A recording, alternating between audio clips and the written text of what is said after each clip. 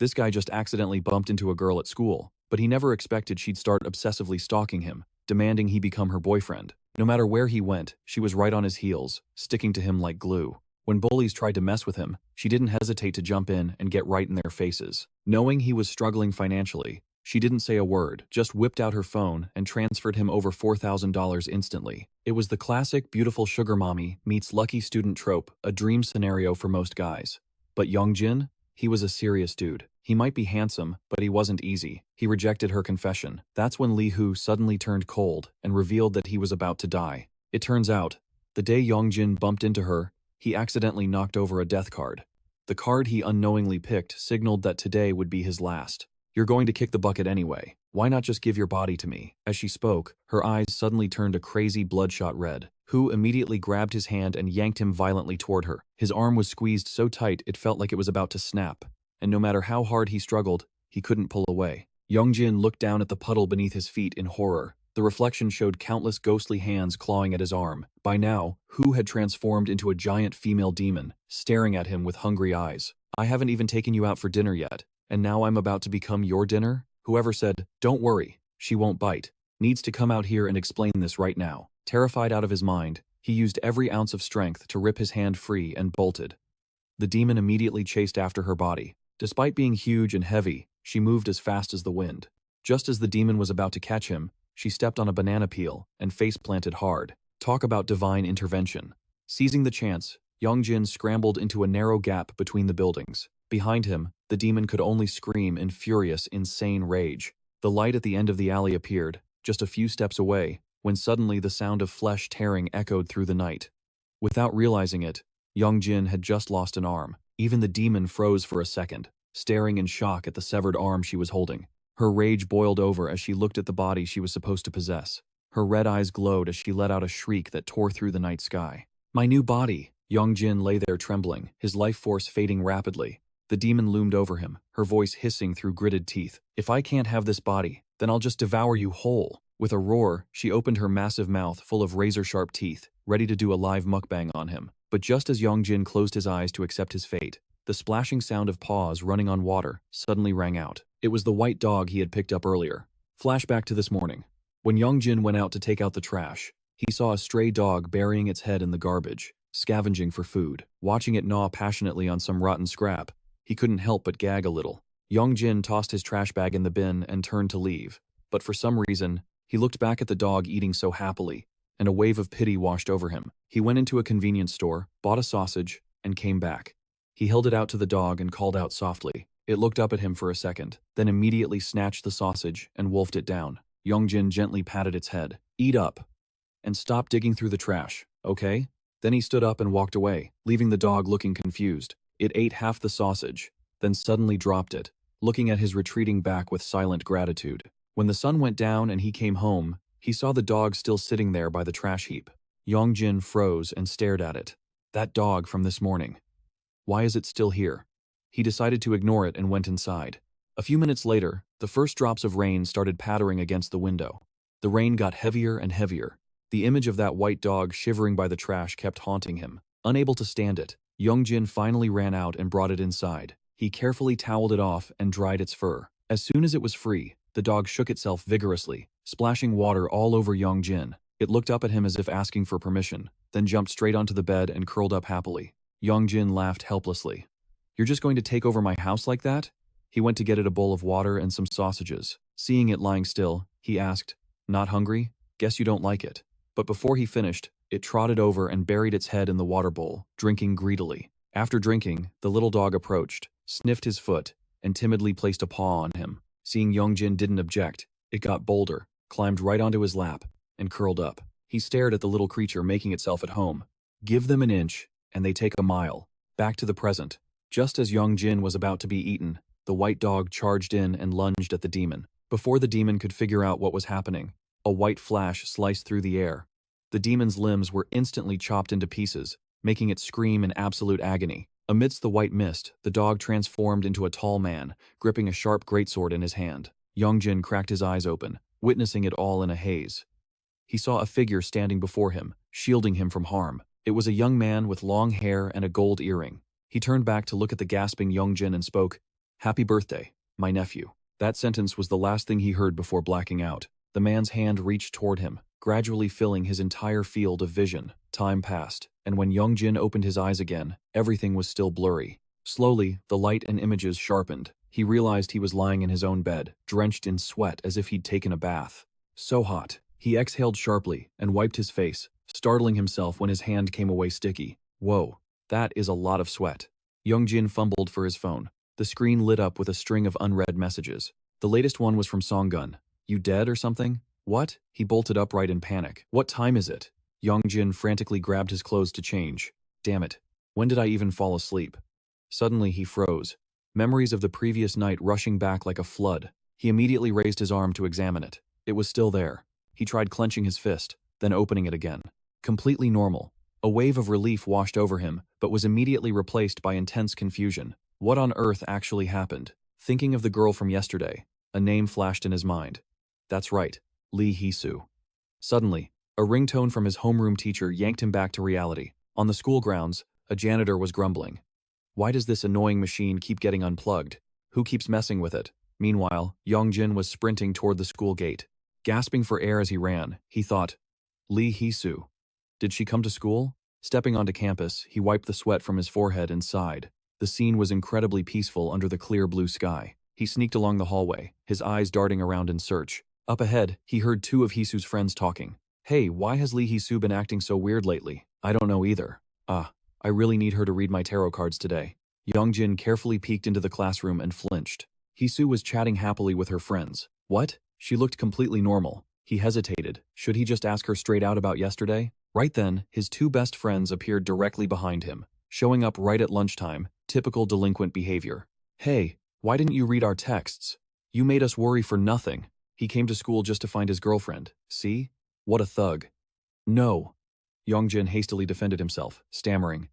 No, it's not like that. Yesterday. His words choked in his throat as he locked eyes with Hee-soo from inside the classroom. For a moment, they stared straight at each other. Yesterday, what? His friend pressed. Seeing Yong Jin silent, the group started teasing and making things up. This bastard pretended to go home, but he was actually out on a date. Instead of answering, Yong Jin suddenly doubled over, ducking below the window frame. What are you doing? One asked. The other two burst out laughing. Oh, getting all flustered just from eye contact? I'm not jealous at all. Totally. Yong Jin's face darkened with fear. He crawled pitifully along the floor, trying to stay out of sight from the window. How pathetic, one friend judged. Throughout the afternoon classes, Yong Jin couldn't focus at all. He couldn't remember the details, but he was certain he had been heavily injured. He looked down at his unblemished hand again, a massive question drilling into his mind. But what happened after that? How did I get home? The image of that demon mask kept haunting his thoughts relentlessly. What the hell happened? If only it had all been a dream. He hurriedly checked his phone. The only proof that last night wasn't a dream was still there. A transfer notification of 100,000 G from Lee Hee-soo, attached with a note. If not accepted within 3 days, the transaction will automatically cancel. What is this money for? Yong Jin muttered. He hesitated, wondering if he should text and ask, but then decisively shoved the phone back into his pocket. Whatever, as long as she's okay, that's fine. In the staff room, the homeroom teacher asked Han Yong Jin with concern, Are you sure nothing is wrong? Yes, ma'am. I just overslept. She sighed. Have you eaten yet? Yes, I have. All right, if you're okay, go to class, and head home early after school. Yong Jin obediently walked out, making sure to close the door. He walked slowly down the hall, glancing at the time on his phone. It was already 2 p.m., meaning he had missed almost all of today's classes. Just as he stepped out into the schoolyard, engrossed in his phone, a head suddenly popped out right in front of his face. Hi, gah! Yong Jin jumped back in shock, his heart pounding against his ribs. Hee-soo hurriedly explained, Sorry, I didn't mean to scare you. I heard you went to the staff room, so I waited out here. Geez, the bell already rang. Is stalking people your hobby or something? Yong Jin was still recovering from the fright. Can't you just act normal for once? I'm sorry if I made you uncomfortable, Hee-soo stammered. But about yesterday. Hearing that, Yong Jin instinctively looked around in alarm, but the schoolyard was completely empty. Damn it, nobody's here. Hey, you're acting weird. Let's go somewhere with people. Not that I'm scared or anything. I just don't want you jumping me again. No, that wasn't me. I was possessed, Hee-soo stammered, trying to explain. What? Yong Jin frowned, looking at her like she was crazy. It's a long story. But first, I'm sorry I hurt you. As Hee-soo rambled on, Yong Jin's gaze froze. Something was wrong. Dead wrong. He pointed at a green object nearby, cutting her off cold. What the hell is that? Why is it over there? Hisu turned around, confused. That statue. It belongs at the main gate. It wasn't there a second ago. Yong Jin's voice started to shake. Suddenly, the statue slowly stood up. Oh crap, they said it in unison. Then, the thing sprinted straight at them. Run! Hisu screamed. They turned and bolted. Yong Jin yelled in terror as the giant statue closed the distance, right on their heels. He gritted his teeth. Hey, you did this again, didn't you? No, it wasn't me. Hisu cried out. What do you mean no? You did the exact same thing to me yesterday. Yong Jin, I can explain. It wasn't me. It was a ghost named Song Ai. Seeing the statue gaining on them, Yong Jin snapped. Shut up and run. It was too fast. They were going to get caught. Just then, Yong Jin spotted a cart filled with basketballs. Without thinking, he grabbed the handle, spun around, and shoved the cart with all his might at the charging monster. Yong Jin, Hisu gasped. The cart tipped over, spilling dozens of basketballs directly into the statue's path. They thought it would trip. Instead, it used the ground as a springboard, vaulted over the balls with terrifying grace, and stuck a perfect landing. You gotta be kidding me, Yong Jin cursed, changing direction and dragging Hisu along. Hisu rummaged in her pocket as she ran, pulling out a bag of black beans. She grabbed a handful and threw them right at the statue's face, screaming, "Begone!" It didn't work. With a casual flick, the statue sent the beans flying back. A few hit Hisu in the face, making her yelp in pain. What are you doing, you idiot? Yong Jin yanked her forward. He skidded to a halt. The iron gate ahead was open. He shoved Hisu toward it. Get out, now! The moment they cleared the exit, Yong Jin slammed the heavy gate shut. Just in time. The statue crashed against the bars. They leaned against the fence, gasping for air, hearts pounding like war drums. The statue stood motionless at the gate, watching them. Then, it turned and walked back into the courtyard. They slumped in relief. Is it gone? Did it finally give up? Yong Jin let out a long breath. Suddenly, Hisu stammered, pointing back at the school. Yong Jin, look. Yong Jin looked and froze. The statue was back. And in its hands, it held a massive flagpole, ripped straight from the ground. Panic set in. It's going to pole vault over the gate. Is it insane? Yong Jin frantically scanned for an escape route. There was a pushcart nearby. On the other side of the fence, the statue jammed the flagpole into the earth. It vaulted into the air. The statue was actually doing it, jumping the fence. Hisu stood rooted to the spot, paralyzed. Yong Jin screamed her name. Lee Hisu! Move! She snapped out of it and scrambled back. Yong Jin stared down the incoming statue. It came down like an Olympic high jumper. But instead of a soft mat, it landed right on the metal pushcart. The impact sent the cart flying into a pile of garbage. The statue crashed into the filth, sending up a cloud of stench that made them gag. But to their horror, it started to rise. Its eyes, sharp as daggers, locked onto Yong Jin. Let's go, Hisu urged. But in a blur, the statue blocked their path. It was too fast to track. Killing intent burned in its eyes. It lunged at Yong Jin, seized him by the throat, and lifted him off the ground. Yong Jin! Hisu screamed in despair. The statue glared at him with pure hatred. One more squeeze, and his neck would snap. Stop! Hisu shrieked, watching Yong Jin gasp for air. She ripped a brown rosary from her shirt. Hey! The statue, dripping with malice, glanced at her. Hisu hurled the beads at it. The string snapped on impact. The beads scattered, exploding against the statue's face. It roared in pain, dropping Yong Jin and stumbling back. Yong Jin hit the ground hard. Yong Jin, are you okay? Hisu rushed to help him up. Not even a little bit, he rasped, face pale. Supporting each other, they fled. Behind them, the statue began to rise again. Later, at the school dump, Yong Jin flicked his lighter, annoyed. Hey, if you had that weapon, you should have used it sooner. He turned to see smoke rising from Hisu. You smoking? No. It's incense. What are you doing? Yong Jin asked, confused. Just a simple exorcism ritual, she explained, laying out her tools. You keep all that in your uniform? He asked, amazed. Hisu tore a colorful strip of cloth and tied it around his wrist. This will keep us safe for a while. Don't take it off until midnight. Yong Jin grimaced at the butterfly knot she had just tied on his wrist. His face darkened.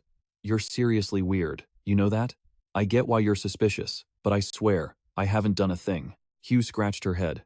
Can we talk about this at school? No. He shot back instantly, then hesitated for a split second. Fine. Let's just say you were possessed yesterday, and today was just a coincidence. So what? Fact is, ever since I got mixed up with you, nothing but freakish stuff has happened to me. Hearing this, Hugh went dead silent, a look of hurt flashing across her face. But Yong Jin, It wasn't my fault. I'm grateful you saved me. He cut her off cold. If you weren't there in the first place, none of this would have happened. Stop acting like we're friends. He turned on his heel and walked away, leaving her standing all alone on the empty street as the sun began to set. Arriving home, Yong Jin started punching in his passcode, then suddenly froze. He looked down at the gaudy ribbon on his wrist. Hugh's warning echoed in his mind. Don't take it off until midnight, okay? What kind of game is she playing now?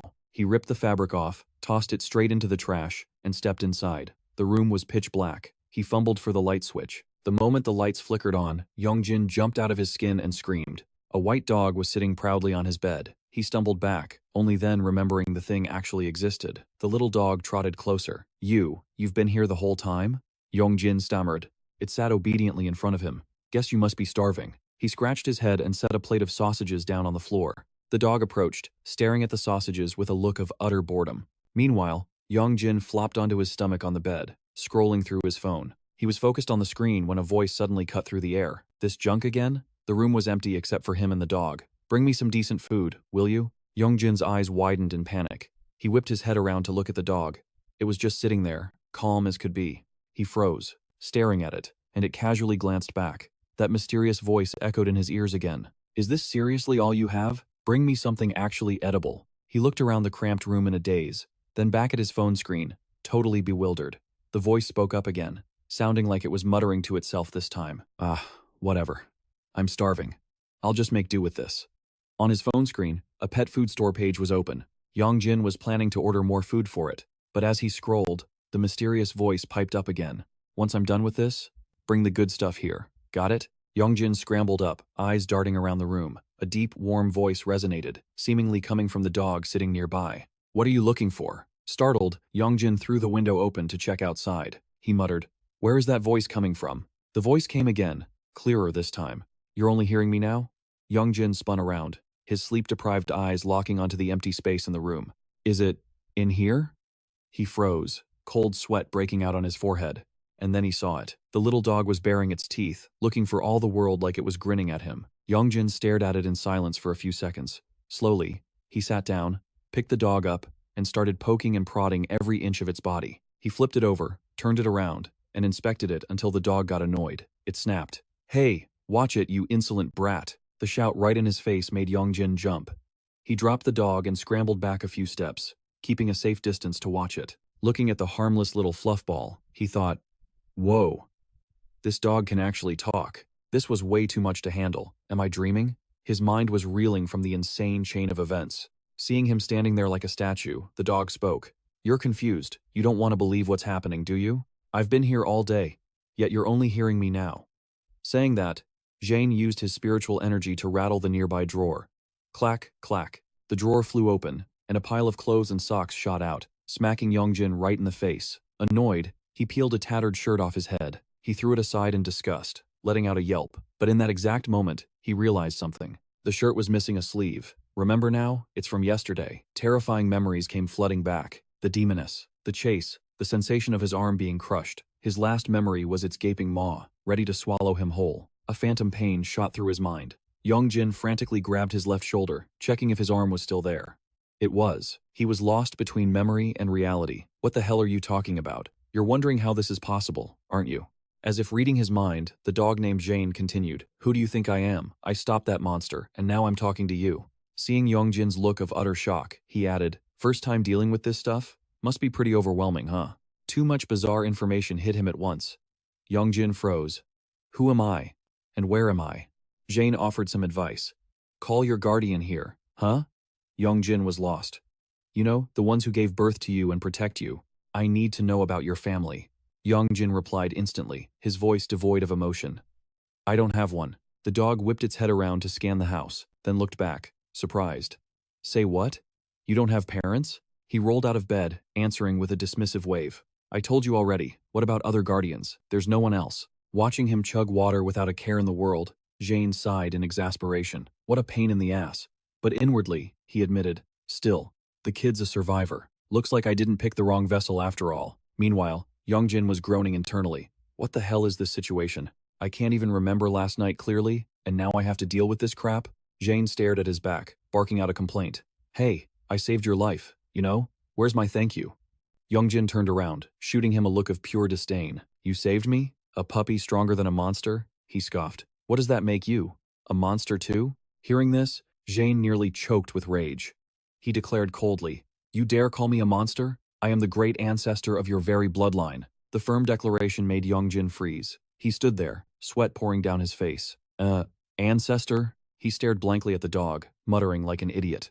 Dogs are the ancestors of humans? Wait, was I a dog in a past life? You moron, Jane snapped, fuming with anger. I am not a dog. Then what are you? Yong Jin asked innocently. Jane felt like he was going to lose his mind with this descendant. I am merely residing in this body. I may look like a canine, but that is not my true form.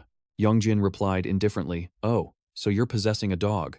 Let's go with that. The dog nodded proudly. But then, Yong Jin dropped a reality check. So, you're basically a dog. I told you I am not, Jane barked, trying to explain. But without a human body, you're currently a dog. I said no. Okay. Yong Jin nodded, pretending to understand. So, ancestor's ghost inside a dog. Sounds kinda sketchy, Yong Jin muttered. But I guess it makes sense. Even the ghost had to admit the logic held up. Jane decided to cut to the chase. So, what do you want from me? Yong Jin sighed, throwing out guesses. You want offerings? Incense? Look, I'm broke. I can't afford that stuff. Hearing that, the little guy just silently turned his back. Yong Jin muttered under his breath. If you need expensive rituals, why didn't you haunt a rich relative? At that moment, Jane's expression went pitch black. The puppy didn't answer. Instead, he circled Yong Jin's blanket, sniffing intently, pacing back and forth like he was hunting for something. Yong Jin panicked, thinking the dog was about to relieve himself right there. Yong Jin pointed a warning finger. Hey, what are you doing? If you need to pee, go outside. Misunderstood. Jane slowly stopped. He immediately switched to pitiful mode, pouring his heart out. Truly a destitute clan. There is no one else left now. Huh? Yong Jin felt a pang of disappointment. You mean there are no other descendants? I'm the only one? Jane lowered his head sadly. That is correct. Then he turned back. From now on, let us help one another. So, you're staying here forever? He asked with zero enthusiasm. Jane squinted helplessly. Where else would I go? Yong Jin screamed like a maniac. What are you talking about? If you're so great, go sleep outside. With that, he grabbed the blanket and flung Jane onto the floor. The little puppy landed with a thud, groaning in pain. You ungrateful brat. Fine, just stay there and talk, Yong Jin retorted. I have school to pay for. I can't afford to raise a grandpa dog. Yet, even as he complained, his fingers were tapping on his phone, searching for premium dog food. He muttered sarcastically, If an ancestor like you demands gourmet meals, I'll have to sell the damn house. Yong Jin's logic was so sound that Jane, despite his anger, was speechless. Suddenly, the puppy's ears perked up, swiveling toward the window as if catching a strange sound. Sensing danger, he suddenly leaped up, barking furiously. Yong Jin, eyes glued to his phone, jumped out of his skin. What the hell? Turning around, he saw Jane bouncing around strangely. What are you doing now? There is something outside, Jane whispered, ears still twitching. Huh?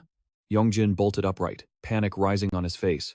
The dog stared intensely at the window, his voice grave. You led something back here. The stone statue that had chased him and Hugh earlier was now lumbering into the alleyway. Thud, thud, heavy footsteps echoed. Stop talking nonsense. There's no one there. Yong Jin refused to believe it. We need to move. Now. Jane launched himself, latching onto Yong Jin's head. Go where? He yelled in pain. Outside. Yong Jin froze. What? Stand still. Jane suddenly commanded. He went quiet for a few seconds, trying to sense the aura. Result? Nothing seemed wrong. He grabbed Jane and yanked him off. Stop sitting on my head. You weirdo. As soon as the words left his mouth, a terrifying rumble shook the entire room. The booming noise returned. This was a terrifying reality, not a hallucination. Cold sweat soaked him instantly. Jane grabbed a fistful of Yong Jin's hair and yanked his head up, making him scream. Outside the window, streetlights flickered. The main door was still shut tight. With Jane perched on his shoulder, Yong Jin cautiously scanned the area. Suddenly, the dog used his front paws to forcibly crank Yong Jin's head to the right, and there, he froze in sheer terror. Through the glass door, the upper half of that school statue was looming over them. Every step it took caused an earth-shattering tremor. It stopped directly in front of his house. Why is that thing here?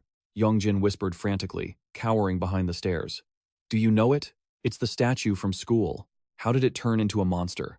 Jane poked his head out, his voice grim. That is no ordinary monster. That is an evil spirit.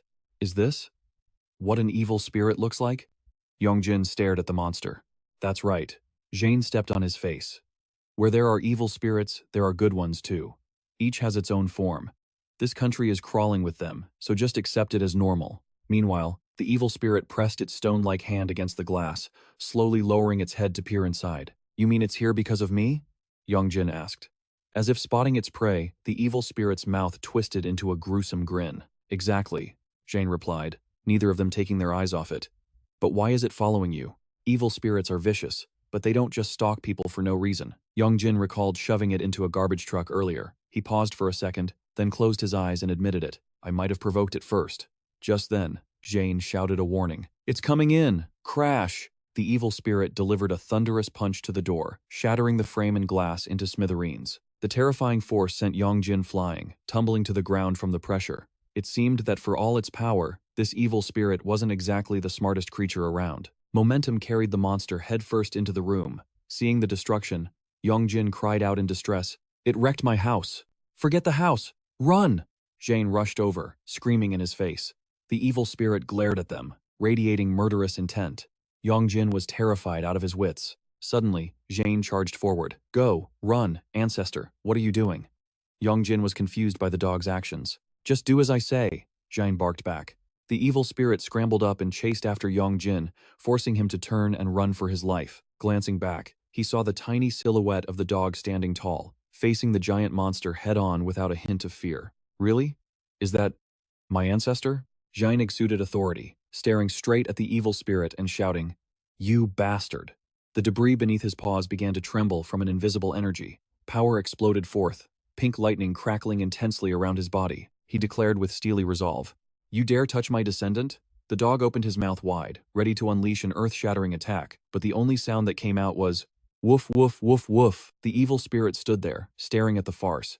It simply swatted its hand, sending Jane flying several meters away. The dog rolled a few times before hitting the pavement with a thud. He scrambled to his feet and bolted after Yong Jin, leaving the evil spirit bewildered. Seeing this, Yong Jin asked as he ran, Huh?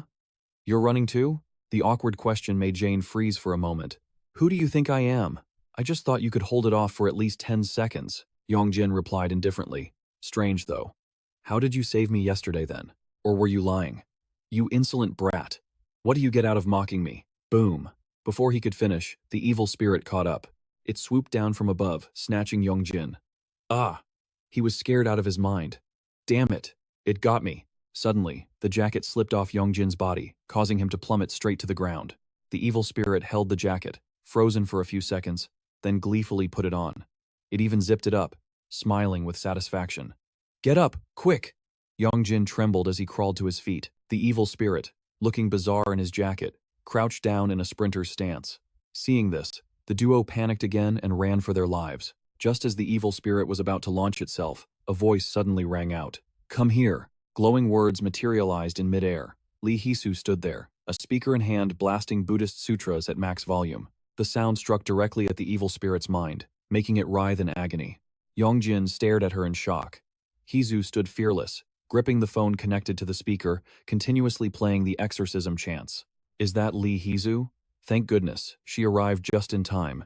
The 8-hour sutra video on her phone was still playing, and the sound from the speaker caused the evil spirit's body to instantly burst into flames. Is it scared? Yong Jin asked, trembling. He watched the fire consuming the monster and suddenly exclaimed, Ah, my jacket! Hisu didn't take her eyes off the fire. Suddenly, Yong Jin froze. Something was wrong. Did we win? As soon as the words left his mouth, an unscathed hand and foot stepped out of the flames. The evil spirit had resisted the power of the Buddhist sutras. It slowly stood up, raising its head with an even more terrifying presence. Hisu stepped back in shock. Impossible. Her sutras had no effect? In the blink of an eye, the evil spirit appeared right in front of her and swung its fist. Look out! Yong Jin lunged forward, shoving Hisu aside to help her dodge. The forceful shove sent them both tumbling to the ground. Yong Jin groaned in pain. Hisu turned back in horror to see the evil spirit raising its foot, aiming straight for the speaker. With a thunderous stomp, the speaker shattered, and the concrete road cracked open. The evil spirit bent down, picked up a chunk of broken concrete, wound up its arm, and hurled it straight at them. Careful, concrete fragments rained down on Hisu, scraping her legs. Yong Jin hurriedly raised his arms to shield them, but large rocks still slammed into his body and head. A horrific explosion followed. As the dust settled, both lay slumped on the ground. Yong Jin struggled to sit up, desperately calling out to the motionless Hisu. Lee Hisu! The evil spirit emerges from the explosion. Yong Jin stares, paralyzed by shock, but then, a strange sound from Hisu snaps his attention away. She's desperately trying to light a bundle of incense. Hey, we need to run, now. Yong Jin screams. Please, Hisu begs weakly, her hands trembling as she stubbornly tries to strike the flame. Yong Jin opens his mouth to roar at her again, but freezes. His eyes go wide, filled with absolute terror. The evil spirit is towering right over Hisu. It heaves a car high above its head, ready to crush her flat. The image of his pet dog, Jin, flashes through his mind. You promised you'd make it out. Yong Jin scrambles up, risking everything as he sprints desperately toward Hisu. Then help me. He screams with every ounce of strength he has, diving in to shield Hisu. He squeezes his eyes shut, ready for death, but the pain never comes. Instead, his foot lands in an endless void. He opens his eyes to a completely alien landscape. The space around him begins to warp and shift. Yong Jin stands there, bewildered, mind racing. What the hell is this? The sky turns murky and dark. Where did everyone go? A wave of anxiety crashes over him. Without thinking, he shouts, Hisu, ancestor! Suddenly, a pair of feet appears behind him. A deep, warm voice resonates. Took you long enough to cry out for help in despair. Hearing that familiar tone, Yong Jin freezes. He spins around, gasping the name, Jin? A man clad in ancient black robes emerges from the swirling white mist. His aura is overwhelmingly mysterious, pierced only by two golden pupils glowing in the dark. Who are you? And what's with the outfit? Yong Jin asks, dumbfounded. Who else would I be? The man replies calmly. Yong Jin flinches. Don't you recognize my voice? My descendant. The man smirks. His face flickers, shifting between a human visage and the snout of the dog, Jean. Yong Jin finally pieces it together. He mumbles, stunned, ancestor? That's right. The man steps right up behind him, his voice firm. I am your ancestor. The sudden proximity sends a chill down Yong Jin's spine. He gently takes Yong Jin's hand and begins to speak. In the beginning, there were 12 gods. And I, he continues, am the god who rules over the dragons. A surge of warm power flows from his grip into Yong Jin, making his palm glow with a brilliant light. An earth-shattering energy explodes from within. In a flash, Yong Jin snaps back to reality, the words still echoing in his ears. I will lend you my power. Without a second of hesitation, he channels the energy, summoning a weapon to face the evil spirit. Hisu watches, unable to believe her eyes. Yong Jin lets out a roar, his eyes burning with fire as he charges straight at the monster. The ancestor's power manifests as a colossal blade, slicing through the car like butter. A deafening explosion rings out. Seizing the moment while the beast is stunned, he lunges forward, carving a sharp line across its hideous body. Momentum sends him crashing to the ground. Yong Jin, Hisu screams in panic. What the hell? He actually sliced the car in two. He gasps for air. What are you doing, you idiot? Jin, now back in dog form, barks furiously. Get up, before it minces you into pieces. Yong Jin scrambles to his feet, gripping the sword. He grits his teeth, cursing under his breath. Damn it, it's so heavy. Suddenly, his blood runs cold. The wound on the evil spirit. It's already healed. It growls in fury, blood-red eyes locking onto him like a starving tiger. It charges, swinging a massive elbow that slams into Yong Jin with earth-shattering force. Caught off guard, the sword flies from his hand as he's launched into a pile of scrap metal. As he struggles to crawl up, the evil spirit is already towering over him. It lets out a terrifying roar and lunges, draining every drop of color from Yong Jin's face. Jin suddenly leaps onto the monster's face, barking orders. Run! Now! Of the 36 stratagems, fleeing is best. Yong Jin doesn't need to be told twice. He turns and bolts. Why are you running? Jin screams, absolutely furious. You idiot! You handle it! Yong Jin yells back, denying all responsibility. Seeing its prey escape, the spirit grabs Jin, flings him aside like a rag doll, and leaps. In a heartbeat, it catches up to Yong Jin. Use the sword! Jin screams from where he landed. Yong Jin grits his teeth, spins around, grips the hilt tight, and unleashes a desperate horizontal slash. The evil spirit is forced to arch its back to dodge the blade. Seizing the opening, he pours all his strength into the next strike. Yong Jin, hang in there, I'm coming! Hisu suddenly screams, rallying to his side. Fueled by the support, Yong Jin swings the sword wildly. Even the evil spirit pauses, confused by the chaotic assault. But suddenly, the sword slips from his grasp. It spins through the air, slicing through some nearby flower bushes before soaring high into the sky. In the blink of an eye, Yong Jin spins around and runs for his life again. The evil spirit sticks to him like a leech. The air fills with flower petals raining down from the severed bushes. Suddenly, the evil spirit's eyes go wide. A bad omen strikes. It glances upward, wary. As it runs through the shower of brilliant petals, one soft petal drifts down, covering its eye. Its pupil constricts. A memory floods back. In a dim room, flickering lights cast two blurry shadows on the wall. An athlete, and a man wearing a safety helmet. Two craftsmen are chiseling away at an iron head. The screech of a saw pierces the air. A photograph of the athlete comes into focus. Not long after, the completion of the life-sized statue caused quite a stir among the public. Oh my god, it looks exactly like him. Even reporters from the TV station came to film it. That statue modeled a legendary track and field athlete, the #1 pride of Korea. The host stared at the statue for a long time, then puzzled. But why is he bald? A cherry blossom petal drifted past, gently covering the memory. Memories of the most brilliant days. Throngs of tourists visited, kids ran around playing, and beautiful girls struck poses for photos with the statue. Standing under the blazing sun, it silently listened to two girls chatting. "Come on, pose like him," followed by clear, bell-like laughter. Suddenly, the statue glanced down as a female voice exclaimed, "Oh my god, he's taking a picture right in front of his own statue." A man wearing a baseball cap was posing in the exact starting stance as the statue. A middle-aged woman approached the man, her voice full of admiration. "Our son loves track and field too. He's a huge fan of yours. Thank you for being such an amazing inspiration. We really loved your memoir." Even standing on that towering pedestal, the statue heard every word, and it began to tear up. Time passed. A rope tightened around its shoulders, a crane hoisted it up, and from then on, it was left all alone, standing silently in the freezing rain. Raindrops rolled down the corners of its eyes, looking just like tears of sorrow and loneliness. Snapping out of the flashback, the evil spirit silently watched Yong Jin, who was still running for his life. Suddenly, its footsteps slowed down. At that same moment, Yong Jin tripped and face-planted onto the cold ground. He panicked, whipped his head around, and screamed in terror, clutching his head. The evil spirit rushed in like a blur, but strangely, it breezed right past him. Yong Jin froze, looking up in confusion as the spirit ran straight toward an old marathon banner. It puffed out its chest and spread its arms wide in a victory pose. Imaginary petals fluttered in the air. It spread its arms and smashed through the iron finish line barrier with a loud crash, immersed in the glory of taking first place. The thunderous applause and cheers of the crowd echoed endlessly in its mind. It proudly bit the gold medal, imagining the woman from years ago praising it, people asking for autographs. It had become a celebrity, an idol, loved by children everywhere. The evil spirit just kept running, running forever toward those petals, as if chasing a brilliant victory within its own illusion. Meanwhile, Yong Jin and Jane just stared, dumbfounded. Not understanding a single thing, Hisu also stood there with a giant question mark over her head. Suddenly, a streak of light flashed across the sky.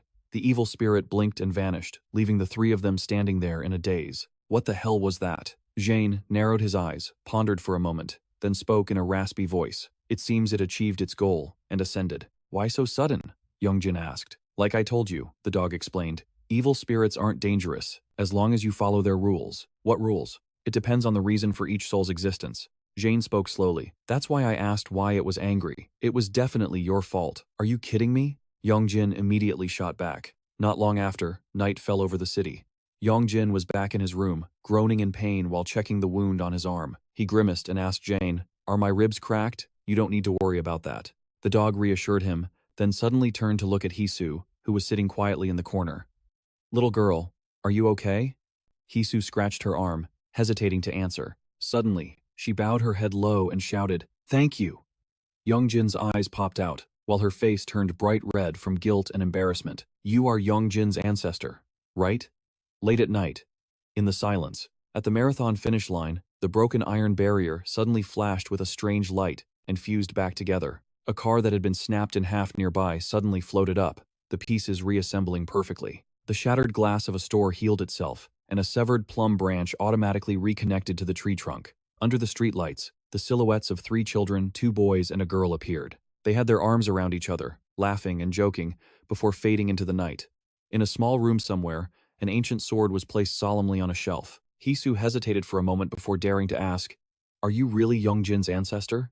Jane was stunned for a few seconds, then raised an eyebrow. "So, you can see me." The little dog was curious. Are you a shaman?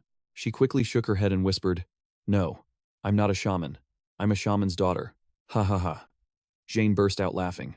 A shaman's daughter, huh? Remembering how Jane saved her last time, Hisu spoke with immense gratitude. Last time, you saved me from that monster, but I passed out right after. She smiled gently. I haven't had a chance to thank you properly. Thank you so much. Hey! Yong Jin suddenly cut in, eyes wide, staring at Hisu in disbelief. You can hear this dog talking? Mm-mm. She nodded honestly. Hearing that, Yong Jin let out a sigh of relief. So I don't have schizophrenia. Hisu looked at him and couldn't help but laugh. Schizophrenia? Really?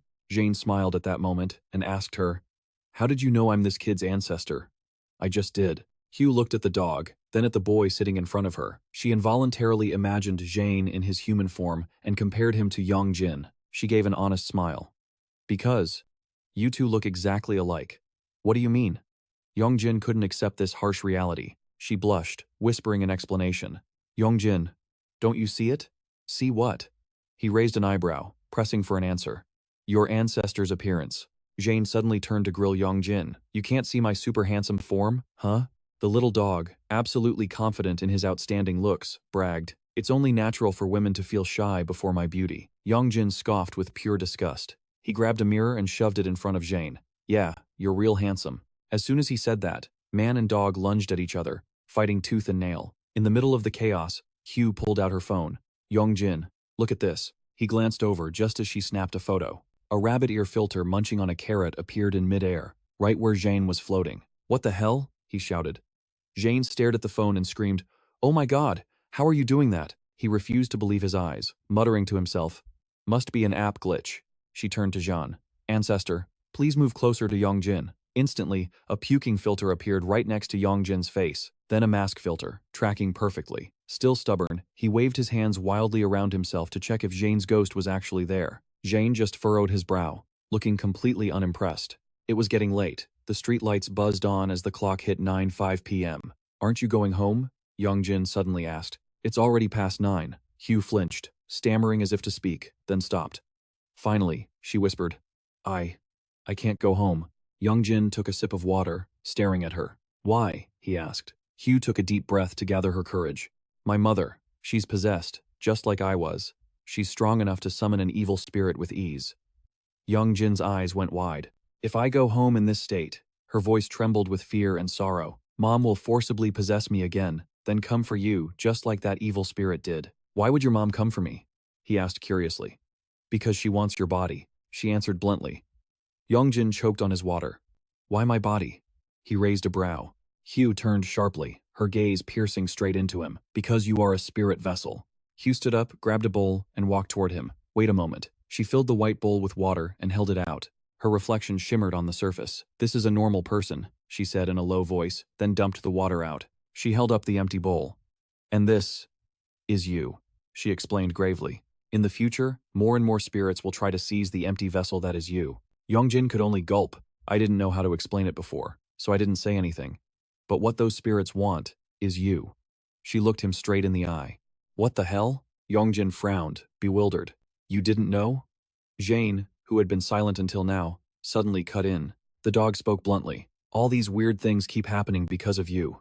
Yong Jin's face went pale. He suddenly remembered the words he had thrown at Hugh. What did you do this time? Weird stuff only happens when I get involved with you. If it weren't for you, none of this would be happening.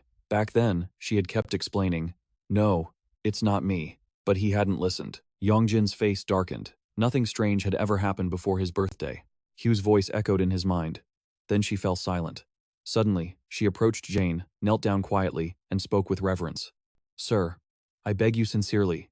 Please help me. Jane looked at her for a moment, then raised a brow. You said your mother is a shaman? Does she worship ghosts as if they were gods? Hugh jumped at the question. She doesn't know what she's doing. Hugh explained hurriedly. My mother.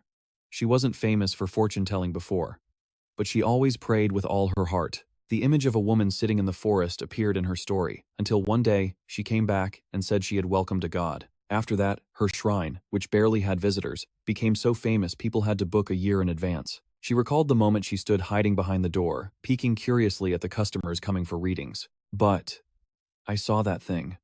It didn't look like a god at all. Her voice shook, as she thought of the gruesome smile of the demon standing behind her mother. As a child, she had innocently asked, "Mom, is the spirit you're worshipping really a god?" Immediately, a thunderous slap sent her sprawling to the ground. She clutched her face in pain as her mother screamed, "How dare you blaspheme the gods?" Her mother's terrifying face from that moment still haunted her. "It is an evil spirit." Jane's voice rang out, cutting off her flashback. Hugh bit her lip, continuing in a low voice. "Since that day, I've tried to escape the spirit possessing my mother, but it's useless. Finally, it summoned a dark spirit and forced me." Jane nodded. "As a soul shaman, I understand. No wonder the usual rituals were useless." By now, Jane had already hopped onto the bed, scrolling through his phone with a look of total indifference. "I'll help you," Jane suddenly announced. Hisu looked up, unable to believe her ears. He smiled, explaining, "You risked your life to save Yong Jin. You deserve to be helped." He turned to the boy. "It's the right thing to do, isn't it, Yong Jin?" Yong Jin looked bewildered. "Why drag me into this? I have to help too?" Meanwhile, Hisu was bowing repeatedly, cheering in delight. "Thank you, sir, thank you." Ignoring Yong Jin's groans of protest, Jane just smiled with satisfaction. "It's late. Let's get some sleep." The girl nodded obediently, grabbed a roll of toilet paper to use as a pillow, and lay down on the floor. "Hey, hey, hey!" Yong Jin shouted. "What do you think you're doing?" "Getting ready to sleep," she replied calmly. "Why here? I told you, I can't go home. Then go sleep at a friend's house." "I don't have any friends." She shook her head sadly. Yong Jin paused to think. "What about that girl with the hair bun? Isn't she your friend?" "She's the shadow spirit's friend, not mine. Come on, just pretend you're close for one night." Yong Jin buried his face in his hands, helpless. "Yong Jin," she begged softly, "please, just listen to me." "Listen to what?" "Let me crash at your place." "No," he replied, cold as ice. "I'll just sleep. I promise." "What is wrong with you? Do I have to spell it out?" he shouted in frustration. "Just sleep? What else were you planning to do?" Jane stretched out on the bed, his voice dripping with mockery. "Sleeping in the same bed, hmm?" He glanced at Yong Jin. "I'll leave you two to it." "What the hell are you talking about?" Yong Jin screamed, his face turning beet red as the old man left the room. "Yong Jin?" Hisu spoke up, sounding apologetic. "I'm sorry, but could I borrow a pair of shorts? Something old is fine." Yong Jin froze. Later that night, the lights went out. Hisu lay in silence, eyes closed, but her face suddenly went pale. In her dream, someone gripped her hand tight, a blade pressed against her skin. "Mom, I'm sorry," she begged in terror. Her mother stood outside the door, eyes cold and unfeeling. "Mom!" The door slammed shut, and a gruesome smile curled on the woman's lips. "Mom, I know I was wrong," she screamed, pounding frantically on the door. "Please, let me in." Inside the room, a blood-soaked hanbok lay next to a mysterious jar covered in talismans. She gasped for air, exhausted. "I'm so scared." Hisu curled up in the corner. Suddenly, a ghost lunged at her, eyes bulging out of its sockets. "Hello, Hisu. Nice to meet you." "Mom." She whimpered in her nightmare, tears streaming down her face. Seeing this, Jane immediately walked over, lay down beside her, and helped her calm down, guiding her back into a peaceful sleep. Elsewhere, under the flickering candlelight casting shadows on a row of Buddha statues, a woman sat before an altar. Her fingers tapped a rhythmic beat on a table scattered with white rice.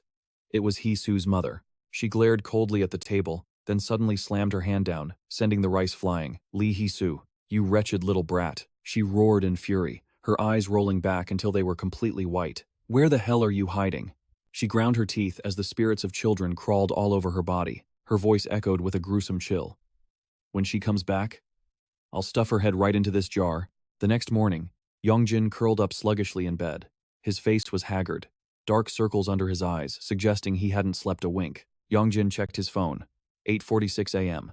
He groggily rolled out of bed, shuffled to the bathroom, and turned the handle. As the door swung open, he scratched his head and let out a massive yawn, looking pitifully sleep-deprived. Suddenly, he froze. There was Hisu, brushing her teeth as naturally as if she lived there. They stared at each other, eyes wide with shock. A second later, she shrieked and slammed the door in his face. Yong Jin stood motionless in the hallway, jaw dropped in disbelief. Jane, the white dog, trotted up from behind, his voice dripping with sarcasm. "Good morning, Yong Jin. You're looking awfully lively for this time of day, aren't you?" A while later, the apartment was bathed in sunlight. Hisu sat on the bed, looking dazed, watching Yong Jin struggle with a massive trash bag. "Where are you going?" she asked. "Fridge is empty," he replied curtly, not bothering to turn around. He gritted his teeth, remembering Jane complaining about the cereal earlier. "Call this food? Go get me something decent to eat, right now. My ancestor is a bit high maintenance." Yong Jin explained with a sigh. Then, he added something that caught Hisu off guard. You're a guest, so I should treat you to a proper meal. Hurry up, Jane yelled, rolling around impatiently on the bed. I've barely eaten anything. Don't forget to buy beef, Yong Jin grumbled, completely fed up. I'll go with you. Hisu stood up, beaming. Fine, he sighed. Moments later, they were at the dump site. Yong Jin gently set down the trash bag. Suddenly, Hisu spoke up. You're still a student, but you act so mature, like a real adult. She smiled, looking at him with admiration. Just circumstances, he replied humbly.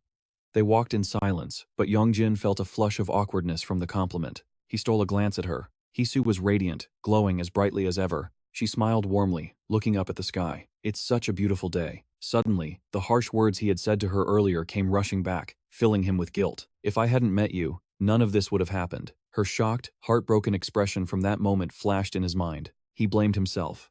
It's all my fault. Lost in thought, his pace slowed. Suddenly, gathering all his courage, he called out to her. Hey Hisu, you came back? He mumbled, barely getting the words out. Seeing his hesitation, she waited in silence. Suddenly, Yong Jin let out a groan, clutching his head in exhaustion as he sank to his knees, leaving her completely bewildered. Keeping his head down, too ashamed to look Hisu in the eye, he spoke with absolute sincerity. I'm sorry. For what? She scratched her back, looking puzzled. I was too harsh with you. It's all my fault. It took Hisu a moment to process his words, and she stood there in surprised silence. Yong Jin kept his head bowed, his voice barely a whisper. Even so, you still helped me so much. His palms started sweating, his voice trembling slightly. Thank you. In reality, his face was burning red, sweat pouring down, but he tried his best to express himself. No matter what happens in the future, I will. You really are more mature than everyone else, aren't you? Hisu suddenly leaned down, looking straight into his eyes. Huh? Startled, he shot up to his feet. Don't even think about that stuff, she said. I don't mind at all. Hisu crossed her arms, beaming with a comforting smile. Besides, it was partly my fault too. You got hurt because of me, right? So, let's call it even. Yong Jin, awkward and unsure how to respond, turned his face away. All right, I get it. He breathed a silent sigh of relief. Come on, let's go shopping. They headed into a nearby supermarket. The moment Hisu tossed a massive bag of candy into the cart, Yong Jin blocked her. Hey, what are you buying this for? He asked, bewildered, his hand still clutching the package. Just in case you get hungry later, she explained casually. Fine, thanks, he replied helplessly. Do you need anything else? She asked innocently. That's enough for now, he added, sounding defeated. By the way, I'm almost out of money. So? Hisu didn't seem to get it. Just buy whatever. I'll pay for it. Huh? Why would you pay? She whipped out a credit card, grinning with delight. It's fine. It's Sung Jin's money anyway. There's like 10 million won on here. Yong Jin stood there, speechless. Just consider it an exorcism fee, she quipped. Shopping done, they walked out. Hisu happily hugged her bag of candy, munching away, while Yong Jin struggled with the heavy grocery bags, secretly amazed. This is the first time I've ever bought this much stuff. Then he added, You're actually a pretty good cook, you know. She suddenly remembered to compliment him. It's nothing special, he replied. Hisu ignored his deadpan expression and continued excitedly. With all these ingredients, we're going to have a feast. Suddenly, Yong Jin's eyes widened as he spotted someone ahead. It was Ji-won, face buried in his phone, walking straight toward them. A red alert siren screamed in Yong Jin's head. Why isn't he here yet? Ji-won looked up, frowning in confusion. Then suddenly cried out, Huh? Standing in front of Ji-won was only Hisu, looking confused and clutching her candy. Ji-won recognized her as Yong Jin's rumored girlfriend. Hello, she smiled awkwardly. Hello, he replied politely. Not far away, Yong Jin was crouching in an alley, gasping for breath. Damn it, why did Ji-won have to be there? He thought exhaustedly, looking up at the sky in despair. Oh God. He's definitely going to start imagining all sorts of things. Worried, he checked his phone. 10:58 a.m. The group chat was exploding. I'm talking to Yong Jin's girlfriend right now. She's so cute. Nice catch. Yong Jin? Just you wait. You're dead meat when I see you. Reading through the annoying messages, he sighed. So tiring. Yong Jin put his phone away and continued walking home. Behind his lonely figure, a massive, grotesque black shadow was slowly approaching. Yong Jin, eyes glued to his phone, was completely oblivious as a giant, pitch-black hand reached out to grab him. Whoosh, a soccer ball flew out of nowhere, smashing straight into the back of Yong Jin's head. The impact didn't just hurt like hell, it caused the black shadow to vanish instantly. The ball bounced off and rolled down the sidewalk. Yong Jin rubbed his head in annoyance, spinning around to complain. What the hell? Standing right behind him was a strange kid with black hair, an eerily calm face, and dark circles under his eyes like he hadn't slept in a year. He was leading a group of smaller children. Rubbing his head, Yong Jin demanded, "Did you throw this?" The kid, who clearly wasn't normal, stared at him. "You should pay more attention, shouldn't you?" "Excuse me?" Yong Jin didn't understand at all, and snapped back. "I'm the one who should be saying that. You need to watch where you're going." The little kids swarmed around him, tugging at his arm and lecturing him. "Mister, you have to look at the road when you walk. Yeah, it's dangerous. We're just worried about you." Yong Jin stood there dumbfounded, unable to comprehend why he was being scolded by a bunch of toddlers. They waved goodbye to him, not forgetting to add a reminder. "Remember to be more careful next time, okay?" Defeated, he replied, all right. Thanks, kids."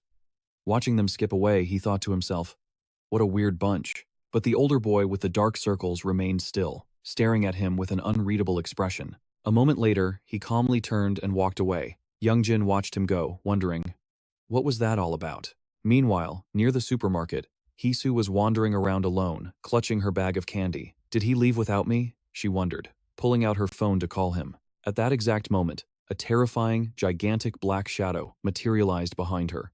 It had a massive, deformed foot. An instant later, Hisu and the shadow vanished, leaving only the bag of candy lying abandoned on the sidewalk. Back at the apartment, Jin was sound asleep on the bed. Hearing the door open, he jolted awake.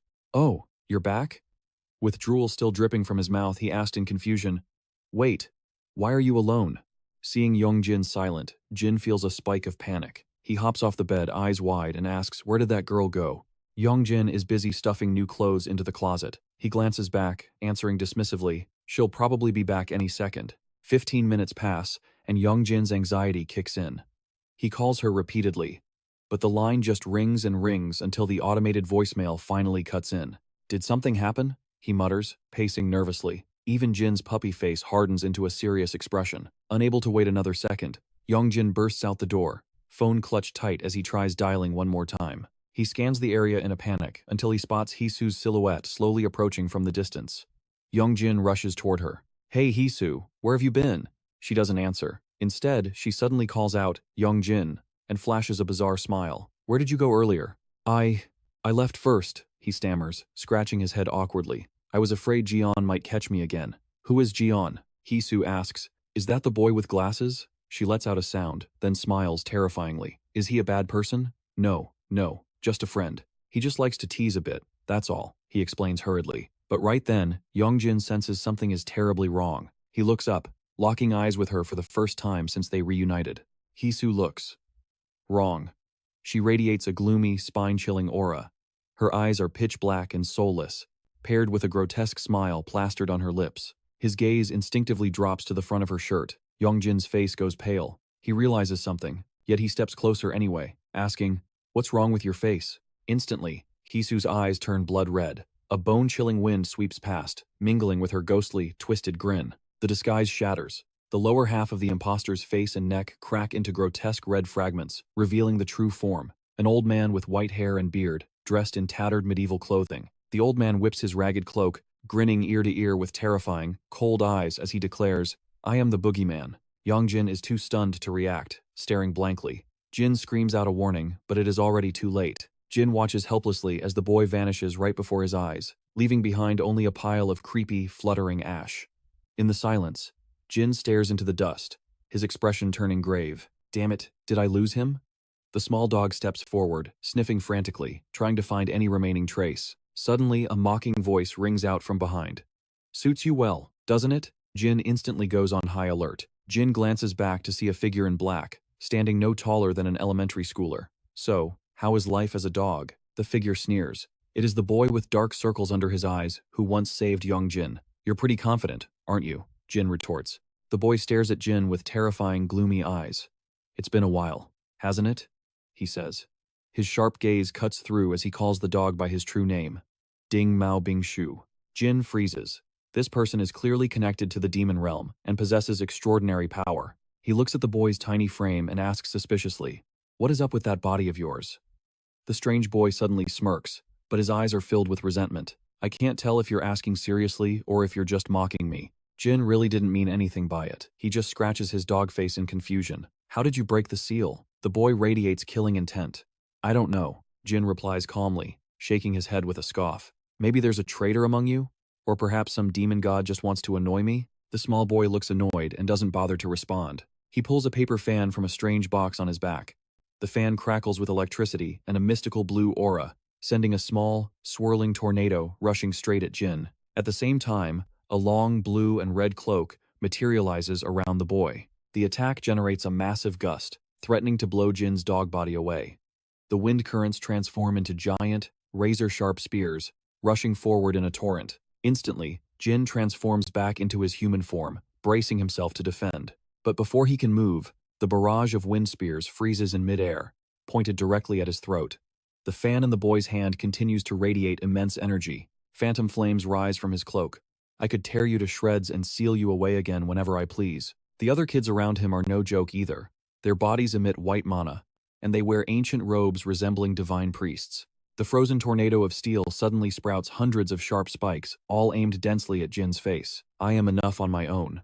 Let me ask you this, Jin says calmly, showing zero fear. He effortlessly shifts back into a dog, slipping out of the spike trap, and demands, "You guys messed with my body, didn't you?" The boy stays silent, then smiles strangely. He snaps the paper fan shut and taps it against his palm. The solidified vortex behind him instantly shatters and crumbles into nothingness. He stows the fan behind his back, and the mystical cloak fades away. Taking the box lid from the other kids, he replies, "Why don't you go ask the angel?" He turns to leave, but then pauses to clarify. "This is the first time I've seen this happen too." "Why did you seal me?" Jin asks abruptly, making the kids turn back in shock. "Is it because you're afraid of me?" The question makes the boy freeze. He looks back at Jin, frowning slightly. His lips part as if to speak, but in the end, he remains silent. It took a moment before he finally spat out a curse. That idiot. The boy had vanished into a puff of white smoke without waiting for his subordinates. Who does he think he is? Jin grumbled in frustration before taking off. A gentleman like me will let it slide this time. Suddenly, a crucial detail struck Jin. Now's not the time. He buried his nose in the dirt, sniffing frantically, ignoring the innocent chanting nearby. "Puppy! Puppy!" Jin looked up, startled out of his skin. A drooling toddler with wide, shining eyes was inches from his face, babbling, "Puppy." A whole swarm of brats surrounded Jin, their eyes sparkling with delight. "Are you looking for the guy in black with messy hair?" one asked. "We'll find him for you." Meanwhile, another kid was happily fondling Jin's ears, squealing, "Wow, they feel just like rabbit ears." The children insisted they knew exactly where he was. A rhythmic creak, creak, echoed through the damp, filthy room. The ceiling was plastered with exorcism talismans. A rough hand sharpened a blade, the person humming a gruesome melody. Woken by the noise, Yong Jin opened his eyes. "Be a good boy. Have a treat."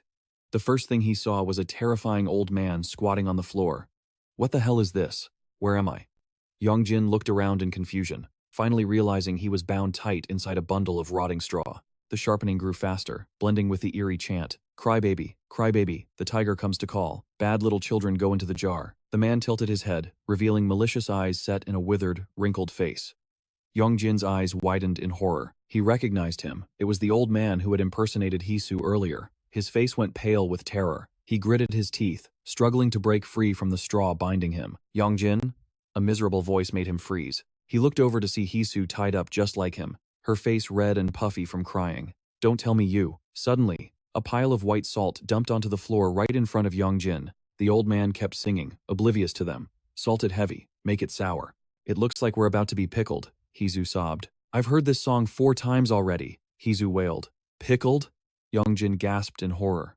Immediately, he felt salt grains pouring out from inside his own binding. The old man stopped singing and let out a dry cough. Yong Jin stared in shock at his salt-covered body, but the real horror was that he was completely naked. "Arr!"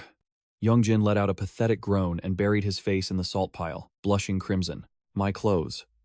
Where are my clothes?" he whispered frantically. "Hisu, did you see everything?" "I didn't see anything," Hisu replied awkwardly, turning her head away. "And don't look at me either." Just then, the grinding sound stopped. The old man stood up with the sharp blade, his footsteps creaking as he approached. Yong Jin didn't dare look up, sweat pouring off him like rain. Hisu also lay face down, holding her breath. The footsteps stopped. The silence was suffocating. Did he leave? Yong Jin wondered, taking a risk to peek sideways. Instantly, a hideous, withered face with a savage grin filled his vision. "You're awake, eh?" The old man cackled with glee. Yong Jin froze, unable to say a word. The old man's neck suddenly stretched, elongating until his head rested on the floor, staring directly into Yong Jin's eyes with a terrifying gaze. "Are you a bad child?" Yong Jin stammered. "Why? Why would I be a bad child?" Hisu, having stopped crying, turned to protest. "Exactly. We're good kids, and good kids are supposed to get rice cakes." Her fear had been replaced by a sense of injustice. "Give us rice cakes." "Hey, don't provoke him," Yong Jin whispered in panic. "You lot," the old man growled. "How will you prove you are good children?" "Then how can you prove we're bad children?" Yong Jin retorted. Yong Jin shot back nervously. "Are you filial children? Prove it." "What?" Yong Jin was dumbfounded. That was impossible for him. I don't have parents."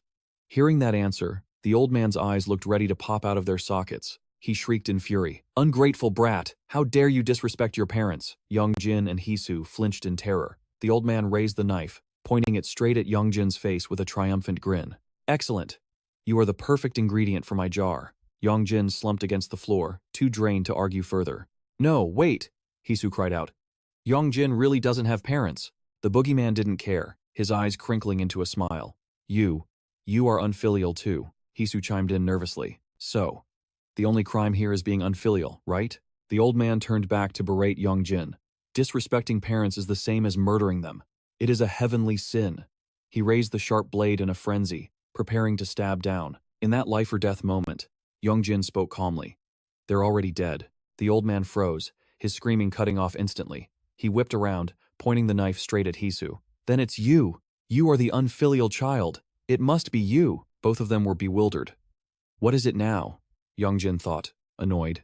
The old man began to conjure an image of a young woman praying before an altar.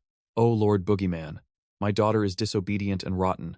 Please, come and take her away." Signed, Hisu's mother. The old man sneered.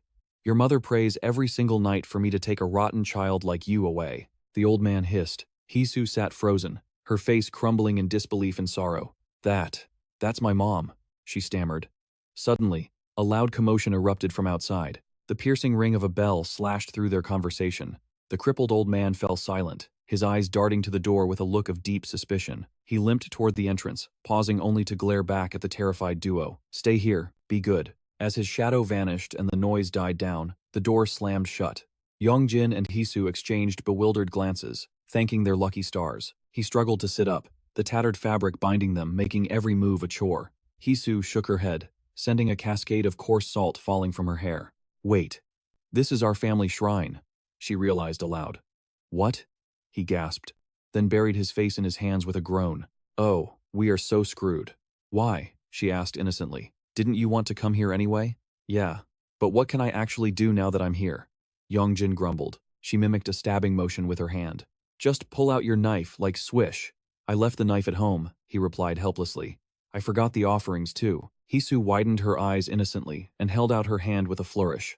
"Doesn't it just appear if you do this? It worked last time." "What?" He stared at her in disbelief. They were in mortal danger, yet she was chatting like they were on a picnic. "You think this is a comic book or something?" Yong Jin snapped. "Look, I'm sorry if reality is disappointing, but we need to get the hell out of here first. If we go out that way, we'll run right into that creep." "Yong Jin?" Hisu called out. She was already on her feet, pointing solemnly at a hidden door in the back. They made a break for it through the secret exit, leaving a trail of white salt crystals with every step they took. Stepping through, Yong Jin's jaw dropped. The room was bathed in light, the walls adorned with intricate, eerie religious carvings. He stared up at a massive Buddha statue surrounded by giant blades embedded in the ground. "What the hell is this place?" "Yong Jin," Hisu called out. She had found a wardrobe tucked away in the shadows. "Let's put these on. I can't go outside looking like this. It's humiliating."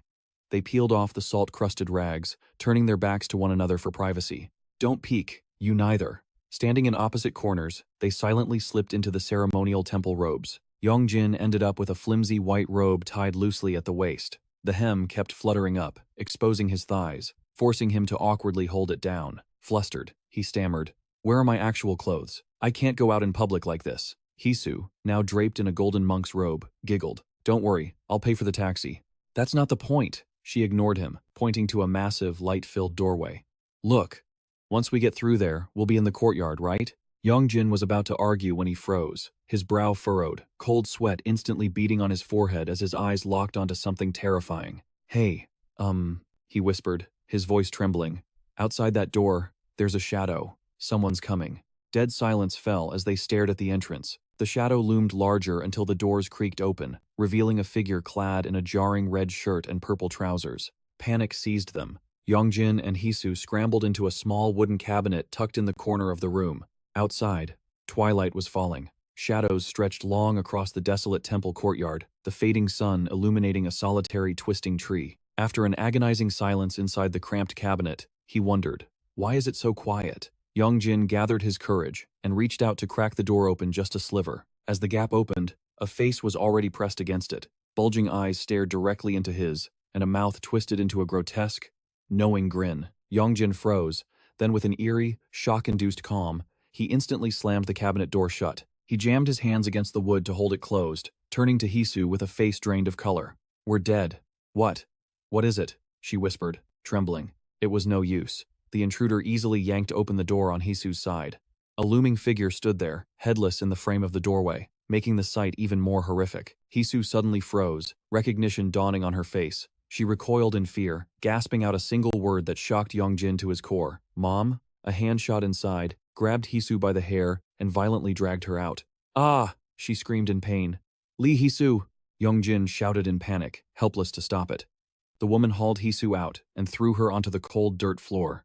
Hisu trembled, too terrified to look up. A chilling voice cut through the air. "You're back. Why didn't you say hello?" The woman stepped out of the shadows. "Hisu," she cooed, her voice dripping with ice. "Mom was so worried about you." She glared down at her daughter, then her sharp eyes snapped to the cabinet, locking onto Yong Jin's terrified face. "And you?" she sneered. "Still hiding in there?" She smirked, her expression seeming to ask, "You brought a friend home?" Desperate to break the suffocating tension, Yong Jin forced a laugh. He scrambled out of the cabinet, trying to play it cool. Haha. He stood up, frantically dusting off his ridiculous robe. "Actually, I just remembered I have an urgent thing at home. I should get going." The woman didn't move. Her frozen, uncanny smile didn't waver. "Next time," she whispered. "Come back and play next time." "I'll come back and visit another time," Yong Jin blurted out, trying to fill the terrifying silence. Hisu looked up at him from the floor, her eyes wide with betrayal and confusion. The air was thick with danger. Yong Jin turned to Hisu, sweating. "Hey Lee Hisu. I don't actually know the way back. Can you walk me out?" The mother said nothing. She just stood there, maintaining that bone-chilling, frozen smile. Yong Jin grabbed Hisu's hand.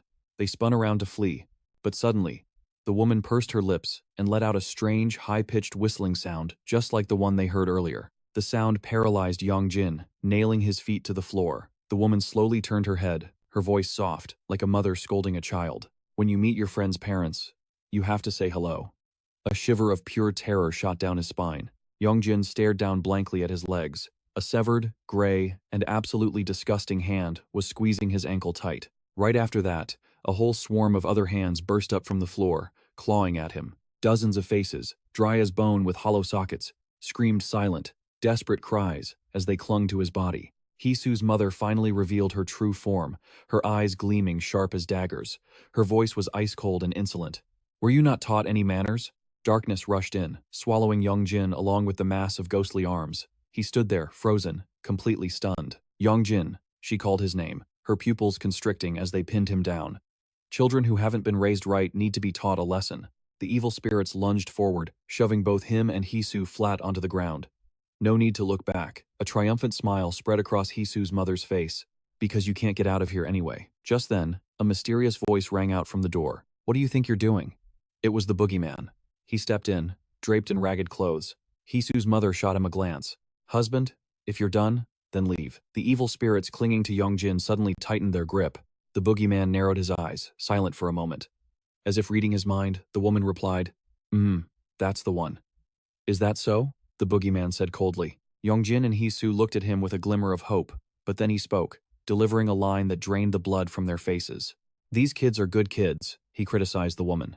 "But you are a terrible mother." He pointed a finger straight at her face, growling.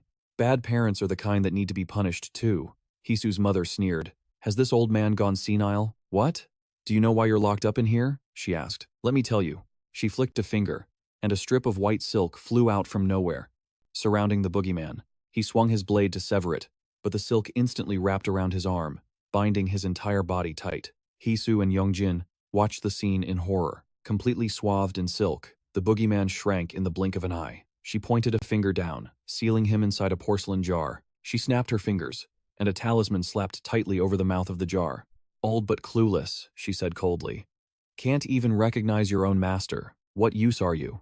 Yong Jin eyed her warily. The woman turned back, smiling at him. Have you kids finished eating? She suddenly asked, a completely irrelevant question. The evil spirits clinging to them suddenly let go. Immediately, Yong Jin felt his head spin, his limbs going limp and powerless. He slumped down, his hands trembling uncontrollably. What's the matter? Her voice was ice cold. Didn't you say you wanted to go home? Yong Jin was panicked. His body wouldn't move, completely paralyzed. Yong Jin, Hisu whispered beside him. Look over there. In the distance, the evil spirits were huddling together, giggling. I think we've been tricked, she said. Suddenly, a powerful, invisible force slammed Yong Jin flat against the floor. Go. The voice of Hisu's mother rang out. It was now as cruel as a demon. You're not going anywhere. Mother, Hisu whispered in fear. She squeezed her eyes shut, her face pale. Please, Mom, stop it. The woman glared straight at her. You know full well I am not your mother. What game are you trying to play? She warned. Shut your mouth and stay put, before I lock you in there with them. Then she turned back to Yong Jin, smiling smugly. Now, it's your turn. Just then, another voice echoed from outside. Shamaness, are you in there? Interrupted.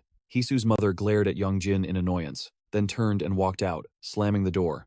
The surroundings suddenly shifted, and they were back in the original room. Yong Jin was still bewildered. We're back? He let out a shaky breath. Your mom is seriously scary. That's not my mom, Hisu whispered. I know, Yong Jin replied. I'm just saying, I bet she's usually really gentle, right? My mom is very gentle and kind. She's never even said a harsh word to anyone. She fell silent for a moment, lost in thought.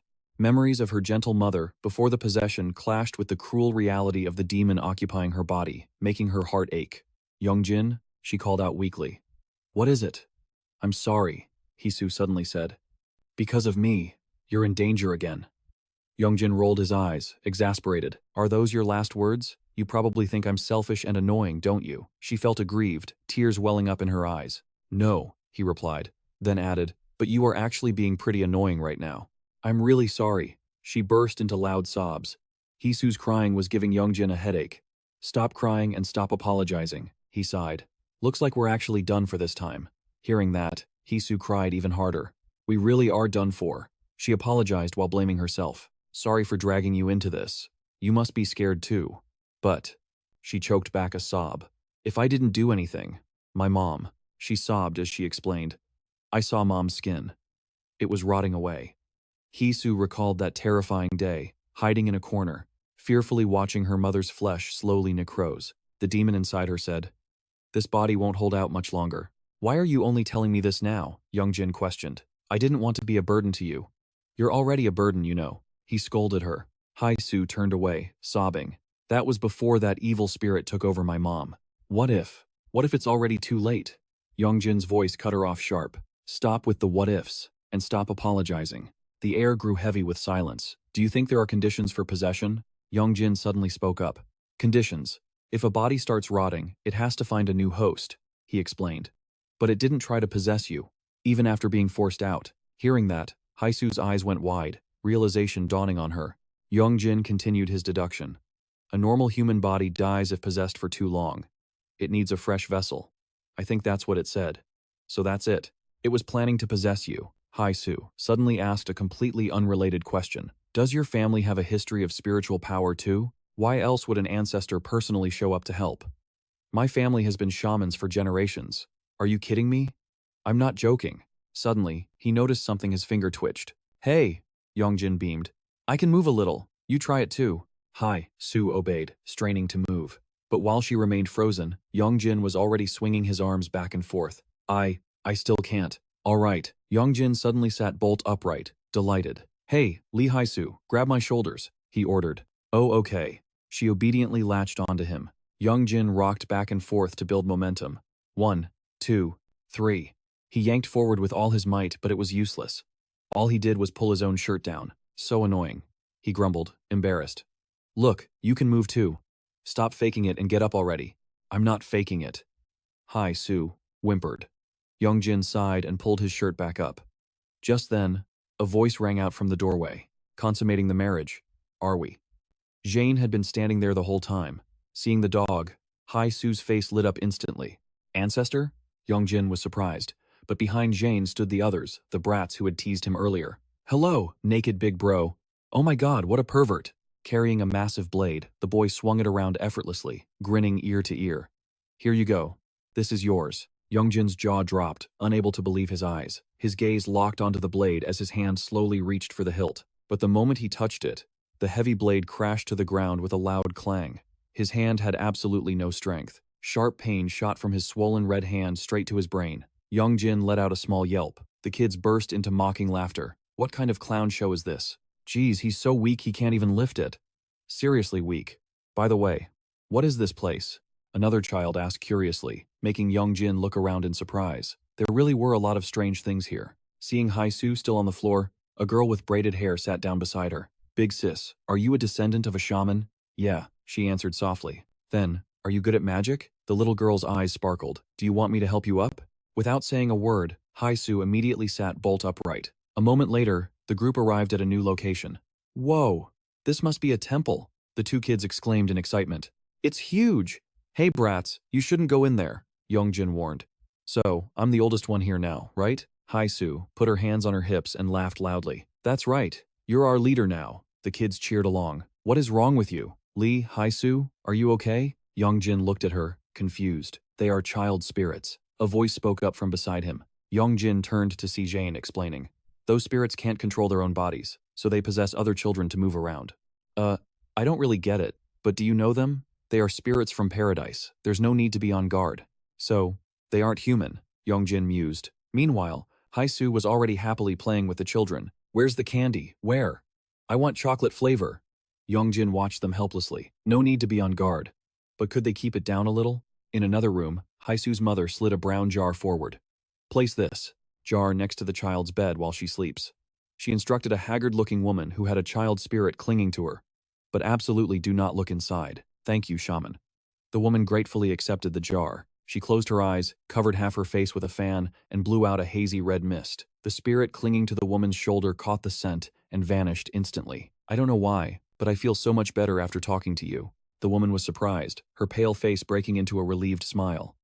My body feels lighter, too. I am using my own energy to suppress those evil forces, so do not let your guard down, she said, lowering her fan. If this doesn't work, we will have to perform an exorcism. Yes, ma'am. How much do I owe you? She smirked. Just take it. I am trying to save you. Why would I take your money? The woman was stunned, looking at her with such gratitude, as if seeing a living saint. Just leave 10,000 won as a donation offering. That is enough. She added gently. Yes. Thank you so much. As the woman bowed in thanks and left, the smile on the shaman's face turned twisted, her eyes gleaming with malice. You'll be back to pay for the full ceremony soon enough anyway, she thought to herself. Then she spoke up. Oh, and the next time you visit, I might not be here. Huh? Why is that? There will be a young boy sitting here instead, she said, an image of Jane flashing through her mind. From now on, you can speak with him. I have already briefed him on your situation. And what about you? Shaman, I will be heading up the mountain to meditate for a while. She smiled, but her eyes held a hidden depth. Don't worry. That boy may be young, but his spiritual power is immense. Just treat him as if he were me. She flashed a cryptic smile. He serves the exact same god that I do. Suddenly, a noise from outside caught her attention, making the girl jump. Is someone there? It's nothing. She calmly took a sip of tea. I keep a cat. It's probably just chasing mice. Outside the room, a blade clattered to the ground. What are you doing? A child's voice scolded. Always breaking things all day long. Well, we can just clean it up, right? Meanwhile, Hisu stepped toward a corner of the room. Huh? What's this? It was a brown jar. Curiosity took over. She reached out to open the lid. Why is there a jar in a shrine? Hey, don't touch that. Jaein turned around in a panic and screamed. Get back, now! Another child shouted a warning. Terrified, Hisu stumbled backward, her hand accidentally knocking the lid off another jar nearby. Huh? A massive explosion erupted, blasting Hisu away. One of the children tried to use his power to catch her, but he tumbled to the ground as well. Sister Hisu, the boy called out anxiously. Hisu gritted her teeth, pain etched across her face as she sat up. What just happened? Yong Jin charged toward her, gripping his blade, and roared, Lee Hisu, move! Hisu turned around and froze. Hovering right behind her was a faceless spirit with twisted, deformed fingers. Terror drained the color from her face. Her eyes went blank, her mind completely paralyzed. Yong Jin tightened his grip on the blade and bellowed, hurling it with full force straight into the spirit. The blade pierced through, embedding itself deep into the wall behind, and the demon dissolved into thin air. The children stood by, clapping in admiration. God! Yong Jin panted heavily, his entire body limp with exhaustion. Suddenly, a chilling voice rang out. So many little rats. Yong Jin froze, his body going rigid. Hisu's mother stepped out. You lot are too noisy. The children turned to look at her. She turned to Yong Jin, her voice gloomy. Yong Jin, have you recovered already? Yong Jin didn't react. He just stood there, stunned. A ghastly laughter began to echo. Terrified, he glanced at Hisu's mother. She was smiling demonically, her white eyes emitting a glowing red light. You really do have a perfect body. Yong Jin and Hisu watched in horror as she slowly approached. You should have stayed hidden. You shouldn't have interfered in my business. You fool. Yong Jin's face went deathly pale. He clenched his teeth, unable to utter a single word. She took a drag from her pipe and blew out that same red smoke. The child spirits inhaled the fumes in unison. They stood up together, moving soullessly as if being controlled. Are you planning to toy with these evil spirits again? A clear voice rang out, catching her attention. A child holding prayer beads stood shielding the other spirits, his body radiating a soft blue light. I won't let that happen. You've done something very bad, haven't you? Hisu's mother sneered, her face full of disdain. A shaman doing things like this? The child in red spoke up. It's always the shamans with strong spiritual powers who commit such evil acts, the child in blue explained. His eyes lit up as he questioned her angrily. Where are the fingers of these children? She said nothing, only pouting her lips in scorn. Just then, a call shifted her gaze. Shaman. The girl clutching the jar stood there, stammering.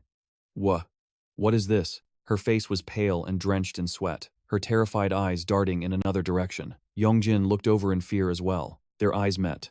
Suddenly, the jar in the girl's hands cracked, and a bizarre red light flashed from the fissure. The jar shattered. Something resembling an orb escaped, transforming into a monstrous spirit that opened its wide maw and lunged at Yong Jin. Panic surged through him, and he instinctively raised his arms to block. That body is mine! The spirit screamed, opening its mouth to swallow him whole. But at that exact moment, it exploded, falling in pieces before Yong Jin. A cold voice cut through the air. How dare you? Hisu's mother clenched her fists, her eyes filled with contempt. How could it possibly be yours? Her glowing red eyes revealed absolute possessiveness. It belongs to me. Yong Jin watched the scene in sheer terror as a massive black circle materialized right in front of Hisu's mother. Ch! She clicked her tongue, then turned to look at the girl lying motionless on the floor. That's one down. Suddenly, the sound of chanting arose. She spun around, startled, to see the children clasping their hands, chanting ceaselessly. They had her completely surrounded. You really have a lot of tricks. She scoffed, pulling the hairpin from her head. Such petty little games. She took the hairpin and sliced it across her finger, drawing blood. Her blood dripped down, spreading across the ground like red snakes before forming the crimson word, resentment. This grudge. The boy stared in shock at the evil energy before him. Her face now looked utterly ferocious, her grin stretching all the way to her ears. It won't be that easy. She thought of the angry citizens, the protests, the layers upon layers of accumulated resentment. That curse will be sown across this entire world. She stepped closer to the boy, leaning down. Why believe in those useless gods? She whispered. You asked me where the fingers are, didn't you? She unhinges her jaw, opening it impossibly wide.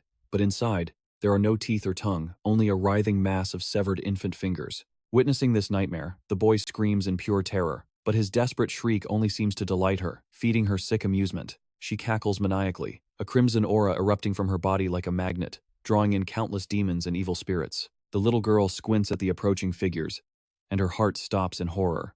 Brother, these children. Before she can finish, fear paralyzes her as she watches those soulless monsters rushing straight for the boy. The dark shadows open their mouths, threatening to devour him. Meanwhile, Hisu's mother is inhaling a strange, ominous energy into her own body. Desperate, the girl rushes out to block them, but with a heavy thud, she collapses to the ground. Seeing this, the boy beside her panics, asking if she's okay. But then, a horrifying realization hits him. Those unborn spirits, have they been corrupted by demons?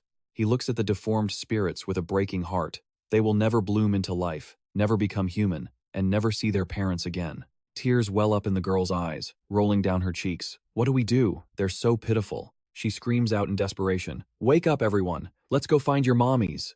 The woman just sneers in contempt. What the hell are you doing? She ignores the girl, continuing to absorb the energy, while the frenzied ghosts charge madly at the child. Seeing this, the boy shouts, trembling with rage as he glares at the woman. Do you think you won't be punished for this? Suddenly, a hand from behind slams his head violently into the ground. Despite the agony, he forces his head up to threaten her. When my brother gets here, you're dead meat. She just glances at him and smirks, her tone dripping with mockery. Call him. Call your brother or whoever you want. I'll send you all to the afterlife together. As she speaks, an invisible hand crushes the boy's head down, obscuring his vision. Through a tiny gap, he sees her turn away, her eyes cold and triumphant, completely dismissing him. Now that no one is in my way, shall we continue our work? After this, I will become a god. No, even greater than a god. Yong Jin glares at her with pure hatred, while Hisu's eyes beside him flicker with fear. Yong Jin grits his teeth in utter helplessness. Just as she reaches for Yong Jin's head, something tears through the air, forcing her to freeze and stumble back. It's a knife, thrown with such force that it buries itself deep into the wall behind her. Before she can recover from the shock, a mocking voice rings out. A god? And even greater than a god? That's hilarious. Since when does trash like you dare to speak the name of a god? The speaker is Jin, currently in the form of a dog, yet radiating an oppressive, killing intent. The woman clutches her bleeding wrist in shock. A dog? She mutters, staring at the animal standing firm within her magic circle. To stand there, like that. It's no ordinary dog. Jin furrows his brow. It seems you can't see my true form. Did your eyes run out of divine power? She eyes him suspiciously. What the hell are you? A small light erupts from beneath Jin's paws, growing brilliant until it engulfs him. When the light fades, Jin stands revealed in his true godly form, arms crossed, wearing an expression of supreme arrogance. I am a god. What else would I be? Both Yong Jin and Hisu are stunned beyond belief. Hisu's mother freezes, unable to believe her eyes. For the terrified children, Jin's arrival is their final lifeline. Hisu's mother grinds her teeth, eyes bulging. A god? Jin remains expressionless. Can you see my true form now? After a moment of shock, she smirks, confident she can still win, and lets out a grotesque laugh. My, what a handsome fellow we have here. Jin smiles contemptuously. They face off, neither backing down. You should keep that appearance, unless you want to die in the body of a dog. She narrows her eyes, assessing Jin's attire. Looks like some kind of martial god. Yong Jin is confused. What? Why is the ancestor just standing there? Jin calmly watches her ramble, but his eyes suddenly flick toward Yong Jin. From Jin's perspective, the boy is slumped on the ground, completely drained, surrounded by swirling red energy. Seeing Jin distracted, Hisu's mother snaps. Where the hell are you looking? Don't try anything, it's useless. Jin replies coolly. I'm just hesitating a bit because you're inside a human body. Yong Jin seems to realize Jin is calculating something. He thinks, is the ancestor planning to do something to me in this state? Ignoring his confusion, the woman starts chanting a spell, grinning viciously. Is that so? If you claim to be a god, let's see if you can block a shaman's strike. With that, she launches a devastating attack straight at Jin. Ancestor! Yong Jin screams in terror. With just one move, she sends Jin flying. What's wrong? And you call yourself a god? She mocks him. Just an empty vessel, making noise, she thinks triumphantly, her eyes glowing with a deadly red light. If you were truly a god, expelling me from this body would be child's play. Jin remained dead silent, motionless, taking the abuse. Had this so-called god really been broken into a submissive stray dog? The woman laughed mockingly. Yong Jin was paralyzed with terror, his jaw hanging open, unable to speak, and to think he dared to act tough, pretending to be a god. Suddenly, her gaze snapped toward Yong Jin, draining the blood from his face. Yong Jin, is this really the best your little crew can do? Her eyes flared with light, her grin widening in manic excitement. So, why don't you be a good boy and hand over that body to me? He hung his head, trembling in fear. I'll be benevolent and spare your wretched friends. But keep resisting, and you'll only make things worse for yourselves. Hisu's mother reached out her massive hand toward Yong Jin, or rather, she snatched him by the collar and violently yanked him close. She snarled. You think you have a choice? Despite his terror, Yong Jin tried to put up a brave front. Why wouldn't I? What if I bite my tongue and kill myself right here? Before he could finish, she cut him off. Go ahead, try it. I'll snatch your body before your heart even stops beating. Her expression twisted into pure ecstasy. I am far more powerful now than I ever was before. Suddenly, a weak voice cut through the tension. The possessed woman glanced down in annoyance. A small but determined hand was gripping the hem of her dress. It was Hisu. She was sprawled on the ground, completely drained of strength, yet her hand refused to let go. She trembled, whispering, "Stop it." Li Hu. Yong Jin watched her with worry. "Please," she begged. "Get out of my mother's body." Hisu pleaded in agony, tears streaming down her face. Then, her voice suddenly hardened into a command. "Get out of there, right now." The entity's gaze remained cold, but the moment it heard the girl choke out Mom, the body suddenly twitched, losing control for a split second. Regaining control, she ruthlessly kicked the girl away. It happened so fast that Yong Jin stood there, frozen in shock. "Did you think I let you live because I was afraid to kill you?" She looked down with bored indifference at Hisu, who lay motionless on the ground. "You were simply still useful to me." She began chanting an incantation again, right in front of Yong Jin's horrified face. "Don't worry, I'll send your beloved mother to join you soon enough." Seeing Hisu in imminent danger, Yong Jin screamed in despair and lunged forward to save her. But the girl just smiled gently, offering a final silent comfort. "I'm sorry." Yong Jin froze as he watched her squeeze her eyes shut, accepting her death. "No!" he roared, rushing toward them in vain. But miraculously, the spell aimed at Hisu dissipated into thin air right before it could touch her. And then, a young, innocent voice echoed out, "Mommy?" The scene suddenly shifted. A flashback to the past. Little Hisu was holding a string of beads. It was a bracelet made from the seeds of a Bodhi tree. Her mother explained affectionately, "These are really popular right now. Here, try it on." Hisu stared at the oversized bracelet dangling on her wrist. "How am I supposed to wear this? It's huge and looks so tacky." "It will help ward off evil spirits, sweetie," her mother replied. Hearing the words, "ward off evil," the little girl froze. Was it about that again? She lowered her head to hide her sadness. "I hate it. The other kids already tease me all day for being a shaman's daughter, and now I have to wear this?" She continued spewing hurtful words, ignoring the look on her mother's face. "And stop hiding talismans in my school bag. Last time I pulled out my books, they spilled all over the classroom floor. I just worry about you. If I get bullied because of you, are you going to take responsibility?" The little girl couldn't hold it back anymore and shouted, "None of the other kids need this stuff, and they're doing just fine. Why do we have to live like this?" She wiped her tears furiously. "I hate it." "Then, what about this charm?" her mother asked, spreading her arms wide.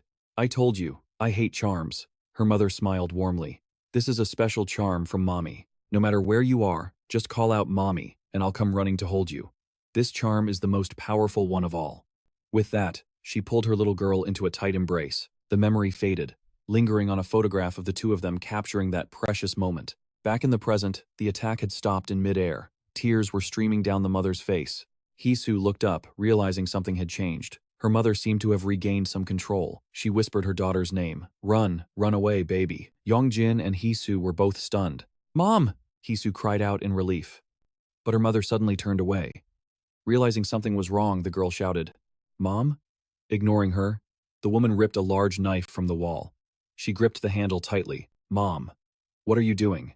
Hisu asked desperately. Her mother didn't answer. She simply raised the blade high, aiming the tip straight at her own heart. "No! Mom, what are you doing?" Realizing what she was about to do, Hisu begged helplessly. "Don't do it! Please!" Her mother didn't listen. She just called out her daughter's name, her voice full of love. "Hisu, my sweet daughter." Hearing that voice, Hisu froze. "Mom." Witnessing the horrifying scene, both Jin and Yong Jin stood paralyzed. The light vanished from Hisu's eyes. She rushed forward to catch her mother's collapsing body, screaming in despair. "Mom! Mom!" But there was no answer. "Why? Why did you do this? Mom, please, look at me." The image of Hisu's bright, radiant smile from the past flashed through Yong Jin's mind. "It's okay. I know you'll help me. Please, Mom. Wake up." Hisu clutched her mother, wailing in agony. Yong Jin was pulled back into his own dark memories, the voices of guilt echoing endlessly in his ears. "Yong Jin, this is all your fault. Hand over your body." He clutched his head as visions of countless people screaming and blaming him flooded his mind. "You shouldn't even exist. You're the one who killed your own parents, you monster." An evil spirit crawled out of the wound on Hisu's mother. It screamed in rage, "You bitch! How dare you do that?" Seeing it emerge, Hisu glared back with pure hatred. "You bastards." The spirit cursed as it chanted a spell, raising its blade high. "Die, all of you." Hisu rushed to hug her mother, shielding her. But suddenly, the weapon vanished from the spirit's hand. It shot upward before slamming violently into the ground. "What the hell?" Confused, it whipped around. Holding its weapon was a young boy, but the aura radiating from him was anything but ordinary. His eyes were drowning in murderous intent. It was Yong Jin. The blade dragged across the floor, letting out a bone-chilling screech. "What is this nonsense?" The evil spirit scoffed, its grin stretching from ear to ear. Have you brats forgotten how to fear death? You've got some nerve. The moment the words left its mouth, Yong Jin vanished. The spirit looked around in confusion, only for him to materialize right behind it. A vicious slash came flying in. It barely managed to dodge, but the prayer beads around its neck were sliced clean off. Damn it. The spirit stumbled back, staring at the beads scattering across the floor. What the hell is going on? How is my magic broken? You're just a bunch of pathetic humans. It opened its mouth, spewing out a stream of hazy white smoke. Nearby, corpses dropped their jaws, inhaling the smoke. Instantly, they mutated into vines, lashing out to bind the children tight. The spirit's broken arm regenerated, formed from the flesh of the corpses. It snatched up a spear. You little bastard, Yong Jin charged, swinging his blade down. The spirit hurriedly blocked with the spear. They locked weapons for a split second before Yong Jin brute-forced it back, sending the creature flying. Then, with one clean slice, he cut the spear right in half. The evil spirit's jaw dropped in pure shock. Yong Jin gave it no time to recover. He leaped up and crashed down, driving his blade straight through its hand. Arr! It screamed in agony. It yanked its hand back, backflipping to a high platform to gain distance. Who are you? It roared furiously. You were vomiting blood from my spell just a moment ago. It doesn't matter. You're still just a filthy, lowly human. Suddenly, Yong Jin burst out laughing. Big brother, why are you laughing? One of the kids called out. Yong Jin gripped his blade tight and launched himself straight at the evil spirit. Taken by surprise, the spirit's eyes darted to a sealed jar nearby. Without hesitation, it hurled the jar straight at Yong Jin. Here, catch this. Its face twisted with pure delight. Reacting on instinct, Yong Jin swung his blade, shattering the jar. Instantly, a swarm of pitch-black insects burst out, completely covering him. You moron!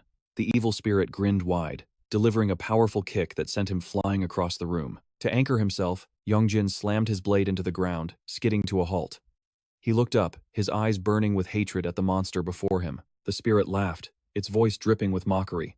That's no ordinary demon. It's a creature forged from ancient goo poison. You don't have the strength to take it down, kid. The giant monster revealed itself a hideous centipede body with a demon face, terrifying enough to make the children scream. So disgusting. What the hell is that? Yong Jin stood tall, facing the beast. He looked calm on the outside, but he knew his injuries were worse than he let on.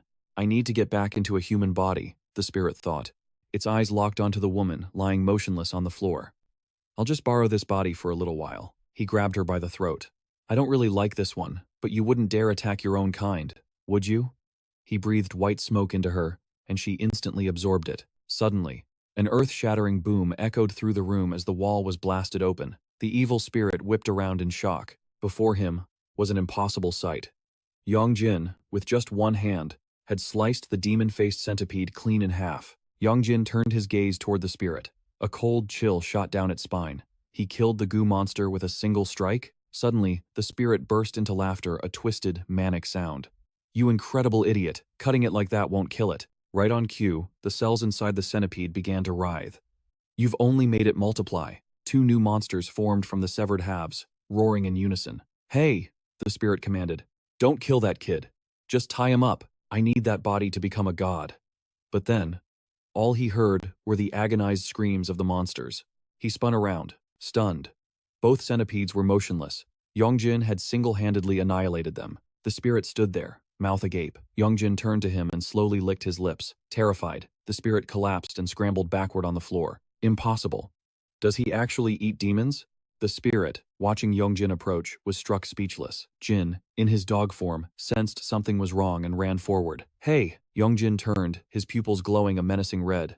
Clang! He swung his blade down, smashing into the ground.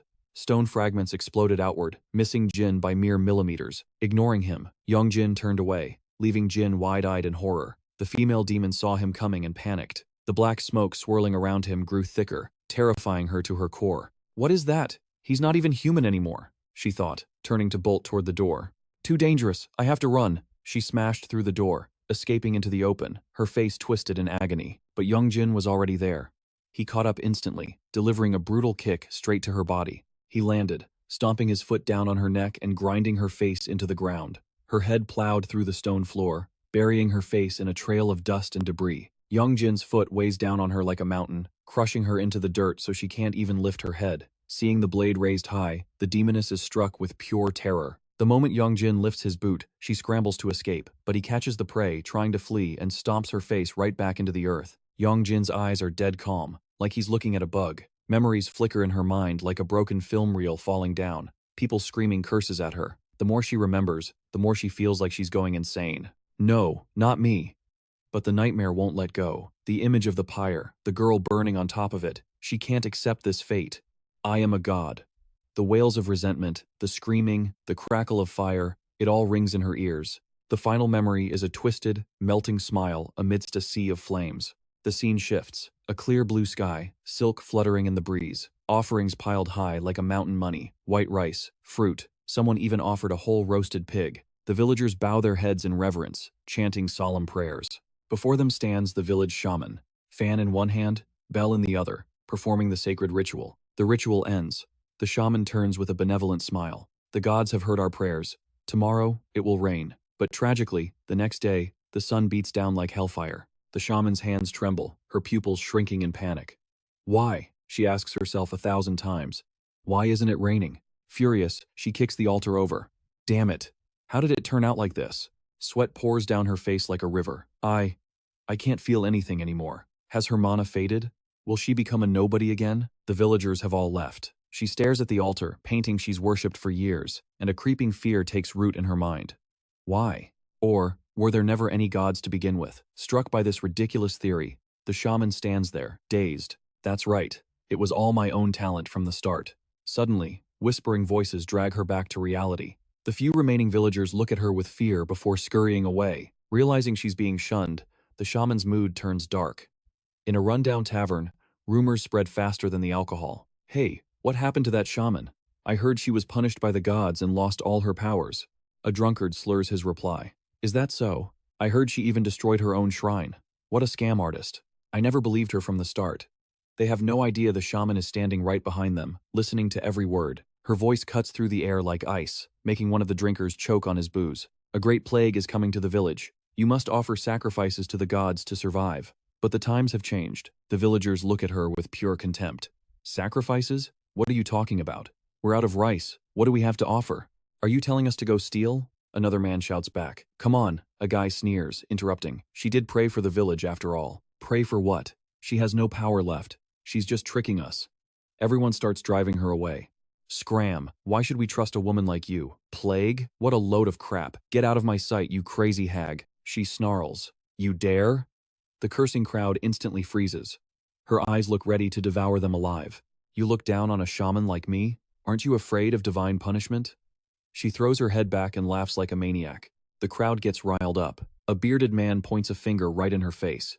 You witch, you say you were chosen by the gods? Then why haven't your spells worked lately? It's all lies. We're about to die of sickness and you're just standing there running your mouth. The shaman says nothing. She just glares at him, her eyes locking onto him like a predator marking its prey. A few days later, oh my god, Mr. Kim is gone, the neighbors whisper in terror. The moment the shaman left, disaster struck our village. Mr. Kim cursed her and didn't believe in the gods. Now his whole family died of the sickness.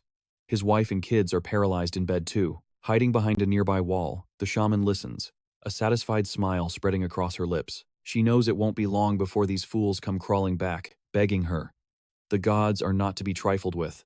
It's because Mr. Kim kept saying she lost her powers that this happened. I heard the Park family is doing an exorcism too. They did bad things and couldn't have kids. Now they're desperate for the gods' help. Feeling delighted, the shaman gently blows out a stream of black mist. From the fresh corpses, countless invisible hungry ghosts crawl out, obediently slithering up her body. At the same time, she walks away, leaving behind a crowd consumed by fear. Now, they have no choice but to rely on me. Hey, Dongyai's mom, watch your kid carefully. It's dangerous lately. Don't let her go out at night. After that, money and fame return to her hands. Amidst the prayer ceremonies, the woman smiles with deep satisfaction.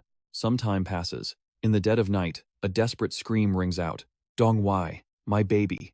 The mother sobs uncontrollably, tears streaming down her face. The villagers are terrified. What happened? The girl is missing. I told her not to let the kid out at night. Must be the ghosts. Don't jinx it.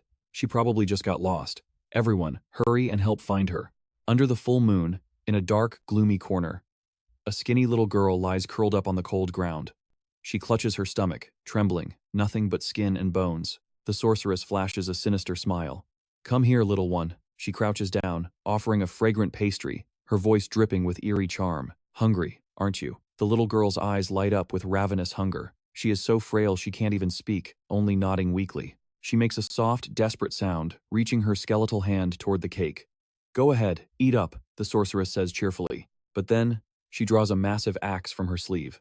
The blade gleams in the light before swinging down with a vicious chop. Her target is that tiny, outstretched hand. Chop. Job done.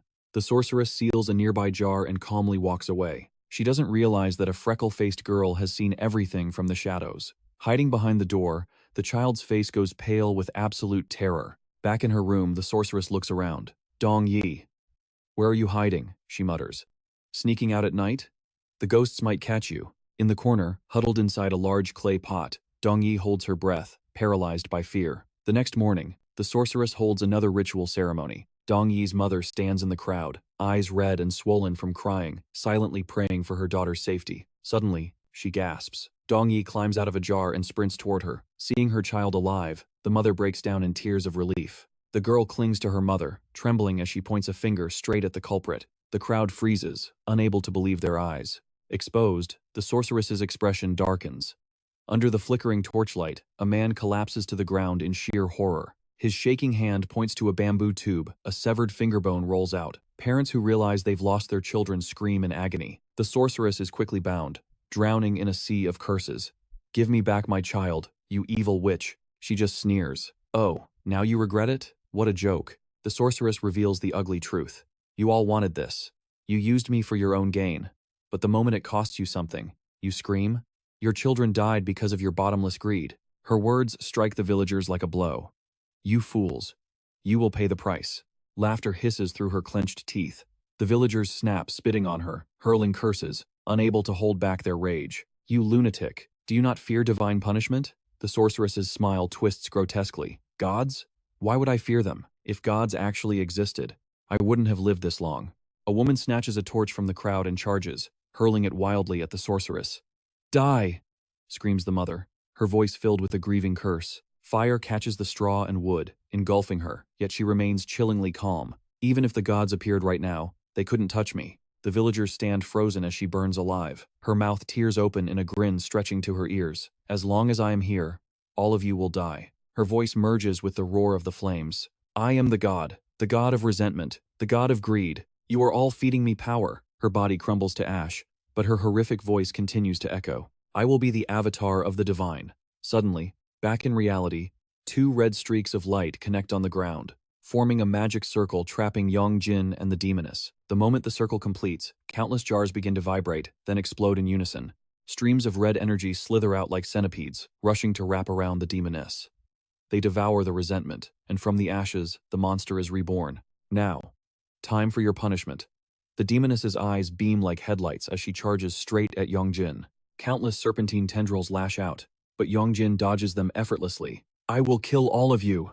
The demoness shrieks, flames raging around her body. She attacks again, channeling the power of pure grudge. The kids and Hu watch in terror. Big brother, look out!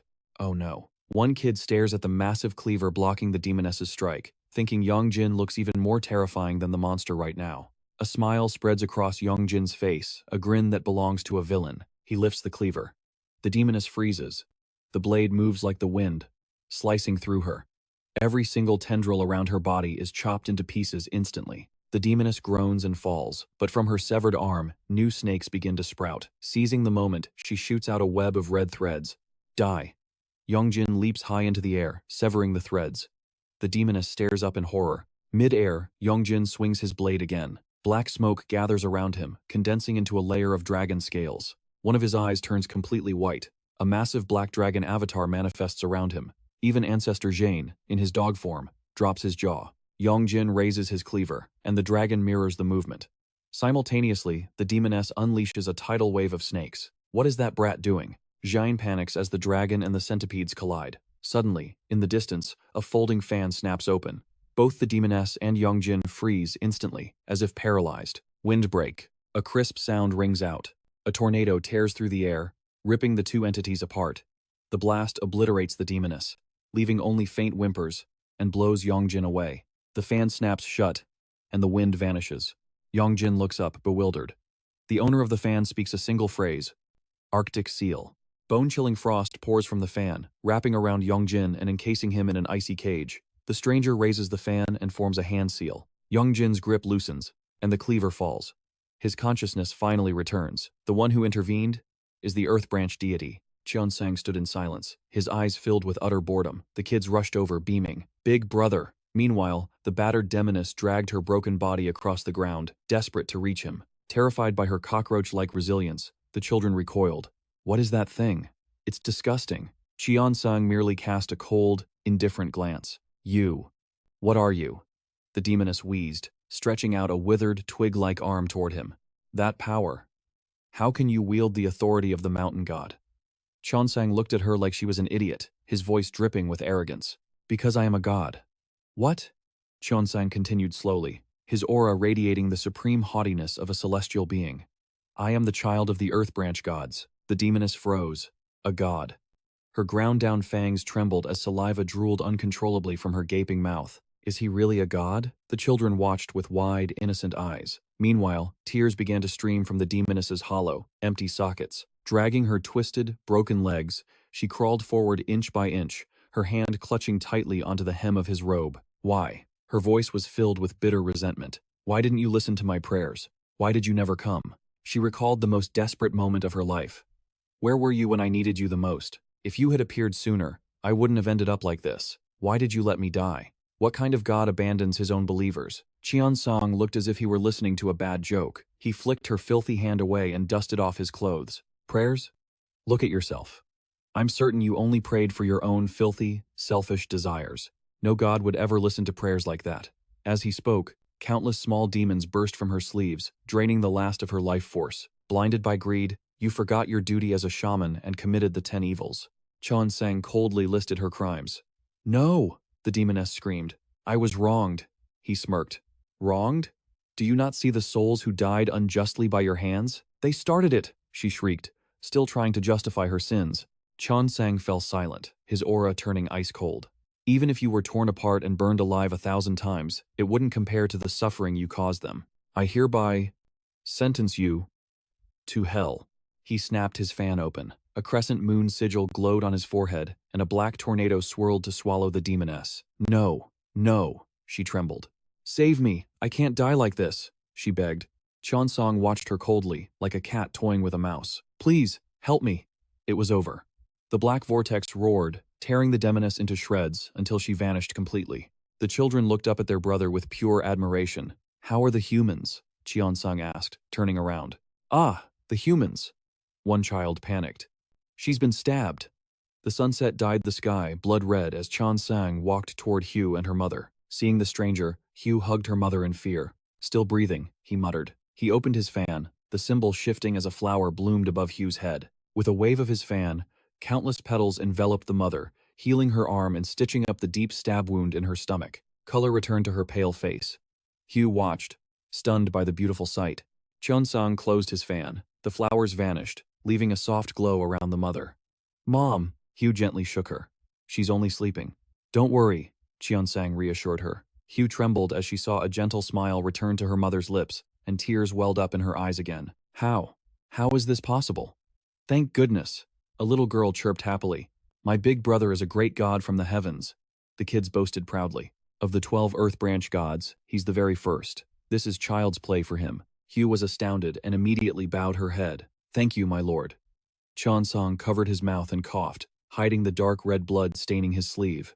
No need for thanks, he said. But may I ask you a favor? His hand trembled as he gripped the fan. He had used too much power today. He waved it gently, sweeping away the small demons surrounding 2 other figures. The glass barrier imprisoning them shattered. When that shaman wakes up, tell him to collect these children's fingers and perform a liberation ceremony for them. With that, Cheon-sang turned and walked away. Outside, under the eerie silence of the twilight, Cheon-sang stood watching with amusement. Yong Jin was still floating in the mist, accompanied by a puppy. Hey, he called out. Jin, in his puppy form, jumped in surprise. Let's go. Cheon-sang approached Yong Jin, raised his fan, and tapped him lightly on the head. Yong Jin slowly opened his eyes, waking from his coma. He stared blankly at the stranger before him. To his confusion, he realized he was floating, wrapped in a strange white mist. What the hell? He struggled, but the mist wouldn't budge. Then, just as suddenly, it began to fade. Yong Jin lost his balance and hit the ground with a thud. He scrambled to sit up, looking around in panic. A scene of total devastation lay before him. Confusion was written all over his face. What's going on? Where am I? Then, memory struck him. The image of Hisu's mother falling and the sound of her sobbing came rushing back. He frantically scanned the area for Hugh. Just then, Hugh appeared. She stared at him, then placed her hands on his face, checking to make sure he was real. Are you okay? She stammered. Yong Jin's face turned bright red. I'm fine. How about you? Hugh wept with relief seeing her friend awake, tears streaming down her face again. Thank God. I'm so sorry. Yong Jin, this is all my fault. I'm totally fine. He looked at her, confused. What about your mom? Is she all right? Hugh smiled through her tears. Luckily, thanks to the little god and the great god, all her wounds are healed. She's sleeping now to recover. Yong Jin was even more lost. Jane, currently in his puppy form, trotted over. You finally awake? Ancestor? He stammered, scratching his head. What on earth did I miss? I'll explain when we get home, Jane replied. Suddenly, another voice cut in. Oh, really? A boy in traditional robes looked at Jane with a gaze that was too friendly. You're curious too, aren't you? How are you going to explain this one?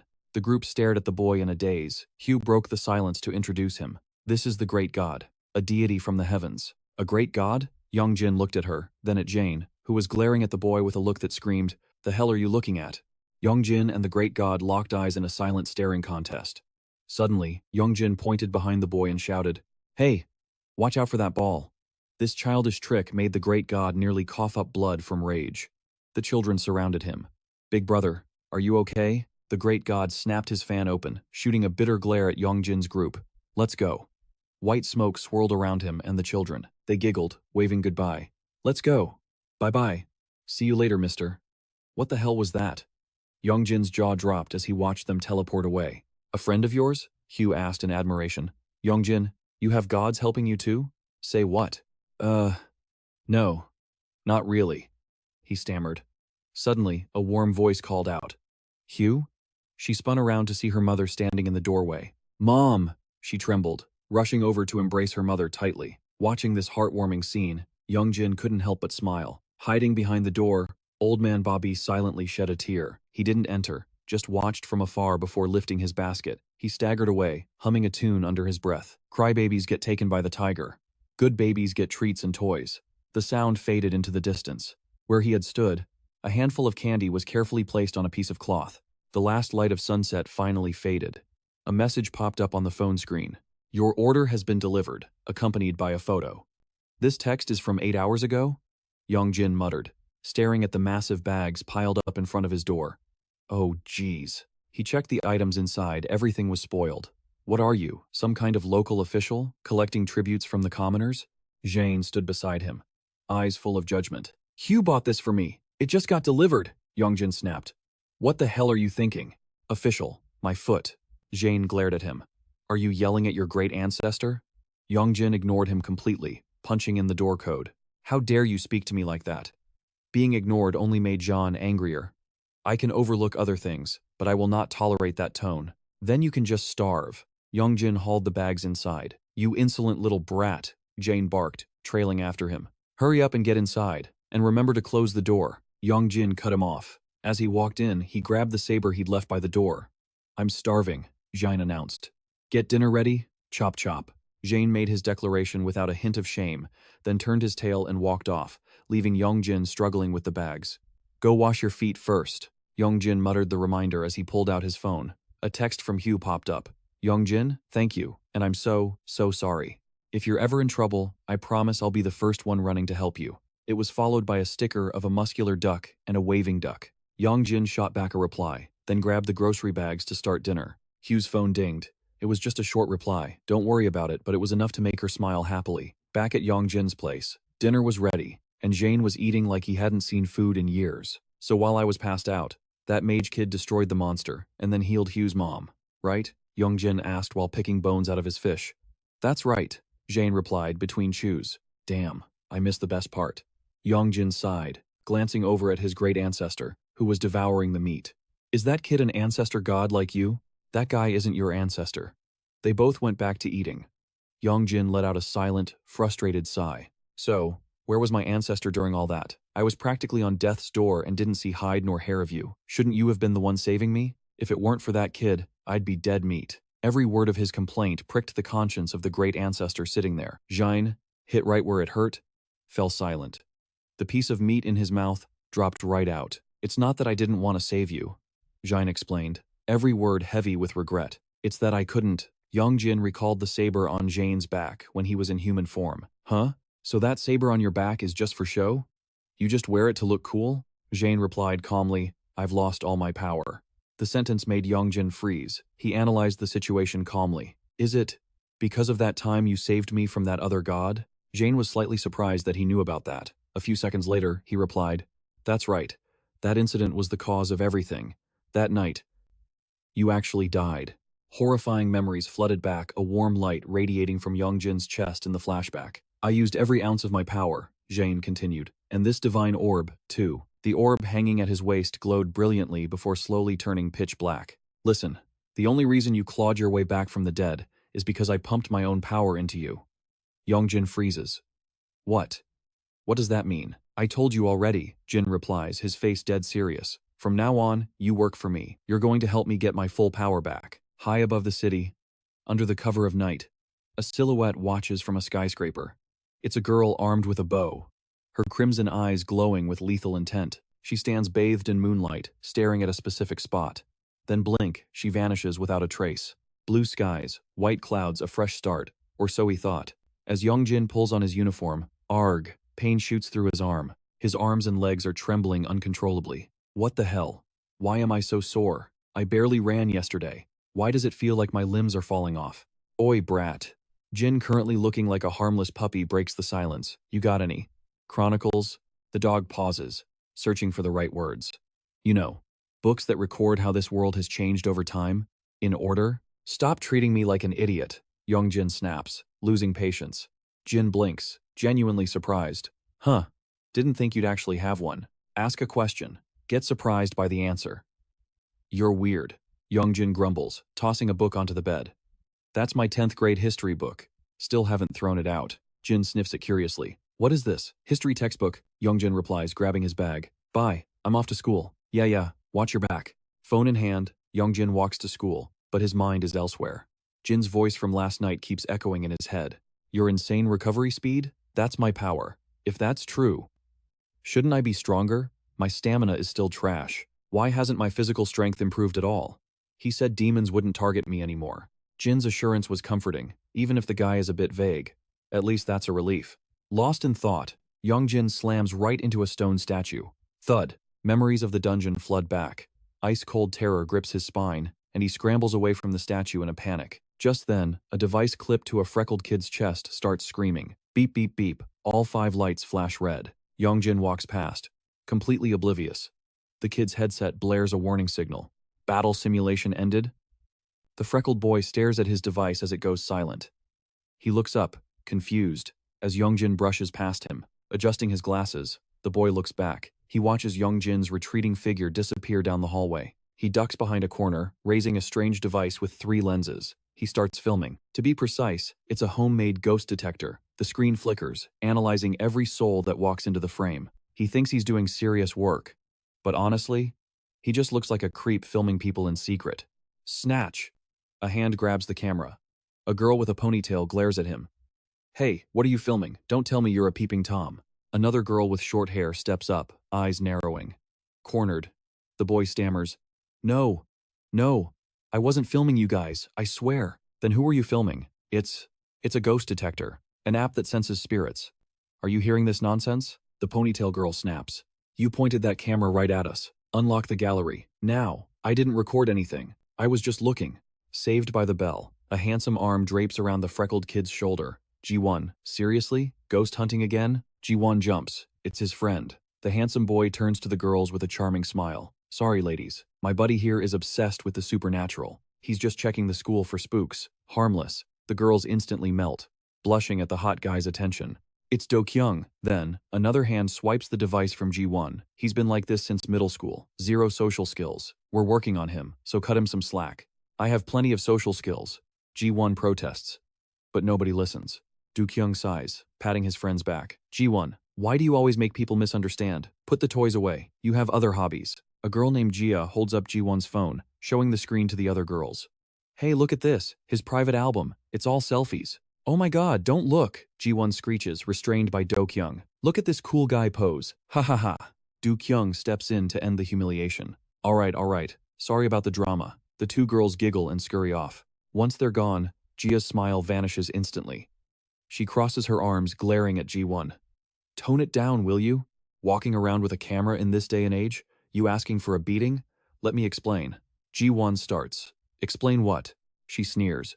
You're one step away from the principal's office. Seeing the tension, Dkyoung steps in. Jia, ease up on the swearing, okay? I didn't even swear. Dkyoung turns to G1. But seriously, G1, why are you on this floor with your bag still on? What do you think? G1 replies curtly. Dkyoung's face goes pale. Don't tell me. Something happened again? Hey, Jia cuts in, interrupting Dkyoung. Stop listening to him. You feed his delusions and he just gets worse. I'm not delusional, G1 shouts, feeling wrongly accused. Remember when we were standing in the hallway of class 121? During the field trip? You didn't see it? Dkyoung tries to convince Jia. His recorder actually caught a voice, a real ghost, and the radio kept looping. Come play with me, over and over. Jia looks at him like he's brain damaged. You moron. That's called electronic interference. That's it, interference. Gongjun suddenly realized something, leaving the other two stunned.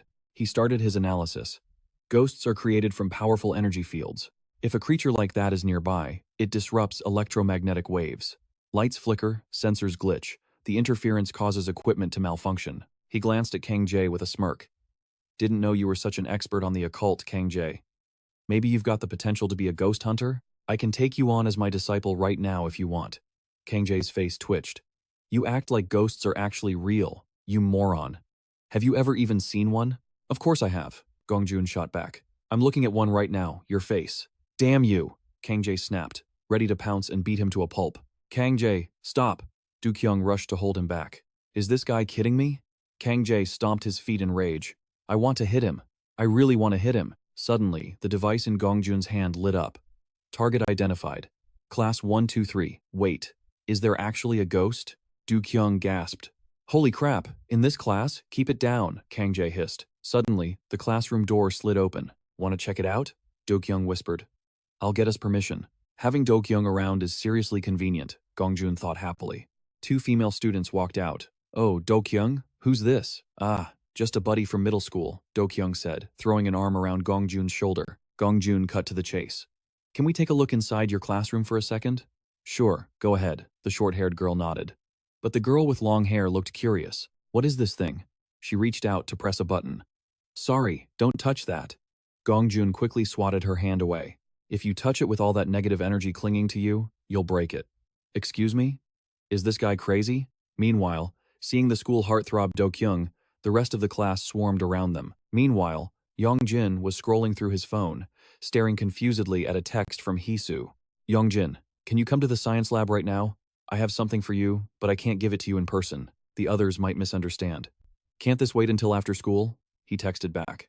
Sighing, Yong Jin stood up. Where are you going? Yong Jin? Just the bathroom. He looked up from his phone and froze. The back door was completely blocked by the popular crowd. Just tell them to move. As an introvert, just looking at them exhausted Yong Jin mentally. The moment Yong Jin and Dkyoung locked eyes, Dkyoung scrambled to clear the path. Hey guys, stop blocking the door, get inside. One guy laughed. You actually believe that nonsense? So what? Dkyoung brushed him off, then turned to Yong Jin with an apologetic look. Sorry about that, man. Good lord, Yong Jin thought. One glance from him parts the crowd like Moses splitting the Red Sea. He's practically a god, another student whispered. Yong Jin is really number one. Yong Jin stepped out of the classroom. Right then, an ear-piercing screech erupted. The screen on Gongjun's device flashed a bright red warning, the numbers spiking to 989. His phone started screaming terrifying notifications. Death, destruction. What the hell is that? Dkyoung's face went pale. What's wrong with that thing? Isn't it just for talking to ghosts? I think I just found the source of all the weird shit happening in your class. Meanwhile, the source Yong Jin was completely oblivious. My mom just made these. Hisu happily held out a beaded bracelet. She told me to give one to you. 2. You called me all the way out here just for this? Yong Jin was speechless. He noticed an identical bracelet on Hisu's wrist. Well, thank her for me, he replied casually, quickly stuffing the bracelet into his pocket. Seeing his lack of enthusiasm, Hisu looked confused. Aren't you going to put it on? Yong Jin looked awkward. Well, if we both wear these, won't people think they're, couple bracelets? Hisu couldn't believe how dense he was. Yong Jin, it's a prayer bead bracelet. Do you think you're the only person in the world who wears beads? You're the only one weird enough to think it's a couple item. Seeing Yong Jin stay silent, she softened her tone. Just wear it. My mom made it because she's worried about you. It's fine, Yong Jin replied. Those ghosts won't dare touch me anymore. My ancestors told me so. Really? Hisu asked, surprised. Yeah, Grandpa said he passed some power on to me or something, Yong Jin stammered. He recalled his grandfather's words. You should have died that day. If he told Hisu the truth, she'd definitely start bawling again. He decided to tell a half-truth. Anyway, forget it. Basically, that's why I'm recovering so fast. Oh, so it's your ancestors' power. Hisu nodded. No wonder you seem so different. Different how? You were fighting like a beast back then. You were even flying around wielding a sword. I was fighting? Yong Jin looked shocked. When did that happen? You don't remember anything? At the shrine in my house. Hearing the word shrine, his hand shot out on pure reflex. Clack. His phone hit the floor. Yong Jin's hand was clamped tight over Hisu's mouth. He froze, startled by his own unconscious reaction. The room fell dead silent. Yong Jin, what's wrong? Hisu asked, confused, as he yanked his hand back. Yong Jin's face was pale as a sheet, staring at his own hand in disbelief. I'm sorry. That wasn't me. Suddenly, a robotic voice buzzed in his ear. Death. Both of them snapped their heads toward the door. Gongjun was standing there, scratching his head. Sorry, your conversation was so interesting, I couldn't help eavesdropping. He grinned. Hi, I'm Gongjun. I'm a ghost hunter. He introduced himself with dead seriousness. Yongjin and Hisu exchanged a glance. What is up with the weirdos in this chapter? Jian proactively reached out for a handshake. Nice to meet you. Lee Hisu. You know who I am? Hisu looked surprised. I even know your mother is a shaman. What? How do you? Everyone knows your mom's a shaman, dummy. Yongjin muttered under his breath. Oh, right. I forgot about that. Hisu stood there, stunned. I know every single ghost story and historical fact about this school, Jian continued. That's exactly why I enrolled here. Do you two know the legend of the walking statue? No. Never heard of it. Me neither. All the upperclassmen know about it, Jian explained. The statue at Sampo High School. It runs around at night. Anyone who sees it is forced to race against it. If you don't race properly or break the rules, it'll impale you from behind with its flag. We seriously almost died back there, Yongjin thought. Hisu whispered in horror. Yongjin just nodded. Judging by the circumstances, this is likely a poltergeist phenomenon. Jian spoke with the tone of an expert. Sometimes the school flagpole gets ripped out of the ground, even when there's no storm. Since the opening ceremony, it's happened 4 times already. Hisu and Yongjin could only listen in silence. And recently, Jian emphasized, his eyes locking onto the two of them. There was an incident that proved the legend is real. I accidentally witnessed something very strange. He began to recount the story. That day, I had just walked out of the restroom. At first, I thought my eyes were playing tricks on me, but it was too real, Jian said. The image of 2 people being chased by the stone statue was burned into his mind. There was a boy being chased by the statue, and behind him was a girl with a ponytail. Every word of the description made both Yongjin and Hisu flinch with guilt. Hisu subconsciously ripped the hair tie out of her hair. What's even more surprising is that the next morning, when I came to school, the statue was completely intact. But Jian dragged out the word mysteriously. The energy inside it had been completely drained. Cold sweat began to bead on their foreheads. He held up his detector. Before this, the statue always registered an energy level of 5. But ever since that day, it doesn't even reach level 1. In short, something has disappeared from that statue. Jian looked straight at Yongjin, dropping the act. So, I'll ask you directly. You two were there with the statue, weren't you? No way. Both of them denied in unison. It was definitely you two, Jian asserted, sounding completely sure of himself. How can you jump to that conclusion? Usually, if I say something like that, people call me crazy or just ignore me, he analyzed calmly. But you two denied it immediately. That only proves my deduction is correct. He gave the detector a little shake. This device measures magnetic fields. Ghosts don't have physical forms. They exist as energy, and this machine detects that. Listening to Jian ramble on, Yongjin lost his patience. Has any of this actually been scientifically proven? Jian immediately brought the detector closer. The moment it touched Yong Jin, it lit up, the reading spiking straight to level 5. That means the thing that was inside the statue is now inside you, isn't it? That is my conclusion. Yong Jin swatted the detector away. I asked if science has actually proven this yet. Of course, if only this device reacted, I wouldn't be bothering you.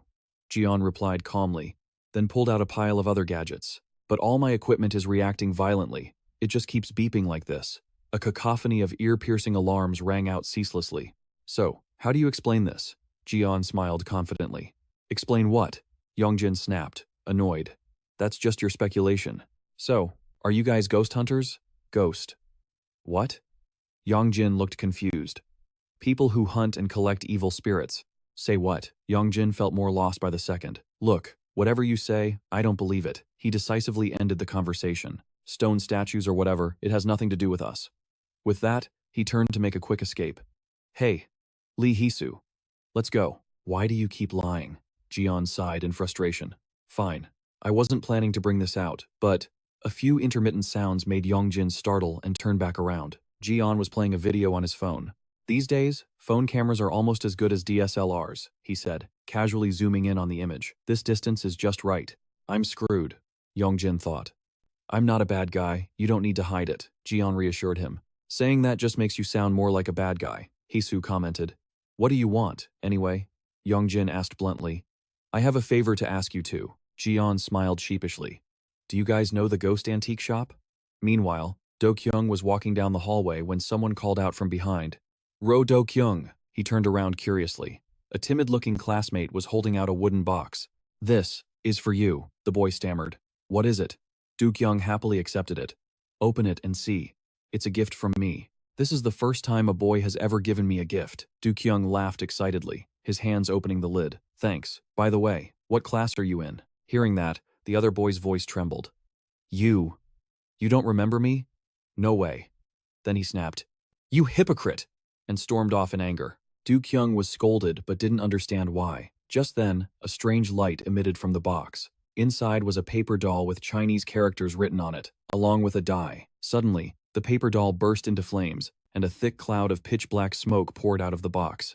A new day begins with a crystal-clear blue sky and ripples of pure white clouds. Inside the classroom, while other students focus intently on the lecture, Yong Jin is still completely zoned out. Where did we leave off last week again? Resting his chin on his hand, he lets out a yawn so long it squeezes tears from his eyes. Why on earth am I this exhausted? Suddenly, he opens his eyes, spotting something glowing under the desk. It's his phone. The screen lights up with a text from someone named Ghost Hunter. Below are 3 consecutive messages sent at 9:11 a.m. Ghost Hunter, Lord Yong Jin, Ghost Hunter. My number is 01 XXXXX. Ghost Hunter is J. W. What is this? Surprised, he texts back. How did you get my number? The reply comes almost instantly. Lee Hee-soo gave it to me. Yong Jin texts back, annoyed. Yeah, just this once, okay? Won't you come to the haunted antique shop with me? Yong Jin replies flatly. No, you two just go by yourselves. The reply comes, Lee Hee-soo said. If you go then he'll go too.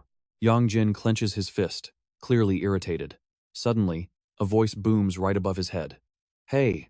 Startled, he snaps his head up to see the teacher holding a gradebook. Eyebrows raised. Whose empty seat is that? Yong Jin turns to look at the vacant desk beside him. Oh, that's Jeon Do-kyung's seat, sir. A voice pipes up, and the whole class starts whispering. He was here earlier, probably just went to the restroom. The classroom door is shoved open with a bang. Every pair of eyes shifts to the student standing in the doorway. Whoa, scared me. He's here, teacher. Jeon Do-kyung is here. But Do-kyung shows no intention of stepping inside. The teacher speaks up, sternly. Jeon Do-kyung, where have you been? The class falls dead silent, waiting for an answer. Sorry about that, sir. Do-kyung grins, looking not the least bit apologetic.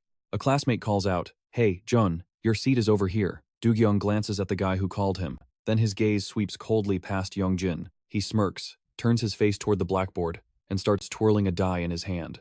Just then, the bell rings, signaling the end of class. Min Jun and another friend block his path. Where'd you go for so long, Do-kyung? You almost got marked absent. Did you really just go to the bathroom? Do-kyung says nothing, just raises a fist toward them. Min Jun hesitates, then bumps his fist against it. What's this? You want to play rock, paper, scissors? Do-kyung laughs, resting his leg up on the desk. One round. 10,000 won. Minjun laughs awkwardly. I don't have any cash. Then pay with your body. Minjun rubs his chin, considering it. 10,000 won, huh? He decides quickly. Okay, let's do it. Rock, paper, scissors? Minjun throws rock, while Dkyoung throws scissors. Haha, real men always throw rock. Minjun laughs in excitement. But he freezes when he sees Dkyoung actually pull out a 10,000 won bill. Wait, for real? Minjun holds the bill, his jaw dropping in shock. Seriously? Why not? It's real. Dkyoung replies in a calm, indifferent tone. You worked hard for it. Sweet. Thanks, man.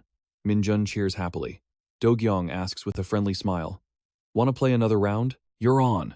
Minjun agrees without hesitation. Dkyoung smirks. This time, let's make it 50,000 won. What? 50,000? Rich kids sure are different, Minjun mocks, rotating his wrist to warm up. This guy is crazy. Alright, rock, paper, scissors. This time, Dkyoung throws paper. Your Dea Minjun starts to grin. But before he can finish his sentence, Dkyoung lands a thunderous punch, sending Minjun crashing to the floor. The whole class turns around in shock. Hey, what the hell? Why'd you hit him? Yong Jin is also stunned. What is going on? Dkyoung just stands there, laughing maniacally. He points down at Minjun, sprawled on the floor. Men have to take risks. If you just throw rock all day, how will you ever get anywhere? Hey, are you okay? A worried friend shakes Minjun. I think he passed out. Someone call the nurse, quick. What's wrong with everyone? Dkyoung looks around innocently, seeing everyone staring at him. It's nothing serious. He walks over and grabs Minjun's limp arm. This guy won 10,000 won. What more could he possibly want? He laughs, trying to pry the bill from Minjun's clenched fist. Wow, he's holding on to this money for dear life. Hey, Dkyoung, that's going too far. A classmate speaks up to scold him. Dkyoung's face goes dark. Too far? What do you mean? Was I supposed to pretend to lose? I already gave him 10,000 won, didn't I? I told him the price was his body. Hearing that calm, chilling tone, the students can't believe their ears. Ah. Dkyoung suddenly seems to remember something, and steps close to the student who just spoke up. Didn't you agree to the bet too? The student trembles in fear. Huh? Dkyoung's eyes turn razor sharp. He straightens up, cursing in frustration. Ah, damn it. Dkyoung shoves his hands in his pockets and walks straight out. Only when he completely leaves the classroom do the others dare to rush over to check on Minjun. What was that? Hey, are you okay? What the hell did I just witness? The student sitting next to Yong Jin adjusts his glasses. That looked like a scene straight out of a school violence movie. A chubby student chimes in. I think it's more like a transmigration story. That wasn't really Dkyoung. A villain from another world must have possessed his body. Yong Jin just knits his brows, lost in thought. A moment later, two girls start whispering. Did you see him this morning? Yeah. What's got into Dkyoung? That's the first time I've ever heard him swear. The girl across from her holds a mirror, glancing toward where Dkyoung went. He's like a totally different person. It's terrifying. I thought he was some kind of gangster. I heard he started taking acting classes. The girl with a ponytail tries to rationalize it. Maybe he's preparing for a casting call? But does he really need to method act like that at school? The other girl looks wearily out the window, where Dkyoung is leaning back, puffing out clouds of white smoke. Oh, looks like he's playing the tough guy role now. The whole class was buzzing, whispering about what he was holding. I can't believe it. Mushroomhead spoke up to warn him. You can't smoke here. The teachers are coming soon. Dkyoung didn't seem to care at all. What? You're whispering so soft I can't hear you. His tone made the other boy freeze, feeling a sudden pressure. Speak up. Dkyoung suddenly screamed right in Mushroomhead's face. The whole class jumped. What the hell? Is he going crazy again? Suddenly, Dkyoung reached out, gently rubbing the boy's ear, his voice softening. Just kidding. Did I scare you? He held up the object in his hand, laughing. You think this is a cigarette? But hey, the teacher is coming soon. Wanna bet? Dkyoung cut himself off, smirking as he lowered his voice. I bet the teacher walks in the moment the bell rings. 10,000 won. Mushroomhead was shaking in fear. I bet they won't. 10,000. If you don't have money, pay with your body then. Dkyoung switched to a seductive, teasing tone, his face looking purely evil. Mushroomhead was sweating bullets, head bowed, not daring to look up. Why are you shaking so much? Dkyoung mocked him. Hey Dkyoung? A voice called out from the door. It was Raja. She frowned, staring at him. Dkyoung raised an eyebrow back at her, then his eyes drifted down to his hand, which she was now gripping. She dragged him out into the hallway. Dkyoung yanked his hand away. What is wrong with you? Are you really hitting people now? Why? And where did you get that? You hate cigarettes. Dkyoung didn't care, focusing only on tossing the die in his hand. Hey, are you listening to me? Jia shouted angrily. He stopped, clenching the die. Even or odd? What? Are you kidding me? Even or odd? He repeated, a faint smile playing on his lips. Hurry up. Jia was suspicious but answered anyway. Odd. Dkyoung smirked, opening his hand. Wrong. Suddenly, he squeezed Jia's cheeks, pulling her close, his expression full of cunning. Well then, I guess you'll have to pay with your body, huh? He pulled Jia so close she crashed right into him. She flinched, eyes wide in shock, then delivered a thunderous slap across Dkyoung's face. You crazy bastard. With that, Jia spun around and stormed off, leaving Dkyoung rubbing his stinging cheek. In a corner, a chubby student was watching everything, smirking as he clutched a talisman. On another beautiful day, Ji-woo was walking down the hallway. He unlocked his phone, and a message popped up. Yong Jin-sama, if you don't reply, I'm posting that blurred photo on the spiritual forum. Yong Jin replied, shut the hell up. Ji-woo texted back, come on Yong Jin, just this once. This is my dying wish before I close my eyes forever. He looked up at the sign for class 1 to 3. Thought you could hide here where I wouldn't find you? Ji-woo opened the door and stepped in. Excuse the intrusion, Yong Jin. The signal detector on his body vibrated. Ji-woo smiled. Seems like he's very close. Activate Yong Jin's search mode. He held the device, gleefully scanning the room, chanting non-stop. Oh Yong Jin, hiding is useless. My detector can easily find you right away. Suddenly, a strong force slammed into the detector in Ji-woo's hand. Clatter. The device hit the floor. Beside him, Dkyoung was standing there, appearing out of nowhere. Ji-woo jumped, cold sweat breaking out. The smell of cigarettes. Dkyoung slowly bent down and picked up the machine. Immediately, it vibrated violently, and all the devices on Ji-woo's body started screeching like crazy. Whoa, what is this? Why is everything suddenly breaking? Ji-woo frantically checked his gear, his mouth still running. Hey, call your classmate Yong Jin for me, would you? Meanwhile, Yong Jin opened his phone and saw a flood of messages appearing on the Ghost Talk app. Help me, please save me, death is coming. Suddenly, Dkyoung smashed the detector onto the ground. It shattered into pieces. You wanna die? Dkyoung glared at Ji-woo. His voice dropped to a growl. If you bump into someone, you should apologize first. Seeing Dkyoung's terrifying aura, Ji-woo felt a wave of fear. Well, I apologize. A die was tossed high into the air. Dkyoung suddenly clapped his hands, then held out 2 fists in front of Ji-woo, looking like a demon. Which hand? This is bad. Hee-soo frowned, looking at the tarot card on the table. She turned to Yong Jin, her voice trembling. Your classmate Dkyoung. He's possessed. Yong Jin boredly tapped his phone, just giving a dismissive, Hey Dragon Jin. Hee-soo stood up abruptly. I only call you Dragon Jin because your name is Yong Jin. No need to explain. You're just burying your face in the desk. Why do I have to go? You have to go save your friend. What kind of friend isn't close? But just because of one card, you're sure he's possessed? Yong Jin was confused. He was fine this morning. That's probably just his personality. He stood up to leave. This has nothing to do with me. Forget it. Seeing this, Hee-soo's face turned gloomy. And don't call me that anymore, Yong Jin warned. What if he's actually a good person? Hee-soo looked out the window, putting on a pitiful act. He must be suffering so much right now. Just like when I was possessed. Dkyoung and I went to middle school together. A voice suddenly spoke up. Ji-woo had appeared out of nowhere.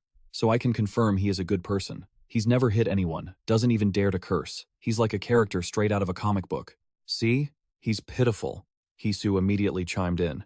He doesn't even have the guts to gamble with anyone, Ji-woo continued. Hee-soo looked at his swollen cheek in surprise. What happened to your face? Yong Jin asked. A ghost hit me. Seeming to understand the leverage he had, Yong Jin replied bluntly, I'm not going. Ji-woo bowed his head, then looked up to face Yong Jin. I won't force you to go to the antique shop anymore. I'm sorry about what happened earlier too. What you just said? It sounded exactly like when you were possessed, didn't it? He only got serious because the exorcism worked. That's why you're standing here right now, isn't it? If you two aren't ghost hunters, then explain the bronze statue incident. You solved that too, didn't you? Not this again. Yong Jin snapped, his voice rising. I told you, we have absolutely nothing to do with that. Before he could finish, Hee-soo let out a startled yelp. Yong Jin? Her phone screen lit up with a notification. Gongju has transferred 50,000 G. Look, it's a deposit. What now? Yong Jin scowled, clearly irritated. I'll transfer the rest if you agree, Gongju stated firmly. Please, help me. He bowed his head low before them, desperate. Save Dkyoung, I'm begging you. Yong Jin recalled the image of Dkyoung collapsing, the equipment screeching alarms, and that guttural, terrifying voice. Despite the memory, his answer was cold and immediate. No. He brushed past Gongju without a second glance. Help him yourself. Hee-soo, I'm leaving. Hee-soo scrambled to catch up with him. As she passed, she shot Gongju a look of pity before hurrying away. Gongju was left standing there, completely alone in the empty room. Out in the hallway, their footsteps faded into the distance. Yong Jin gritted his teeth as he walked. What kind of mess are they trying to drag me into this time? Painful memories flooded his mind. All he wanted was to live a normal life, just like he used to. That voice from the past echoed in his skull. From that day on, you were already dead. No, Yong Jin told himself firmly. From now on, my safety comes first. I absolutely will not get involved in anything else. Lost in thought, he suddenly ran straight into Dkyoung. Dkyoung? He thought, startled. A friend walking beside Dkyoung nudged him playfully. See that? The girls are totally looking for you, man. Heh. Yong Jin glanced over, thinking, honestly, maybe living like that suits you better. It seemed like they would pass each other like strangers, but suddenly, Yong Jin's hand shot out. It grabbed Dkyoung by the collar all on its own, leaving the friend staring in shock. Even though he was the one attacking, Yong Jin looked absolutely terrified. Meanwhile, Hee-soo was rushing down the hallway to find him. Young, the name died on her lips. She froze, seeing Yong Jin gripping Dkyoung's collar. Hee-soo quickly ducked behind a wall, covering her mouth to stay quiet. He said he wouldn't get involved, but he's doing an exorcism to help anyway. He's just as kind as he always was. Dkyoung's friend, seeing this, shouted angrily, "Hey, what the hell do you think you're doing?" Immediately after, Yong Jin did something incredibly bizarre. He used his right hand to smash his own left hand that was gripping the collar. "Sorry. I'm sorry," he stammered, sweat dripping down his face.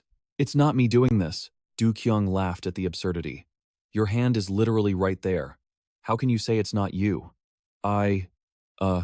Right," Yong Jin stammered helplessly. Hearing that, Dkyoung, annoyed, loosened his tie and pulled out a die. He tossed it into the air and snatched it tight in his fist. He hid the die in one of his hands and held them out to Yong Jin, smirking.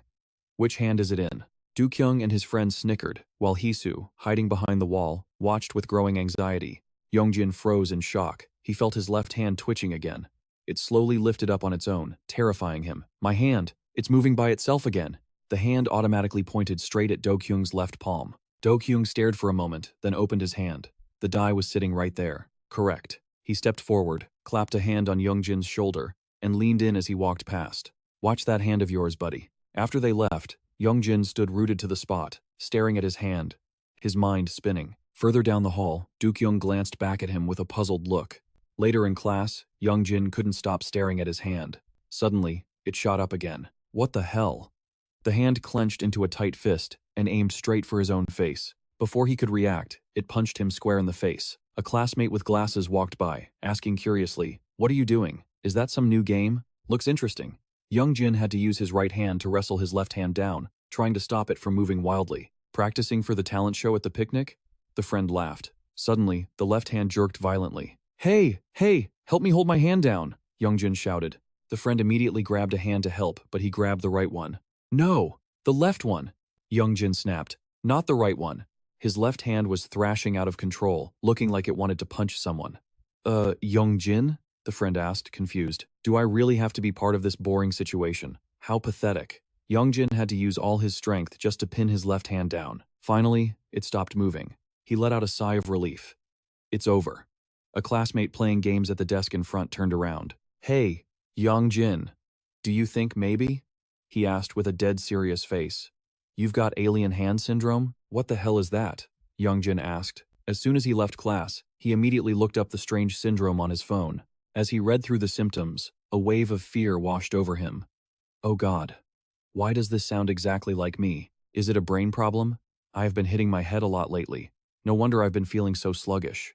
Is this a symptom of something serious?" While he was deep in thought, a shadow approached from behind and raised a hand. His reflexes kicked in faster than his thoughts. Yong Jin's left arm swung up automatically, blocking the attack perfectly. It was Suho. He looked genuinely surprised by Yong Jin's lightning-fast reaction. "Wow," Suho gave an awkward smirk.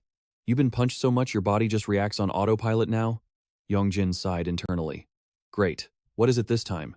"No, it's not that," Yong Jin tried to explain. "My hand is just… whatever. Forget it." Suho cut him off, not bothering to listen. "Is Dkyoung in your class?" Suho glared, annoyed. "Tell him to give me back my vape," he ordered. "Your what?" "My electronic cigarette, you moron." Suho snapped. "It's your stuff. Why don't you ask him yourself?" Yong Jin retorted. "Why do I have to go? Too much hassle."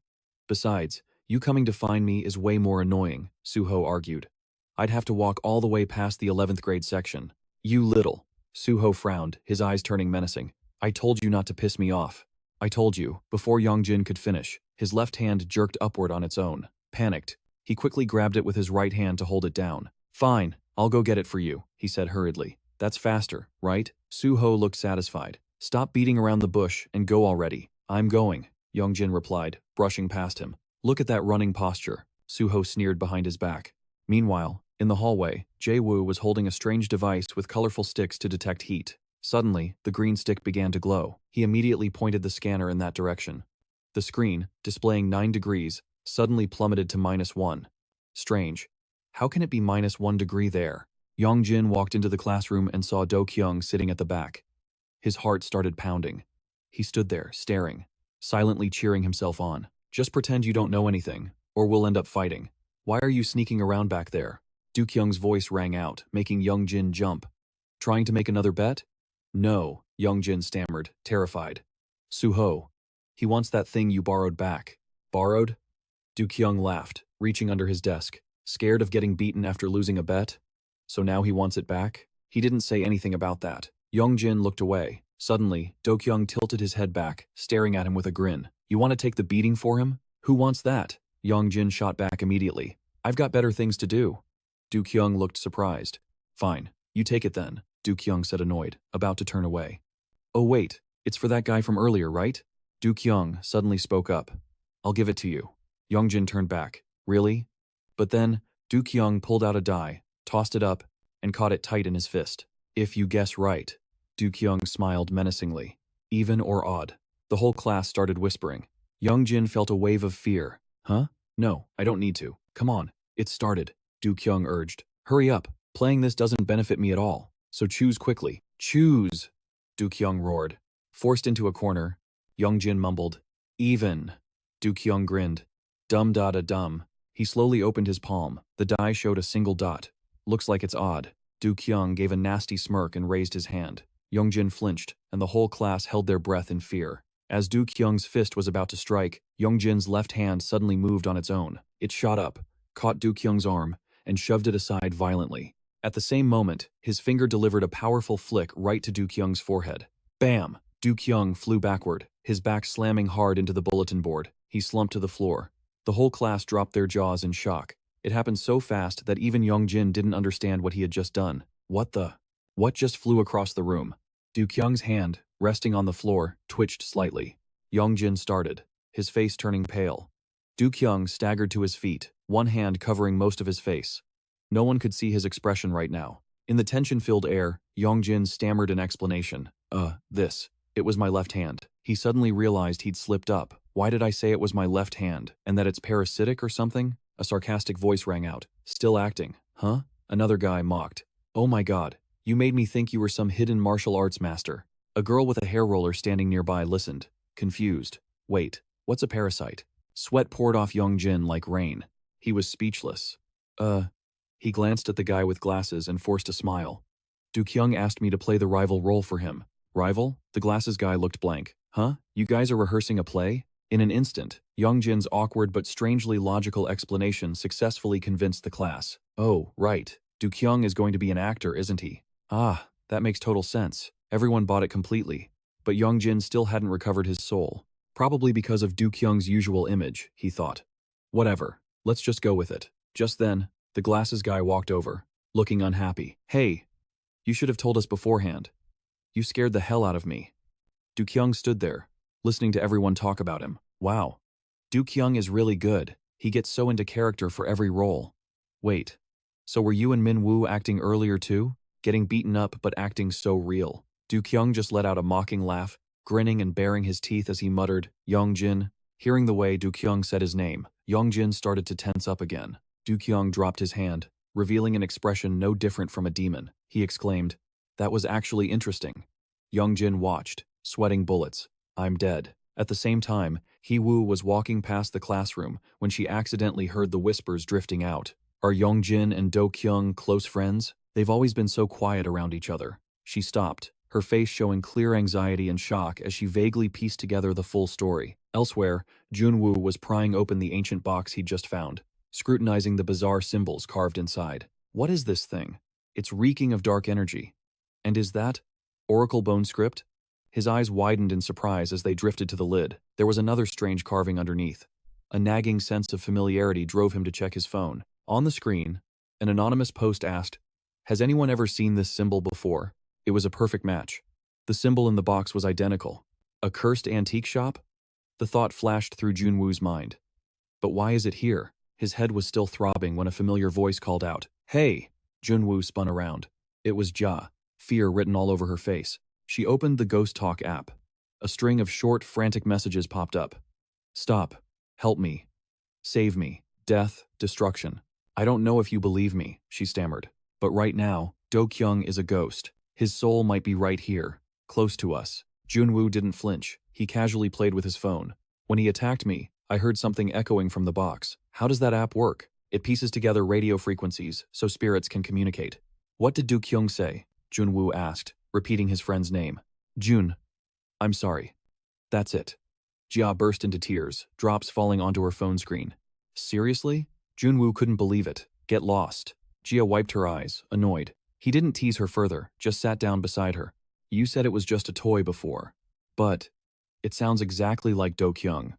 Thinking back to his friend's possessed state, Jia wavered. He did a complete 180. Could it be brain damage or something? She laughed bitterly at her own question. "This insanity is happening right in front of my eyes. I have to believe it." The memory of Dkyoung's glowing eyes and twisted grin made her shudder. That look, it wasn't human. It was terrifying. "Dkyoung must be so scared right now," she whispered worriedly. "He's always been such a coward. What do we do?" Her voice was full of helplessness. "Why is this happening all of a sudden?" Junwoo sighed. "You already know, don't you? Dkyoung was fine before first period. Something must have happened right after class ended." "No way. Surely something." Jia didn't want to believe it. Junwoo shrugged. "I found the cause. The culprit is still in the school." Jia stopped crying, eyes wide with surprise. "Really? You said there was something shady here. Is it a person?" "No." Junwoo rummaged through his bag. "But I've got proof." He pulled out the battered old box. He pointed to a symbol inside. "Without this, none of this makes any sense." "What is that?" Jia asked curiously. "I'm going to perform an exorcism personally. Just watch." "But what is it?" she pressed. But Junwoo was lost in his own world. "You insolent little demon," he muttered, eyes glued to the box. "The exorcist is here, making my debut today." Sunset bathed the street in gold. Yong Jin walked slowly, staring at his fist. He was still obsessing over that finger flick earlier. Did I really use powers? Suddenly, Dkyoung lunged out of nowhere, throwing an arm around him. "Hey, Yong Jin!" The ambush nearly gave him a heart attack. "Where you going? Come play with me." Dkyoung grinned, baring his teeth. I have to go home." Yong Jin tried to hide his nerves, voice trembling. "Let's go to your place then," Dkyoung insisted. Yong Jin ducked out of his grip. "My dog is really vicious." But he barely took 2 steps before Dkyoung grabbed his wrist and yanked him back. "Hey, just play with me for a bit," he gritted out through clenched teeth. Instantly, the prayer beads on Yong Jin's wrist flared with blinding light. Dkyoung was blasted backward, screaming as he stumbled. He stared in horror, his hand was flickering like a glitch. What the hell? Even Yong Jin was shocked. Wow, this thing actually works. Seizing the chance, he waved the beads at Dkyoung like a weapon. It worked.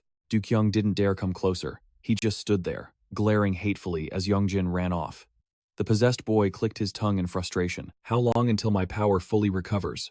That night, in Yong Jin's room, he watched his dog reading a book like a human. "So, you're saying I don't have brain damage? It's your power?" The dog just barked. "I'll smash all your peanuts," Yong Jin threatened. "Peanuts?" The dog finally looked up. "Bring 'em out. I need a snack. Because of this left hand, the whole school is after me." He held up his fist, shaking with indignation. "I told you," the dog replied calmly. "The power I transferred saved you. Thanks to that, the spirits can't target you anymore." "Can't target me? Are you kidding?" Yong Jin raised an eyebrow. "Your power is provoking them. It even controlled my hand to punch myself. That arm doesn't belong to you anymore, kid." The dog let out a long, weary sigh. "Who else's hand would it be but yours?" It lifted its head, dropping a bombshell of a truth. "Your real hand? That doll demon chopped it right off." Yong Jin looked like he'd just been struck by lightning, totally shell-shocked. "Let me dumb it down for you." It locked eyes on Yong Jin's left arm, emphasizing every single syllable. "That left hand of yours is the final fragment of my power." Hearing the words Black Dragon and final power spill from its mouth, Yong Jin stood there, completely flabbergasted. Late afternoon arrived, bathing the world in a blood-red sunset. The phone screen lit up with a text. Spooky antique shop. Must go with the shaman. If you go in alone, out of curiosity, and catch something nasty, no one can save you. The two friends stood before a shop that looked more like an abandoned warehouse. Is this seriously the place? Jia clicked her tongue. Just looks like an old dump.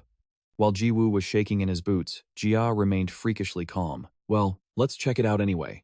Wait. Jiwoo dropped his backpack, rummaging around for something inside. If we go in together, they might get suspicious. I'll go alone. Even though he was terrified deep down, he did his best to put on a brave face. Meanwhile, back with Jane, the dog-form ancestor was recounting his own legend.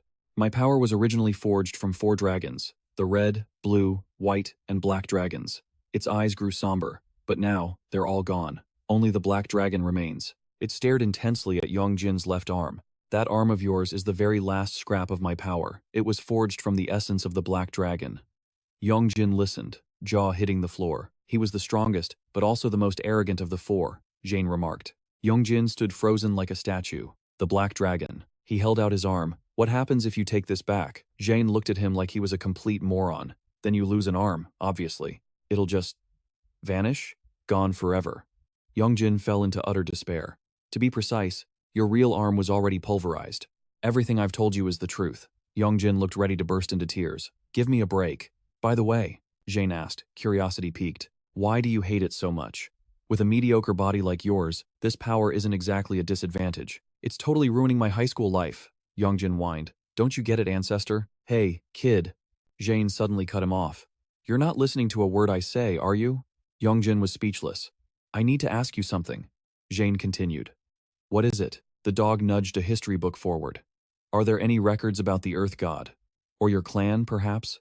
Say what? Yong Jin was confused by the unfamiliar names. This book doesn't have any records after the Dangun era, he mumbled, flipping through the pages. This is all just the 3 Kingdoms period. Zhan shook his head. Is there anything else? Yong Jin turned to another page. Are you looking for this? That's it. There's nothing else. How strange. Jane's beady eyes narrowed suspiciously. What is it now? Yong Jin threw his hands up in defeat. Suddenly, a knock echoed on the door. Yong Jin turned around, curious. Yong Jin! A loud voice shouted from outside, making him jump out of his skin. Inside a musty, gloomy room, Jiwoo planted a mini camera on a shelf. The place was cluttered with ancient artifacts, from ceramic jars to hanging scrolls. Is anyone here? He called out. Here to buy something? A raspy voice answered, making Jiwoo spin around in fright. An old woman emerged from behind a curtain, radiating a foul, rotting stench. Terrified by her ghastly appearance, Jiwoo started stammering. He waited until he was sure the camera was rolling before speaking up. Hello there. Outside, Jia stared intently at the ghost detector screen, her face tense. She recalled Jiwoo's instructions. If there's no one there but you see blue streaks like this, call me immediately. Inside, Jiwoo cut straight to the chase. That cursed item. It came from this shop, didn't it? The old woman glanced at the wooden box. So what? Jiwoo thought. I knew it was because of this thing. Jiwoo gritted his teeth. Please, tell me how to break the curse. The responsibility lies with the one who cast it. I merely sell the tools, she replied slowly. So, the person who bought this. Was it a student from Sampo High? Wearing a uniform like mine? I do not reveal customer information. Not going to be easy to get answers, Jiwoo thought. The old woman eyed him, her expression full of suspicion. Why are you really here? You're speaking nonsense. If you're not buying, get out. Oh, that's a relief, Jiwoo exhaled, feigning relaxation. I was just testing you, Grandma. I actually want to buy this item. He ran his fingers over the box. My friend bought one here and told me where to come. But since this is a tool for cursing people, it'd be trouble if you couldn't keep a secret. The old woman didn't seem to suspect a thing. A moment later, she produced a wooden box and a silk pouch. This cursed object, its power, activates the moment you lay eyes on it. You must not open it to look inside. Do you understand? Jiwoo stood there, bewildered, watching her pull a yellow talisman from the silk pouch. This talisman is for the caster, she rasped, her voice like grinding stones. And remember, if you're just playing a prank, tear this talisman within 49 hours. Tearing it breaks the curse? Jiwoo asked. That is correct. The old woman smiled, a deceptively gentle look. 49 hours, huh? Jiwoo thought, then asked casually, So, What happens if 49 hours pass? She kept that smile plastered on her face. Who knows? The darkness of the room seemed to swirl with her savage laughter, freezing Ji-woo in place. He could only nod, terrified. Man, this place gives me the creeps. I figured out the curse. Time to bail. June puts on his best good boy mask. Wow, thanks for the heads up, Grandma. How much do I owe you? Do you take credit cards? Wait, places like this usually only take cash, right? Shoot, I'm totally broke on cash today. But the old woman interrupts. No charge. She opens a creepy red pouch. Just put some fingernails and hair in here. Then write your name on these papers. June freezes. Nails? Hair? He lets out a nervous chuckle. But isn't that a freebie? You won't get anything out of it. The old hag just smiles. Oh, hush now. These bits of you are very precious. June scrambles for an excuse. Actually, I've got hereditary hair loss. I'm on treatment. If I pull one out, I might go bald. And the nails? He flashes his perfectly manicured hands. Just cut them this morning. Can I just sign my name today and come back when they grow out? He beams at her like a clueless puppy. So, I just sign right here. Yeah? June reaches for the paper, but she snatches his wrist. Her voice rasps like sandpaper in his ear. Yes. Stamp it with blood, then sign. A razor-sharp blade slides out of her bamboo cane. June shrieks like a banshee. Wait! Grandma, I have hemophilia. If I bleed, I won't stop. Can I take my meds first? Also, where's the bathroom? I'm gonna wet myself. June dashes into a dark corner, fishing a red ballpoint pen out of his pocket. Seconds later, he screams in agony, an Oscar-worthy performance. Oh God, Grandma, hurry. My blood hardens the second it hits the air. He clutches a finger smeared in red ink. The old crone looks done with his nonsense. What is wrong with you, sickly little brat? June slams his thumbprint onto the paper. Now, sign your name. She mutters to herself, eyeing him hungrily. Poor thing. Rotting from the inside. I need to fix him fast. Hurry up, she hisses. June moves the pen at a glacial pace. One horizontal line, one vertical. Another horizontal. He eventually produces a long, scribbled mess. Suddenly, he flips the papers open and shoves them right in front of a hidden button camera on his chest. What the hell are you doing? She snatches the papers back. Hey, no peeking? June blinks, the picture of innocence. I just wanted to check if I spelled it right. The air shifts, whispers crawl into his ears, swelling into ear-piercing screams. Lear, Lear, Lear. A chill shoots down June's spine. Suddenly, his smartwatch blasts a ringtone, making him jump out of his skin. Welp, look at the time. Gotta run. But before he can move, the shop's rolling door slams down with a deafening crash. Black, skeletal bars erupt from the shadows. Reality warps, the shop dissolves, and June is plunged into a void of total darkness. Grandma? He screams into the abyss. Hello? Shopkeeper? Dropping the act, he whispers urgently into his watch. Gia, do you copy? June!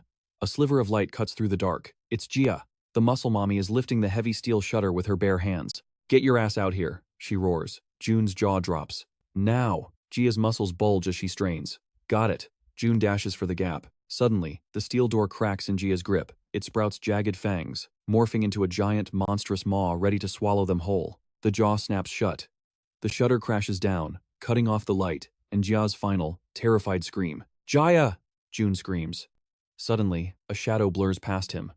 A massive greatsword slashes through the air, striking the door with explosive force. The blade tears a rift in space itself. The monster, gagging on the energy, spits Gia back out onto the pavement. Hisu catches her just in time. The monstrous door reverts to a rusty old shutter. June stares in awe. It's Yong Jin.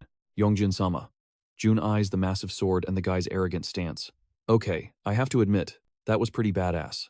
Suddenly, a spectral hand claws out from the rift. Watch out, June yells. Yong Jin grips his hilt, swinging on instinct. June watches with anticipation. This is just like a comic book, but then, oh, crap. June freezes. Yong Jin can't lift the sword. The monster's fist connects with a thunderous impact, sending the hero flying like a rag doll. Yong Jin! Hisu rushes in, unleashing a torrent of flames. June watches, mesmerized. Damn, the mage's daughter really knows how to play with fire. She looks epic for exactly 3 seconds. Before tripping over a pebble and face-planting, June facepalms. I am surrounded by idiots. Do these guys even know how to exercise? It's do or die. June glances around frantically, his eyes locking onto a pile of scrap iron bars nearby. The black tentacles tighten around Yong Jin, squeezing the life out of him.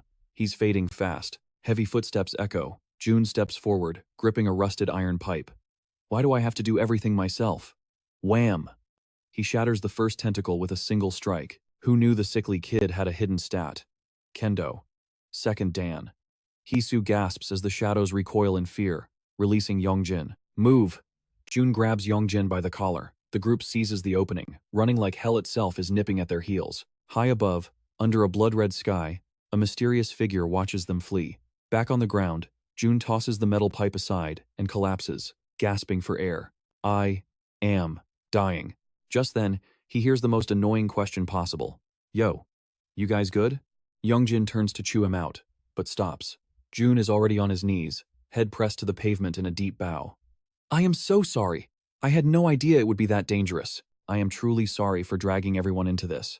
The words were sincere, but the delivery lacked a single shred of elegance. I did text Lee Hisu to come help though, Jiwoo explained, recalling the message he sent. Hisu, this shop seems connected to Dkyoung's possession. I was going to handle the exorcism myself. I had a friend with me, so don't worry. Worst case, we'd both just get possessed and come back. Right? It's all fine. Yongjin read the message and looked at this little troublemaker. Jiwoo was now pale with regret. If I knew that, I wouldn't have come. But I thought texting was the right decision. It's really dangerous. Hisu replied gently. Next time, tell me first and we'll go together. Jiwoo froze, then his face lit up. Really? You'll go with me next time? No wait, I'm not going. Yongjin immediately poured cold water on that idea. Come on. Jiwoo held out his hand. Let's be good friends from now on. Yongjin slapped his hand hard. High five. That was fun. Jiwoo took that as a yes. Thanks for coming to help. You could have just ignored it. You really are a decent and righteous guy. Just like Hisu said. Feels kinda weird though. Yongjin finally spoke up. If you screw up, this is the last time we talk. Why so shy? Jiwoo teased. Yongjin sighed helplessly. Why is no one around me normal? Wait, you do exorcisms yourself? Jiwoo asked hesitantly, eyes sparkling at the sword. Where'd you get this sword? It looks like a great sword from a manhwa. Can I touch it? We're friends now, right? You're already touching it, Yongjin deadpanned. Suddenly, the blade glowed, rejecting the contact. Whoa, no go. Jiwoo pushed up his glasses, disappointed. Is that it? Must be a barrier. Only the chosen ones can wield this sword. So cringe. Oh my god. Yongjin cut him off. It's an exorcism sword. A wheezing bark interrupted them. Jiwoo jumped. Why is the dog barking? Jin, in dog form, panted heavily. It only cuts. Evil things. After saying that, he collapsed. Ah, Grandpa! Hisu panicked and rushed over. Are you okay, Grandpa? Drink some water. We need to catch that dragon soon. Yongjin muttered to himself, feeling like he'd lost half his lifespan. Huh? Your dog? Jiwoo was surprised. It ran all the way here? Yeah, Yongjin replied coldly. They wouldn't let him in the taxi. Jiwoo was speechless. Crazy. Ah, I paid for the taxi with the money you gave me. Yongjin seemed to remember something. You guys took a taxi? Jiwoo thought he had run all the way there. I transferred it to Lee Hisu myself. Grandpa, are you feeling better? Hisu asked Jin. Why is there a palanquin here? Jin wheezed. So, the taxi. Is a palanquin? But is the dog really named Grandpa? Jiwoo still couldn't process it. Yeah. Is it a special dog for exorcisms? Yeah, got it. Sounds like a comic book. Just then, Kangjia started to wake up. What is this? Where am I? She looked up at the group of people, staring at her with question marks on their faces. What happened? What was wrong with me? She looked around. Hey, I just saw something really weird. Like the shop grew giant teeth, and it was spinning around. That's creepy, Hisu exclaimed. All right. Jiwoo booted up his iPad. Now that Kangjia is awake, let's get to work. He turned the screen. Check this out. The end is static, so it's not clear. On the screen was footage from inside the shop. He fast-forwarded to a shot of a paper, but I captured the most important part. A starry night sky. Someone opened the door and entered the shop. Hey, old hag, the person called out. Dkyoung, possessed by a demon, looked at the newcomer. How long until you return? Why are you missing an arm already? The person looked at Dkyoung's severed arm and asked curiously. Then he covered his mouth, stifling a laugh. Pfft, what is it? Did some kids dressed like you just pass through? The old woman said. Hearing that, the person's face went blank. The old woman continued. Seems like you want to save this body's owner, but an anomaly has interfered. An anomaly? Dkyoung was curious. He stood there picking his ear. Ah, could it be Yong Jin? The antique dealer old woman curiously repeated the name. Yong Jin? Some stranger who once beat me in a bet, Dkyoung replied. He curved his finger and flicked the air. Yeah, he snapped his fingers once, and I went flying. So I don't think he's normal. Where do you think you're going without waiting obediently? The old woman interrupted. It takes 49 hours for the soul to separate from the body. What are you talking about? Dkyoung's face darkened. I was afraid they'd burn the talisman, so I had to do that. I told them to tear the talisman. Nothing will happen. You shouldn't have taught them how to tear it in the first place. Dkyoung raged. Seeing him act like a wild beast, the old woman seemed amused. Humans act calm on the surface, but inside, they are full of fear. I have to prepare some insurance for them to sign the contract, right? You're the same. Her words were soft, but Dkyoung couldn't retort. Besides, they won't tear the talisman. She reassured him. Humans these days look down on these occult arts. They only pray for others to fail. How can you be so sure? Dkyoung gritted his teeth. Countless red threads spewed from the old woman, one latching onto him. Look at your underlings. Isn't that proof? Even if they burn the talisman, you won't disappear. You'll simply return to me. She leaned on her cane, closing in on Dkyoung. Do you hate being with me that much? Just then, a masked figure suddenly appeared at the door, walking in casually. Excuse me, coming in. Elsewhere, a fearful voice rang out. What? Hui freezes. 49 hours? One day is already gone, Jae-woo replies grimly. Yong Jin does the math so. We've got about 15 hours left? By the way, do any of you know a Kim Seon-woo? Jae-woo asks. The group shakes their heads. Wait, were there a lot of names on that paper? Are you sure it's Kim Seon-woo? Jia questions. Jae-woo pulls out a wooden box. Found this at school. Look. He points to the carving on the lid, matching it to the name on the list. It's a perfect match. The group nods in unison. Whoa, you're right. And look at the ink, it's still fresh. Must have happened recently, Jae-woo deduces. Suddenly, Jin barks sharply. What's he saying? Hui translates for Jae-woo. He says that character is read as do. Do, Jae-woo mutters, then his eyes widen. The gambling demon, the walking encyclopedia mode activates. According to my yokai dictionary, since the late Joseon dynasty, the dobi has been recorded as a demon that tests human luck through high-stakes gambling. However, no one has ever defeated it. Ah, gambling, Yong Jin mutters. So all those dice games and rock, paper, scissors. It was rigging them all along? We need to tell the shaman immediately, Jin barks the order. Hui nods like a bobblehead. Right, I'll call mom. Seeing them converse with a puppy, Jia stares blankly. Wait, are you guys seriously talking to the dog now? Yeah, but you can't hear him. You need the sight for that, Hui explains. Damn it, Yong Jin grumbles. When am I gonna unlock that skill? Yong Jin sighs in regret. Suddenly, the phone screen lights up. Mom, shaman. Hui's mom's voice bursts through the speaker, laced with a harsh cough. That thing is incredibly dangerous. Are you kids alright? Just looking at it through the screen is splitting my head open. Mom, are you okay? Hui asks, panic rising. That entity is a muduji, a childless ghost. It enslaves other souls to do its bidding. That old woman at the antique shop, she's not human. Jae-woo shudders. That ancient room. The countless trapped spirits. The names signed in red blood were contracts to steal souls. That talisman puts everyone at risk, both the cursed child and the one who used it. Terror washes over the group. If 49 hours pass, Jia's voice tightens. The demon takes full control of the body. Pure dread is etched on every face. The victim's soul will be trapped in the talisman forever. Once that happens, there is no saving them. Hui's mom continues, her voice firm. But listen, if you destroy the talisman within the time limit, the possessed child will return to normal, and the parasite inside Dkyoung will vanish. And the one who cast the curse on Dkyoung, they will die. The demon will claim their soul as payment. Serves them right, Jia scoffs. Scum like that doesn't deserve to live. Hui's mom interrupts. They're already on death's door anyway, but you still need to bring that student to me. We absolutely must burn that talisman before the 49 hours are up. The next day, the team storms the school, splitting up to scour every classroom. Jia takes class 4, Jae-woo takes class 5. Hui hits another class with the same question. Is Kim Seon-woo here? Finally, in class 2-2, a student perks up. Kim Seon-woo? He turns and shouts to the back. Hey, Seon-woo! An introverted boy jumps in his seat. Who? Who's asking? You Kim Seon-woo? Yeah. So what? The one who found him is none other than Yong Jin. Why did it have to be me? He sighs internally, then cuts to the chase. You have the talisman, don't you? Seon-woo flinches, going dead silent. Then, without warning, he shoves Yong Jin aside and bolts out the door. Hey, stop right there! Yong Jin scrambles after him. How is he so fast? The chase is on. Hey, freeze! Yong Jin screams, but within meters he's gasping for air. Wait, hold on. His legs are trembling like an 80-year-old man's. Why? Can't I move? My legs feel numb. Did you find him? Jae-woo bursts through a door. There, Yong Jin wheezes, pointing at the chubby boy waddling away in the distance. Got him. Jia launches herself forward with the explosive speed of a track star. You little punk! Stop right there! But seeing the murderous look on her face, Seon-woo runs for his life. Yong Jin yells from behind. You gave them your hair and fingernails to buy that thing, didn't you? You're gonna die. The words hit Seon-woo like a physical blow, freezing him in his tracks.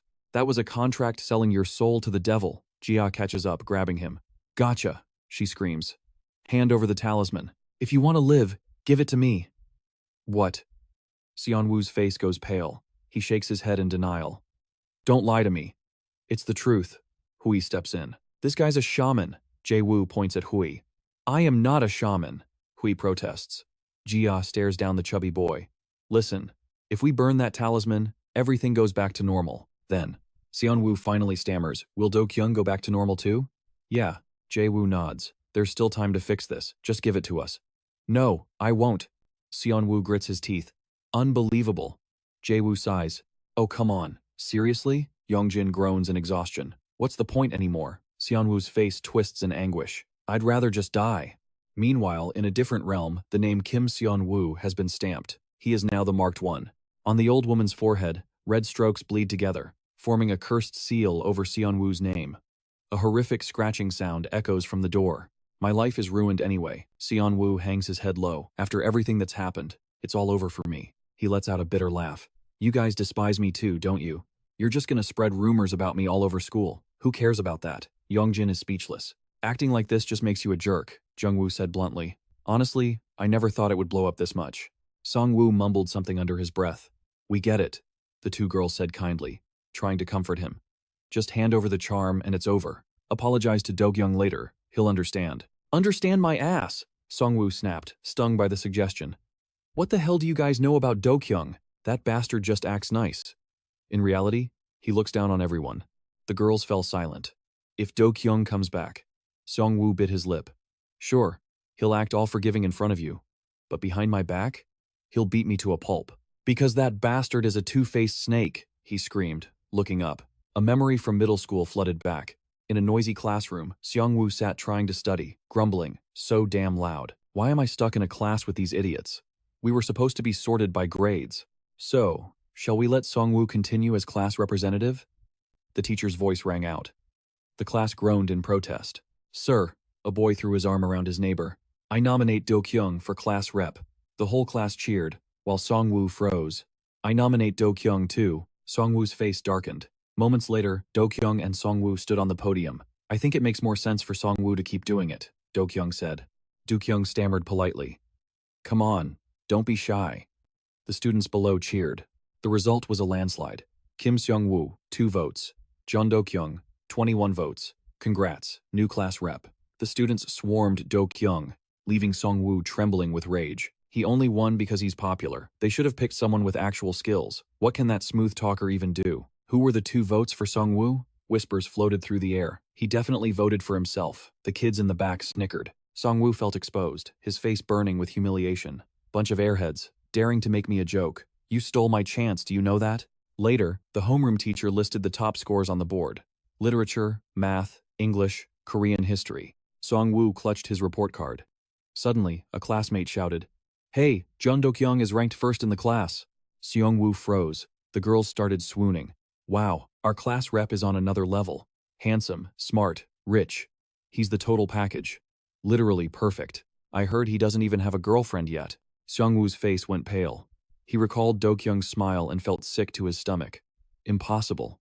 How can someone be that perfect? It has to be an act. He crushed the report card in his fist. That fake son of a bitch. I bet he's laughing at me on the inside. That sinister bastard always acts so nice in front of everyone, Seong-woo ranted. So, you're just bitter because you didn't get elected class rep? Jung-woo sighed, sounding fed up. That sounds more like a victim complex to me, he added dryly. I haven't even gotten to the fake part yet. There's more, Seong-woo screamed. This is the important part. It was the freshman entrance ceremony. A hand patted Song-woo's shoulder. He looked back, stunned. Dkyoung? How does he know I'm in this class? Hello. Dkyoung smiled politely. Are you in this class? Could you call Dong-hun for me? Song-woo stood there, his face blank. Raise your hand if you think forgetting my name proves he's fake. Song-woo turned to Yong Jin and Jung-woo. No hands went up. Damn it, he shrieked. There's no way that bastard didn't remember me. He did it on purpose to look down on me. Just admit you hate Dkyoung because you're jealous. Jia glared at him. Who the hell are you that he has to remember you? Jungwoo analyzed calmly.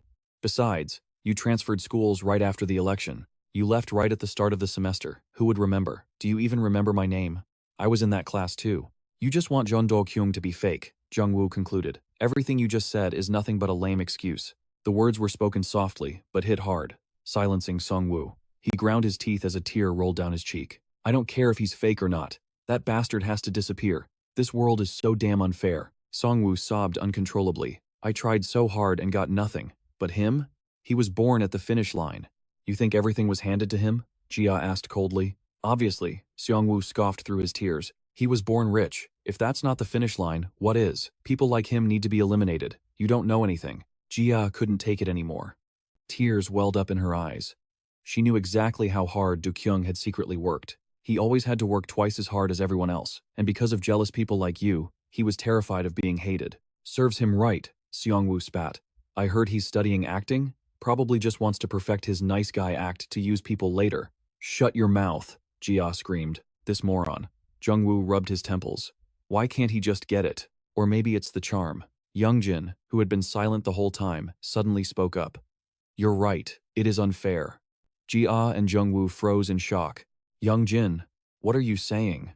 Because I think so too, Yong Jin said, looking straight at Seongwoo. So what? If Dkyoung disappears, will your life magically get better? His eyes were cold and dead. Memories of jealous stares and standing helplessly on the sidelines flooded his mind. Do you think the world will suddenly become fair? Yong Jin asked. Nothing will change. You'll always find people like Dkyoung to envy, and you'll keep pulling these pathetic stunts forever. He stared at Jia's tears of pure anguish. If that time limit runs out, and Dkyoung doesn't come back, then you've actually murdered someone. Yong Jin's words struck like a sledgehammer, shattering Seongwoo's conscience. Even if his body remains, Dkyoung's soul has vanished from this world, while you just go on living your life. That is the definition of hypocrisy. Hearing this, fresh tears streamed down Seongwoo's face. No, that's not it, he lied to himself, desperate to deny the truth. The scene flashes back to that day. Jia stormed off in a rage. Seongwoo hid behind the wall, watching it all unfold, the talisman trembling in his hand. Will this actually work? He watched Dkyoung's retreating figure, a twisted, savage grin spreading across his lips. That's right, this is what fairness looks like. This is your true face. He reveled in the thought. Tomorrow, the rumors would spread like wildfire. He'd get expelled for sure, and Jia would definitely cut him off. But the moment he got home, a suffocating fear wrapped around Seongwoo. He trembled. If 49 hours pass, will Dkyoung really disappear? His hand crushed the talisman. If that happens, then Dkyoung's fake smile flashed in his mind. Am I a murderer? His mind screamed at him to tear up the talisman. No, this is enough. I've done enough to ruin his reputation. Yet he couldn't bring himself to do it. He recalled Dkyoung's words when they met. You look really familiar. What's your name? 1,000 thoughts clashed in his skull. He saw my face. If he comes back. What if he hunts me down for revenge? Thud. Songwoo slammed his fist onto the bed. Who the hell knew this stupid thing would actually work? He cursed under his breath, pounding the mattress over and over. A flood of shameful memories washed over him. He pushed all the blame onto the one person he believed caused it all. Dkyoung. Songwoo curled up in the corner. It's because he's so fake that things ended up like this. He brought this on himself. That blindingly bright smile played on a loop in his head. Songwoo clutched his face, screaming in agony. It's already come to this. What am I supposed to do now? It's too late. Yong Jin's voice cut through. Just give me the talisman. Hurry up. Yong Jin's voice remained deadly calm. Ji-woo finally realized what was happening. Is this the legendary talk no jutsu? He watched the master manipulator at work. First, fake empathy. Then hit them with the profound life lessons. Hisu stood silently in the back, observing. She couldn't believe it was actually working. Ji-woo gasped as he saw Seongwoo completely break down. Sobbing, Seongwoo reached into his pocket for the talisman, but at that exact moment, a soulless voice whispered in his ear, "Die." Seongwoo's knees buckled. Jia, who was holding onto him, got dragged down too. "Hey, what's wrong with you?" she shouted. "Hey, give me the talisman." Song-woo opened his eyes, completely void of life, and mumbled, "I have to go see Mom." He violently yanked his hand away from Jia, sending her tumbling. "You crazy bastard." Hisu and Ji-woo dropped their jaws in shock. Seongwoo stepped onto the windowsill and launched himself straight out. A single slipper flew off into the air. Dangling in midair, Seongwoo still didn't process what was happening. Then he looked down. Panic exploded. "Help me," he screamed. "I don't want to die. Don't move." Yong Jin was barely holding onto his leg. Jiwoo grabbed Yong Jin tight from behind. "I know. I told you to stop moving." Everyone behind was pulling with all their might. Jia strained so hard the veins popped out on her arms. "At this rate, we're all going to die together," Yong Jin thought, his hand gripping Seongwoo's leg, turning bright red. Suddenly, the group lost their footing and nearly plunged over the edge. In that split second, Yong Jin's latent power suddenly activated. With a surge of strength, he hauled Seongwoo up, snatching everyone back from death's door. "Are you insane? Why did you jump?" Yong Jin gritted his teeth. "I didn't want to do it," Seongwoo stammered, trembling. Suddenly, someone was staring at me and told me to die. After that, I don't remember anything. "He literally just said he'd rather die than live," Jiwoo pointed out. "Hey, we need to burn that talisman, now," Hisu shouted. She spotted a mark on Seongwoo's neck. "Look at his neck. Isn't that the symbol from the antique shop?" Suddenly, the symbol seared with heat. "Ah, it burns," Seongwoo cried out in pain. "See? It's the talisman. Get it out, quick," Jiwoo urged. Seongwoo pulled out the talisman. "That's the one." Jiwoo snatched it and whipped out a lighter. "Burn it now." "What are you waiting for?" Finally, the flame sparked to life, but Dkyoung appeared out of nowhere. A cold breath blew out the flame. "Happy birthday," he spoke in a low, guttural voice. Everyone froze in terror. "Happy birthday, my lovely." "Jia, hurry up," Jiwoo screamed. They rushed in to tackle him. Seongwoo jumped in too. "You bastards." Dkyoung smashed his elbow into Yong Jin's head. Yong Jin stood his ground, shielding Jia. "Burn the talisman, now." Tears streamed down her face, but she forced herself to stay calm and flick the lighter. As the talisman turned to ash, Dkyoung collapsed to the floor. "Did it work? Dkyoung?" everyone called out. He slowly opened his eyes and struggled to sit up. The group cheered in relief. "Dkyoung," but a completely different voice came from his mouth. "Sorry about that," he smirked. Dkyoung logged out yesterday. The thing in Dkyoung's body laughed until it shook, while everyone else stood in deathly silence. He mocked them. "Look at those faces. W. Why?" Jiwoo stammered, confused. "It hasn't been 49 hours yet." Dkyoung burst into laughter. "Ha ha ha. What the hell are you guys doing? Was that even the right talisman?" Jiwoo turned to ask. "Was it?" "Ah, don't blame the paper," Dkyoung said, a sinister grin spreading across his face. "That was the right talisman. But now, it's just scrap paper. It has nothing to do with me anymore." "What do you mean?" Yong Jin and Hisu asked, completely bewildered. "If that's the case, the real Dkyoung is." Jia slumped in despair. "He's gone." The imposter spoke casually. "You guys wasted all that effort for nothing. What a bunch of idiots. Why didn't the 49 hours count?" Jiwoo grabbed his phone, frantically searching for an answer. Dkyoung stepped forward and seized him by the collar. "Oh, Jiwoo." He crushed the detector on Jiwoo's chest, sneering. "From the moment this little toy stopped beeping, you should have realized. Before this body's owner faded away, it kept searching for you." Jiwoo wept in regret. "Don't cry," Dkyoung said, his smile turning vicious. He raised his claws. "You'll be reunited with your friend soon enough." In another dimension, the real Dkyoung was facing a mysterious evil spirit. "Do you want to make a deal with me?" The undying demon proposed. "I will give you what you desire." "Who the hell are you? Stop barking nonsense," Dkyoung growled. The entity said nothing. He simply snapped his fingers, and an invisible force blasted Dkyoung into a locker. 3 old gambling ghosts rushed over, catching a white porcelain jar, then glared at the undying demon. "Damn it! How dare you!" the old woman roared. Black smoke surged from every corner toward him, but just as it got close, it suddenly recoiled. "Who are you?" The old woman gasped in terror. "It took 49 hours just to seize one soul," the undying demon said. "Pick up that porcelain jar. Such trashy sorcery. What the hell do you want?" "The 49-hour pact. I'll get rid of it for you," he replied calmly, glancing toward Dkyoung. "An abnormal child was here once. Capture him alive and bring him to me." Back in reality, Yong Jin was standing in front of Jiwoo, blocking him. "Stop it." "Oh? Finally ready to play with me?" Dkyoung laughed scornfully, lifting Jiwoo into the air. "Well, want to make a bet? The match isn't settled yet, is it?" He made an offer. "Let's make a deal. If you win, I'll leave this body and return your friend just the way he was. In exchange, if you lose, your life belongs to me." Yong Jin froze. "What? Won't take the deal? Then I'll kill you all right now." He tightened his grip on Jiwoo's neck. "Risk my life?" Jiwoo choked out. "Shut up. The only thing I want is Han Yongjin's life." After a moment of silence, Yong Jin steeled himself. "Fine." "Really? Dkyoung's face lit up with excitement. But we wait until after school. Before that, leave everyone alone. Okay. Dkyoung agreed, dropping Jiwoo. He leaned close to Yong Jin's ear and whispered, "Meet me at the antique shop after school. Come alone. Remember that." He suddenly yanked Yong Jin's collar. "Oh, and don't go inside the shop, unless you have a death wish." With that, he walked out of the classroom. "This kind of trap is classic in stories," Jiwoo said. "Go alone, and you get jumped by the whole gang. What is actually going on?" Jio was worried. The talisman was burned, and the markings on Dkyoung's neck vanished. So why hasn't he come back? Suddenly, "I have a thought," Jiwoo exclaimed. "Shut up, Kangjia." Kangjia couldn't help but snap at him. Maybe Dkyoung has become a familiar? Just as Jiwoo finished speaking, Kangjia swung her fist at him. "I told you to shut up." Luckily, Jiwoo dodged in time. Hisu spoke up. "My mom said if the talisman is burned but he doesn't return, his soul might be trapped somewhere." "Where?" Kangjia asked. "The antique shop, obviously." Jiwoo cut in. "The gambler told Yong Jin to go there. Plus, the shaman said that's where the broker demons hide to turn human souls into familiars." Jiwoo picked up a notebook. The gambler also warned him not to enter the shop. Maybe that's because Dkyoung is inside. He looked up, reading the content of the notebook. "According to my grand encyclopedia of yokai, although no one has ever beaten the gambler, he might actually keep his promise.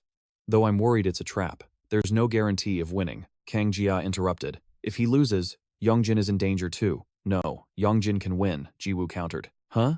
You have a plan?" The gambler said the match wasn't settled yet. Jiwoo crossed his arms. "So the win rate is 50-50. What's the point of saying that?" Kangjia was speechless. Yong Jin had been silent the whole time. He recalled Dkyoung's words. "The thing I want is Han Yong Jin's life." He looked at his hand, deep in thought. "He's not targeting my body. It's all because of this left arm." Suddenly, he realized something. "My left arm is made from the Black Dragon.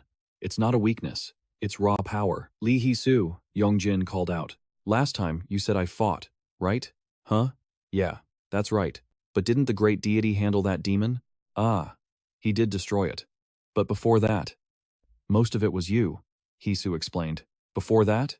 When?" "After my mom was stabbed." "Your mom was stabbed with a knife?" Kangjia's jaw dropped. Yong Jin sank into thought. "Exactly. I don't remember anything after that moment. If what she says is true, and my theory is correct." He suddenly raised his left hand. "Did I use only my left hand back then?" "Huh?" Hee-soo was surprised. "Are you left-handed? Could it be?" Yong Jin looked confused. Hee-soo suddenly turned around, mimicking the motion of him holding the blade back then. The image flashed back in her mind. "You really did use only your left hand. Why?" She was curious. "I think," Yong Jin said cautiously, "I've found a way." "What way?" Everyone was surprised. "For now, let's just do as the gambler says," he said with a mischievous smirk. "I'll go there alone." "Huh? Why?" "That's just walking right into a trap," Jiwoo worried. "What trap?" Yong Jin cut him off. "You can't go alone, it's too dangerous." Hee-soo stopped him. "If we all go in, we could all get wiped out before we even do anything, right?" Yong Jin had made up his mind. And honestly, he had a point. Jiwoo surprisingly agreed. "I'm not going alone, I'm going with my ancestor," Yong Jin added. But does your ancestor actually have any powers?" June was still a bit worried. Twilight had set in. Perched atop Yong Jin's head, Jin spoke up. "Well, the sun must be rising in the west today. I never thought I'd see the day you volunteered to hunt monsters. What? Should I just sit here and wait to die instead?" Yong Jin replied coldly. "That's my grandson."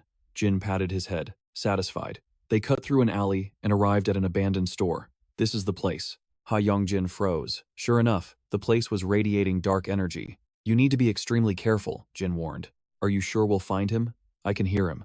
"Try calling out, see if the kid answers." As soon as he stepped inside, Yong Jin was hit by a foul stench. "Ugh, what is that smell?" "Jeon Dkyoung, if you're here, answer me," he shouted. The silence was suspicious. Suddenly, Jin spotted something lurking behind him. "Yong Jin, my grandson." Jin shouted a warning. "Get out of here, now." But it was too late. As Yong Jin tried to turn around, his foot stepped on something soft and squishy. The entire atmosphere shifted in an instant, leaving him stunned. On reflex, he reached back, but his left hand refused to listen. It just hung there, paralyzed. In such a critical moment, Jin realized the boy couldn't react at all. Yong Jin trembled. Before he could even lift his sword, tentacles shot out and wrapped tightly around his arm. More tentacles attacked in unison. Helpless, he closed his eyes, ready for the end. Slash. Just then, a blade flashed, slicing the tentacles in half. It was Dkyoung. He had saved him just in time. You moron, he scoffed, glaring daggers at Yong Jin. I told you not to come in here.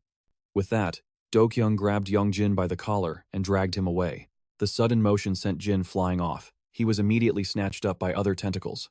Lord Jin, Yong Jin screamed in terror. Inside the shop, something massive began to rise. An old woman's voice echoed out, You, how dare you betray me? A strange mark on Dkyoung's neck suddenly began to glow, becoming clearer by the second. He smirked triumphantly. From now on, he tightened his grip on Yong Jin's collar and ran, his face twisted with excitement.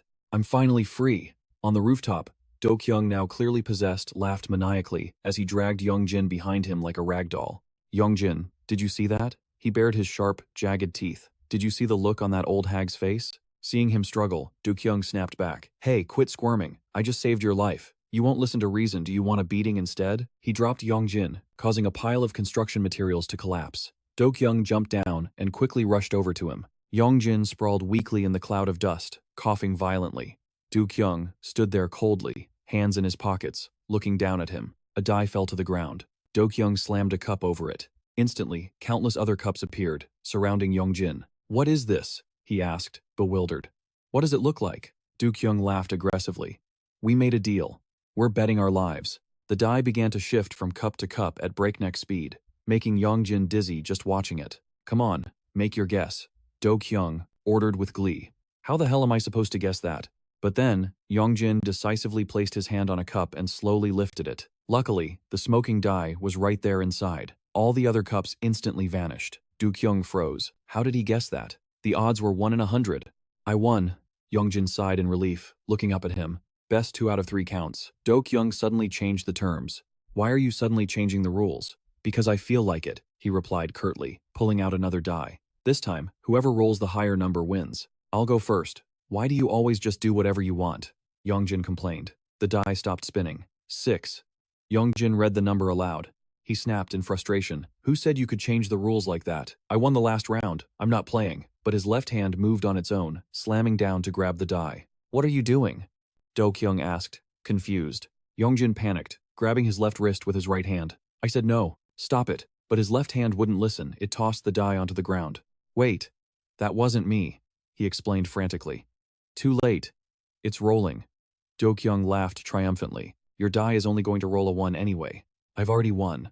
But then, the situation took a sudden turn. Crack! Yong Jin's left hand had smashed the die to pieces. Both of them stared in shock at the fragments on the ground, reading the number on the largest piece. 7? Are you cheating? Dkyoung roared in anger. You lose. Why did I lose? Yong Jin asked calmly, provoking him. It could have been a 6.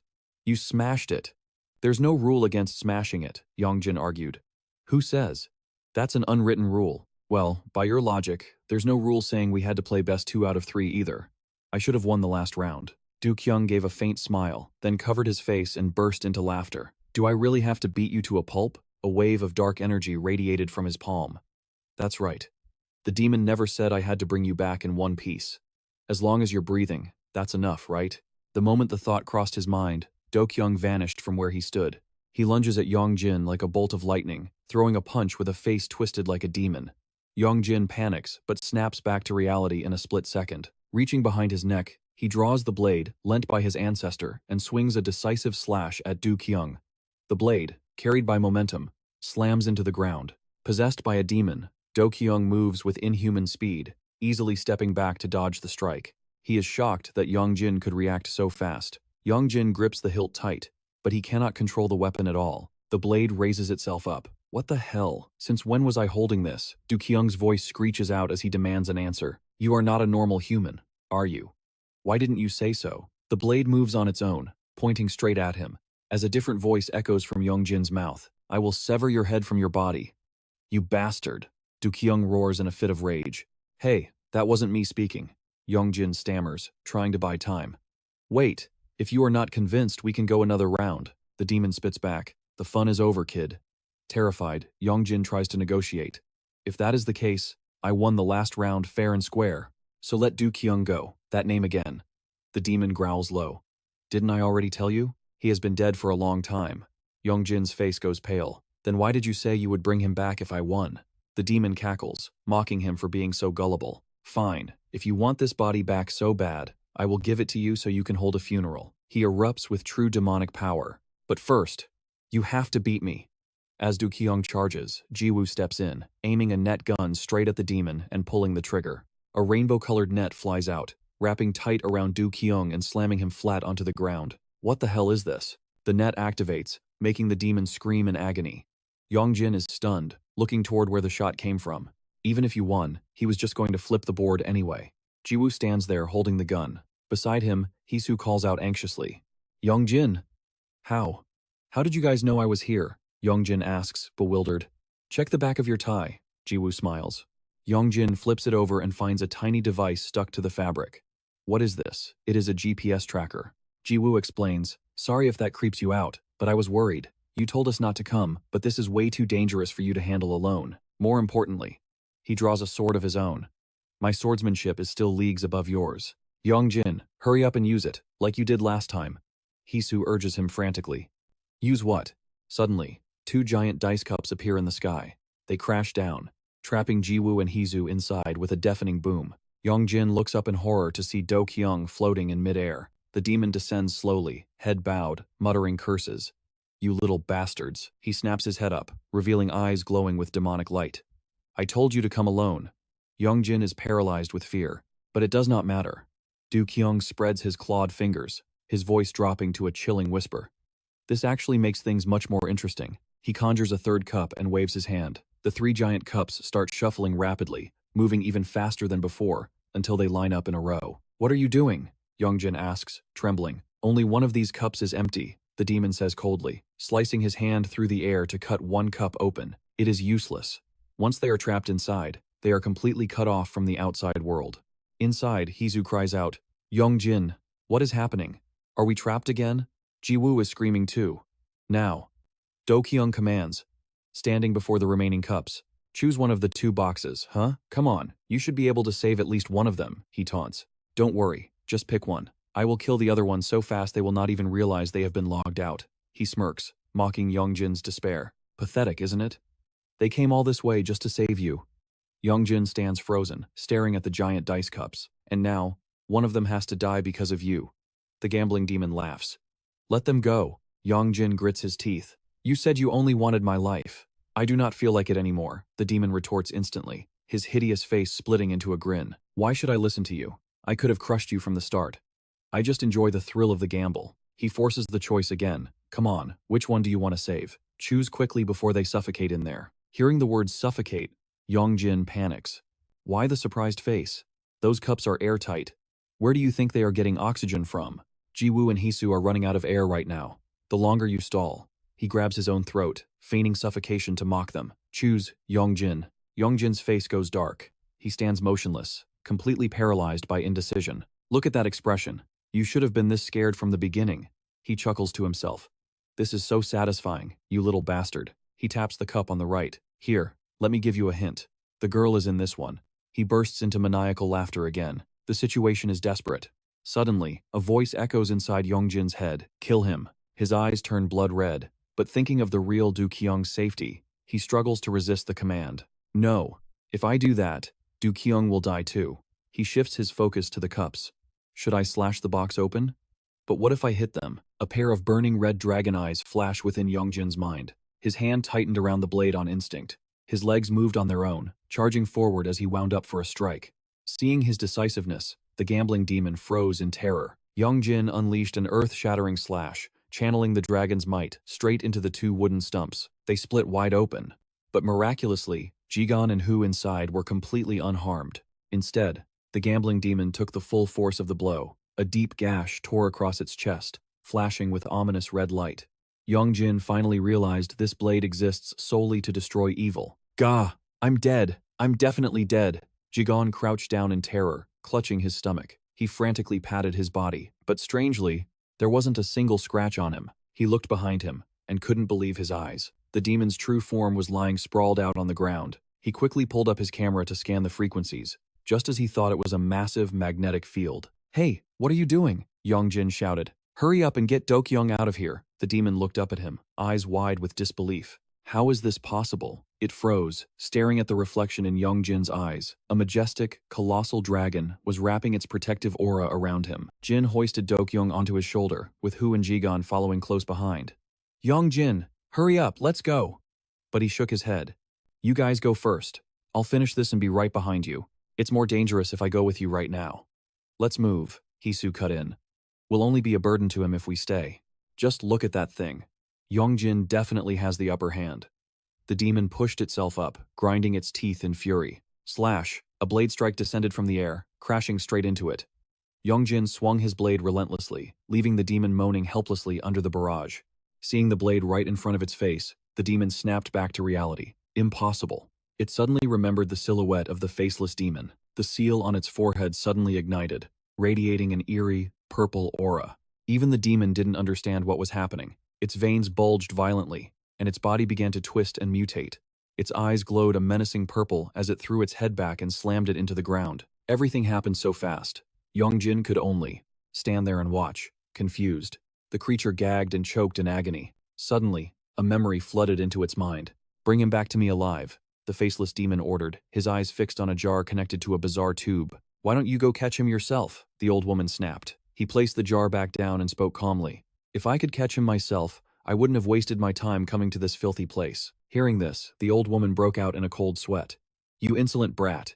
You planned this all along, didn't you? The faceless demon ignored her. He summoned 2 demon cards in his hand. I have prepared everything that is necessary. He flicked his wrist, sending the 2 cards flying in a dark, magical arc. One slammed straight into the old woman's forehead, while the other embedded itself in Dkyoung's neck. The demon card instantly merged with his body, pulsing with purple light as it took root around his neck. Dkyoung screamed in agony, clutching his neck. What the hell did you just do to me? Black mist condensed around his arm, transforming it into a horrific limb with razor-sharp claws. What? What is this? Dkyoung stammered in shock. In an instant, the corruption spread through his entire body. The whites of his eyes turned a deep, glowing purple, and he felt a surge of power unlike anything he had ever known. A blinding light beside him caught his attention. The old woman's severed arm had completely regenerated. She was trembling, struggling to control the new energy. Her power was wrapped in a blazing orange aura far stronger than his own. The faceless demon didn't care. He turned and walked toward the door, leaving behind a single command. The deadline is tomorrow. That night, amidst the city lights, Dkyoung sprinted into an alleyway, frantically searching for someone. Where the hell did he go? He gritted his teeth in frustration. The faceless demon moved like the wind, appearing instantly behind him. Looking for me? Dkyoung glanced back, turning to stare straight at the mask. Who exactly are you? He asked, showing no fear. You altered the old woman's spell, didn't you? What is this power? Asking such rude questions 3 times in a row. The faceless demon replied, his red pupils filled with disdain. Why should I answer the questions of a bastard like you? A gust of wind swept past, and suddenly he was behind Dkyoung again, walking deeper into the shadows. Hey, wait! Dkyoung shouted desperately. That deal. He stared at the demons retreating back and blurted out, make a separate deal with me. No, came the immediate reply. The faceless demon turned around, covering his mouth as he mocked him. To be honest, I don't trust trash demons like the 2 of you. You're even weaker than your so-called master. She is not my master, Dkyoung roared. I only formed a contract with her because I had no other choice. And what does that have to do with me? The faceless demon said coldly. The condition is to bring Yong Jin back alive. I don't care who does it, as long as he is brought back breathing. Dkyoung placed a hand on his chest, swearing an oath. I have a free body, so I can move much faster than her. That house is the old woman's true form. She can't leave it. I'm the only one who can actually hunt him down. So give me the power you gave to her. If you do, I guarantee I'll drag that bastard back to you. His determination seemed to sway the faceless demon. If you want it that badly, I can grant you more power. But I'm afraid your body won't be able to handle it. I can take it, Dkyoung screamed. Instantly, a black demon card flew straight at him, embedding itself into his forehead and merging with his flesh. Agony rips through him. The surge of vile energy forces him to his knees, his scream dying in his throat. Tisk. I told you, didn't I? The faceless demon scoffs coldly. Filthy little mongrel. Look at you trembling, yet you dare demand high-tier power? Suddenly, he freezes. Then, he staggers to his feet. The seal on his forehead has fully fused with his flesh. A twisted voice spills from his lips. You said you'd grant any wish? The demon card at his neck glows, activating. I just have to drag him back here, right? Dkyoung's expression goes ice cold. The malevolent force has taken total control. He declares with chilling ambition, "What I want is freedom." Snap back to reality, the demon is now fully driving Dkyoung's body. The tables turn in a heartbeat. It lunges, fingers clamping around Yong Jin's throat with terrifying speed. The crushing grip forces him back. Desperate, Yong Jin swings his greatsword, aiming straight for the monster's head. The demon lets go just in time, launching into the air to dodge the slash. Yong Jin clutches his throat, coughing violently as he gasps for air. It looks down at him with utter contempt. Bunch of morons. It tilts its head, muttering a calculation. How long does it take? 3 minutes? 4? It grins wickedly. For a human to die after they stop breathing. Meanwhile, somewhere else. What's wrong? Jiwoo asks, Hisu, panic rising. Here, let me help you. Hisu just whispers Dkyoung's name, trembling as she touches his cold, pale arm. Dkyoung, he's not breathing. Jiwoo freezes in shock, then immediately starts CPR. There's no soul left in there. Back at the fight, the demon narrows its eyes in amusement. That thing you dragged away? It's just an empty shell. It bursts into maniacal laughter, mocking their desperate efforts. What are you doing? Planning a funeral for it? The soul. A realization hits Yong Jin. He spins around, gritting his teeth, and sprints with everything he has toward the antique shop. But the demon is faster. It blurs in front of him like a gust of wind, purple eyes glowing. Bam! A devastating kick slams right into Yong Jin's gut. Going somewhere? Yong Jin is sent flying, smashing into the wall so hard the concrete cracks behind him. This power. It's tricky to control. The demon lands softly, baring its razor-sharp teeth. But don't go dying on me. My orders are to bring you back alive. Yong Jin sits in the rubble, fighting through the pain. He grips his blade tight. Hey, left hand, he commands. Kill him for me. The dust settles, revealing Yong Jin's glowing red eyes. He launches forward, slashing a horizontal arc. The demon leaps up to dodge, a flash of surprise and anger crossing its face. Yong Jin kicks off the ground, rocketing up at a speed the naked eye can't track. Slash. The blade cuts deep right across the demon's chest. It roars in fury. Dark energy gathers in its fist, and it plummets down like a meteor, aiming straight for Yong Jin. He braces himself, sweat pouring down his face, raising his blade to block, but the impact is overwhelming. He's smashed into the ground, his blade carving a deep fissure in the pavement. The demon lands lightly, looking visibly annoyed. Purple light begins to bleed from its wounds, and the seal on its forehead glows. You've been getting on my nerves for a while now. It growls, staring at Yong Jin's left arm, which is pulsing with bizarre energy. What the hell is that thing? None of your business, Yong Jin pants, his voice cold. I was wondering why that masked freak was looking for you. The demon's eyes flash with realization, so there was a reason after all. Meanwhile, Jiwoo is still frantically performing CPR. Dkyoung. Jiwoo. Is he? Hisu's voice cracks with panic. His soul hasn't left yet. A voice cuts through the chaos. They look up, startled, to see a man in a dress shirt with pierced ears approaching them. You trying to break his ribs? Ease up on the pressure. Back at the battle, Yong Jin launches another assault. The demon leans back to dodge. Sudden pain shoots up Yong Jin's arm, throwing him off balance. He stumbles, but desperately twists his blade, aiming for the demon's head.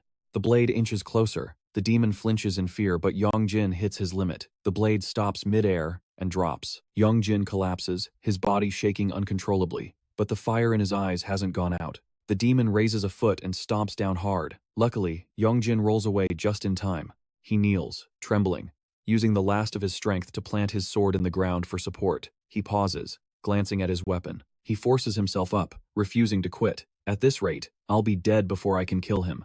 The demon tilts its head, watching Yong Jin stumble. This bastard.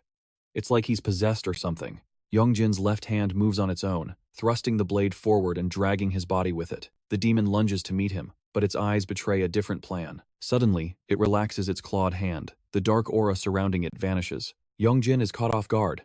The demon slams its other fist into his chest, the ancient rune on its forehead glowing bright. Just as I thought.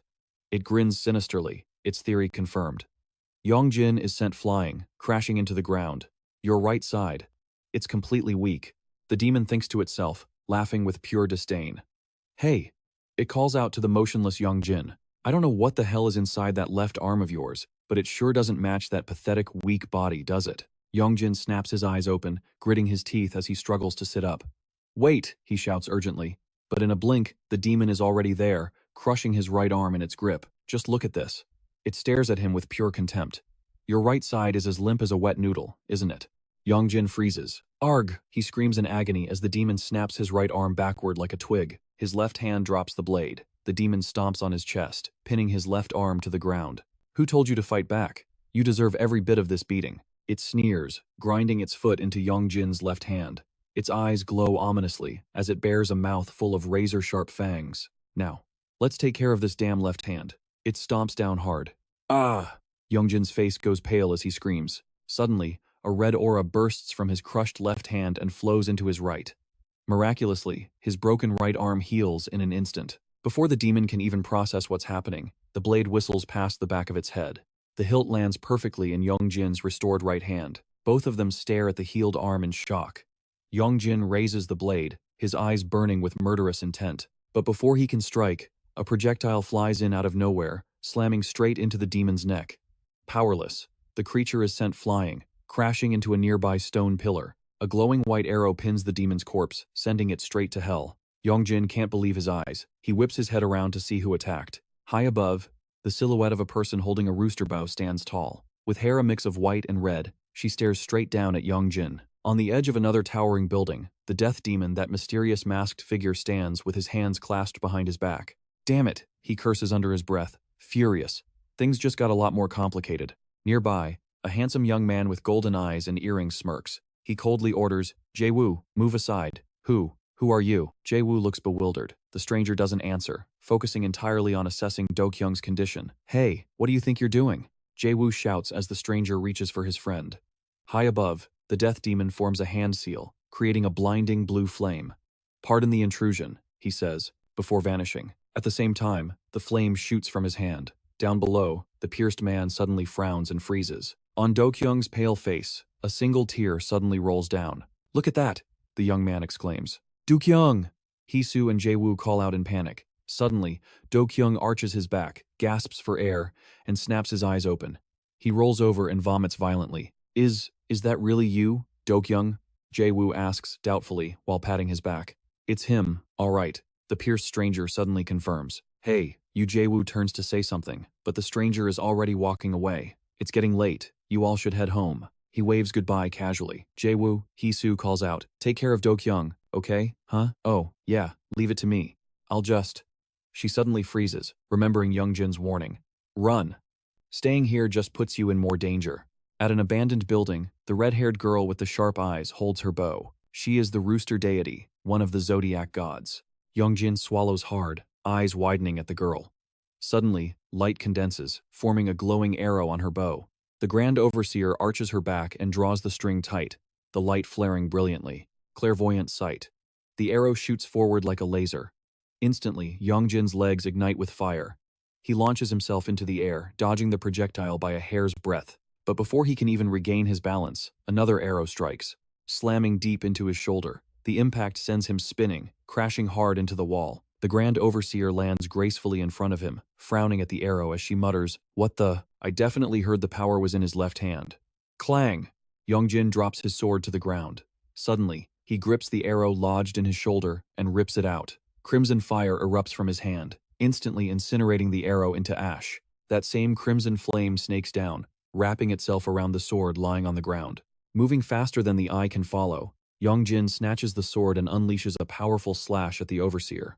She leans back, barely dodging the strike, but instead of fear, she smiles with pure excitement. After a few acrobatic flips, she skids to a halt amidst the swirling dust and debris. Yong Jin lifts his head. His face looks like a demon's eyes, pitch black, mouth twisted into a terrifying, jagged grin. The Grand Overseer raises an eyebrow, eyeing him like an amusing piece of prey. So, it really is the left hand.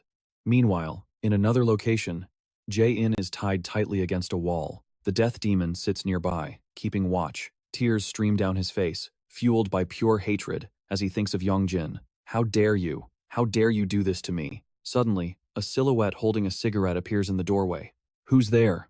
The death demon growls. The stranger calmly flicks the ash from his cigarette. It's the pierced man. He smirks, looking pleased with himself. So, the demon hisses, you're with that brat, aren't you? Huh. The death demon stands up, his voice sounding like it's clawing its way out of hell. Think whatever you want, the young man shrugs nonchalantly. Then I'll just have to take you as a hostage too. Sure thing. Come and get me. If you can. Instantly, the death demon transforms into a grotesque monstrosity. Tentacles burst from his body, lashing out and coiling tightly around the young man. "Keep acting cocky," he threatens, "and I'll end you right now." He squeezes the young man's arm with crushing force. The stranger just takes a long, calm drag of his cigarette. "Is that all you've got?" Enraged by the mockery, the death demon's eyes turn bloodshot. He roars, "You arrogant bastard! I'll tear you into shreds." Boom! He charges straight at the young man, kicking up a cloud of dust that quickly settles. The death demon freezes in shock. The guy is just standing there, calmly stubbing out his cigarette. All around him lie tentacles, beaten to a pulp. "You done yet?" he asks, his voice raspy. Who are you? How is this possible?" The death demon stammers, unable to believe his eyes. The young man smirks. "Me?" He yanks off his earring. Instantly, it transforms into the Ruyi Jingubang, erupting with blazing flames. "I am none other than Sun Wukong." Wukong grips the staff tight, morphing it into a razor-sharp spear, and slashes a powerful arc toward the death demon. A deafening explosion rocks the sky. "Whoa, look! Fireworks!" Nearby residents chatter, pointing up. Sun Wukong whips out his phone click. He grins smugly, capturing the moment the sky lights up from his own destruction. High above, the fireworks paint a stunning picture, but down below, the scene is a complete nightmare. Walls have crumbled into dust and smoke. Standing amidst the ruins is a brown-haired teen, clutching a spear. He bends down to grab a bag on the ground when sobbing sounds catch his ear. The brown-haired teen turns around. Not dead yet? A scratched-up arm is clutching something tight. In front of him lies the monster, covered in wounds, its clothes in tatters. It's hugging something desperately, wailing uncontrollably. "My children. Oh no, I couldn't protect you." Its voice trembles, tears welling up. "I'm so sorry." Suddenly, a spear plunges straight into its head. He looks down coldly, his voice dripping with disdain. "Think you're human? You're nothing but a pile of resentment." He looks up and spots something weird. Jin is crushed under a massive boulder, with only two little legs sticking out. Surprised, the teen walks over and lifts the rock, staring at Jin, lying there motionless. Meanwhile, Yong Jin's eyes are overflowing with killing intent. He grips his spear and charges straight at the Rooster Guardian. A heavy strike splits the earth wide open. She kicks off the ground, leaping into the air to dodge, just as the Rat Guardian said. "Black Dragon." She looks down at the murderous Yong Jin. Suddenly, Yong Jin snaps out of it, the darkness in his eyes fading. But the Rooster Guardian has already drawn her bow, aiming right at him. "Corpse lock!" she shouts. The arrow flies, piercing straight into Yong Jin's arm. Before he can react, iron chains burst from the wound. Yong Jin screams in agony. The chains instantly wrap around his arm, pinning him to a nearby pillar and anchoring deep into the ground. The Rooster Guardian holds two long iron rods, clashing them together to make a piercing screech. Sparks of red light fly as one rod transforms into a sharp sword. "You're right-handed, aren't you?" she asks softly, resting the blade against Yong Jin's shoulder. "Huh?" He looks blank. "Lucky you. I'll cauterize the wound while I cut it off. Just bear the pain." "Wait! Hold on!" His eyes go wide as he tries to stop her. Suddenly, a familiar voice rings out, making her freeze. "Rooster Guardian." That commanding tone belongs to Jin. She turns slowly, gritting her teeth. It is Jin, but in the form of a small puppy. "Yong Jin, drop the blade." "Now," the pup commands. Immediately, Yong Jin's hand trembles, and the weapon clatters to the ground. The Rooster Guardian is stunned. "Does it hurt much?" Jin asks Yong Jin gently. "The dragon isn't the being we used to know," the Rooster Guardian thinks. "You guys still at it?" The brown-haired teen suddenly steps in, smirking. "Why are you attacking an innocent civilian?" "Civilian?" The Rooster Guardian gapes. His arm is practically falling off. Neither the goat nor the Rat Guardian is here. She quickly steps back, dispelling the chains. "Yong Jin," Jin calls out anxiously. The brown-haired teen raises an eyebrow at Jin, then turns his gaze to another creature trying to sneak away. "Huh? Still haven't dealt with that one?" The Rooster Guardian spins around in a panic, instantly drawing her bow at the bizarre-looking creature. "Ah, please, spare me," it screams in terror, tears streaming down. It was all that old woman's fault. Before it can finish, an arrow flies through the air, piercing the center of its forehead. "Damn old hag," it shrieks in resentment, before dissolving into particles and fading into the air. A stack of paper talismans falls to the ground, but the ink on them slowly vanishes. A breeze sweeps through, carrying everything away until only 2 arrows remain. Strange, the Rooster Guardian wonders. How could a trash demon still move after being hit by a divine weapon? The brown-haired guy teases. "Maybe you just hit it too lightly?" She ignores the jab, getting straight to the point. "Don't you think this is odd? Monsters usually stay in hiding. Why appear here? Now?" Hearing that, the brown-haired guy pauses, clamping the cigarette between his lips as he thinks. He glances over at Yong Jin and Jin. I think that is the reason. Smack. Jin, in human form, slaps Yong Jin hard across the face. Isn't the timing a little too perfect? The brown-haired guy says. He turns, bending down to pat Jin, now a dog again, and speaks gently. Hey old man, stop hitting him. It's been ages since we met. Why do you keep ignoring me? Jin glances at the brown-haired guy and gives a faint smile.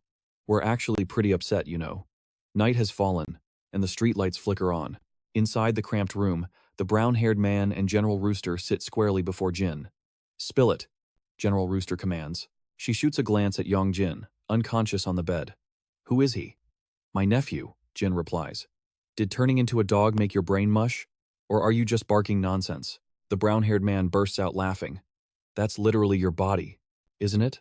Jin stays silent for a moment before finally speaking. That's true, but I don't know the full story either. All I know is that after the seal was broken, I woke up in this body. Meanwhile, my original body developed a new consciousness. It moves on its own. It even talks. General Rooster's eyes widen in shock. Huh? I don't know if it's because my chakra was already forced open, Jin continues, but those lesser demons kept attacking relentlessly. The constant fighting weakened the body's consciousness. I tried to reclaim it, but it would only accept the black dragon. I was rejected. Jin, in his dog form, furrows his brow. I've tried a few more times since then, but nothing works. That makes no sense. The brown-haired man mutters in disbelief. So, after the seal was broken, General Rooster concludes the thought. You woke up in a dog's body, while your real vessel developed a new personality and stole all your power. It seems this wasn't a trap set by you two, Jin says warily. What the hell would we have to do with this? General Rooster grits her teeth. Logic. The brown-haired man suddenly cuts in. Why not consider that possibility? If that were true, Jin growls, his eyes burning with fury. Then why did you seal me away? Does that fit this logic you're talking about? His words leave them both speechless. He doesn't remember anything, General Rooster thinks. Just as Grandmaster Ziwei predicted, his memory is gone. She lowers her head, masking her expression. If that's the case, then just keep living like this. She looks up, her glowing red eyes staring him down. That way, I can kill you whenever I want. And if I were human, would you kill me then too?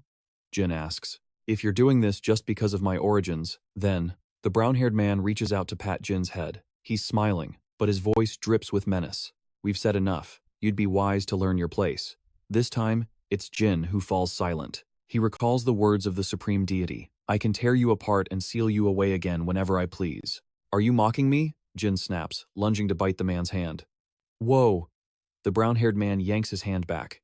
Did you actually turn into a dog? Fine. I won't ask any more questions, Jin says coldly.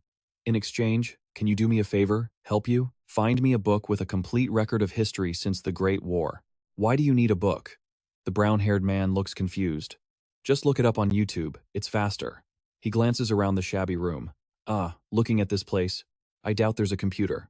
Probably no Wi-Fi either. He shoves an iPad in front of Jin. Use this. Turn on the mobile data and search whatever you want. Ask your nephew if you don't know how to use it, he adds. But I doubt you'll find what you're looking for. How do you know what I'm looking for? Jin snaps, irritated. You're looking for information on the zodiac gods, aren't you? The brown-haired man says bluntly. It's not there? The era we lived in. He begins, his expression turning mysterious. The moment you were sealed, and everything that followed. It's all been erased from history. There are no records of the 12 zodiac gods. His words leave Jin stunned. We've been completely wiped from history, he asserts. All thanks to a certain dragon. Time passes, and the sky turns dark. General Rooster sighs. Enough nonsense. The brown-haired man mimics her earlier tone, copying her expression perfectly. Just keep living like this, so I can kill you whenever I want. Shut up. General Rooster is so embarrassed she wants to crawl into a hole. If you'd said that in the old days, the red dragon would have pulped you, he teases. Humph. You're the one who patted the dragon god's head. That's just a dog. He has no power left, so he's playing it safe. But what do we do with the boy? We can't separate the black dragon from him. It seems the corruption has already spread through his entire body. Her face goes pale as she shouts, Does that mean only his head is left? What do we do? General Rooster asks in despair. Will humans hate me forever? Just destroy the dragon god, and it's solved. Right? He offers the solution and turns to leave. I'll take care of him while he's weak. Don't get too cocky. General Rooster grabs his arm, gritting her teeth. What if he remembers everything? Who knows what he's capable of? Ziwei said, If we can't separate them, we just observe. Fine, he replies. We'll have plenty of business with the dragon later anyway. You handle it and report back to Z-Way. The brown-haired man ducks into his car. Heading straight home, sir? The driver asks.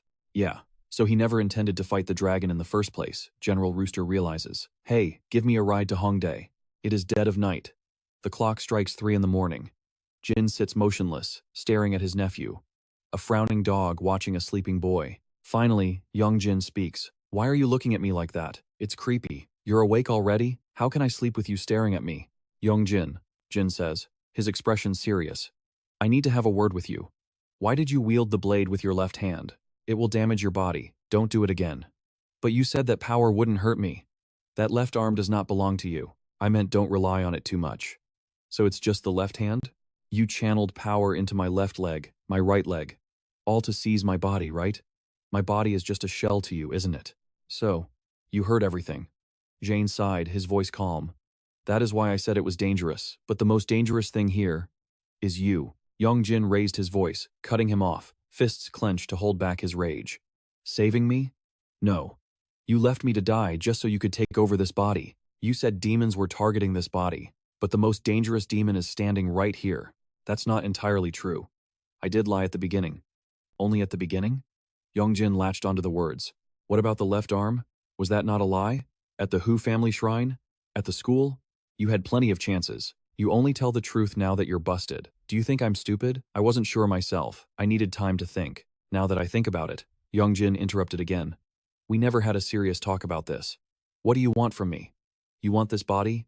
Jane furrowed his brow, silent for a long moment before speaking. To be precise, that is not your body. The dog stared intently at Yong Jin, eyes glowing. That is my body. And by all rights. Jane's voice turned cold. You are not allowed to exist. A horrific scene flashed in Yong Jin's mind, a man weeping and blaming him. It's because of you that your parents died. Behind him, countless others wailed in agony. You should never have been born. Yong Jin froze, anxiety and fear surging through him. The clock on the wall read 3:25 a.m. You say this is your body, right? Yong Jin asked Jine. If that's the case, Yong Jin's voice went ice cold. This is my house. Without another word, he picked up the dog, marched outside, and slammed the door. Get out of my house. Now. Jane stood there, speechless. Outside, a light rain began to fall. Yong Jin lay in his warm bed, trying to sleep. Soon, the rain grew heavier. The sound of it drumming on the roof woke him up. Why does it have to rain right now? Frustrated, he pulled the blanket over his head, but guilt gnawed at him. With a heavy sigh, Yong Jin opened the door and stepped out. He started when he saw Jane still sitting there, curled up, silently watching the rain. He was about to quietly close the door, but a voice stopped him. I have nowhere to go. Jane sat behind the crack of the door, quiet. I apologize for what I said earlier. Jane sounded truly remorseful. It is your body now. I do not intend to do anything to it. You do not need to worry. Yong Jin felt a pang of sympathy. He lowered his head, then turned back inside. The next morning, after a long, exhausting night, Yong Jin woke up and removed his medical bandages. He stood before the mirror, touching his arm, and smirked. Even a monster wouldn't look this weird. Stepping out of the bathroom, he was horrified to find muddy dog paws trampling his brand new tablet on the bed. Oh my God! Get off! He rushed over and shoved Jane aside. How rude, the dog grumbled, but Jane didn't care. His attention was glued to the tablet. Where did you get this? Some people gave it to me yesterday. They said it was a book for me. A book? This? Yes. They said if I open something called YouTube, I can view historical records. They said to just ask you. Seeing Jane's eyes glued to the screen, Yong Jin realized something. So, you like this thing, huh? Just show me this YouTube thing, and I will give it to you. Really? Yong Jin was surprised. In exchange, I have one condition. What is it? Jane glared, trying to look dangerous. Then, he made a simple request. Make me breakfast. As he spoke, Jane's stomach growled loudly. At school, Yong Jin heard students buzzing about Dkyoung. I heard he's going around apologizing to everyone. Apologizing for what? I thought he was just practicing acting. I heard Dkyoung even taught those bullies a lesson.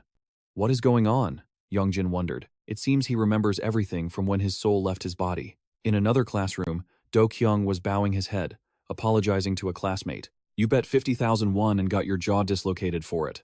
When did I get hit? I didn't. I don't remember anything.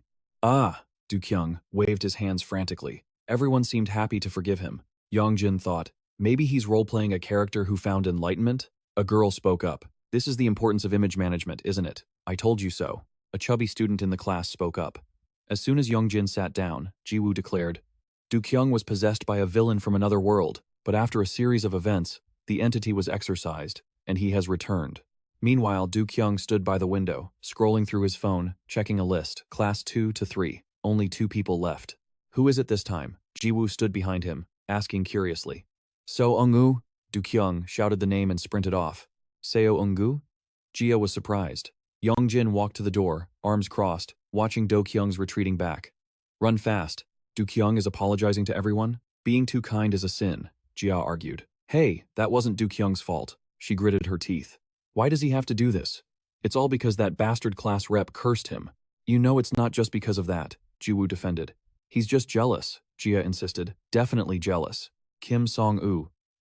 Before Jaewoo could even finish his sentence, Ja ignored him completely, sprinting away to chase after Dkyoung. Hey, Dkyoung, don't you dare apologize to that scumbag.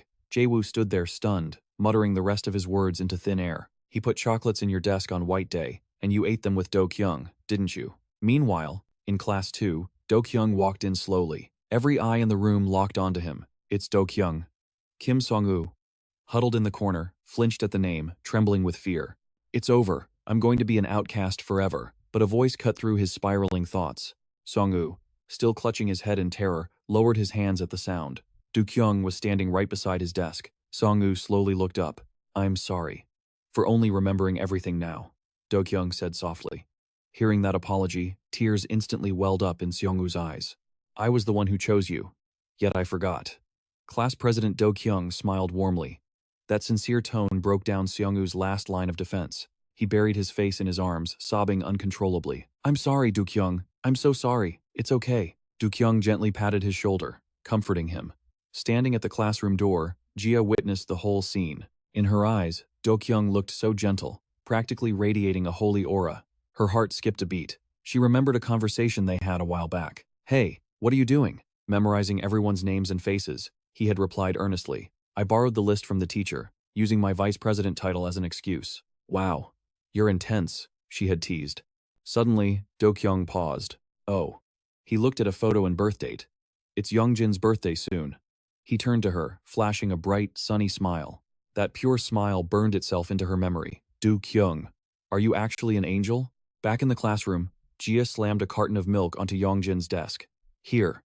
Yong Jin, busy on his phone, looked at the milk in surprise, then up at her. Jia turned her face away, cheeks flushing, and muttered, Thanks. Huh? He looked confused. She exhaled sharply, annoyed. Suddenly, she grabbed Yong Jin's shoulder, leaning down to whisper in his ear. Hee-soo told me. You saved Dkyoung. And you saved me too. She glanced around nervously, then whispered again, embarrassed. So, thanks. A guy with glasses standing behind Yong Jin saw everything. His jaw hit the floor. Jia bolted out of the classroom immediately. What the hell was that? Jaewoo looked confused. Yong Jin. The glasses guy stammered. Another student picked up the milk carton. Pistachio flavor? Holy crap, that's premium stuff. Are you two-timing? The glasses guy shrieked. Does Lee Hee-soo know about this? What are you talking about? Yong Jin brushed it off, but a mob of boys instantly surrounded his desk. How dare you? Jaewoo covered his face in mock disappointment. You absolute scumbag, another guy wailed. The two top beauties of the school, the glasses guy groaned with envy. What did you do to bag both of them at once? It's not like that, Yong Jin snapped, trying to defend himself. They didn't stop. So who do you pick? Lee Hee-soo or Jia? The puppy or the kitten? Are you guys insane? Shut up, Yong Jin yelled. The glasses guy stopped joking, adjusting his frame seriously. But really, what about Lee Hee-soo? Yong Jin ignored him, eyes glued to his phone. Weird, Jaewoo muttered. Haven't seen Hee-soo come say hi to Yong Jin today. Another guy snickered. Probably had a lover's quarrel. Even though he acted indifferent, their words poked at Yong Jin's mind. He recalled how Hee-soo greeted him cheerfully every single morning. Yong Jin, good morning. Come to think of it. He checked his phone. It was already 8:19. Still no sign of her. Why is it so quiet? Is she even at school yet? Walking past class 1-5, Yong Jin peeked inside, scanning the room. Suddenly, a voice made him jump. Yong Jin. He spun around nervously. It was Dkyoung, holding out a can of Coke. Yong Jin took it. Are you doing okay? Terrifying memories of the demon possession flooded back. In his mind, Dkyoung was screaming. Stop, don't do it. Ah. Back in reality, Dkyoung scratched his head sheepishly. Not really. I booked an appointment at the psych ward. Keep it a secret for me, okay? I'll forget I heard it, Yong Jin replied. But why did you call me out here? I have something to tell you. What is it? Suddenly, Dkyoung burst into tears, drops rolling down his cheeks. Seriously, he sobbed. Thank you so much. The sudden outburst froze Yong Jin in place. He didn't understand what was happening, just watching Dkyoung bow his head and cover his face, sobbing under the clear blue sky. Yong Jin asked, stunned, wait, you saw everything? Even the cheap tricks I used? I did. Dkyoung wiped his tears. You were absolutely incredible. Not really, Yong Jin said humbly, taking a sip of Coke. Then it hit him. Wait, so your soul was floating around there the whole time? Why didn't you just jump back into your body? Dkyoung gripped his soda can tightly, hesitating. I was being held captive. A memory flashed his soul, pinned down by a demonic hand, controlled by someone wearing a mask. A mask? Yong Jin blurted out. On the way back to class, he couldn't shake the confusion. I remember it being an old woman. Why would it be a mask? It doesn't make sense. Lost in thought, he suddenly froze. Standing right in front of him was Hisu. His jaw dropped instinctively. They stood facing each other in dead silence. After a long moment, she finally spoke, her expression anxious. Yong Jin, hello. Then, she glided past him in slow motion, her long hair fluttering in the breeze. Yong Jin just stood there, completely dazed by the sight. He turned to say something, but two other girls rushed over, chattering excitedly with Hu. Left in the awkward silence, he could only scratch his head helplessly. Inside the small room, a history lecture about the emo incident blared from a tablet. Jane pushed the door open and dropped his bag. You're back? Jin immediately addressed the screen. Excuse me for a moment, my grandson has returned. Yong Jin's eyes went wide with confusion. Who are you talking to? This YouTube thing is incredible, Jane replied cheerfully. The person inside this box is telling me a story. Next time, we will discuss the death of King Gojong and the Russo-Japanese War. Until then, goodbye. Jin beamed a bright smile, waving back at the screen. Yong Jin stood there dumbfounded. At this rate, the old man could stay home alone for 2 days and never get bored. Where are you going? Take me with you, Jin asked as he watched him pack. I'm going to a training camp with the school. How could I possibly take you along? Training camp? Is that where you gather to train martial arts? It's more like mental discipline, Yong Jin replied. Excellent.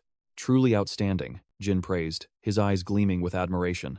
So the children of this era haven't lost their martial spirit after all. Yong Jin ignored the comment. He set down a large bowl of food. I've prepared your meals. There are sausages and beef jerky.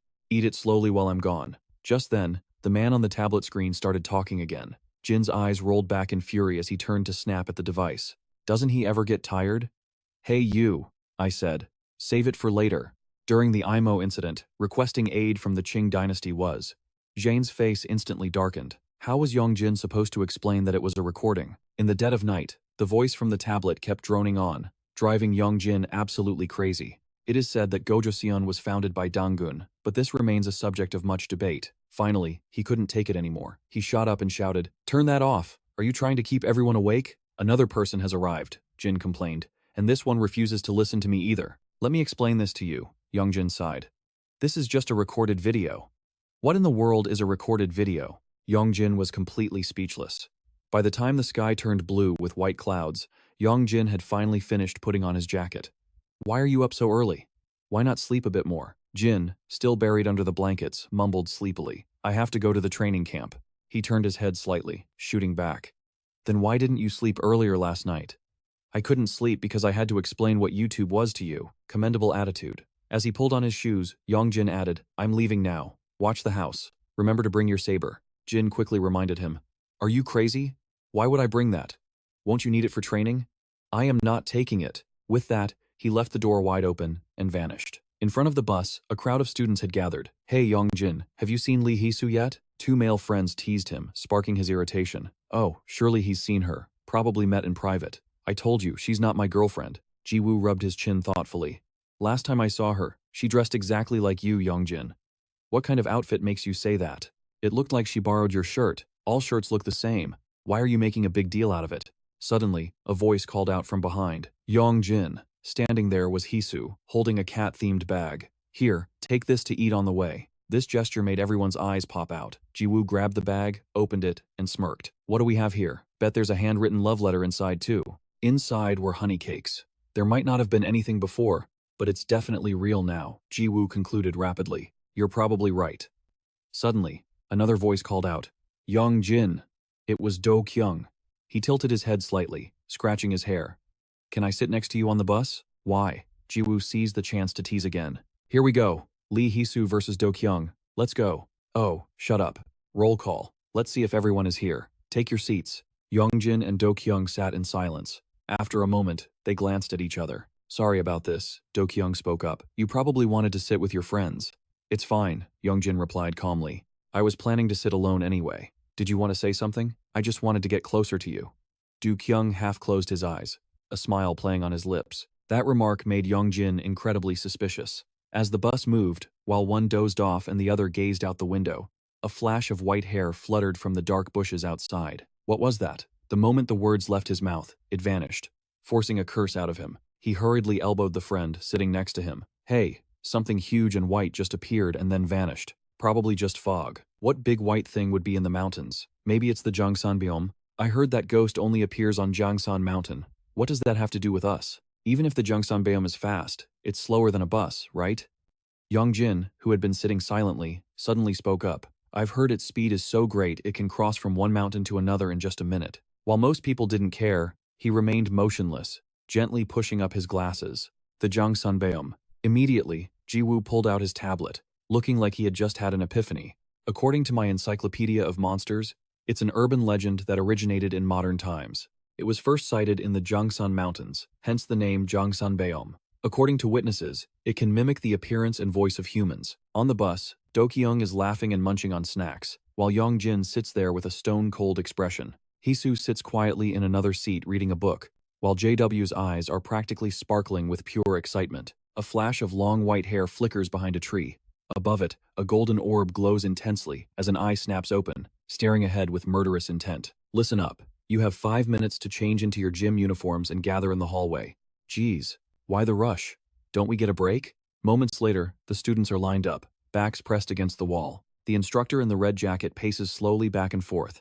Yong Jin stands in the middle, silent as a statue. When groups are formed, he sits all by himself. Later at lunch, a tray slams down across from him. Finally, someone approaches Yong Jin. JW grins. Rough night? You look like a panda with those dark circles. Seeing Yong Jin turn away, he grabs his arm. Hey, don't walk away. It took me forever to find you. He leans in. Do you know what's next on the schedule? JW starts rambling immediately. A test of courage. It's perfect for a school famous for ghost stories like ours. It's a treasure hunt in the forest we passed on the way here. Have you heard the legend of the Jangsan biome? Jangsan biome. Yong Jin repeats, pausing with his spoon halfway to his mouth. Exactly. We might actually run into it tonight. JW beams.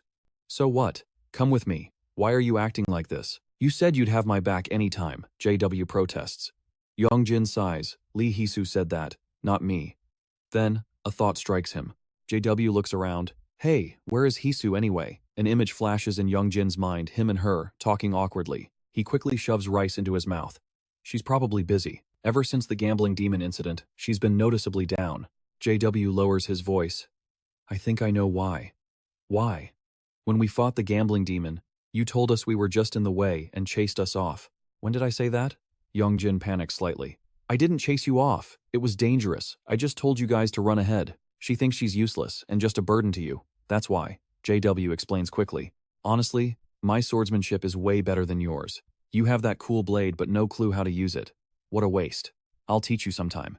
Later, Yong Jin shoves his hands in his pockets and slowly walks outside. Suddenly, a figure catches his eye. He looks up sharply. Lee Hee-soo. She turns around immediately, her lips twitching slightly. Yong Jin freezes, face pale, teeth clenched. Is that really her? But she looks so calm. What's wrong? Her question sends Yong Jin's mind racing. I only told you to run because it was dangerous.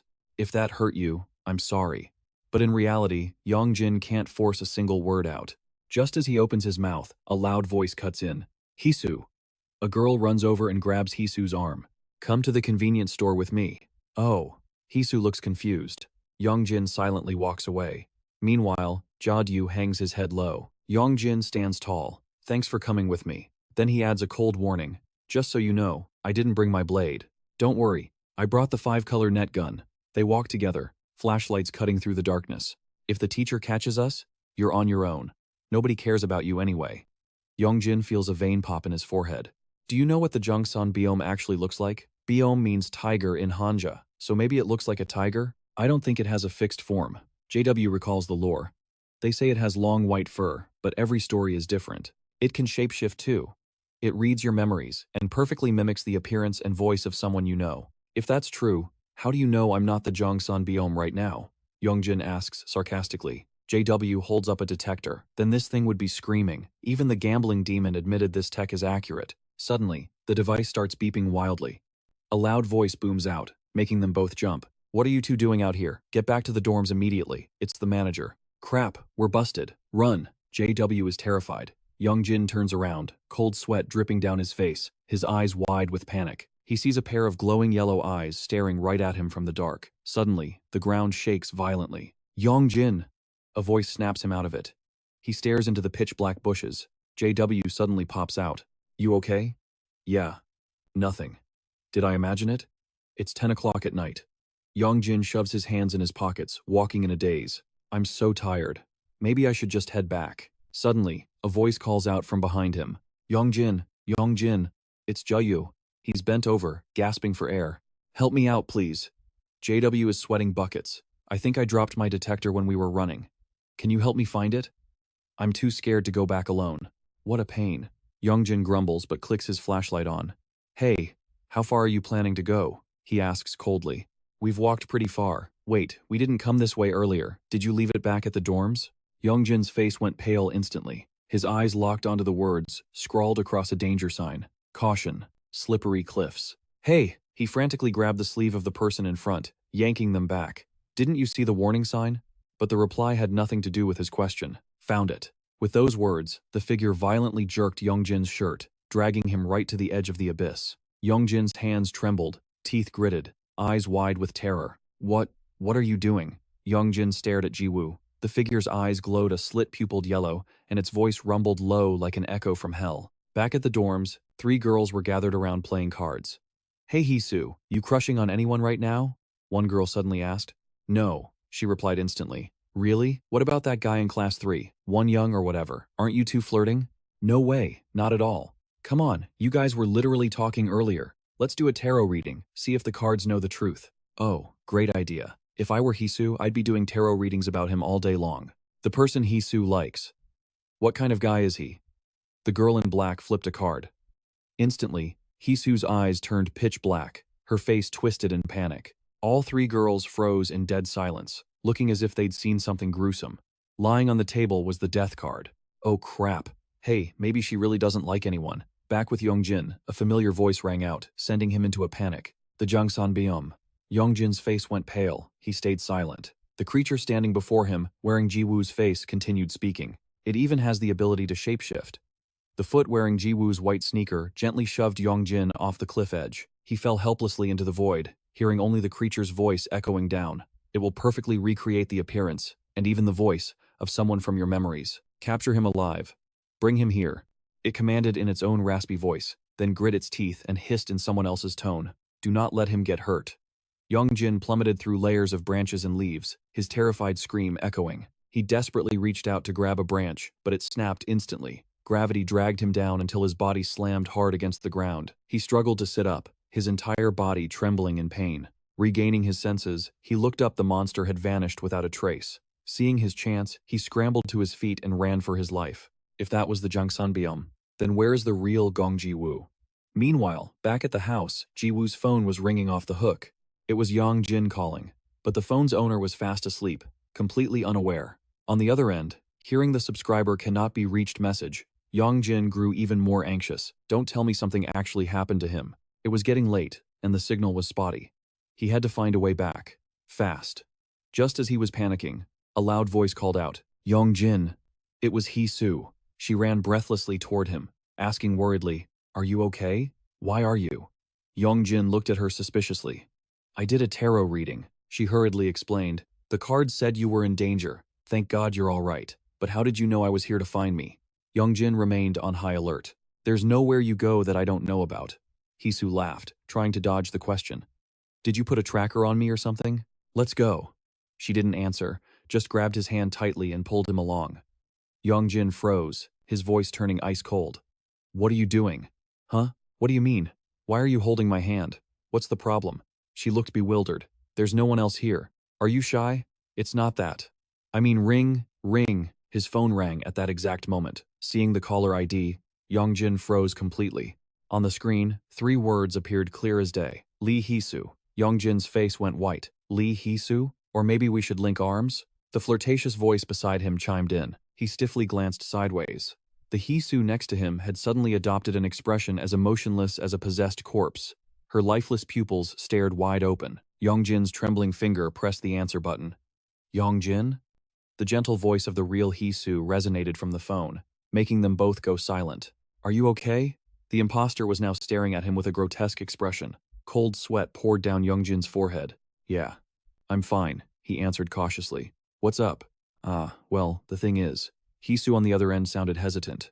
I was suspicious the moment I saw that shirt, Yong Jin suddenly said, a sentence seemingly out of nowhere, his eyes locked on the imposter. What shirt? What do you mean? Real Hee-soo asked, confused. Nothing. Never mind. He brushed it off verbally, but inside, his mind was screaming in terror. Lee Hee-soo's intuition is insane. Is something actually wrong? The real Hee-soo pressed. The imposter's expression twitched slightly, but it remained silent. Yong Jin stayed quiet too, pressing the phone tight against his ear, struggling to keep his composure. Sensing something was off, Hee-soo asked, You can't talk right now, can you? Is that it? Nothing's wrong. Yong Jin interrupted abruptly, then hung up the phone. He stared straight ahead, calculating furiously. I know it's a fake now. I'll just play along for a second, then find a chance to bolt. He walked past the creature, trying his hardest to act natural. Lee Hee-soo, let's go. But the creature stood, rooted to the spot. Yong Jin suddenly froze. Long hair had wrapped tightly around his ankles, dragging him back. He glanced back in shock, cold sweat streaming down his cheeks. The imposter's hair had suddenly grown unnaturally long. That is laughable, the creature growled. Its neck snapped around 180 degrees, revealing those trademark yellow eyes. It was the Jungsan-beom. Didn't you just finish talking to that girl? The creature hissed. All of Yong Jin's plans went up in smoke in an instant. Suddenly, that hair shot forward, yanking him high into the air. His eyes went wide in terror, dangling upside down, face to face with the demon. She really has the worst timing. Jungsan-beom was furious. Why call right now? Knowing he couldn't escape, Yong Jin just scoffed. You don't look like her at all. Impossible. It tilted its head. In your memories, this is exactly what she looks like. If you're gonna mimic someone, do it right. Yong Jin exposed the trick, staring at the familiar shirt the demon was wearing. That's my shirt. Humiliated, Jungsan-beom raged. Its jet black hair shot out, wrapping tight around Yong Jin's throat. Shut up! Yong Jin gasped for air, struggling to loosen the hair. He remembered Jae-in's advice. Remember to bring the saber. Now, he regretted ignoring it more than anything. Suddenly, a blinding red power ignited in Yong Jin's palm. Why can't I get a break even out here? He reached out, and energy surged like a waterfall. Yong Jin was stunned. His eyes glowed crimson through the dust as a saber, radiating deep red energy, materialized out of nowhere. The saber had somehow appeared, its energy swirling around his legs. Yong Jin was yanked forward by a mysterious force, launching straight at Jungsan-beom. Wait! He gritted his teeth, trying to stop his body, but the saber had a mind of its own. It swung itself, slashing right into the demon's body. Moving at breakneck speed, he bounced from tree to tree, heading straight into the deep woods. Yong Jin turned pale. His stamina was tanking, and his body was moving on its own again. Before he could react, a massive tree loomed ahead. The saber dodged it, but he didn't. Smack! Ouch! He slid down in pain, rubbing his bright red nose. Lucky I have the black dragon, or I would have been logged out for good. Staring at the saber, he calculated his next move. I'll stick to using my left hand for now. Yong Jin spotted the demon hiding in the distance. He made up his mind. He had to end this. Suddenly, a gentle voice called out, Yong Jin. In the middle of this cursed forest, that sound made him jump, goosebumps rising all over his skin. From behind a tree, a woman in a white dress stepped out. Yong Jin trembled, unable to believe his eyes. Mom? But his mind snapped back to reality. No, it's a fake. He gripped his saber and charged, staring at that familiar woman with her gentle smile. He tried to convince himself. It's just reading my memories. It's just mimicking her. Don't look. But memories from long ago flooded back. His gentle mother, always smiling. The days when he was small, rushing into her arms without a second thought. Memory and reality intertwined, making it impossible for Yong Jin to tell what was real and what was fake. Tears streamed down the woman's face. She whispered, I'm sorry. For everything. Hearing that, he froze.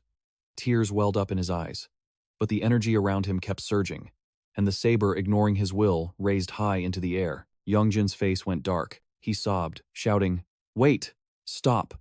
He dug his heels into the ground, but the saber dragged him forward. Yong Jin strained his wrist, fighting desperately to stop his out-of-control body. The saber plunged forward, aiming straight for the woman who looked exactly like his mother. "No, please, stop!" he begged helplessly. Memories crashed over him, a nightmare rising from his subconscious. You're the one who killed your parents." A screaming voice clung to him, the world blurring into a bloody red. "You are a monster." Tears poured down his face. Was he going to do it again with his own hands? No. A heart-wrenching cry rang out as he collapsed in agony, the cruel reality still right in front of him. Jang Sanbyom's golden eyes snapped open. Its white hair surged like a flood, engulfing Yong Jin. Just then, a gust of wind kicked up. It blasted away the demonic hair, gently wrapping around Yong Jin to protect him. A figure holding a fan marked with the 8 trigrams appeared. It was T. The illusion cracked, the disguise shattered, revealing the grotesque form of Jang Sanbyom. The demon stared in shock as its act fell apart. Meanwhile, T was distracted by Yong Jin's sobbing.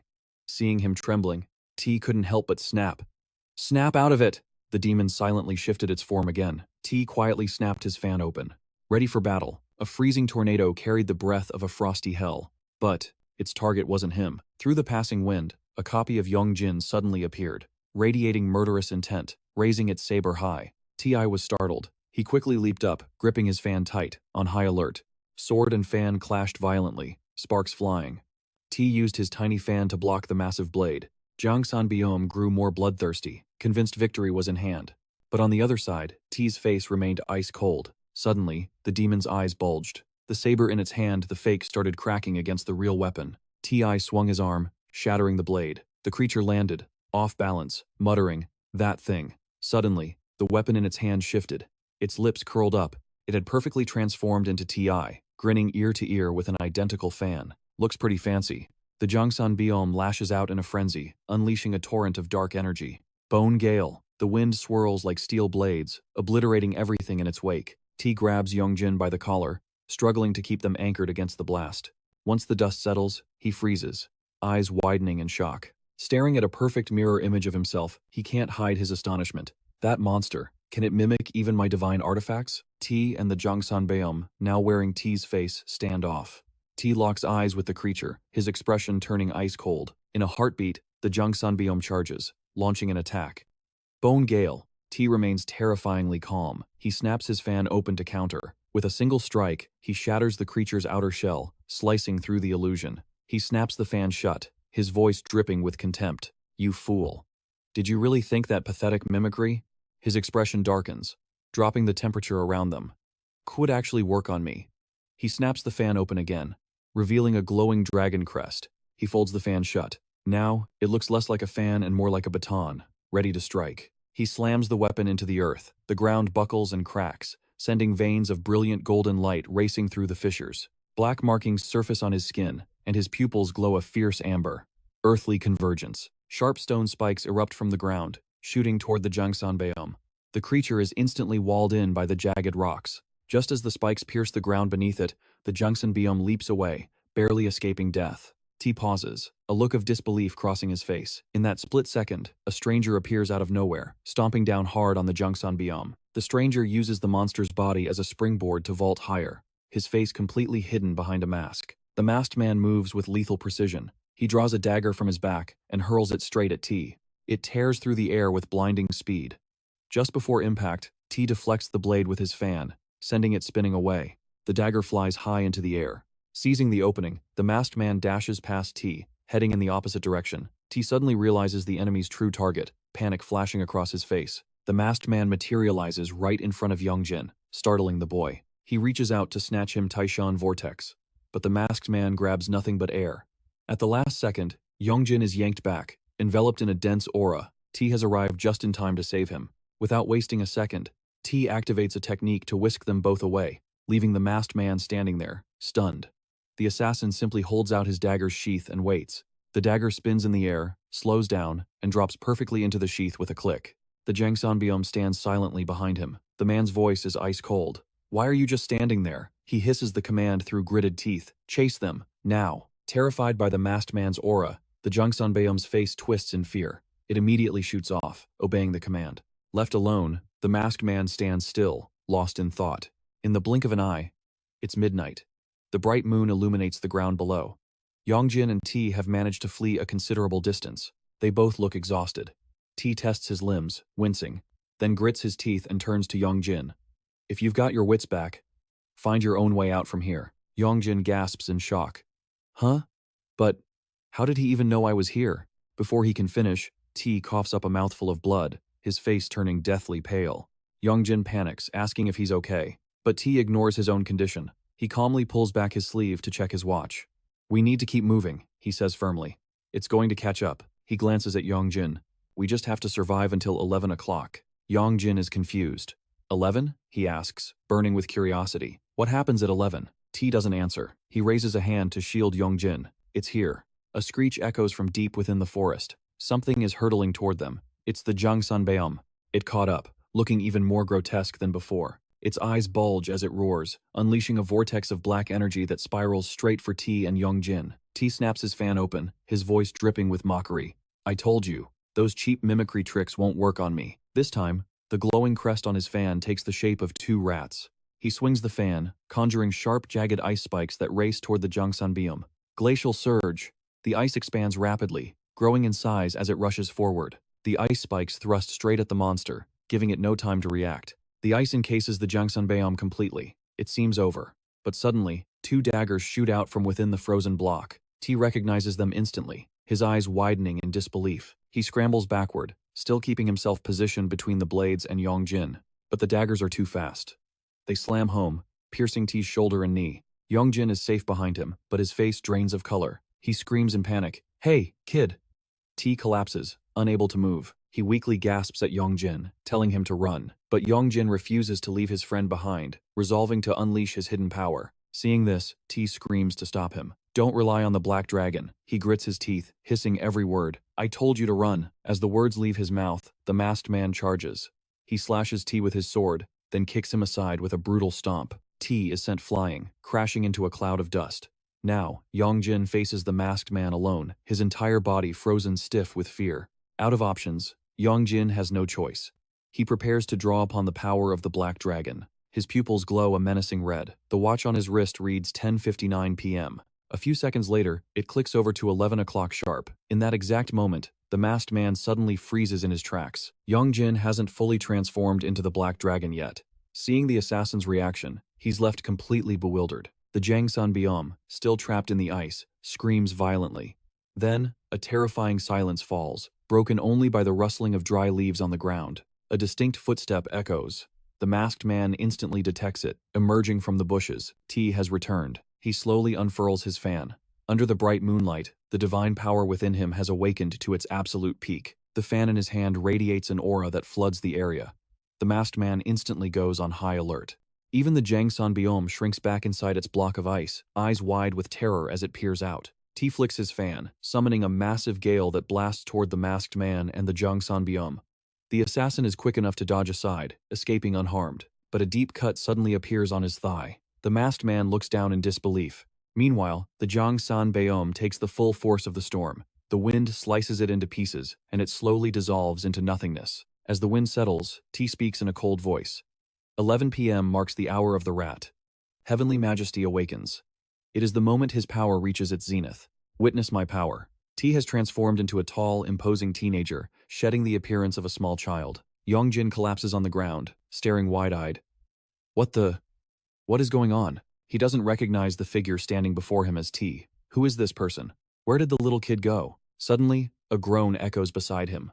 Yong Jin turns and jumps back in pure horror.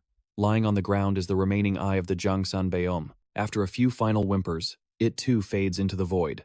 The masked man shifts into a combat stance, gripping a sword firmly in each hand, ready to fight. He hasn't uttered a single word this entire time, his expression hidden beneath that mask. In a flash, he charges straight at T. His speed is formidable, but T remains perfectly calm, his expression unchanging. The assassin avoids a frontal assault, leaping high to strike from above. T simply reaches behind his back, effortlessly blocking the blow with his fan. However, the masked man is only using one hand. the other is hidden behind his back. He swings his hidden hand to slash across T's body, but he only cuts through an afterimage. A white mist suddenly materializes, surrounding the assassin. A hand lands on the masked man's shoulder. In a split second, T slams him face first into the ground. Caught off guard, the assassin can't react. T doesn't stop there. He grabs the man's face and crushes it into the dirt. Squatting down, he speaks coldly. "You must have a reason for going this far." His eyes show no mercy. "Who is it?" T applies more pressure, causing the mask to crack. "Who put you up to this?" The masked man stays silent. Instead, he opens his hand, revealing iron marbles wedged between his fingers. He conjures a black wind, using the distraction to break free from T's grip. Dust flies up, forcing T to shield his eyes. Within the gale, the assassin's silhouette flickers in and out of sight. Unfazed, T calmly counters with his fan. He prepares a heavenly skill to summon another storm, but suddenly stops his hand in midair. The masked man has vanished. Standing in front of T now is just a bewildered deer, looking completely confused. T is surprised to see it. The deer stares right back at him for a moment before looking away and trotting off. T turns his head, lost in thought. Then, he shifts his gaze back to Yong Jin. Yong Jin looks confused as T stares him down intensely. Suddenly, T raises his fan. Return flow. An aura wraps around Yong Jin, lifting him into the air. Panicked, he asks, "What are you doing?" Before he can finish, T taps him lightly on the forehead with the fan. Yong Jin instantly passes out, suspended in midair right in front of T. He calls out coldly, "Black Dragon." His eyes are locked onto the unconscious Yong Jin. Black Dragon. The body doesn't move, but the presence inside is no longer Yong Jin.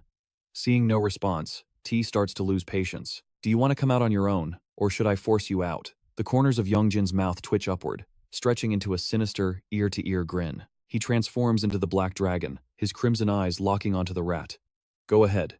Try me, if you dare." The dragon's voice drips with disdain and mockery. "A half-god like you? You think you have the guts?" The dragon's taunts make the rat's expression darken with every word. "Look at that seal, it's in tatters. Don't think I can't see through your bluff." He pushes further, weaponizing the host. "Touch me, and this kid dies for sure." A flash of shock crosses the rat's eyes. Seeing this, the Black Dragon presses his advantage, his arrogance swelling. "He's already died once, you know. I'm the only reason he's still breathing right now." Smugness radiates from him as he declares, "The master of this body needs me. He's summoned me countless times on his own." He keeps goading the rat, trying to ignite a rage just to see what the deity can actually do. His eyes gleam with cocky triumph.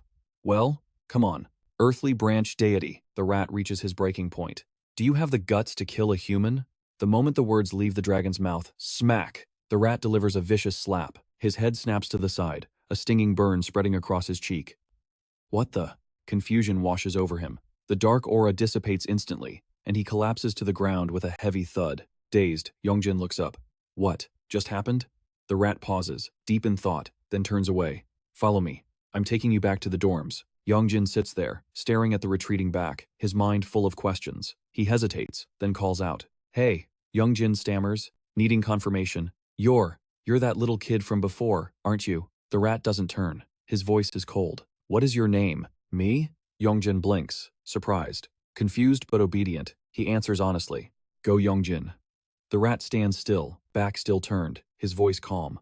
"To be honest, I don't fully understand what just happened either." "Go Yong Jin." His voice drops an octave, heavy with gravity.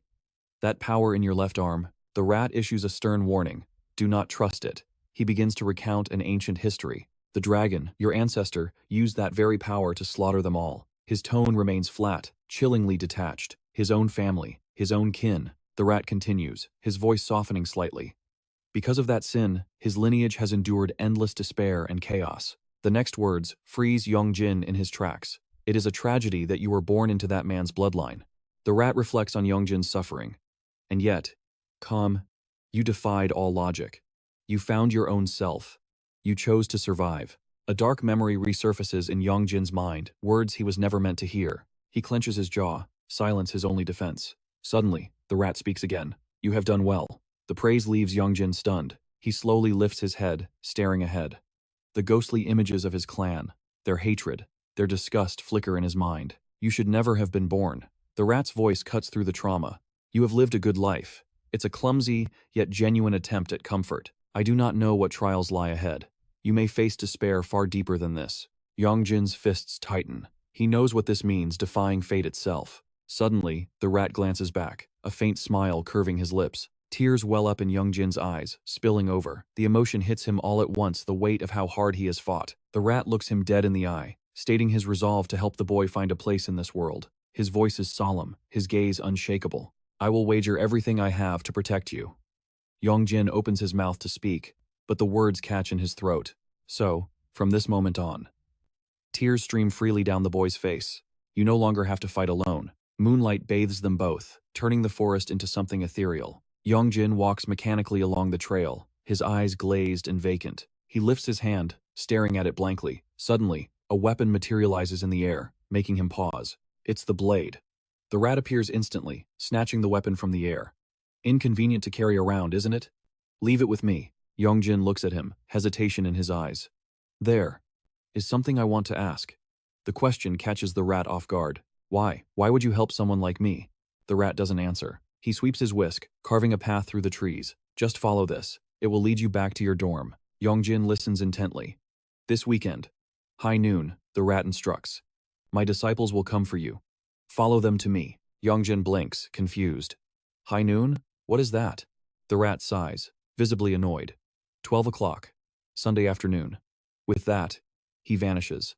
Left alone in the strange forest, Yong Jin follows the magical trail. He looks up, dazed. Before him stands a towering skyscraper, radiating luxury and wealth. Suddenly, a voice rings out. Yong Jin. Startled, he snaps his head toward the sound. He watches the figure sprinting toward him, his heart pounding. Lee Hee-soo? Is that really him? Before he can react, Hee-soo crashes into him, pulling him into a tight embrace. Hee-soo asks, her voice trembling with worry. Are you okay? Are you hurt anywhere? Yong Jin stares blankly for a long moment before he finally snaps back to reality. But right then, his legs give out completely. Hee-soo rushes forward, catching him just before he hits the ground. Yong Jin. He forces a weak smile to reassure her.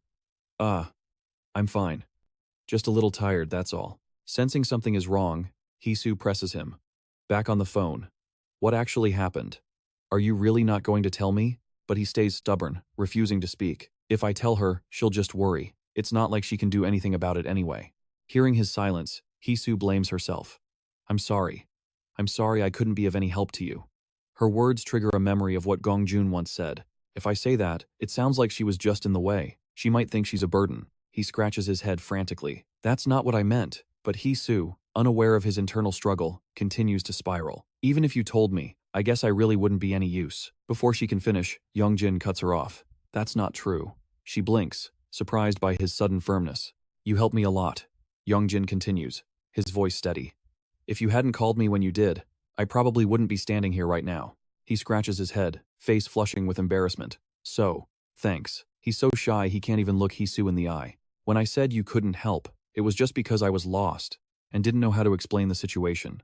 The GPS wasn't working, and I just didn't want you to worry. Please don't misunderstand. Really, you saved me. Hee-soo's eyes light up, touched by his words. Thank you. A bright smile replaces her worry. Yong Jin really is too kind. But he quickly waves his hands, adding, I'm not just saying that to make you feel better. It's the truth. Suddenly, a frantic voice shouts from the distance. Yong Jin! Hey, Yong Jin! Dkyoung rushes over, breathless. Are you okay? Yong Jin looks at them, confused. What are you guys doing here? One of them replies, You're the one who called us, remember? What happened? Dkyoung gasps, trying to catch his breath. We haven't seen you since roll call. I asked Hee-soo, and she said she called you at 10.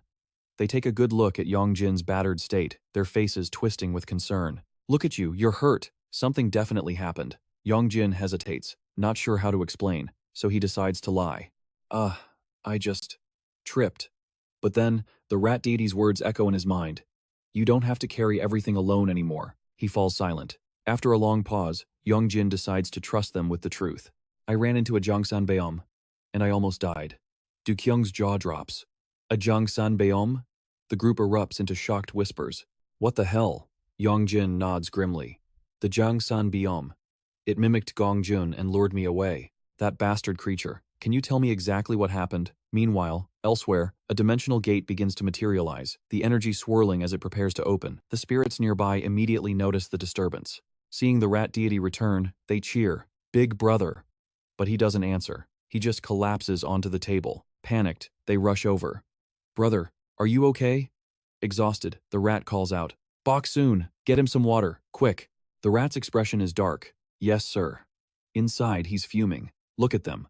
Already getting along so well. Somewhere in the shadows, the black dragon smirks, his eyes glowing a terrifying crimson. The rat breaks out in a cold sweat. There isn't much time left. Before the dragon remembers everything, I have to deal with the black dragon. He recalls the black dragon's taunt. Child of the zodiac. Do you have the guts to kill a human?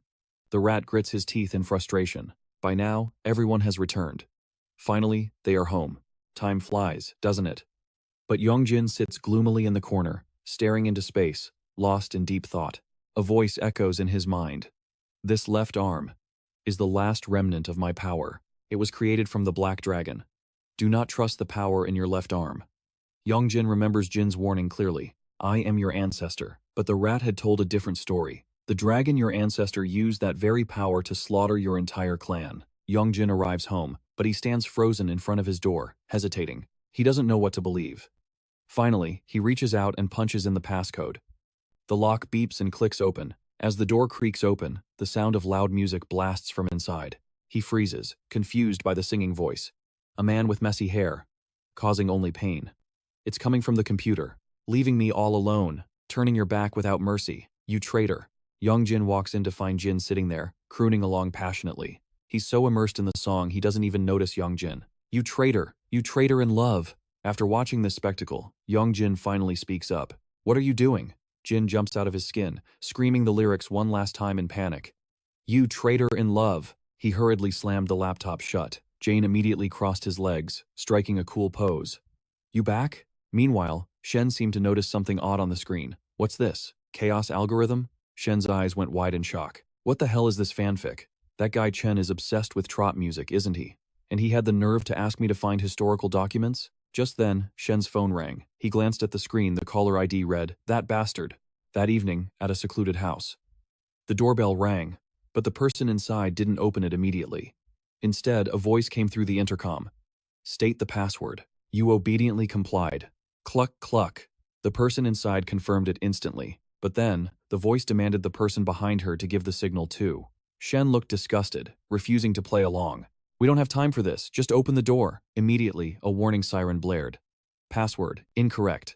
The voice inside pressed him again. I'll give you one last chance, brother. You stood beside him, frantic. Hurry up, it's not that hard. Defeated, Shen bared his teeth and scratched his arm, mimicking a monkey. Once the ritual was complete, they were warmly welcomed by the Boksoons. Please, come in. Welcome to our family at Z's residence. Outside in the yard, the Boksoons were playing happily. Come at me if you dare. That centipede ghost is coming. Inside, powerful brushstrokes were being laid down on paper, each line radiating strength. Soon, a bizarre shape took form. Yu and Shen watched Z's every move intently. After finishing the drawing, he handed it to them and asked, Have you two ever seen this symbol before? Shen was still confused. But, Yu suddenly exclaimed, I've seen this. I definitely have. She excitedly gestured to describe it. It was on a demon's forehead. Shen looked skeptical. Forehead? He racked his brain for the memory. Wait, I think I've seen it too. Z corrected them. That isn't demonic power. Shen's curiosity piqued. Then where are they getting that power from? Shen suddenly got excited. No wonder I couldn't pull off my combo. You realized something and shouted, What? So you couldn't take it down in one hit either?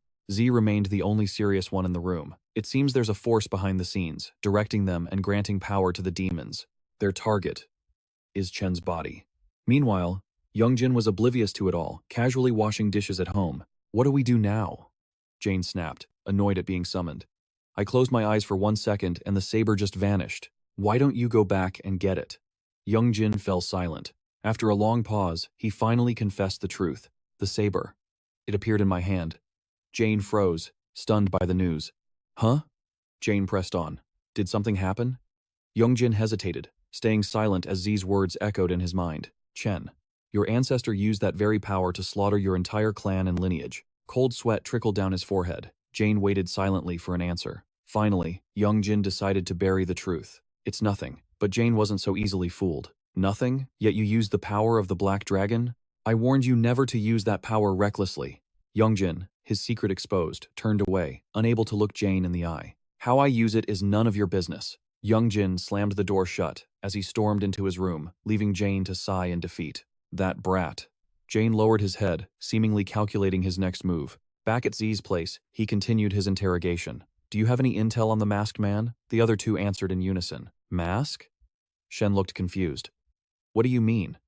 Yu's reaction was exactly the same. I have no idea what you're talking about.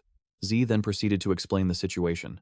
I witnessed a branded demon fighting alongside a masked man. He seemed experienced, but not powerful enough to grant power to a demon. That level of ability. It borders on omnipotence. Hearing this, beads of sweat formed on Yu's forehead. Huh? If that's the case. While they were deep in discussion, a shadow quietly slipped into the room. Yu spotted him instantly. The mask. The intruder showed no fear. A fist flew forward, but Shen dodged it just in time. A brawl erupted between them. Shen smirked cunningly, but the attacker remained perfectly calm. The intruder didn't flinch. Finally, the mask tore open, revealing a blond young man underneath. He flashed a radiant smile. That doesn't belong to you, you know. Great general of the zodiacs. You couldn't believe her eyes. General Wu? Meanwhile, the spirits picked up the broken mask, looking heartbroken. This is an intangible cultural heritage made by a master artisan. You really liked this thing, huh? Shen and Wu started blaming each other. That guy Shen sliced it in half. It's Wu's fault. Alright, that's enough. Z had no patience for this. Drop it. But Shen's eyes locked onto something. He stared at the blade in Wu's hand, puzzled. Is that the Dragon Guardian's blade? They chatted comfortably, completely ignoring the fuming rat guardian beside them. How did you get it? I saw the disciples playing with it all the time. Where did it disappear to? Why is this at the rat guardian's house? Can these things be copied now? You kept it? The rat guardian, seething with anger, still forced himself to answer. It's the dragon's blade. His nephew asked me to safeguard it. The horse guardian laughed, teasing him. I heard the rumors. They ignored him, sinking back into their conversation. So? Can it really talk? Have you guys met it? The rat guardian, losing patience, tried to get their attention. Hey. But no one intended to stop. We met, but thanks to someone, it fainted immediately, didn't it? That person must have talked to it already. Hush. The rat guardian struggled to contain his rage. It was clearly a human, yet he aggressively planned to kill it right there. Rooster, are you crazy? I told you it was the black dragon.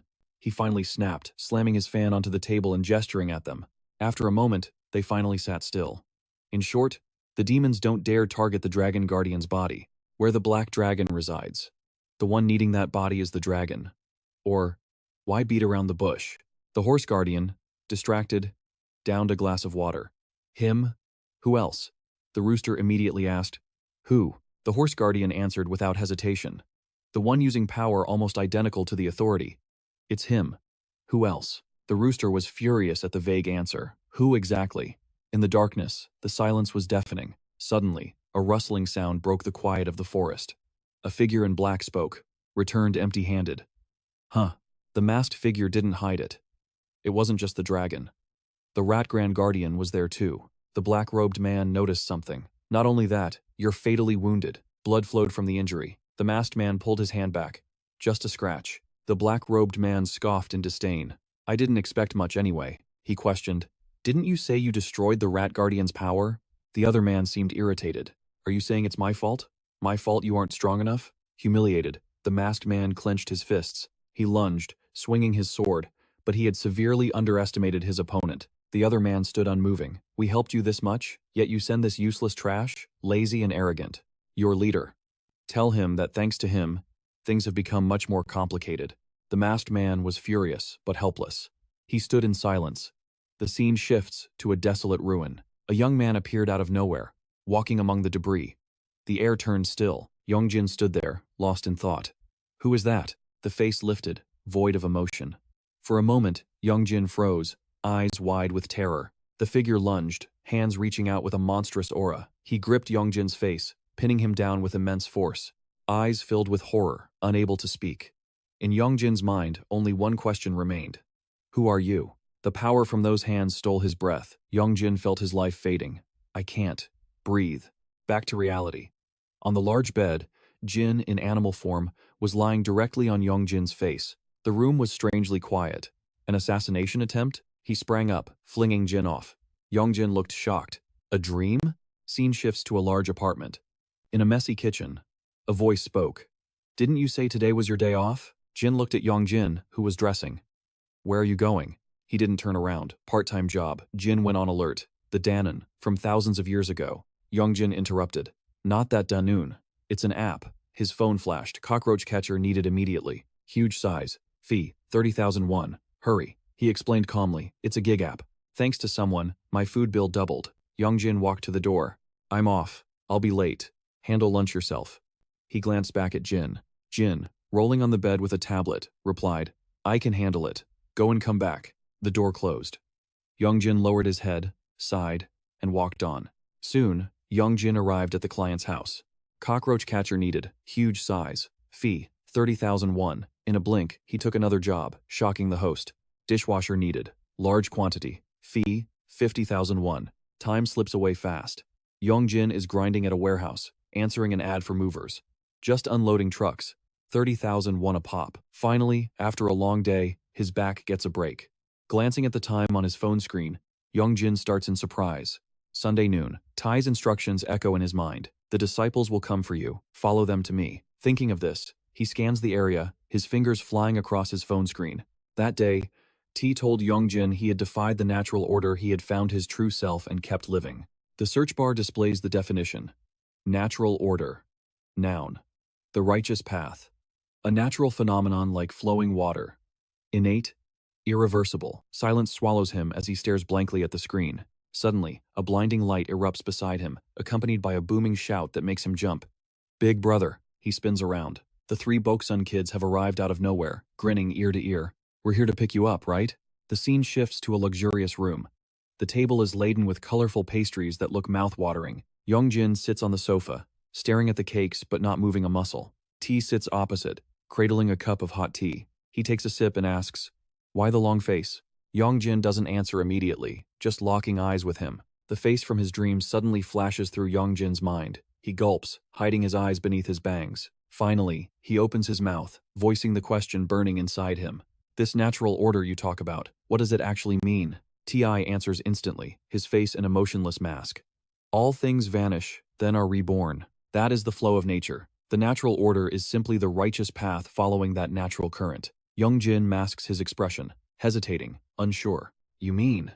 Facing T.I.'s unmoving expression, he blurts out, you borrowing human bodies to live among us. Is that following nature? The silence doesn't last long. Yong Jin shatters it instantly with his question. So, I'm not supposed to exist. And that's the natural order? T sets his tea down and corrects him. To be precise, we don't borrow human bodies. He shifts his gaze, his voice steady. The body of a god is more like a sculpture. A voice rings out in the room again. And your body is no different. The words catch Yong Jin off guard. You mean, he asks, stammering with uncertainty, a sculpture? As in, it was created? I don't understand a word you're saying. That's when T.I. drops a question. Do you know Dangun? Yong Jin responds with a confused look. Lord Dangun. The founder? He lowers his eyes and nods. Exactly. T immediately launches into a story to explain. Dangun created a land suitable for humans to live on. He appeared a long, long time ago. We are the zodiac gods, sent down to Earth to assist humanity. From their hands, they created fire and water. We used our power to open a new era on this barren land, and naturally, there were witnesses those who saw the power of the gods. Desperate to maintain that power forever, they built an altar and prayed. 64 seasons passed. Time flowed over the altar, the convergence point of all energy. Eventually, a body resembling a human was created. The world and everything in it shifted through the currents of history. Finally, after ages of tempering, it appeared. The very first godly vessel. Everyone worshipped it. The zodiac gods loved humanity, so we entered these bodies, vessels forged from their hope to remain on Earth and aid them. That body is just like a human's. It has a lifespan. When its duty is done, the altar creates a new one. However, in the year of the dragon, month of the rabbit, day of the dog, the altar of the gods was destroyed. Since then, gods could no longer intervene in human history, and no more godly bodies could be created. We waited for the flesh to perish so we could return to the heavens. But when we opened our eyes, we were still on Earth. His eyes darken. The bodies of gods began to be born from humans themselves. Our vessels were now formed from flesh and blood. It kept repeating, trapping us here. In the end, we had no choice but to accept the natural order. And humans, they call these godly vessels born from them the children who do not cry. A chill runs down Yong Jin's spine. His current body is one of them. His eyes go blank and hollow at the name so familiar, yet so alien. T.I. locks eyes with Yong Jin, speaking slowly. If we follow the natural order, He states the truth with brutal clarity. The one living in that body should be the dragon. The dragon's face flashes in his mind, devoid of any emotion. Yong Jin sits in silence, feeling buried under the weight of T's words. If you accept your fate and submit to the natural order, I will personally guide your soul to the afterlife. The threat is delivered with ice-cold calm, but if you refuse, every word lands like a hammer blow in Yong Jin's ears, then you will have to fight to the bitter end to save yourself. The living room is eerily quiet. T breaks the silence. Let me ask you something. The question carries a weight far deeper than it seems. Do you want to follow the natural order, or do you intend to defy it? Yong Jin doesn't answer immediately. He sits in stoic silence, face unreadable. After a heavy pause, he finally replies, "Is there really a choice between living and dropping dead?" Ti shows no emotion, simply staring intently at the boy before him. Yong Jin gives a cocky, arrogant smirk. "Of course I choose to live." His hands clench tight under the table, but his voice remains rock steady. "I told you before, the trials and adversity ahead will be far more brutal than anything you've faced." Ti looks up, questioning him. "Do you think you can actually survive it?" Despite the anxiety gnawing at him, Yong Jin answers firmly, "If this were the old me, I probably would have surrendered." Hallucinations from the past flood his mind again. Days of crushing loneliness. A life lived in dull, suffocating hardship. The memories of humiliation. The relentless mockery. Yong Jin feels he's endured enough hell. He's hit his limit on misfortune and misery. His solitary figure was living proof. He had to face the world and fight every battle completely on his own. Yong Jin's tone shifts. Warmth floods his mind as he recalls the few moments of kindness he witnessed. Meeting Yeon, seeing him smile, those precious times playing together after school. Yong Jin speaks as if waking from a trance. But it's not like that anymore. He remembers looking straight into Haewoo's eyes. Her bright smile is carved deep into his heart. He meets Tai's gaze with steely resolve. "I want to live." And more than that, Yong Jin doesn't hesitate to bring up their past agreement. "You said you'd protect me. It's entirely possible." The words make T freeze for a split second before the boy's voice rings out again. "You're immortal, aren't you? You'll be around at least until I die of old age." A laugh bursts out of Ti, shattering the suffocating tension. It turns into a full-blown cackle, startling Yong Jin. Ti shoots him a look of approval. "Not bad. That is an excellent answer, Kwon Yong Jin." Yong Jin sits there, stunned, as T continues. With a dangerous glint in his lowered eyes, T drops a heavy truth. A weak will invites corruption. Never yield. Yong Jin feels a spike of anxiety, even though it's just advice. Engrave this determination in your soul. Suddenly, a loud shout cuts through the air. "Big brother!" Boksoon and the others pop up out of nowhere, faces beaming with excitement. The little girl shoves a box at him. "A present for you!" The lid pops open to reveal an outfit. The brats proudly introduce it as the divine uniform. Yong Jin looks skeptical. "Divine uniform?" Boksoon gives him puppy dog eyes. "Try it on." Beside her, a boy with sparkling eyes chimes in. "Yeah, put it on." He can't refuse them. Minutes later, Yong Jin steps out, looking magnificent in a striking black and crimson set. The little angels swarm him, showering him with praise. "It suits you so well," looking super sharp. Ti, who's been sitting this whole time, stands up to drop a warning. "From now on, stop using the black dragon. Use your own strength to wield the saber." Yong Jin hesitates, his voice guarded. "But that blade is incredibly heavy. If I don't use that power, I can't even lift it." Ti's gaze remains calm. "The black dragon is destroying your body. After using the black dragon's power, how do you feel?"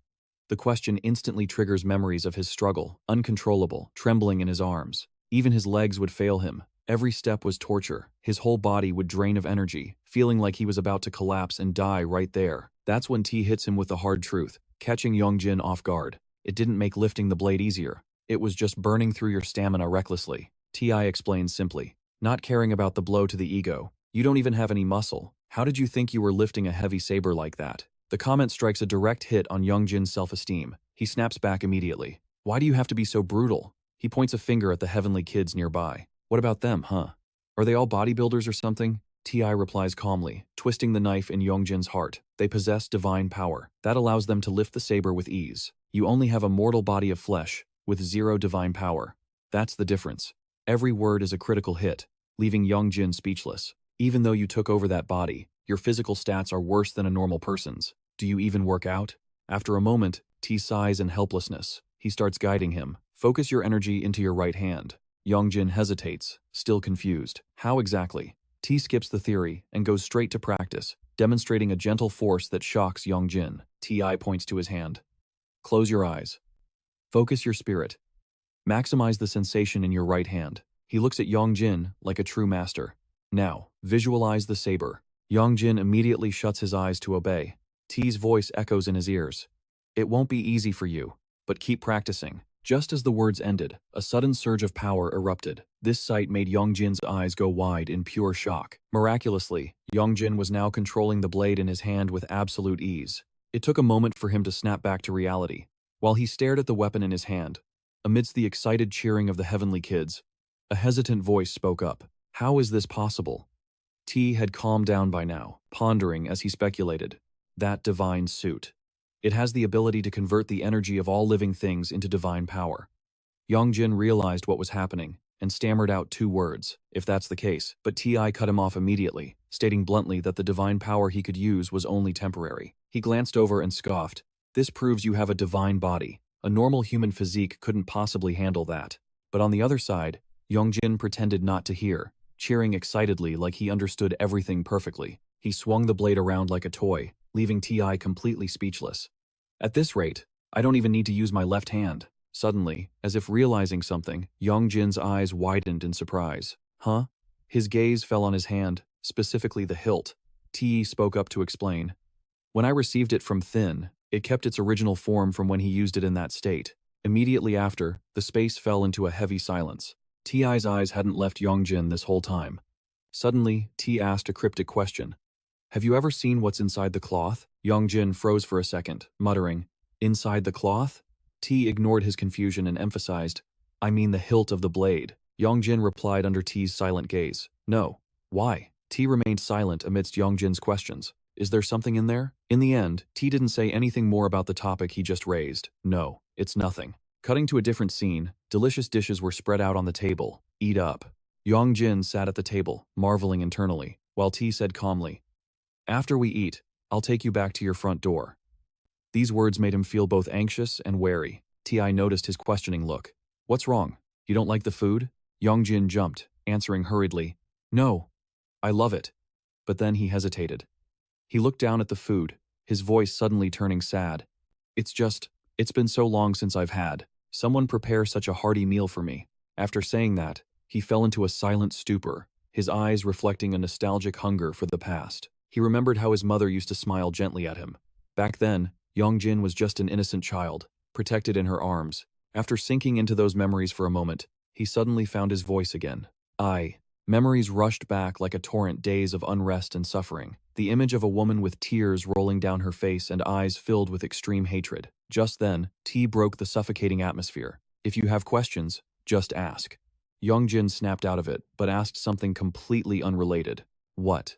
What is your name? At this pointless question, T shot him a look like he was looking at an idiot. Yong Jin quickly tried to fix it. Even if you're a deity, you need a name to live on Earth, right? He withdrew his gaze and replied calmly, That's not important. It is too important. Yong Jin was speechless, speaking his mind. I can't just keep calling you kid forever, can I? T didn't want to say, so he retorted immediately, Just call me Grand Overseer. This made Yong Jin freeze. What the heck? T.I. looked at the boy in front of him and dropped words like ticking time bombs. I may look like this, but in human years, I'm much older than you. I've lived in this body for 28 years. Actually, if you count correctly, I'm over 1,000 years old. This statement was a direct psychological blow to Yong Jin. He panicked and gasped. 28? But why do you look like an elementary schooler? This time, T was more patient in answering. I became like this because your ancestor caused me to lose half of my divine power. Yong Jin was shocked by every word. Even though I was born from a human body, condition-wise, it's like a sacrificial vessel. He lowered his eyes as if telling a story.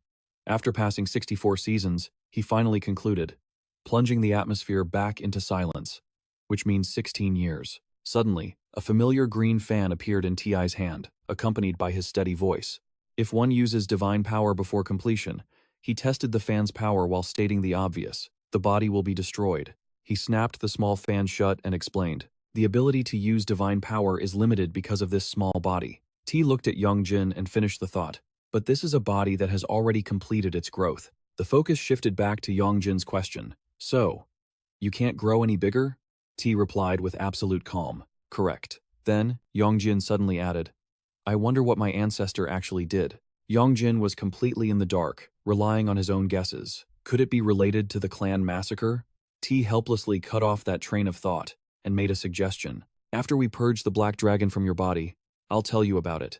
For now, eat. Sure enough, Yong Jin's attention was diverted. Purge? He replied, trembling with fear. But the black dragon is my left hand. Rat looked at the person before him with utter contempt, speaking bluntly. You lost the left arm created from the black dragon. One slip-up, and you could have lost your life too, you know? The remark made Yong Jin jump in panic. Huh? Seeing his expression, Rat added, It's not like there isn't a way.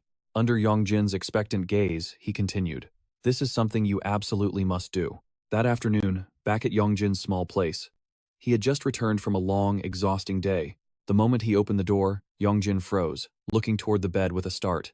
Jin was lying there, completely at ease. He recalled Rat's words at the dining table, Ask the dragon to go find the dragon with you. After a moment of silence, Jin suddenly called out, Quan Yong Jin. Startled, he asked, Have you eaten yet? The room seemed to darken instantly at the question. Where have you been? Jin asked. Yong Jin didn't make eye contact, trying to gloss over it. I told you, I went out to make some extra cash. But Jin saw right through his disguise. Didn't you go meet Great Supervisor Rat? His words made Yong Jin's heart sink into darkness. Jin lowered his voice. I can. His eyes were as sharp as a master assassin's, his tone freezing cold. I smell a rat. Rat's emotionless eyes had stared right at him. This is something you must do. Ask the dragon to go find the dragon with you. Hearing that, Yong Jin was stunned. A dragon? But he hesitated. If the ancestor regains his power, who knows what he might do to me? Suddenly, his lips moved, muttering a few words about the dragon being found. Rat's voice turned stern as he corrected him. It's not the dragon's. Quan Yong Jin. Yong Jin was even more shocked. It will belong to you. Back in the present, standing across from Jin, that sharp, cold gaze was still drilling into him, like a warning. He stammered, flustered. Smell of a rat? But Yong Jin quickly regained his composure. Of course there's a smell. I just went to catch some rats, he added a mutter. You really have a dog's nose. Jin blinked, surprised. You went catching rats? Seeing the reaction, Yong Jin held up his phone, challenging him.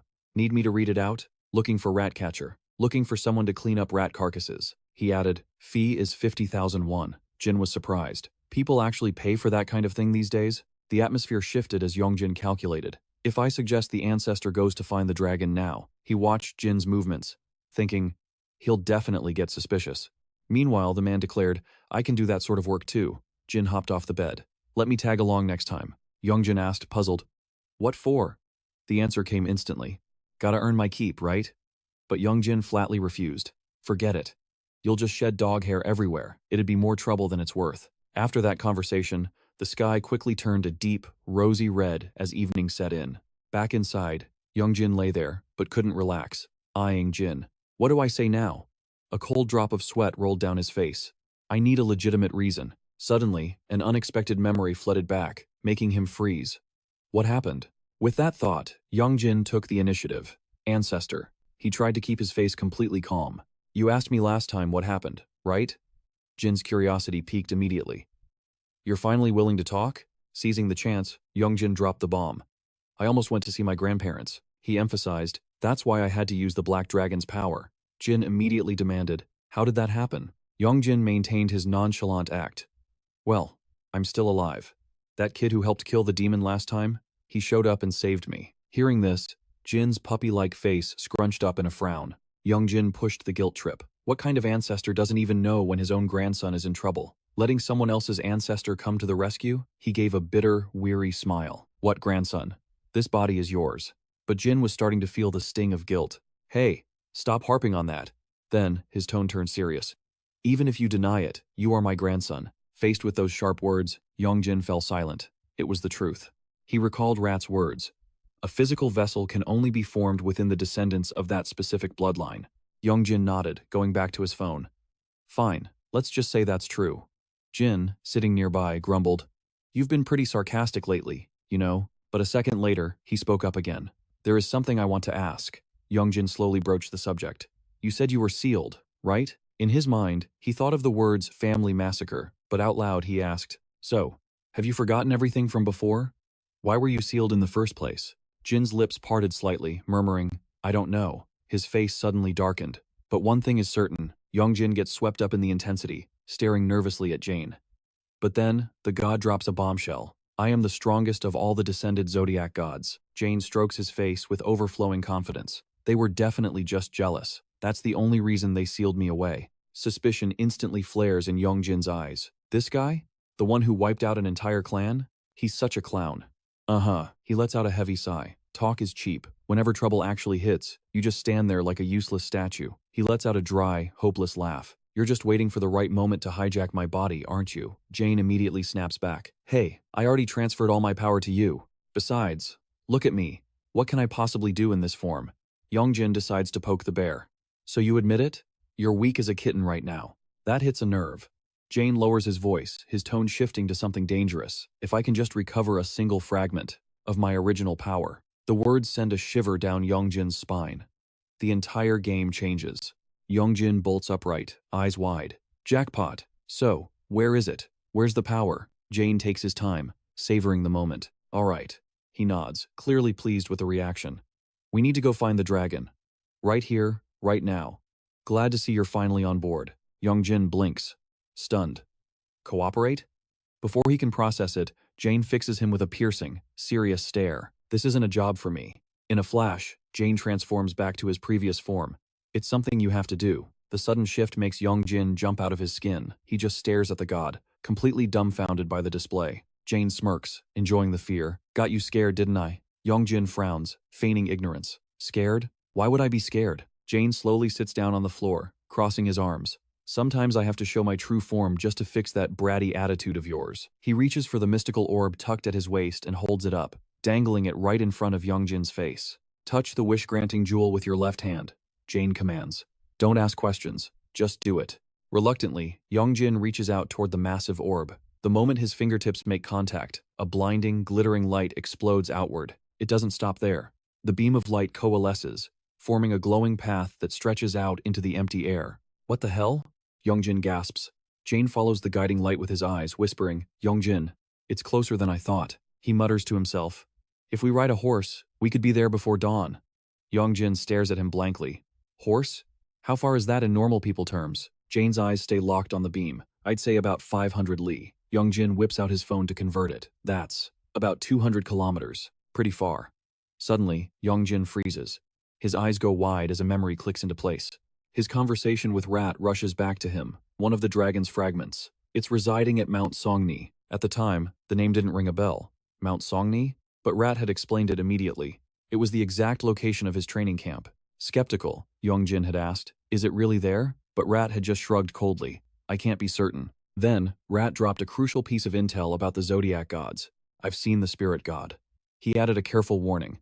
Usually, these entities only manifest in lands that are sacred and safe. And finally, Rat had stated with absolute conviction, and in a place like that, there will definitely be a guardian god. The flashback ends, leaving Yong Jin stunned. Could it really be Mount Songni? Jane catches the name and perks up. Mount Songni? Seeing the god's curiosity, Yong Jin explains. That's where I went for my training camp. Did you see it there? Jane asks. Yong Jin shakes his head, checking his phone again. No, not like that. But looking at the direction and distance. He pulls up the map. It lines up perfectly.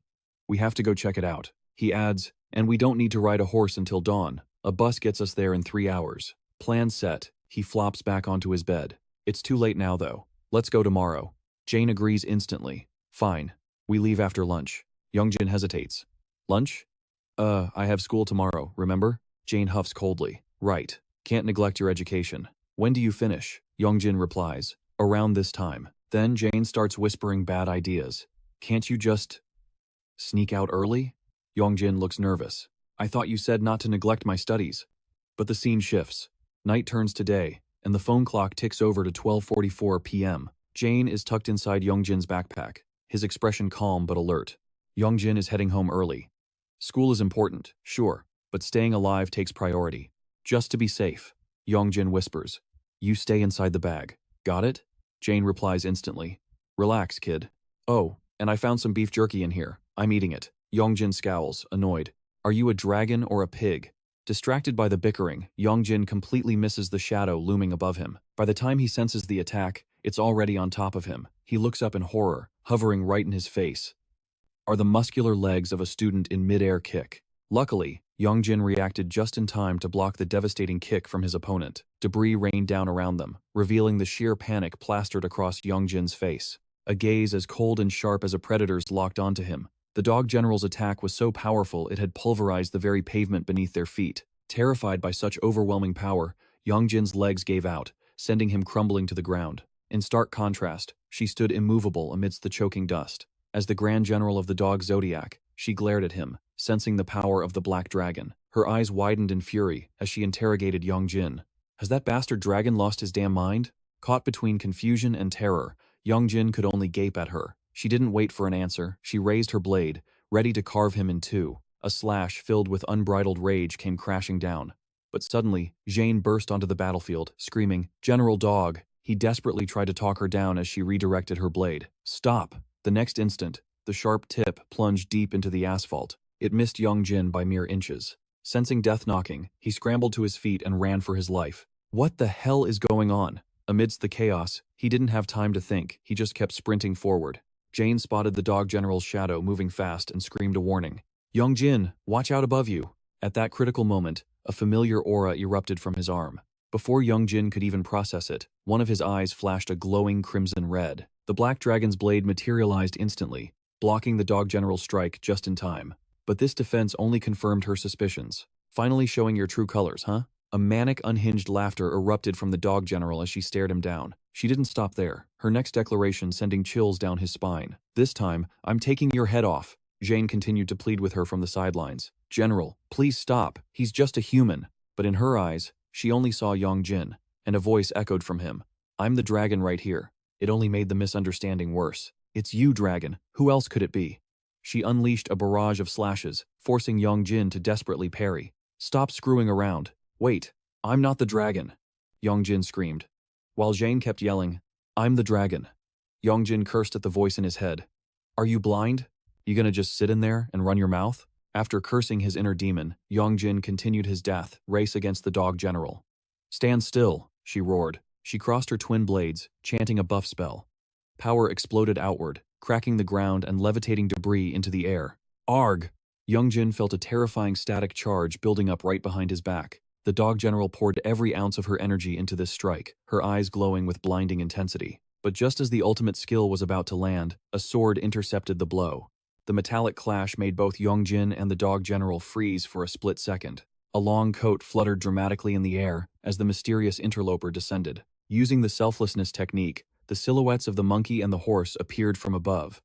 As the Horse General landed, his hand rested lightly on his sword hilt. With a fluid motion, the Horse General dispelled her attack. But he wasn't done. He instantly summoned a legion of spirit soldiers to counterattack. Heavenly Horse Battalion.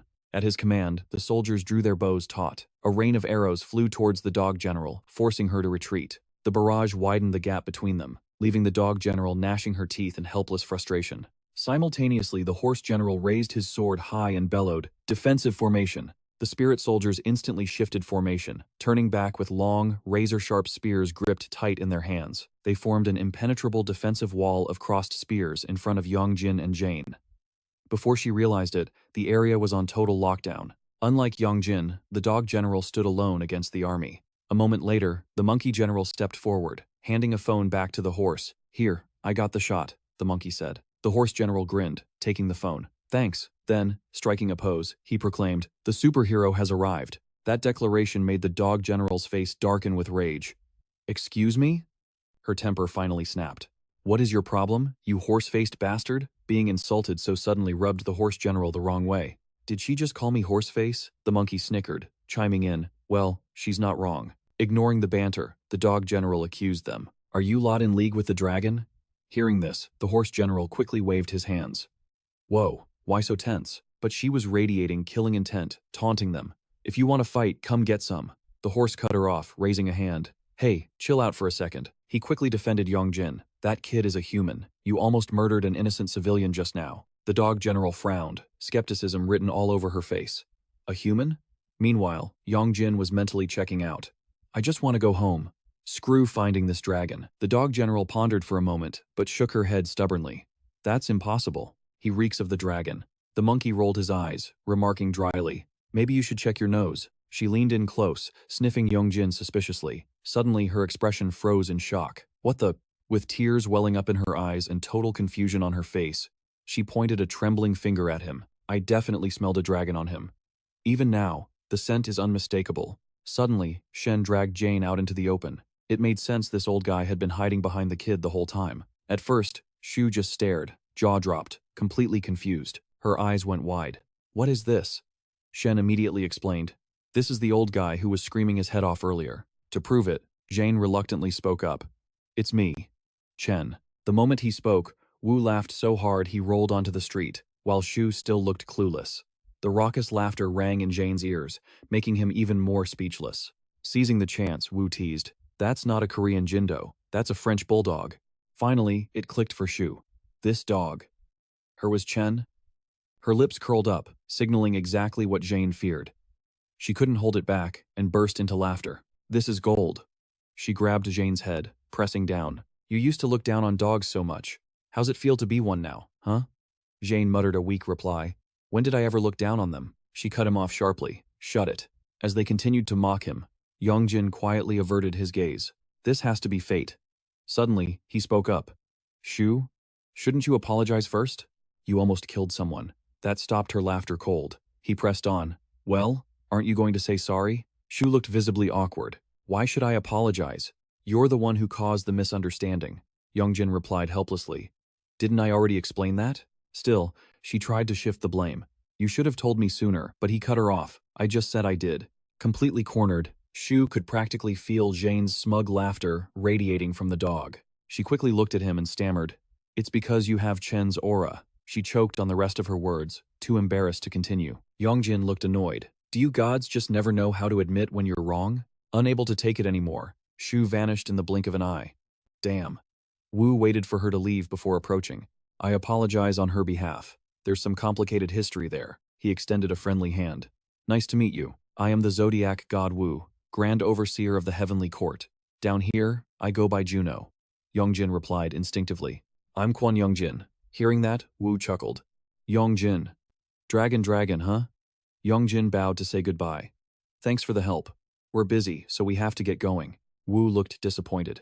Too busy to even shake hands? Suddenly, Jane spoke up with a grim expression. We are on our way to find a dragon. He didn't hide his murderous intent. Once I regain my power, I'm gonna crush all your noses. The threat made Wu instinctively grab his own nose and yelp. Jane flashed a wicked grin. I'm in such a good mood today. Yong Jin quickly urged him on. Ancestor, let's go. He added, I need to go home and drop off this blade first. Jine casually replied. Better to have it. Bring it along. Yong Jin let out a confused sound. What? How am I supposed to take the bus carrying this thing? Suddenly, a voice cut in. It was Shen, looking serious. Hand that over to me. When Yong Jin handed it over, Shen slowly touched both ends of the blade. A second later, two blinding lights flashed and infused into the weapon. In the blink of an eye, Shen shrank the item until it was invisible. He held it in his hand, lingering divine energy glowing around him. Then, Shen calmly summoned the blade back to its original form. Check complete. He tossed it back to its owner. Use it carefully. Yong Jin caught it, confused. How do I open this? Wu, standing nearby, started teasing again. Can't do it because you have no divine power? Too bad. Without a great overseer's power, your arms are going to get tired. Meanwhile, Shen introduced himself. I am Shen. Wu immediately clarified. Not the body part Shen, as in the monkey of the zodiac. Shen leaned in close to Yong Jin's face. The rat probably already told you how to use it. He gently patted Yong Jin's shoulder, his tone turning stern. Unless it is an absolute emergency, do not use the power on the left. Warning delivered, he turned away. Hey, why are you still standing there? Shen quickly added. Looks fun, so I'm going to tag along. You coming? The conversation continued as Yong Jin examined the blade. I'm busy, unlike you. Wu watched him get into the car, impressed. Is that so? Suddenly, a gruff voice called out. Hey.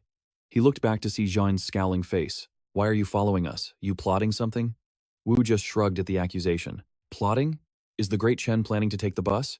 He snapped his fan open with a command.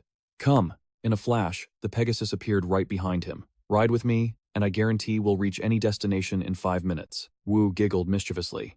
Want to take the Pegasus taxi?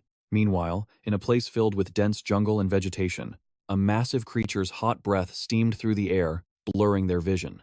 Its colossal form was barely visible behind the lush canopy.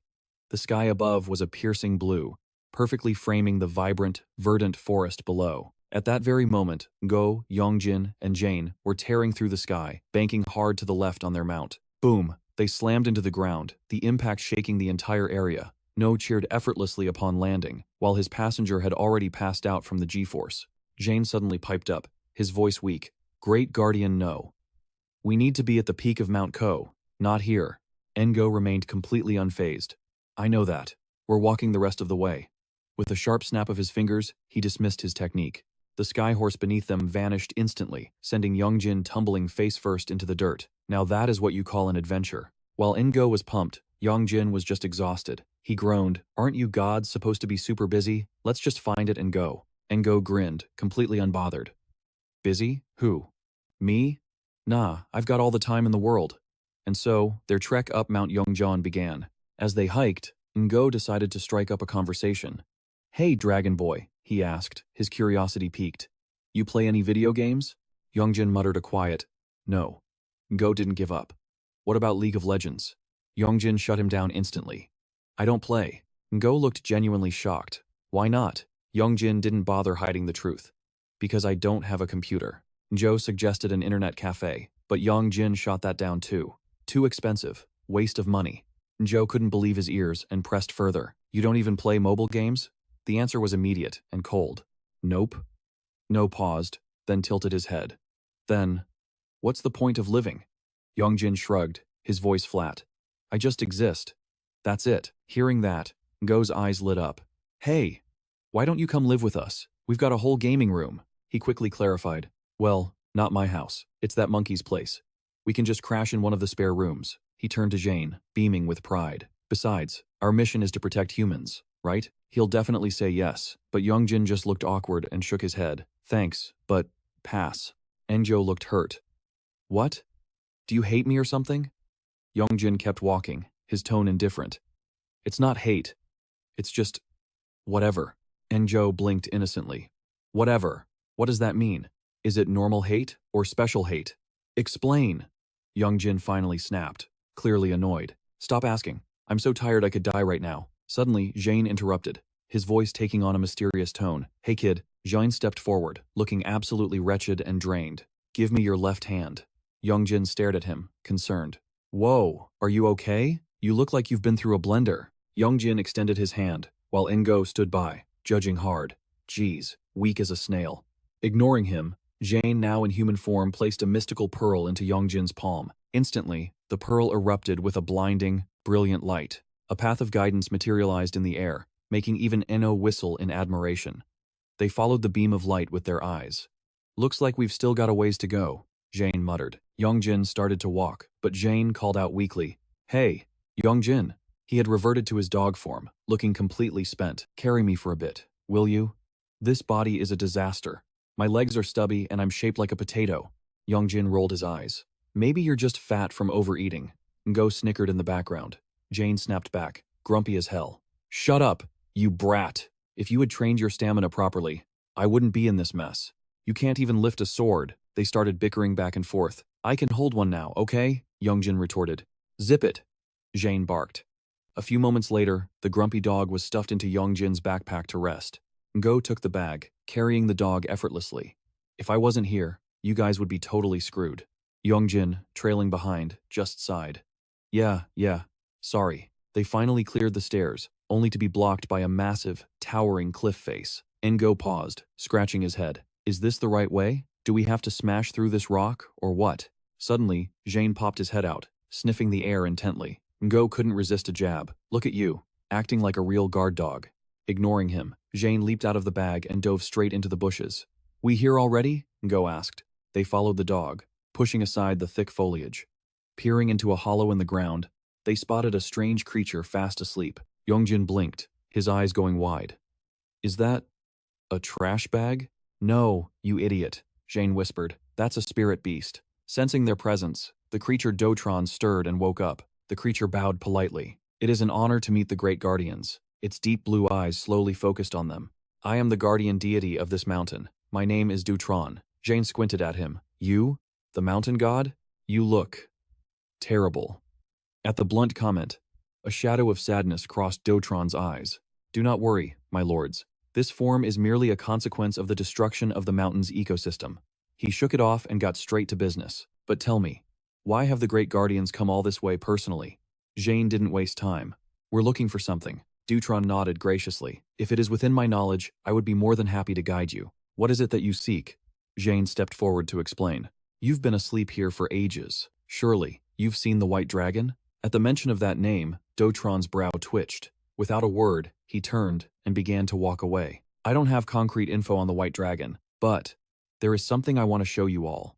His tone is slow, deliberate as he requests, please, follow me. Seeing the promising turn of events, Ngo declares, well, looks like this trip wasn't a waste of time after all. They follow Do-chan to a spot concealed by a massive stone block.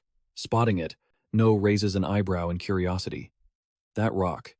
Is that the White Dragon? But before anyone can answer, he whips out his phone. Snap. Yong Jin, check. While he's at it, Ngo turns his attention to the boy. Hey Long Long, wanna add each other on Insta? But the boy just shakes his head. I don't have it. Ngo is baffled.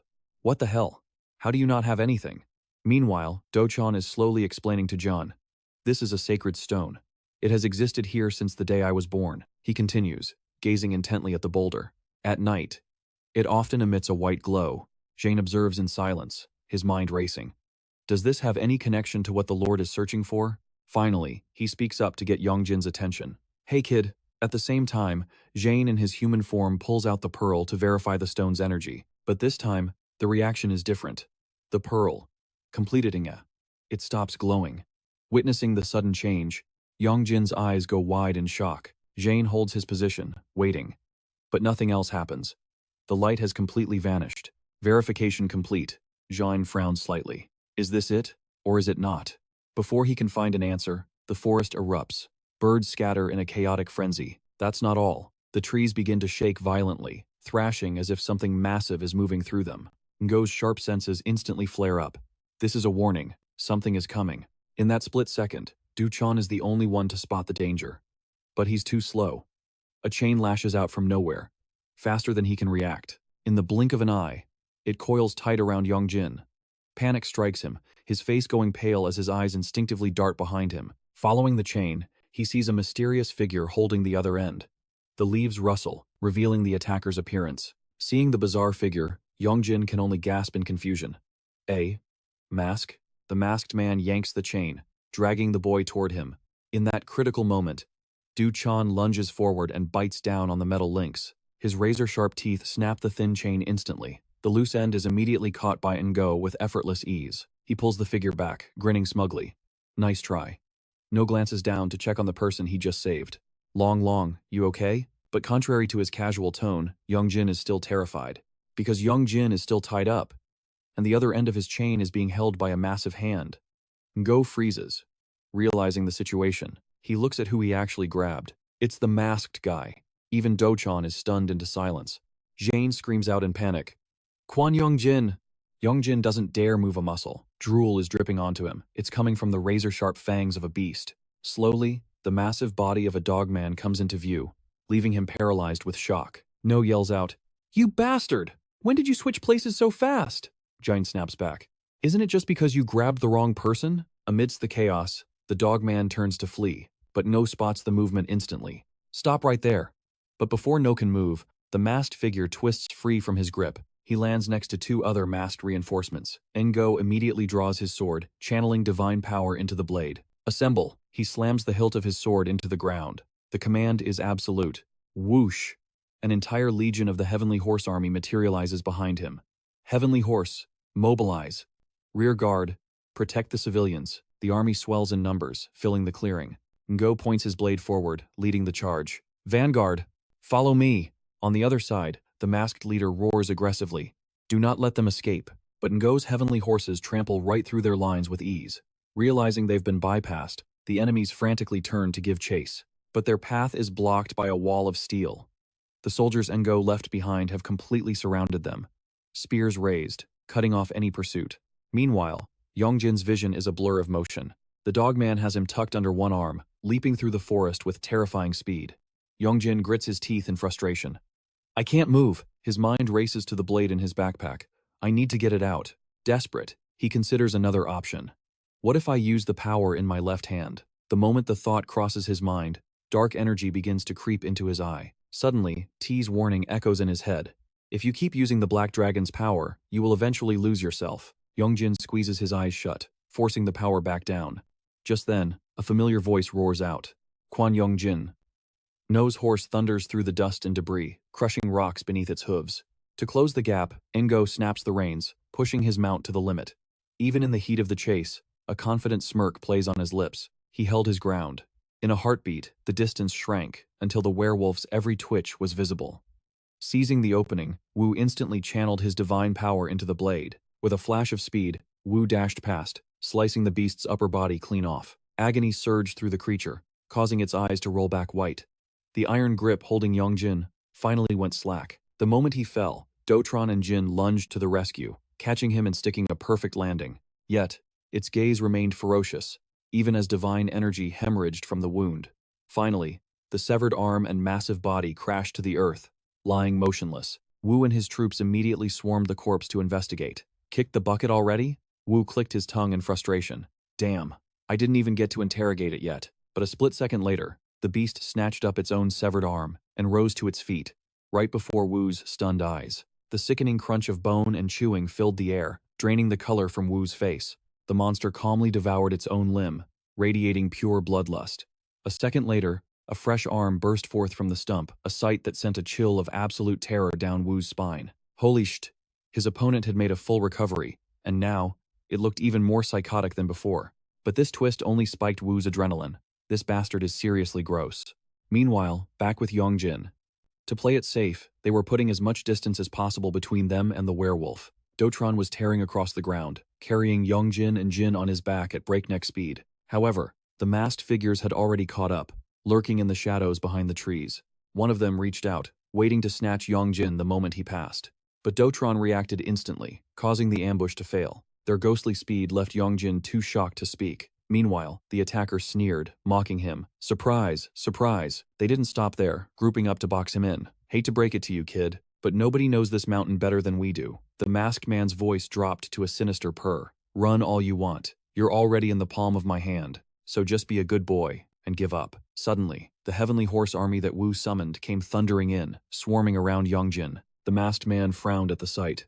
Shh, those pests are back. The scene shifted rapidly back to the werewolf's battle. Enraged, the beast drew a massive spiked mace and charged. The archers, lying in wait, seized the moment to loose their volley. As the werewolf closed in, countless arrows pierced its hide, but they didn't even slow it down. The giant spiked mace came crashing down with earth-shattering force. Wu instantly spurred his mount, leaping high into the air to dodge the blow. But it wasn't that simple. The mace's chain mechanism released, transforming the weapon into a flail with a wildly unpredictable trajectory. Caught completely off guard, Wu could only gasp. He took a direct hit that rattled his very soul. The heavenly horse vanished upon impact, sending Wu plummeting into the dust below. Blood dripped from the werewolf's spiked mace. Wu scrambled to clutch the deep gash on his arm. Wu let out a bitter laugh. So it's a long-range weapon, huh? But the battle wasn't over. The werewolf was already winding up for another swing. Its muscular arm gripped the chain, whipping the weapon forward with terrifying momentum. The finishing blow came crashing down, packed with overwhelming killing intent. The impact was so heavy, the entire battlefield shuddered. Back with Yong Jin, the masked group sensed the shift.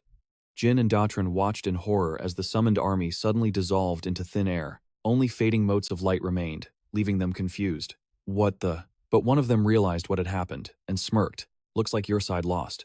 Jin, however, refused to believe it. General Wu, defeated? No way. That's impossible! The enemy ignored him, sneering. Just a brat and 2 dogs. The masked man pointed a finger at them casually. Come on now, be good and surrender. But his smirk instantly vanished as he saw what was happening. Yong Jin's coat was whipping in the wind. Jin, facing the enemy, had no idea what was unfolding behind him. Yong Jin gripped the miniature blade in his hand. He flooded it with divine power, triggering its expansion mechanism. The sudden gust of wind and the surge of power finally made Jin turn around. His eyes went wide. The massive blade was fully summoned and ready for war. Yong Jin gripped the hilt tight, leveling the tip straight at the masked assassins. Jin and Dotron stared at Yong Jin in awe, while the masked group looked on with pure disdain. "What the hell are you doing?" one of them demanded. "Looks like he wants to fight," another guessed. The third groaned in annoyance. "What a drag." He stepped forward. "Do you have any idea what's going on? I could crush you with my pinky toe. You're not even a fraction of that horse general we just saw." He didn't hold back his insults. "Watching paint dry would be more exciting than fighting you." Suddenly, the guy next to him cut in. "Actually, I think breaking him sounds pretty fun." He glared at Yong Jin. "Drop the hero act, kid. With your skills, you don't stand a chance against us." Yong Jin gritted his teeth, forcing himself to stay calm as they jeered. "If you know what's good for you, just give up now. That's the best way to protect the others. It's the only option you've got left." Waiting for them to finish yapping, he asked, "Why are you trying to capture me?" But the guy just shrugged it off.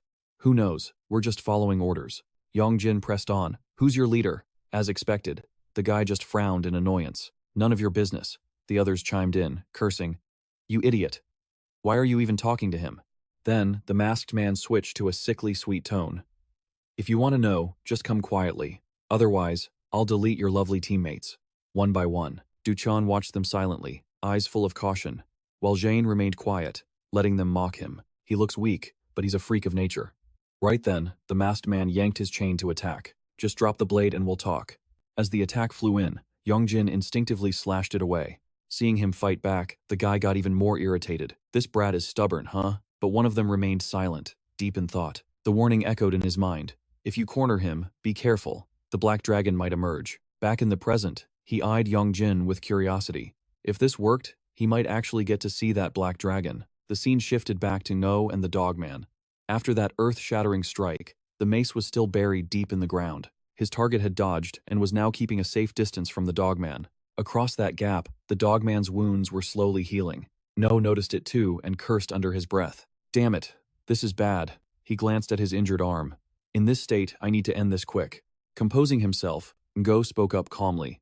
"Hey, I have a confession to make." He flashed a confident smile. "I was trying to save energy for the soldiers, so I haven't been fighting at full strength." He adjusted his stance and drew his sword with a sharp motion.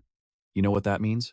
Ngo pointed his blade straight ahead. "Now, I'll show you my true power." Divine energy surged from deep underground, seeping through the cracks to surround him. Ngo's expression hardened as he focused everything into his blade. In a flash, he moved like water, delivering a swift strike.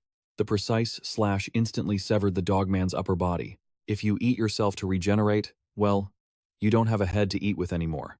After the strike, No added softly, "And if you regenerate naturally." As he sheathed his sword, he triggered his final technique. Azure Flame. "I'll just burn you to ash." Feeling triumphant, No decided to chat a bit more. "I should have interrogated you, but since Long Long is in trouble." Suddenly, he noticed the dogman's hand grasping its own neck. Then, it tore off its own burning flesh. Caught off guard, No could only stare in shock. What the hell? As soon as the dogman discarded the burning flesh, its cells began to mutate again. A new head shot up from the stump with unbelievable speed. Ngo smirked, realizing the truth. "So, you're no ordinary monster." Facing that tenacious dog head, he sighed. "I was planning to play with you for a bit, and then leave. Can I even finish this?" The scene shifted back to the clash of blades. Yong Jin was trembling violently, while his opponent remained perfectly calm. The masked man scoffed. "You're pathetic." He easily knocked Yong Jin aside. "You don't stand a chance against me." The blow sent Yong Jin crashing to his knees. The masked man growled impatiently. "Bring out the black dragon before I chop off your limbs. Fighting a weakling like you is pure torture." Yong Jin looked up at him, his face a mask of utter helplessness. The others watched with amusement. "He doesn't even realize we're going easy on him. Forget the black dragon, just tie him up and let's bounce. The horse clan will be here soon." Meanwhile, Jane, currently tied up, was frantic. "What do I do?" His eyes were glued to Yong Jin's every move. An idea struck him. "I don't know if this damn body can handle it." Jane immediately called out to Dkyoung. "You said your name was Dkyoung, right?" Jane channeled his divine energy as he whispered, "When I unleash my power, get the boy out of here." But Dkyoung immediately protested. "Sir, please don't." Dkyoung pleaded softly. "That vessel can't handle your rank. If you use your power, it could destroy you. Let me try instead. Don't push yourself." Jane was stunned. "How do you know about that?" Dkyoung just stared ahead, his gaze intense. Watching Yong Jin get beaten to a pulp, he slowly replied, "Isn't that the Grand Overseer's rightful place?" Looking closer, he saw Yong Jin suffering clearly.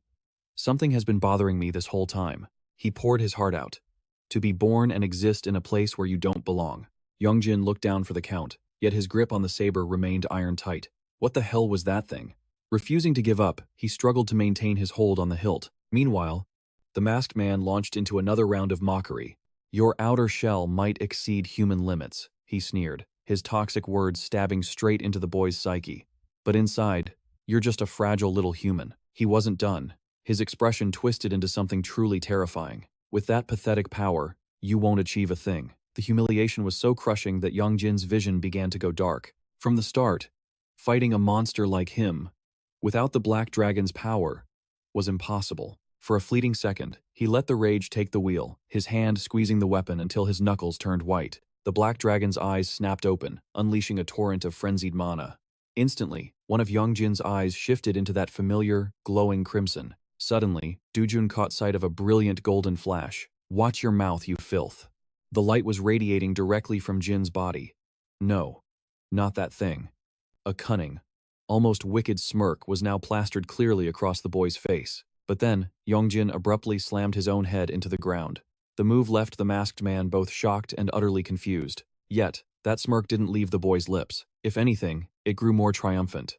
That is my nephew. At the same time, Jane's body began to blur, dissolving into a transformation spell. Dkyoung watched, his eyes widening in disbelief. As for Jane, he didn't forget to follow up with his steely declaration. I will protect my nephew. Right at that moment, the boulder Yong Jin was using for cover reacted, bursting into light. Yong Jin flashed back to that moment a smirk, a crooked grin, and a thought racing through his mind. The indomitable Bake. That will. I must remember it. Yong Jin tightened his grip on the sword, finally admitting the truth aloud. You're right. I can't win. He pointed his blade forward, his voice dripping with sarcasm. Of course I can't win. It's 3 against 1, after all. Seeing Yong Jin's expression, the enemy gasped. This kid is insane. The boy then darkly revealed the masked man's true goal. Your goal is to capture me alive. But as for me, from now on, even if I have to ascend to heaven, I will find a way out of here. Hearing this, the man growled, furious, enunciating every word. Is that so? If that's the case. The masked man immediately targeted Yong Jin's legs, lunging forward. Then I'll just chop your legs off and be done with it. Yong Jin's eyes bulged, teeth gritted, waiting for the strike. The enemy closed the distance, the sharp blade in his hand gleaming. Suddenly, the masked man's blade slammed into an invisible wall right in front of the boy and snapped in half. He stared, dumbfounded. Yong Jin was stunned to see a barrier wrapping around him. A drop of sweat rolled down his tense face as he tried to process what was happening. A foot stepped out from the thick cloud of dust. Then came the hair, and the signature earring. Jane had arrived. In an instant, the masked man was out cold after being slammed into the wall. His teammates weren't doing any better, collapsed in a heap on the ground. The silhouette of a dragon swirled around a powerful source of white magic. It was Jane, the heavenly aura, quietly resting his hand on his sword hilt, standing amidst the surging spiritual energy. The remaining masked man gripped his knife tight, realizing he was completely cornered. He sensed his own end approaching. Guess I'm meeting my ancestors. Suddenly, a chain flew in from the distance, wrapping around his fallen comrade. Then, he and another masked figure dragged the unconscious guy away. The masked man paused, unable to take his eyes off Jin. Reflected in his pupils was Jin's calm, composed figure. At this moment, the boy was still wrapped in that majestic, imposing aura. Jin shot a sharp glare at the retreating masked man. Meanwhile, Wu slammed his sword hard into the ground. He bent over, gasping for air, complaining loudly. I'm tired as hell. Wu looked up at the dogman in front of him and shouted, I am so done with this game. The beast closed its eyes, a twisted smile plastered on its face. Wu frowned, suddenly realizing this dogman's sick little hobby. He just keeps smiling. It's pissing me off, Wu thought. It seemed the more he slashed, the more excited the freak got. He lifted his sword, analyzing. Anyway, that last move helped me understand. If my theory is right, he carefully scanned every inch of the dogman's body, his thought firm. There has to be a critical weak point. Wu's face darkened in thought. If he could regenerate unconditionally, he wouldn't need to defend. But he's desperate to block attacks with his arms and legs. Wu swung his sword, preparing for the clash. Only one way to find out. He quickly charged at the dogman with his flaming blade. Wu aimed straight for the creature's arm. His sharp blade sliced into the dogman's flesh. Wu's face relaxed. He had guessed right. Just as predicted, the dogman furiously used his other hand to punch the spot where Wu was standing. Wu easily backstepped, landing softly, then pointed his sword forward and dashed at the creature. Is it your belly button? Wu launched a flurry of attacks at the creature's torso, full of excitement. Let me poke a hole in it and see. Suddenly, Mi-Q appeared on his shoulder, her voice enchanting and commanding. Stop. Wu froze, eyes darting back in shock. Migu peeked out, flashing a coy smile. Annoyed, Wu swung his blade straight at her, but Migu just floated down, landing as light as a feather. She wrapped her arms around the beast's neck. "Darling," Migu purred. Hand on her hip, she stroked the monster's fur and teased. "I told you to bring him back, not play with him." Wu raised an eyebrow, baffled by her sudden mood swing. "Let's go. We're running late." Pressing 2 fingers to her lips, Migu blew a seductive kiss from the beast's arms. "Bye-bye, handsome. See you later." Wu just stood there, stunned. Where Migu had been standing, only a wisp of red smoke remained. Chan's ears perked up, twitching. His massive body had completely transformed. Yong Jin blinked in surprise so the giant wolf could actually shrink down. As the sun began to set, Yong Jin sighed, utterly baffled. "All right, spill it. Why did you follow us home?" Chan didn't hesitate. "Because I've taken an interest in you." Yong Jin froze. "Huh." Yong Jin crouched down to meet the wolf's eyes. "Don't you need to guard your mountain anymore?" "The white dragon protects the mountain now," Chan replied calmly. "I'm no longer needed." Jin frowned, highly suspicious. "Weren't you born and raised there?" Chan had thought about this for a long time. It wasn't an impulse. When the time comes, one must leave the nest. That is the way of the world. I believe. That time is now. Chan hesitated, his eyes darting between the two of them. "Besides, I'm curious about the bond between you and this boy." Yong Jin immediately tried to find a polite way to say no. "Look, I'm sorry, but as you can see, we already have one furry freeloader here." But Chan just smiled. "Do not worry." Right on cue, the wolf's stomach let out a loud growl. "I won't be a burden. I shall reside on the mountain behind your home." Sighing, Yong Jin got up to raid the kitchen. What do wolves even eat? Probably the same as dogs, right? Chan shyly accepted the kind gesture. "My apologies. I haven't eaten since yesterday," Chan mumbled. Yong Jin rummaged through the cupboards for some canned food. Jin grumbled. "Aren't we broke enough? You're feeding him too?" He glared at the wolf. "Hey, mountain god, hunt for your own damn food." Chan lowered his head. "Understood." Yong Jin snapped at Jin. "Why are you such a jerk? He just helped us, and now you're kicking him to the curb?" Yong Jin went back to digging. "Just wait a sec. Can you eat beef jerky?" Jin immediately lunged forward to block him. "Hey, hold on!" Jin started sorting through the food himself. "Not this one. Definitely not this one." Yong Jin was utterly speechless. Suddenly, Chan called out. The wolf looked at him with curious eyes. "What is your name?" "Quan Yong Jin," he replied. Chan didn't want to be a burden. "Quan Yong Jin, I will eat whatever you eat." But Yong Jin shook his head. "Animals can't eat human food, buddy. It's bad for you." Suddenly, the wolf leaped into the air, doing a mid-air flip. A brilliant blue aura enveloped Chan, and he transformed into a human. Chan looked up, his expression deadpan. "Is this acceptable now?" After much hesitation, Jin finally made his choice. "Fine. I bestow this upon you." Yong Jin thought for a moment. "In that case, how about some instant ramen?" Jin gasped in horror. "Ramen? Isn't that way too luxurious for him?" Yong Jin groaned. "Since when is instant ramen a luxury?" A few minutes later, a steaming bowl of egg ramen was served. Jin sat nearby, practically drooling. "That meat broth smells divine. The taste must be absolute perfection." Chan took one sip of the broth and his eyes lit up. He happily devoured the meal. "This is incredible." Yong Jin smiled, relieved. "Glad it suits your taste," Yong Jin said. But just as Chan was about to take his first bite, flash, a bright light erupted next to him. Jin had transformed into a human too. "Cook me a pack as well," he demanded arrogantly. Yong Jin groaned. This house is already cramped enough. While the two bickered, Chan quietly slurped his noodles. "Even if you eat in human form, it's still gonna mess up your dog body," Yong Jin scolded. "Did you forget what happened last time? Are you gonna clean up the mess?" Jin shrugged casually. "You mean the toilet?" Later that night, Jin immediately tried to kick their guest out. "Mountain God, time to leave," Jin ordered. Chan nodded obediently. "Yes, I shall take my leave." But to Jin's shock, Yong Jin tossed out a spare blanket. "It's too late. Just crash here for the night," Yong Jin offered. Jin glared, furious at the new rival. "The house is tiny, and you're inviting him to sleep over?" Yong Jin ignored Jin's whining. "Hey, is the wolf form or the human form your true body?" Chan answered without hesitation. "Both are my true forms." Yong Jin smiled gently. "In that case, you know how to shower, right?" Chan nodded. "Of course." Yong Jin's smile instantly vanished. "Then go shower. You reek of wet dog."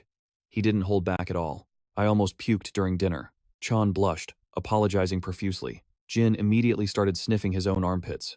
The sound of running water echoed from the bathroom. Yong Jin and Jin lay on opposite sides of the room. Suddenly, a wave of anxiety hit Yong Jin. Thinking about it, Yong Jin really didn't know what to do. How was he supposed to absorb the dragon into his body now? It had already merged with the ancestor's body. Old memories flooded his mind. I'm going to get it? What do you mean by that? He couldn't believe his ears. Keep 2 dragons inside my body? He glanced over at Jin. The plan was to use the new dragon to forge his left arm, and finally eliminate the black dragon. That is exactly what I was thinking. He was absolutely certain any dragon would be safer than the terrifying, destructive power of the black dragon. Right now, Yong Jin was lost in a whirlwind of thoughts. The white dragon was definitely safer. So, he boldly made a request to the ancestor. Please, swap the dragons for me. Jin was momentarily too stunned to process what he just heard. Yong Jin shot up, pleading with total seriousness. White dragon, you can hear me, right? Please, become my left arm. The dragon answered bluntly, I refuse. Yong Jin blinked, dumbfounded.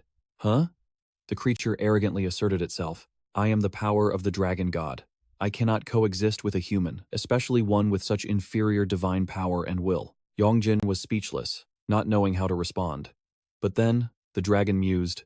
Actually, I see an interesting opportunity here. It suddenly delivered a cruel verdict. Imprisoning the black dragon inside a weak human body. That is not a bad idea at all. Yong Jin's face went pale. Say what? Panic set in as he struggled to grasp the situation. Wait, I'm asking for your help, the white dragon coldly confirmed. And I cannot help you with anything. It then offered some kind advice. But if the black dragon causes trouble, I can assist by giving him a good slap. So, pay attention and don't let him run wild. Yong Jin was shook, his brain completely shutting down. Suddenly, Jin spoke up, pulling him out of his trance. Did Director Rat put you up to this? Seeing Yong Jin still frozen, he continued, telling you to swap the black dragon for the white one? He honestly confessed to Jin, it's just that. The black dragon always does whatever it wants. I thought the white dragon would be easier to negotiate with. Jin's face instantly darkened. Do you take me for a fool? Then, he abruptly changed the subject. Where did you get that saber in your hand? Yong Jin furrowed his brows, answering nervously. I bought it on a second-hand app. He hummed, processing the information. Bought it, huh? In that case, Jin used his spiritual power to pull out a robe. His eyes were filled with scrutiny and pressure. Did you buy this there too? Yong Jin was sweating bullets from the tension. That's a relic. His gaze turned gloomy, signaling a serious issue. Director Rat used to wear this. Suddenly, a trembling hand tried to reach up. Horse was lying in bed, receiving treatment. My hand is still shaking even now. He frowned, clearly annoyed. Is it because this body wasn't created by the altar? The other immediately shot back. No, it's just because your cultivation is lacking. Rat, standing nearby, analyzed calmly. It caused your body's balance to shift, which is why your divine power became unstable. Horse, still unable to get out of bed, asked in confusion, how on earth do you maintain balance in that body of yours? Rat's entire body continued to emit a faint aura. His answer was simple. Habit. Horse couldn't help but exclaim, good heavens, how do you manage to live like that? Horse started making excuses, shifting the blame. This might sound like I'm making it up, but it's all Director Dog's fault, isn't it? He got more worked up as he spoke. From the very beginning, I had to waste so much energy just to hold her back. Horse was mid-sentence when a foot stomped down, scaring him. That's why my divine power was drained. That's the only reason I was at a disadvantage against that guy. Is that so? Monkey looked down at the group arrogantly. Hey, you useless bum. Look at you, beaten to a pulp. What a pathetic sight. Horse struggled to sit up, grimacing. I told you, my level is different from yours. Monkey stepped right over him. Just stop running your mouth for a bit. You really are just a little fool. Monkey turned to chat with Rat. By the way, I heard Director Dragon absorbed a dragon, so maintaining his true form will be easier now, right? Rat's face went cold as he assessed the situation. If that's true, we are in serious trouble. Monkey just spoke nonchalantly. He only absorbed one dragon. He's still fine. But Rat didn't think so. Yong Jin represents the power of protection and restraint. It cannot regenerate, so Dragon's true form won't be free either, he stated firmly. And even if it returns to Dragon, it doesn't mean everything is ruined. Rat calmly closed his thick book. Because, fundamentally, it is still part of my plan to resolve everything peacefully. A cute voice called out, Big brother!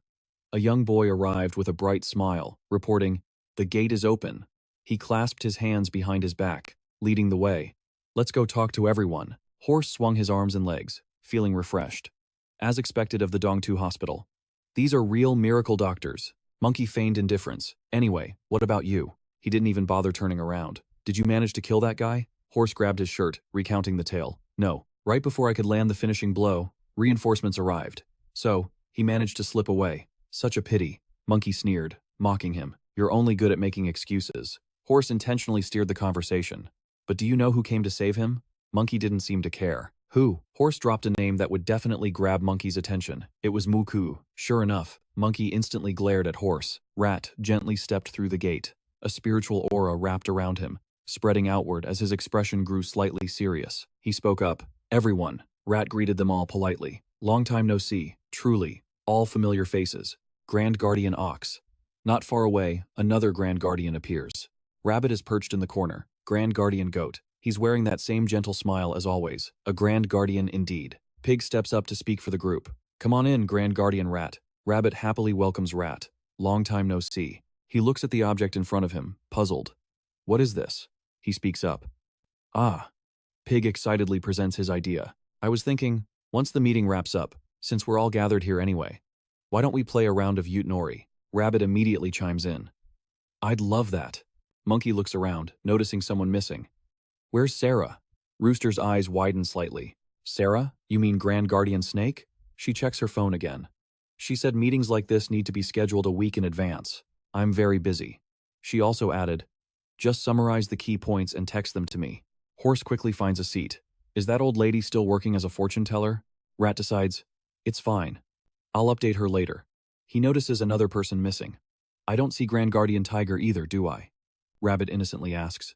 Dog. Nearby, Grand Guardian Dog hears the question. Didn't Grand Guardian Tiger come with you, big sis? She bristles, snapping back instantly. No. Why are you asking me about that old geezer? She pouts. Why are you getting so grumpy all of a sudden? Goat frowns, impatient and urging. Let's just get straight to the point. I had to waste my precious time to come all the way here. Hearing this, Horse immediately mocks him. You used a warp gate to get here effortlessly, yet you're acting like it was such a struggle to show up. Monkey Helpful adds another jab. He's literally the freest one out of all of us. Rat speaks up, cutting through the noise. First of all, he unfolds a strange drawing. Have any of you seen this before? He furrows his brow. What is that? Rabbit tilts his head, confused. Pig suddenly speaks up, seeming to have a clue. This. He steps closer to inspect it. I've seen this before. Pig explains what he knows. A demon bearing that mark on its body once killed a human. Or rather, it indirectly pushed that person into a gate. Rooster is shocked to hear this. Something like that happened on Jeju Island? He expresses deep regret. If I had discovered it a little sooner, that tragedy wouldn't have happened. That's why I remember it so clearly. Rat asks for details. When exactly did that happen? Pig rubs his chin, thinking hard. It was shortly after this body of mine awakened. I think it's been about 10 years. He processes the information. So it's existed for 10 years already? Rat moves to the next question. Then, have you ever seen a mask? Pig can't quite keep up. A mask? Rat gives a specific example, like a Gaxatol or something similar. Pig thinks for a moment, then confirms. Ah, no, I haven't seen that. But what does that have to do with this? He explains. The demons bearing this mark, and those masked figures are acting as if they're on the same side.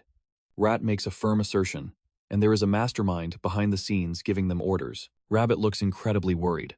But what exactly is their goal? He continues his deduction. Judging by what happened before, their target is the true body. Rat brings up a critical point. I'm sure you all know that the true body currently houses a human soul. Goat is skeptical. A human? He can't help but burst out laughing. Hold on, is that really a human? I'd bet anything on it. That brat is more like a demon. Goat starts spouting malicious nonsense about the boy and his demon pack. But Rat cuts him off. Watch your mouth. Grand Guardian Goat, that is definitely a human being. He continues attacking the person who isn't even there. How can someone carrying the black dragon inside them be considered human? He suddenly declares, I am going to remove it from that human child's body. Rat is dead serious. I mean the black dragon. He looks straight into Goat's eyes. And to do that, I need your power. Goat smiles with murderous intent. Then just do it yourself. Just copy me, and you'll be done in no time. Rat stays silent, but his eyes say it all. He frowns deeply, showing his attitude. Pig speaks up with a purpose. How about we stop fighting and play Ute-Nori instead? Goat's face darkens, muttering to himself. This is actually so annoying. He clenches his fists, trying to control himself. That isn't that human brat's body anyway. Goat can't understand the reasoning. That body originally belongs to Grand Guardian Dragon. Shouldn't we follow the natural order? He's a bit extreme about this. Besides, I heard Grand Guardian Dragon has lost his memory, so that's the dragon we used to know, isn't it? Goat keeps rambling on. From the start, the only one at fault was the black dragon, not dragon. Monkey suddenly jumps in to mock him. You bastard. Have you been secretly in love with Grand Guardian Dragon all this time? He can't listen to this anymore. If not, then stop spouting such nonsense. Horse supports enthusiastically. That actually sounds totally reasonable. Rooster burst into laughter, slamming his hand on the table with a deafening bang. Cat furrowed his brows, refusing to accept the outcome. Are you seriously suggesting we should just forgive Dragon?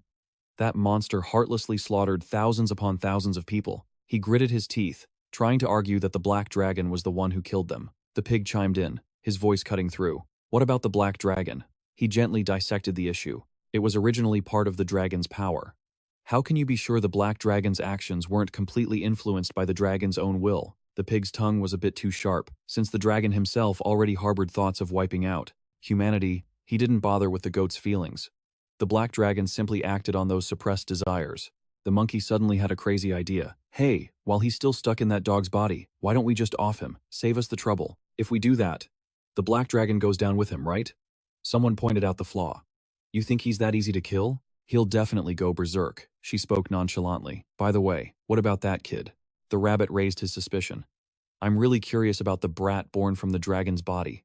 No matter what you say, he's containing the black dragon's massive power, yet he's perfectly fine. He spat out the harsh truth. Exactly. Think about it. It makes no sense. If he were just a normal human, the black dragon would have devoured him ages ago. How is he still safe and sound? The goat was being incredibly stubborn, refusing to listen. He's a demon, plain and simple. Just let me exorcise him and be done with it. That brat is definitely the mastermind behind everything. The rat couldn't stay silent anymore. Great Overseer Goat. His face darkened as he issued a warning. If you don't intend to cooperate, then get out. The horse was annoyed too. Stop hallucinating about your power, you lunatic.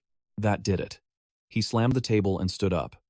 The goat raised a friendly middle finger at the group, declaring arrogantly, fine, whether it's killing the black dragon or finding the mastermind, you guys do it yourselves. I'm not quitting the group, but open the gate. Daddy's going home. He widened his eyes in surprise. He's actually leaving? The monkey scrolled through his phone, mocking. Staying would just be embarrassing, so he had to bail. The ox gently set down her water glass. She softly assessed the situation. Whether that child is human or a demon, it no longer matters. The ox summarized the consensus. Since Great Overseer Rat has stepped forward and vouched that the child is human, we have no reason to question his judgment.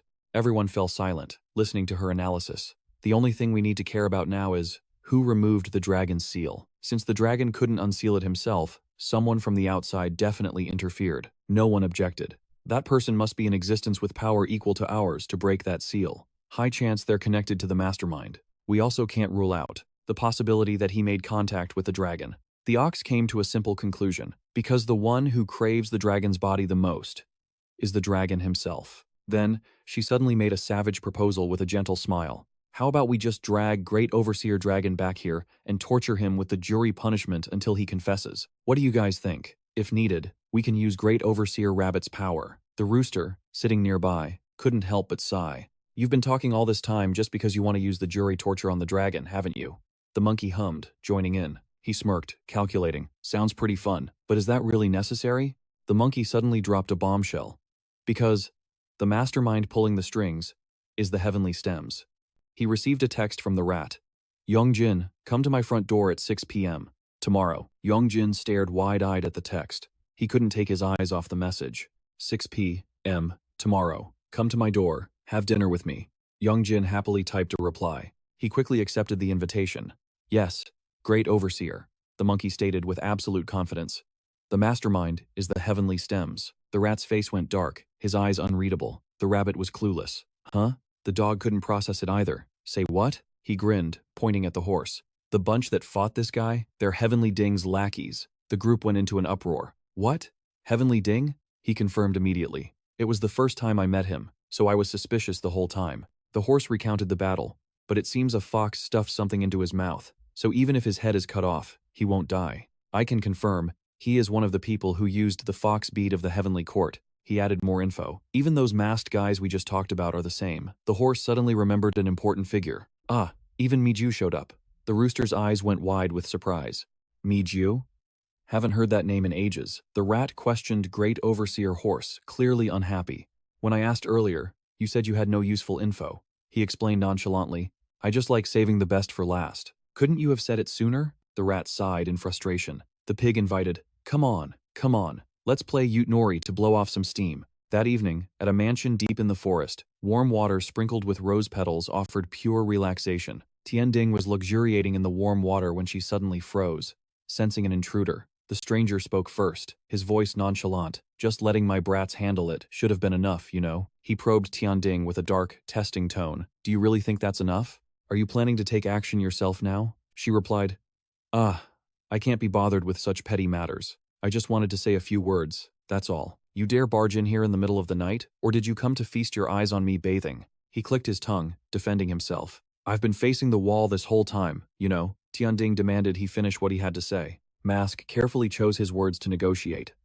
Could you stop sending your trash soldiers on missions, please? He bluntly pointed out a dozen failures. It's one thing that they couldn't drag out the Black Dragon, but they couldn't even stop Yong Jin. Why is the outside handling things so inefficiently? She ignored him, continuing to enjoy the warm water. It's no big deal, yet here you are making a fuss. Mask couldn't believe his ears. No big deal, you say? He raised his voice in mockery. You're certainly calm about this. Tianding idly played with a rose petal. Are you being sarcastic with me? She lowered her voice, the air around them turning freezing cold. You dare! The nine-tailed fox deity, Tianding, glared threateningly. Giving me attitude? Unexpectedly, Mask didn't even tremble. Yes, it's a pity, but I actually do dare. What's so special about a nine-tailed fox anyway? He feigned innocence. Oops, slipped my mind. My apologies. She gently blew a breath onto the rose petal, and Mask immediately slumped, as if drained of all strength. Tianding rose from the bath, slowly walking toward him, the space filled with steam and her overwhelming spiritual aura as she reached out and pulled him close. Tianding forced Mask to look her in the eye. Nothing special, you say? Her smile turned chillingly mad. Need me to show you? Tianding tried to remove his mask, but he suddenly broke free and grabbed her hand. Mask crushed Tianding's slender wrist. She grimaced in pain, her arm trembling under his grip. He stood up straight, boldly demanding. Need you to? Since you offered, allow me to ask for one more favor. In the blink of an eye, Mask vanished. Tianding's wrist still bore a scorch mark where he had grabbed her, rubbing the wound. She grumbled. Is that bastard a eunuch or what? Tianding darkly plotted her next move. Early the next morning, the weather was beautiful, a peaceful day at Sambo High School. Jun excitedly gripped the sword in his hand. Starting now. Yong Jin shoved his hands in his pockets, indifferent. Now what? Jun rambled on excitedly. What do you mean what? Didn't we agree to practice swordsmanship together? He tried to back out. No, about that Jun didn't give Yong Jin a chance to speak. Stop dragging your feet. He adjusted his glasses and took a stance. First, I'll demonstrate for you. Jun focused, gripping the hilt with both hands, then swung a powerful arc. Yong Jin flinched, his face pale with fear. Jun sheathed the sword coolly. How was that? Yong Jin's jaw nearly dropped. That actually looked pretty legit. His heart was restless. Yong Jin kept tormenting himself with regrets about the past. Back then, he had questioned himself countless times. If the one fighting those masked guys wasn't me, but him, would things have turned out differently? Jun excitedly requested. Come on, show me your usual combat stance. Yong Jin snapped out of his daze, totally confused. Say what? Jun explained. I need to check your basic skills first so I can figure out a training plan for you, he taught enthusiastically. Or just try to copy what I just did. Let's see it. Yong Jin instinctively stepped back. He couldn't refuse Jun, actually. Jun watched him awkwardly take the sword. I've been preparing for a day like this, whenever it might come. Jun wasn't actually a master or anything. Instead of proper standard training, I mostly just practiced moves I liked from TV. He swallowed nervously, trying to hide his expression. I don't know if Yong Jin will fall for it. Seeing Yong Jin take a stance, Jun chuckled to himself. He actually bought it. He excitedly enjoyed his prank, but outwardly, Jun pretended to be deep in thought. He looked around. Come to think of it, I haven't asked you the most important thing. Yong Jin was speechless. What's with that weird tone? Jun sat down solemnly in the middle of the road. Come on, tell me. Which power do you want to use? Fire, water, earth, or wood? Yong Jin couldn't keep up anymore. What kind of nonsense are you spouting? He declared loudly again. Nonsense? That's the most important part. You have to figure out how to transform nature's chi into your own power. This accidentally coincided with Rat's instructions. The ability to transform the power of all things, converting them into divine energy. Jun kept rushing him. Come on, answer already. My watch is about to give out here. Yong Jin decided to humor him. How about fire, since it's powerful? Jun nodded in agreement. I knew it. You were bound to choose Breath of Fire. Yong Jin looked confused. Say what? Jun just nodded, impatient. All right, got it. He stepped closer to correct Yong Jin's stance. Come on, grip your sword properly. If you want to master swordsmanship, your starting stance has to be perfect. Suddenly, a few friends approached them. What are you guys doing here? Yong Jin immediately tossed the sword aside. Jun watched it go, sliding into despair. She asked, seriously, what are you two up to? Jun pushed up his glasses with a mysterious flare. Ah, Yong Jin said he wanted to get stronger, so he begged me to teach him a few moves. Yong Jin snapped back, annoyed. When did I ever say that? Jun replied confidently. Because I heard the desperate screams of your inner soul. He then excitedly suggested, hey, want to hit the stadium after school for some extra training? Yong Jin shut him down. Not today. I've got plans. Dai turned to her friend in surprise. Hisu, do you have a date with him today? Hisu shook her head, bewildered. No, I don't. The two girls immediately widened their eyes, staring right at him. Yong Jin was baffled. Is me having plans with someone really that shocking? That afternoon, as school let out, every student walking by had to turn and look. What is that? What's going on? Who is that? Is there a film crew shooting nearby? Chanding was standing right in front of the school gate, sparking whispers. Is she a celebrity? Some thugs walked by, unable to take their eyes off her. Damn, she is top tier. You're gorgeous, big sister. They laughed and joked casually until they met her gaze. Wait, calling her sister feels right, doesn't it? Immediately, every single one of them quietly retreated. We're done for. We are so dead. Cheonding quickly locked onto her target. Jun couldn't understand. You have an appointment at 6? We still have like an hour left before then. Yong Jin checked the time, stressed. No can do. Who knows when the gate will open? Jun looked blank, not understanding a thing. Gate? Where are you meeting this person? Jun started to say, let's just do it tomorrow. Suddenly, a flirtatious voice called out. Yong Jin.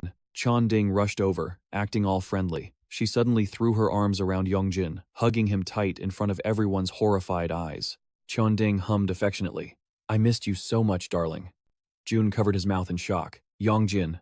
Don't tell me the date you mentioned is. Hisu was so shocked her face looked like a distorted sketch. She decided to retreat immediately. We're leaving first. Yong Jin panicked, trying to explain. It's not what you think. Yong Jin screamed desperately, but no one turned back. It's really not like that. Chanding had achieved her goal, ignoring his screaming. Who the hell are you? Suddenly, Yong Jin felt dizzy. He helplessly let his body fall into her arms. I don't have any strength left. She gently caressed Yong Jin. You're still okay, aren't you? In this dangerous situation, their faces were inches apart. Meanwhile, Hisu felt a sudden gust of wind. It blew through her long jet-black hair. Hisu decided to turn back. She ran, shouting loudly, Yong Jin! Then, Hisu's jaw dropped at the scene before her. From her angle, Yong Jin looked intimate with Cheonding. The woman's eyes were calculating, looking like she wanted to devour him whole. Cheonding clicked her tongue in annoyance as a card flew in, blocking her. Someone walked up calmly, speaking in an innocent tone. Oh my. She feigned ignorance. Sorry for interrupting your fun time. The card gently flew back to its owner. It was Snake, the guardian deity of the earthly branches. Oops. My hand must have slipped. Jun, having just caught up to Hisu, asked frantically, What? What's happening? Yong Jin sat powerless on the ground as the two powerful women faced off. Chanding smiled a cruel, calculating smile. We have quite the audience here. Want to fight? She provoked openly. But if we do that, it'll be awkward for you, won't it? Snake's blood boiled instantly. Excuse me? She ignited the card in her hand. It's been so peaceful lately. I was actually getting bored. A weapon materialized from the scorching flames. Back in the day, this kind of thing happened all the time. The surrounding students gasped in shock. What was that? From her hand? Cheonding hummed, impressed. You're pretty cool, big sis. Snake was not pleased. Since when am I your sister? She had no intention of saving face. You crazy bitch. Cheonding fell silent, thinking carefully. His instructions echoed in her mind. To avoid hindering the plan, act secretly from now on. Do not let humans detect you. Cheonding's face darkened as she made a decision. Fine then. Let Big Sis take care of her little sister. Her 9 tails released a mesmerizing, dreamlike mist. As soon as it spread, everyone began to collapse. Hey! No normal human can resist this. Yong Jin went pale with fear as he saw his friends getting affected. Lee Hee-soo, Gong Jun. Hearing his voice, Cheonding's eyes widened in surprise. She really hadn't expected this. What's this? Why aren't you asleep yet, darling? Seizing the moment, Snake charged forward.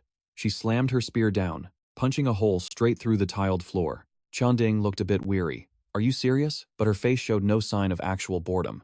I really didn't intend to fight, you know. I just wanted to admire the beautiful scenery a little longer. Snake swings her arm in a wide, dramatic arc. So, let me give you one final glimpse before you die. She charges up a lethal amount of energy. Snake hurls out glowing red diamond shards, serpent-scale fire. Did they strike true? The flames incinerated Ding with full force, but suddenly, a violent violet hue devoured the fire from within. She didn't even flinch. Humming a soft tune, Ding stood casually in the middle of the street, without a single stitch of clothing on her body. My clothes. They're all burnt to a crisp. Yong Jin jolted, his face flushing a deep, embarrassed red. The woman raised her voice. You dare use fire against me? Are you out of your mind? Answer me. But Snake countered with a question of her own. Why have you suddenly descended to the mortal realm? Ding arched a brow. That bastard told me to keep my mouth shut for now. Snake looked visibly surprised. That bastard. The woman shrugged with dripping disdain. Besides, even if I told you lot, it's not like you could do a damn thing about it. Snake's patience snapped. Spit it out before I rip your chest open. Ding just let out a sly, mocking laugh. How vulgar. She wasn't provoked in the slightest. Could I possibly be more vulgar than you? Realizing her little games were useless, the woman fell silent. Time to go. Snake coated her hands in fire, revealing scales of venomous armor. She swung hard, scattering the flames around them. Snake unleashed the same technique to trap her. The serpent fire surged, but it was too late. Ding had already vanished into thin air. Seeing the enemy gone, she sheathed her weapon. Yong Jin was still cowering on the ground, so Snake reached out. She lifted his face to inspect him closely. So it's you? The kid, the rat grand supervisor mentioned? She looked intrigued. No divine power, yet you withstood an illusion spell? That is surprisingly impressive. A weak voice called out, Yong Jin. Hisu struggled to sit up. Are you okay? Snake immediately jumped to conclusions. Your girlfriend? Look at you, living a better life than I thought, huh? Yong Jin denied it instantly. No, it's not like that. The other students started coming too. What happened? Where are we? This is school. Jiho adjusted his glasses, completely dazed. Why don't I remember anything? Snake realized the location was no longer private. Let's move somewhere else. She took the whole group back to her apartment. While brewing coffee, Snake introduced herself. I am the 6th god of the 12 earthly branches. The Snake. My rank in the celestial realm is Grand Supervisor. The three sat obediently at the table. My name in the mortal world is Sarah. Jiho's jaw dropped. One of the 12 zodiac gods. She kept the vibe relaxed. Just call me Grand Supervisor, Big Sis, or even Darling, whatever works for you. Pick whatever you like. They sat there stunned. Grand Supervisor. Hisu began piecing the information together. Then that person earlier. She came to a shocked conclusion. Was she also a god like you, Grand Supervisor? Snake confirmed it. Yeah, a god. She added more details. But not from the earthly branches. She mentioned a new concept, the heavenly stems, leaving them completely confused. Heavenly stems? She calmly explained. They are the high supervisors of the celestial realm. Jiho took a guess. High supervisors. Does that mean they outrank grand supervisors? Yong Jin frowned in confusion. High supervisors? Snake sat down and took a sip of coffee. Jia, Yi, Bing, Ding, Wu, Ji, Geng, Xin, Ren, Gui. In the mortal world, they are known as the 10 heavenly stems. There are 10 of them. The god you saw earlier is one of their ranks. She dropped a name the kids might recognize. Ding, the fox ancestor. His eyes went wide with shock. Fox ancestor? You mean the leader of the 9-tailed foxes? Hisu couldn't understand at all. Why would beings like that target Yong Jin? Snake slammed her cup down on the table a little too hard. She crossed her arms, settling in to discuss business. We're trying to figure that out ourselves. As for why the high supervisors of the celestial realm have descended to the mortal world, all three pairs of eyes shifted in one direction. It seems the cause is you, Quan Yong Jin. Snake kindly asked for his permission first. Is it all right if I discuss this in front of your friends? Jiho spoke up before he could answer. No problem.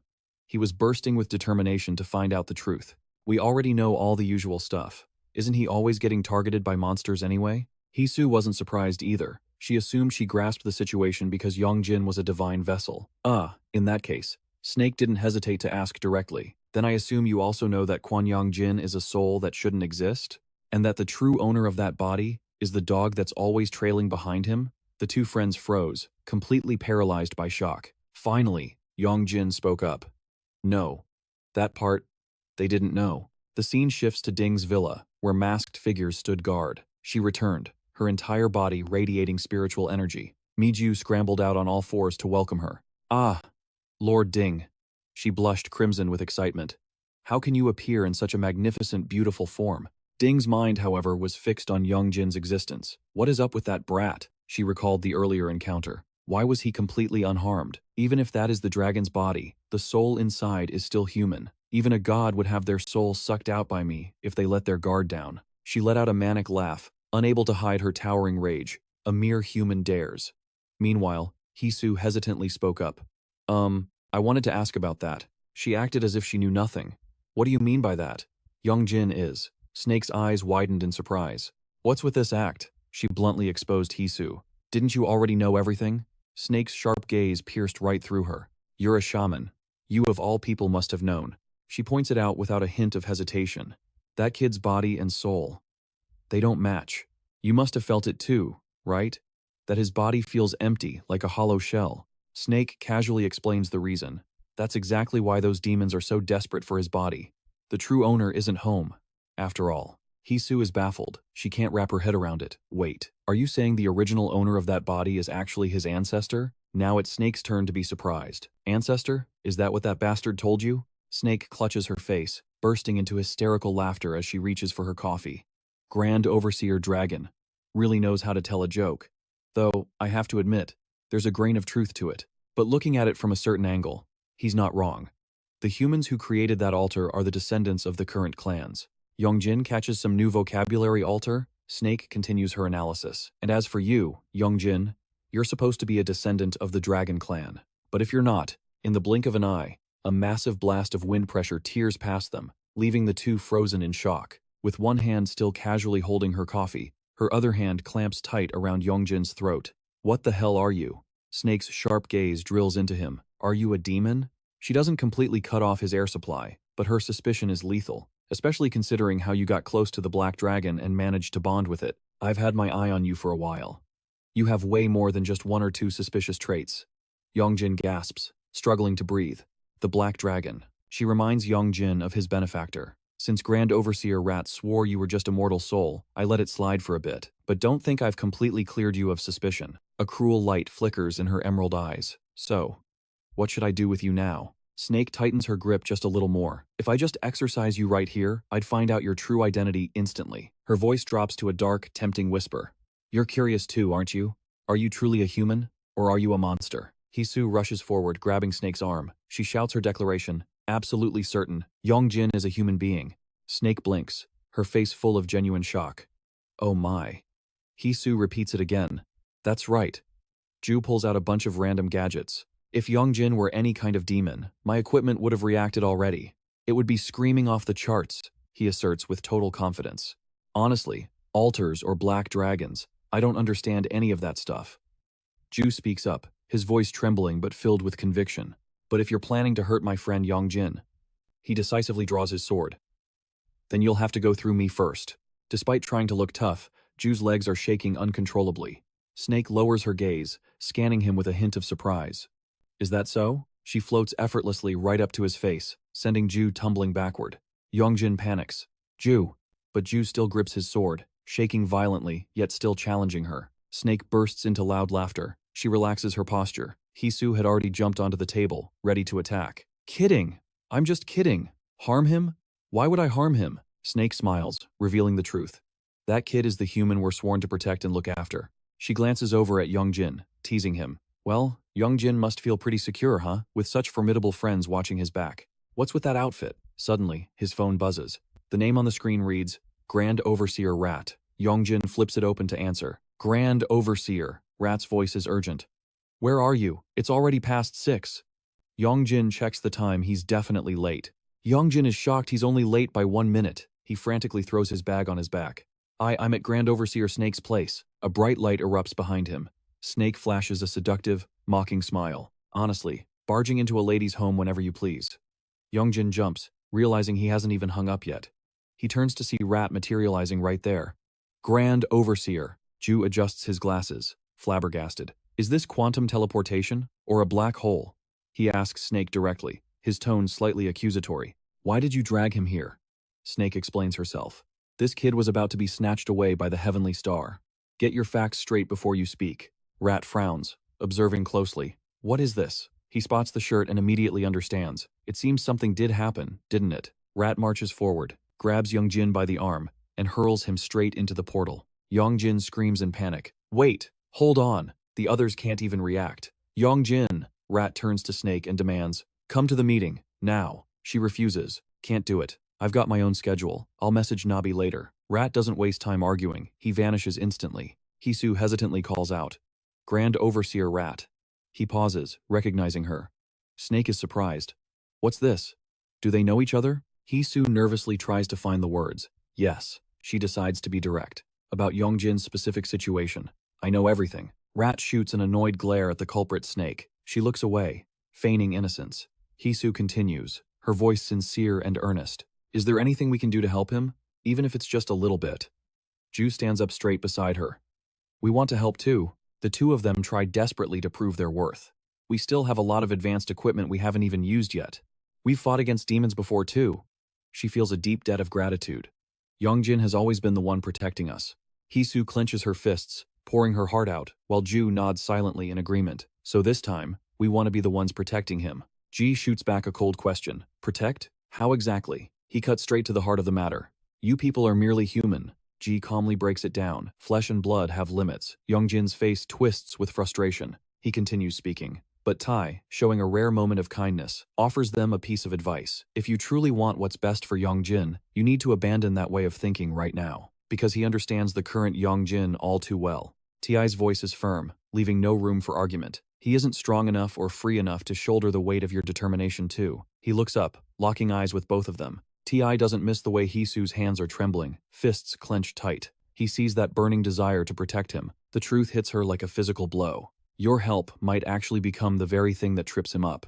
Etch that into your bones. T adds a layer of reproach to his tone. Brother, you're being way too harsh. But T doesn't care. He dismisses them. Just make sure you get these kids home safely. She turns her gaze to the two of them, lingering on Hisu, who looks absolutely devastated. By the time they head back, the sun is already dipping below the horizon. Ji-won walks along, marveling at the day's events.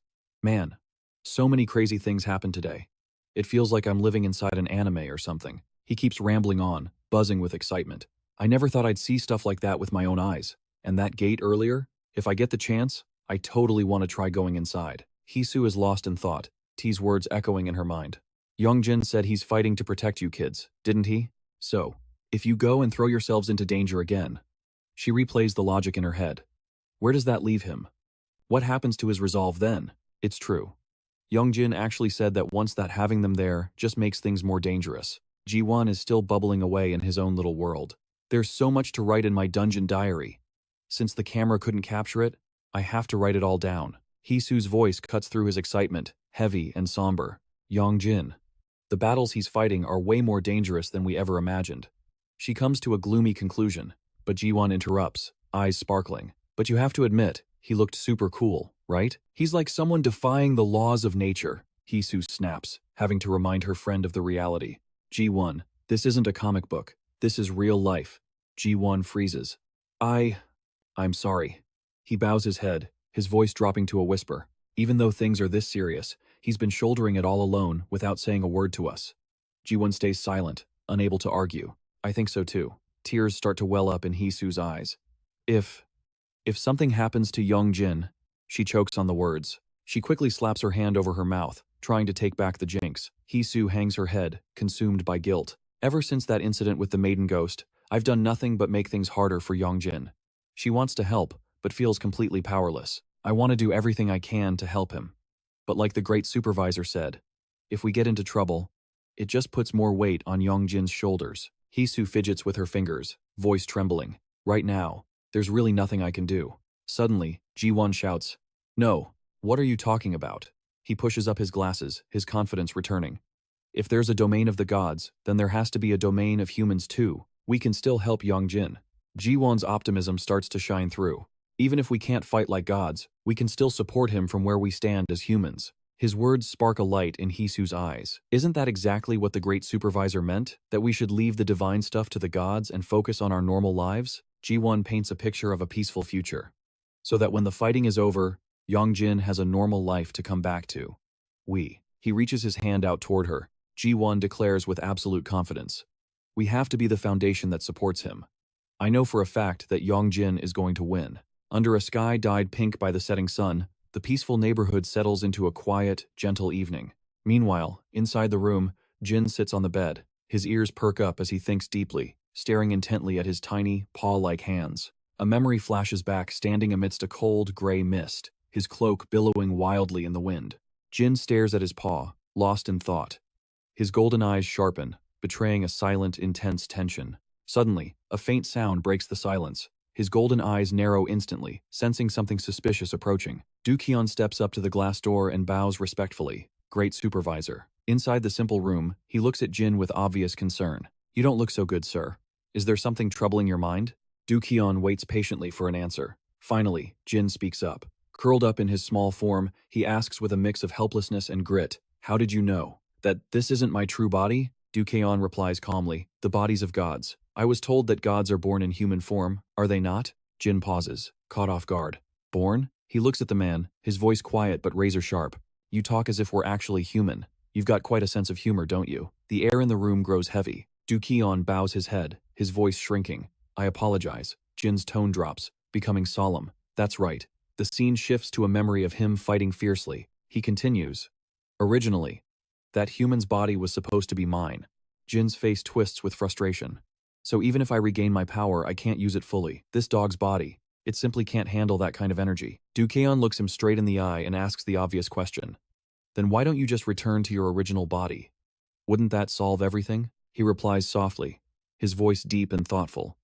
I've already tried a few times. The atmosphere grows heavy. Silence fills the room as they sit there. Yong Jin continues, his eyes filled with a lingering sadness. But things turned out this way.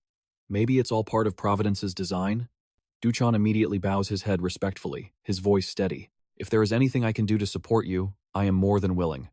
Please, do not hesitate to give me your command. Anything at all. Hearing this, Ji looks up, narrowing his eyes with suspicion. Anything, huh? Instantly, a cooking video projects onto the screen. A soft voice narrates from the video. Water quantity is crucial. The water level in the pot must be about the height of a pinky joint, roughly 3 centimeters. The instant noodle technique of a grandmother with 20 years of mastery. Cooking with Grandma Jin. Ji holds the tablet up to the black-haired boy with a solemn face, his voice trembling slightly. You can do this, right? The video continues. When the water starts boiling, he hesitates for a moment, then nods. I'll give it a try. The scene shifts to a peaceful house under a purple-pink evening sky. Suddenly, an ear-piercing scream shatters the silence. You idiot! Ji swings a terrifying red broom, charging forward while screaming questions. Who told you to talk about swapping the dragon with that guy? Poor Yong Jin clutches his head in panic. The dining room is in chaos. He buries his face in the table while holding his head. Suddenly, a shaky voice cries out, Water! Get water! Quick! Yong Jin sighs, clutching his head, and mumbles a defense. But, you said the white dragon was better, sir. That's not wrong, Ji admits, snatching the glass of water and gritting his teeth. But saying that doesn't mean I told you to swap it. I made myself perfectly clear last time. He suddenly remembers. Ji had explicitly warned him before. The best method is to turn the white dragon into your left arm. As for the black dragon, extract it and get rid of it. Pausing for a second, Ji asks, his voice a mix of frustration and worry, why did you go and act on your own like that? His face remains calm, but his words make the air heavy with awkwardness. You didn't say a word to me, yet you went straight to discuss it with the dragon. Yong Jin frantically explains. I didn't have your number. How was I supposed to contact you? That's why things just happened. Like that. Seeing him still clutching his head, Ji scolds, I'm not hitting you. Sit up straight. As soon as Yong Jin sits up, Ji's deep voice rings out like a warning. You were the one trembling in fear, worried your ancestor would go rogue once they got the power. Ji elaborates further. And the black dragon is a dangerous power. If your ancestor gets hold of it, what do you think will happen? Suddenly, Yong Jin asks out of curiosity. So, can the black dragon defeat the white dragon? That question makes Ji furious. The scene opens to a flower garden, accompanied by a gentle but helpless sigh. Why on earth would you want them to fight? Ji's face darkens in thought. Let's save that for later. I just can't understand the white dragon's actions. He looks straight at Yong Jin and asks a puzzling question. Why would it choose to let the black dragon remain inside a human body? Having just been scolded, Yong Jin scratches his head and sighs. Well, fighting about it now won't change anything anyway. Ji glances at Yong Jin, thinking to himself, White dragon. What exactly are you planning? Yong Jin remains quiet, then asks in confusion, but what do we do now? Do we go find another dragon? After a moment, Ji speaks up. Take it easy. There's still another way. But more importantly, that phrase puts Yong Jin at ease. Suddenly, sitting upright, he asks a direct question. I heard you ran into the celestial star earlier. Did you fight? Yong Jin startles and replies softly. The image of being forcibly kissed flashes through his mind. Yong Jin's face flushes with embarrassment. He tries to explain, well, it wasn't exactly a fight. It's just, nothing really happened. Ji tilts his head. Then why are you wearing the divine uniform? Caught off guard, he stammers, this? I don't know why I suddenly brought it out either. Then he adds, oh, right. Yong Jin turns the question around. Why didn't you tell me that divine uniform belongs to you? Because of that, my ancestor found me out. Hearing this, Ji calmly replies, so what? He lowers his head slightly, his voice turning cold. Now that he knows, Ji looks up with a sharp, calculating smirk, his eyes narrowing. He can't do anything to me anyway. Next time, just tell him, then feel free to come here. Yong Jin can only whisper a response. Yes, sir. The tension eases. Yong Jin rests his hands on the table and says thoughtfully, actually, my ancestor did tell me to come and learn a few things from you. He frowns slightly, his gaze sharp as he listens. He said, you are the smartest among the earthly branches. Ji lets out a faint laugh. That's ridiculous. Confused, Yong Jin asks back. Huh? Ji continues. Have you heard the great overseer speak about the celestial star? Yong Jin freezes, stunned. I heard they're the celestial monitors.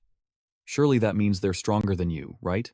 But he didn't answer Yong Jin. Instead, he slammed his glass onto the table, stood up, and spoke coldly. Let's take a walk. Walk off the meal. The sunset unfolds, painting the sky in shades of orange and gold. On the stone-paved road glowing in the afternoon sun, T walks ahead of Yong Jin, carrying a bucket of water. As they walk, he suddenly speaks up. Hey Yong Jin, name the 5 types of qi that make up nature for me. Caught off guard, Yong Jin scratches his head, trying to recall. Water, fire, stone, earth, and plants? T's voice immediately cuts in, firm and sharp. Metal, wood, water, fire, earth. These 5 are the 5 elements. Every word he utters leaves Yong Jin slightly stunned. A drop of water falls from a leaf, creating a scene of perfect tranquility. T's voice continues steadily. They are the fundamental energies that construct the natural world. Immediately, an image of the yin-yang swirl appears amidst the darkness, a primordial chaos before yin and yang were even divided. And that, he concludes, is the heavenly stem. Against the brilliant golden sky, a mystical symbol manifests. Ancient spiritual beasts rise from the mist. They are what the first god of heaven created, the source and beginning of all power in existence. Hearing this, Yong Jin's eyes widen, and he freezes. Say what? As they stop on the stone path, T walks beside him and explains further. Because of that origin, their very existence carries an overwhelming dominance. Yong Jin falls into thought, then whispers a question. So, that means they're insanely strong, right? T tilts his head, staring seriously ahead, his voice calm but heavy. The problem lies in that very strength. The scene shifts to a vortex of violent energy, looking as if it's about to tear space apart. Because they were too pure and primal, they began to conflict with one another. His face remains calm, but his eyes hold deep meaning. And the thing created from that conflict is us, the earthly branches. We are the existence that accepted the power of the heavenly stems to maintain the balance of the 5 elements. The image of the 8 heavenly stems appears, splitting into groups. The 5 elements, which originally moved separately, were connected in harmony by the second god of heaven. Yong Jin listens, confused. Wait, so the order of the years wasn't decided by a running race? T looks surprised. Huh? Yong Jin quickly explains. You know, the legend where the rat climbed on the ox's head to finish first? Suddenly, a voice rings out, making him jump. That is the fable that Big Brother hates the most. The voice whispers. The dragon is described as incredibly kind, while the rat is depicted as utterly despicable. T turns his back, holding his broom. Anyway, simply put, his next words leave Yong Jin stunned. Just consider them our seniors. His voice hesitates slightly. So. T nods, looking a bit reluctant as he advises. Don't worry too much. The two continue walking. As they move, T speaks again. On the contrary, since we know the ones behind this are the heavenly stems, we don't need to overthink it. His eyes suddenly turn cold. For a god to set foot in the mortal realm, they first need heaven's will. Pausing for a moment, he continues slowly. It's likely to return the distorted order back to its original flow. Yong Jin gets curious. Return it? T explains quietly. It means eliminating an existence like you, something that wasn't supposed to appear. Yong Jin's face darkens instantly. After a moment, he asks in a low, anxious voice, "Do we really not need to worry?" T answers calmly as he walks. "Just a moderate amount is fine." Yong Jin is baffled. Moderate? Anxiety rises in Yong Jin's chest. "But there are 10 of them over there. Will we be okay?" T's voice cuts him off sharply. "There are currently only 9 heavenly stems." Yong Jin's eyes widen, unable to believe his ears. He holds out his hands, counting on his fingers. Jiap, Ut, Bin, Din. Seeing Yong Jin like this, T explains further.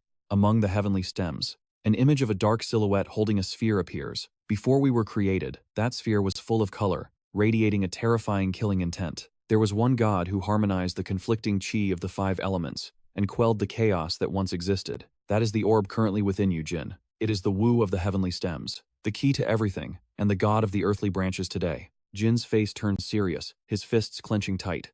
That is the dragon god Tianwu. The more he listens, the more dazed Yong Jin becomes.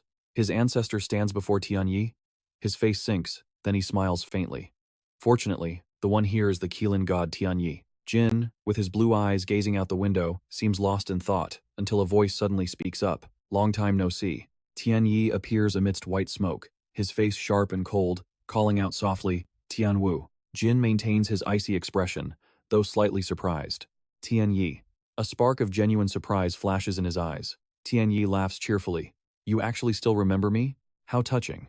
Suddenly, Jin's voice cuts through, a stark contrast to the other's cheerfulness. "You bastard.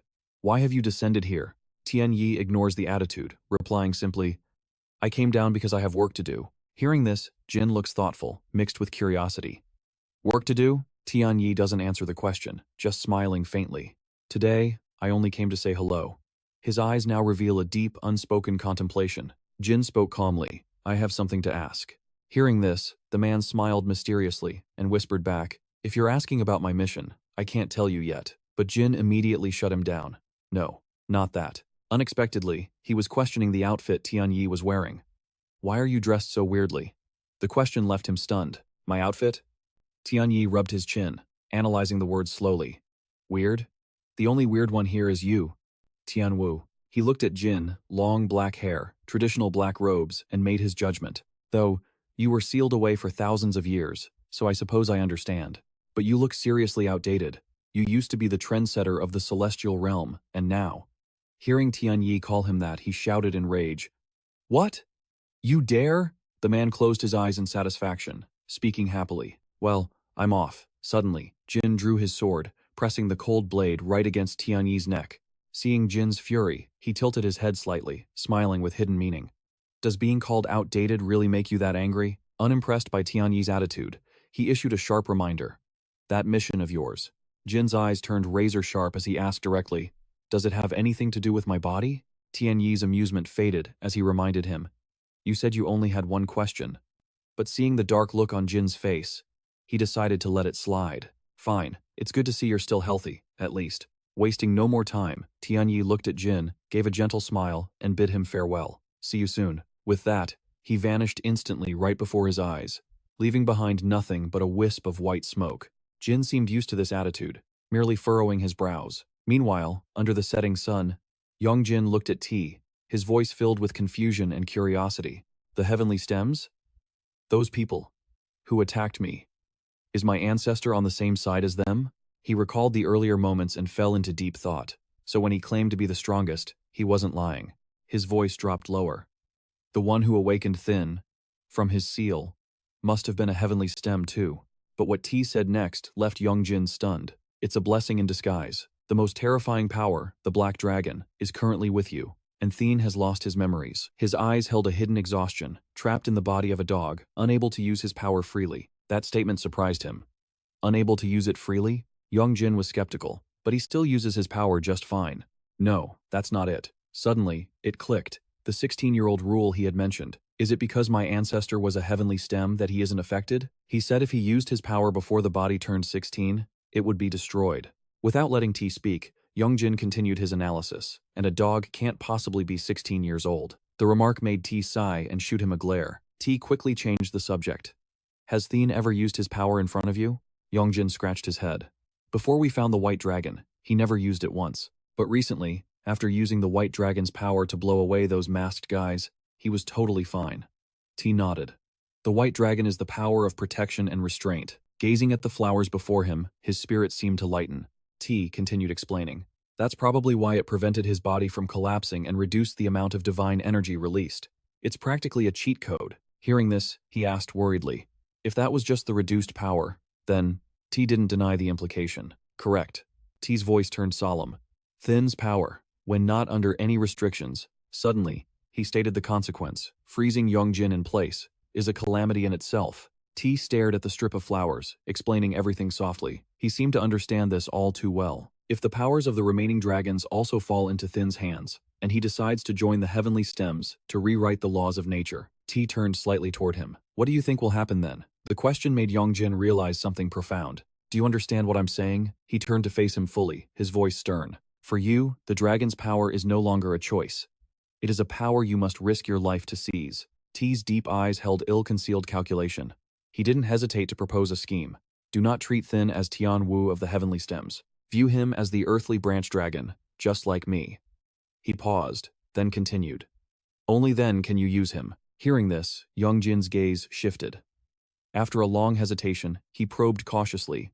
I heard that you are actually a heavenly stem. The statement made Jin freeze for a second. He let out a stubborn sigh. Did Great Supervisor T tell you that? Yong Jin immediately retorted with defiance. Does it matter who said it? Just then, he can't stop his voice from rising in complaint. Seriously? How many more secrets are you hiding from me, old man? Facing Yong Jin, Jin just shrugs it off coolly. Well, you never asked. That answer makes him scream in pure rage. Say what? Yong Jin's voice echoed in his ears again. So, I'm supposed to just go find some heavenly stem and ask, hey, are you a heavenly stem? Is that it? The question made him frown helplessly. The previous scene flashed back in the boy's mind. Yong Jin immediately retorted, and what did you tell me in the beginning? Something about the 12 gods of the beginning and the earthly branch dragon god, right? But Jin just calmly replied, well, I am the earthly branch dragon god. That shut the boy up. Ah, true. Jin looked annoyed and questioned him. But is that really worth getting so worked up over? Yong Jin replied instantly, yes, leaving Jin speechless. Suddenly, a shocking secret was revealed by the boy. The heavenly stems are the culprits. Jin frowned in curiosity. What? Not letting Jin wonder for long, Yong Jin explained immediately. The ones targeting me are the heavenly stems. I was attacked on my way home from school today. Hearing that, he was slightly surprised. So, it really is them? Seeing Jin's reaction, the boy asked grumpily, what do you mean? He calmly replied, those guys? Jin's eyes showed a dawn of understanding. Looks like they're doing this because of me. Seeing Yong Jin look worried, he immediately reassured him. Next time we meet, I'll have a firm talk with them. Don't worry. Hearing Jin say that, the boy was surprised and thought to himself, that easy? Yong Jin asked expectantly. You'll put in a good word for me? He smiled slightly and announced, actually, the heavenly noble of the stems stopped by here today too. Hearing someone had stopped by, the boy quickly dialed the great guardian rat. Yong Jin held the phone, panicking. You're planning to team up with the heavenly stems to steal my body now, aren't you? Jin saw this and replied with annoyance. Singing that same old song again? He kept his annoyed expression and sighed. I told you last time, didn't I? The boy broke into a cold sweat, eyes wide with shock at every word Jin said. I'm not interested in your body anymore. So stop worrying, he said with a serious face. Just one word from me, and they won't target you anymore. Yong Jin replied skeptically. How can you be so sure? Jin, with sharp eyes and fangs, declared confidently, because, among the heavenly stems, I used to be the strongest. Hearing that, the boy just replied, okay. Yong Jin looked at him with disbelief, like I'd believe that. Jin replied with a helpless look. Please, just believe me. What else do I have to do to make you trust me? Suddenly the boy spoke up. Yong Jin set a condition. Next time we go find the next dragon, let the great guardian rat come along. He quickly agreed. Fine. The boy gasped in surprise. Really? Jin also set a condition seriously. As long as that guy isn't too wary of me, it's no problem. A moment later he wondered, why does this brat call the rat guardian so respectfully, adding lord and all that?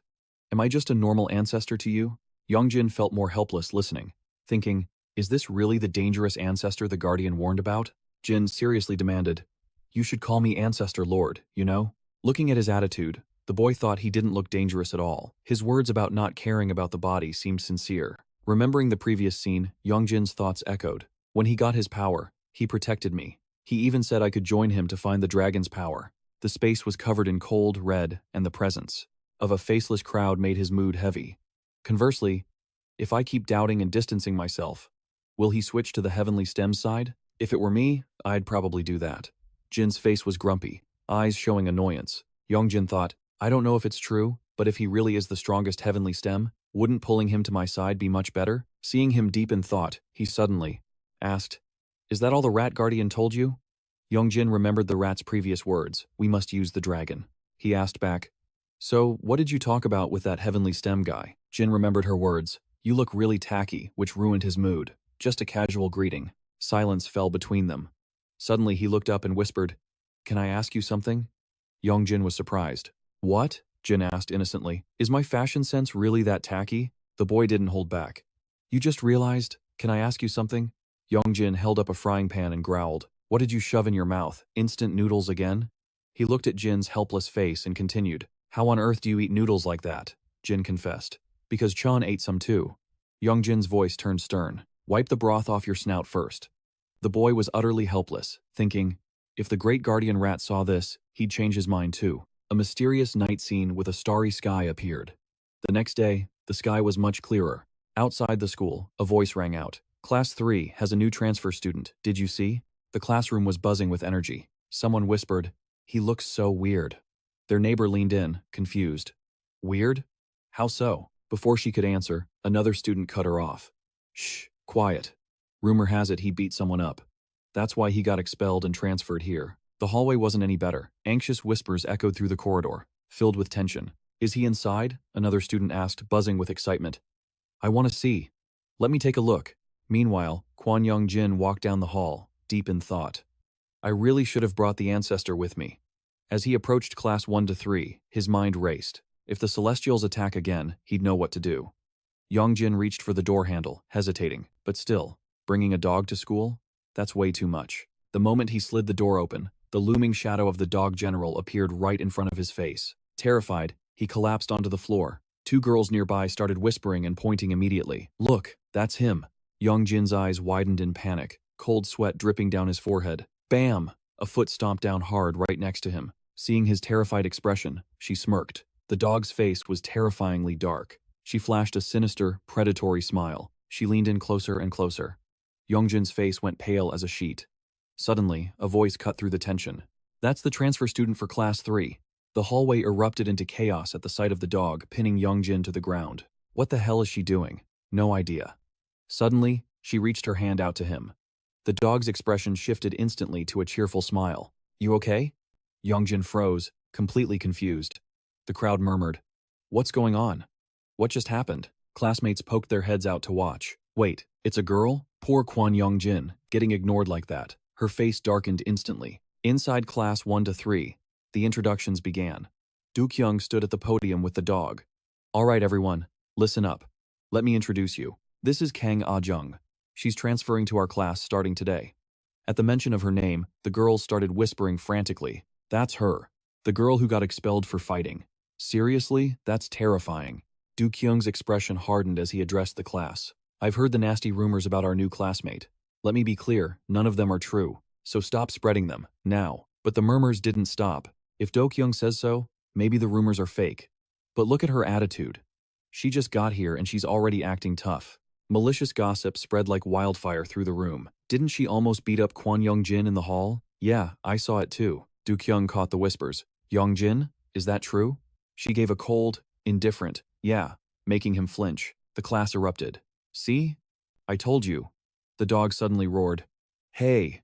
The explosion of noise made everyone jump. Jesus! She glared at Yong Jin, shouting, You tripped over your own feet, didn't you? Do you know her? Someone asked.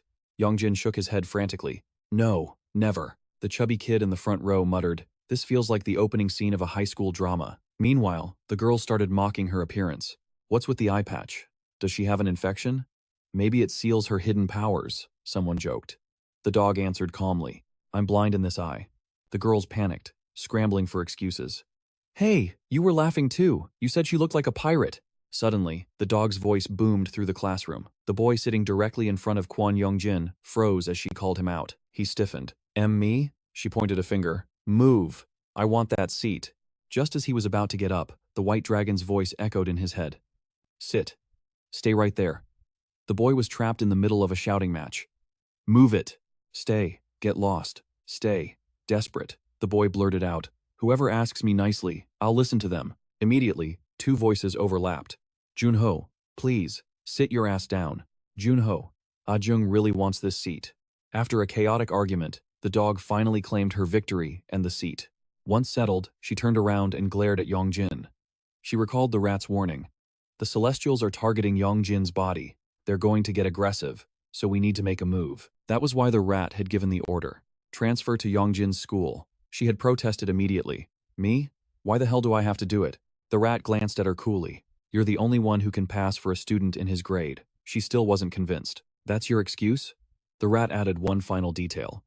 Besides, I heard you've already met Yong Jin. When she stayed silent, the rat shrugged. Fine. If you don't want to, I'll just ask General Horse. She panicked. Who said I didn't want to? Her outburst made him pause. So?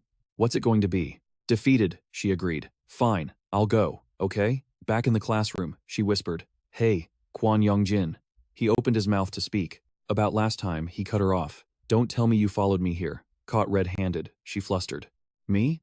Why would I follow you? To hide her embarrassment, she leaned in close, her voice dropping to a lethal whisper. I'm here to watch you. If you use the Black Dragon's power, I'll kill you myself. Yeah, that's definitely following him. She turns her face away, scoffing as she corrects herself. Monitor? You think I want to be a monitor? I find this annoying too. I'm only doing this because I have absolutely no choice. Hearing this, Yong Jin mutters, Is she a tsundere or something? Just then, Lee Hee-soo opens the door and walks in. The whole class bursts into laughter. Hey Yong Jin, your wifey is here. The perfect housewife has arrived. Seeing Yong Jin getting grabbed by the collar, she freezes. Things are getting interesting. A moment later, outside the class, Hee-soo asks curiously, Who was that student just now? He replies calmly, That's the dog general. She's here to monitor me. Hee-soo's eyes widen in shock. The great general? Her reaction puzzles Yong Jin. I thought you would have recognized her instantly? Hee-soo looks blank. Huh? Me? He explains, You're a mage, aren't you? Can't you see spiritual entities? You can even see ancestral spirits. He realizes she's misunderstood the situation. So, Hee-soo clarifies her abilities. It's true, I can see floating ancestral spirits, but I can't see other types of deities or gods. I couldn't even see the rat general. Suddenly, a third voice cuts in. That's because that dog body isn't the dragon's true form. They look up to see the dog general perched on a tree branch. That's why my spirit could slip out like that. Catching Hee-soo's surprised look, the general glares. Hey little girl, you better stay away from him. The dog general leaps down from the tree, landing smoothly. She immediately starts lecturing him. You must stay within my sight at all times. You think you've got it easy, huh? Even dating now? What nonsense are you talking about? The general points a finger at him. Don't you dare use that word nonsense with me. Hee-soo hesitantly intervenes. General. I'm sorry, but why are you treating Yong Jin like this? The general mimics her tone mockingly. Why, you ask? Then, her voice turns harsh. Don't you know he has the black dragon inside him? It's incredibly dangerous. You need to stay far away. She points straight at Yong Jin's face. Right now, he's a walking time bomb. Nobody knows when that black dragon will surface. He can't even control it himself. What? Hee-soo circles around Yong Jin, looking him up and down. Yong Jin isn't dangerous at all. I don't know what you're seeing, but he's fine. The general snaps. I am not joking. Her expression darkens. That power could slaughter every single human in this school. Finally, Yong Jin speaks up to clear his name. The black dragon only appeared for defense because you were trying to kill me back then. This revelation shocks Hee-soo. Say what? The great general is real? And she tried to kill you? Yong Jin nods. It's true. She attacked me first. Hee-soo is confused. But why? The general screams in frustration. You're going to make people misunderstand if you put it like that. He replies nonchalantly. What misunderstanding? Do you want me to recount the entire story from beginning to end? Right there in front of the general, he tells Hee-soo everything. She didn't apologize. In fact, she blamed me for it. Hearing this, she raises a hand to stop him, stepping in front of Yong Jin. You know what I think? Hee-soo's face turns serious, flipping the script. The dangerous one here seems to be you, General. Her pretty brows furrow as she questions the deity. You hurt Yong Jin, so why haven't you apologized? In that moment, the dog general is completely speechless. The entire scene is being watched by the classmates. Are those two girls fighting over Yong Jin? Looks like it. Totally. They whisper jealously. Did that guy save the world in his past life or something?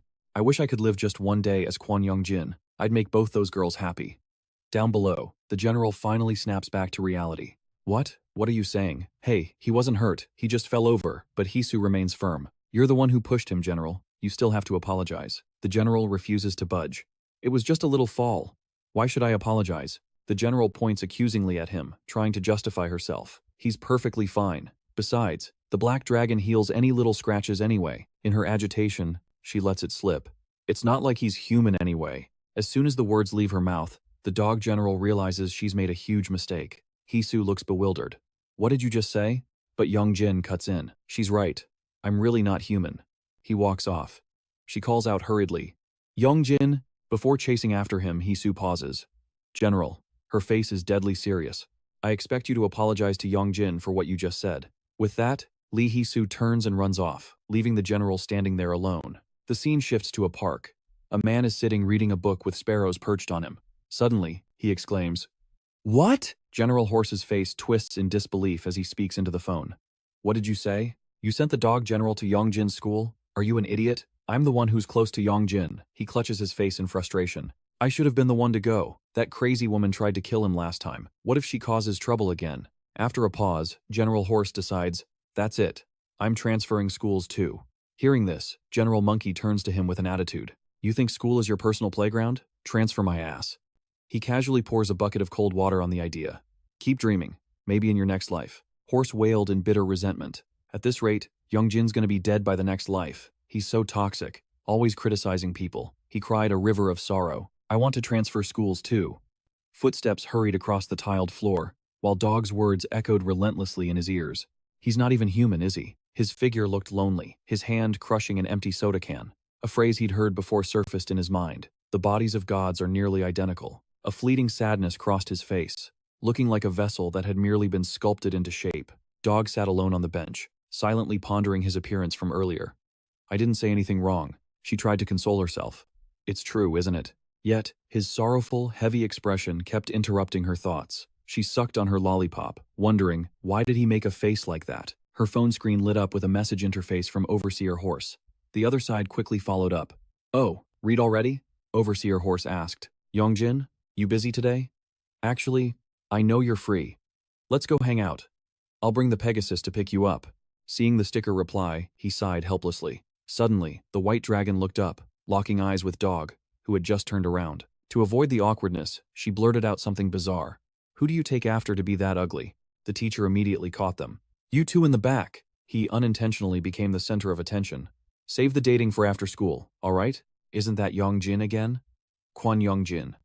A moment later, the dismissal bell rang. Yong Jin didn't hesitate. He slung his bag over his shoulder and turned to leave. Dog spun around. Wait, let me go with you. She hurriedly chased after him, shouting, Quan Yong Jin, are you ignoring me? Suddenly, Yong Jin spoke up. From now on, don't follow me and spout demands. Don't act like we know each other. And stop following me. She protested immediately. Are you speaking informally to me now? I can't do that. Dog emphasized her point. I'm here not just to supervise, but to protect you. Overseer Rat specifically ordered me to. This time, Yong Jin decisively pulled out his phone.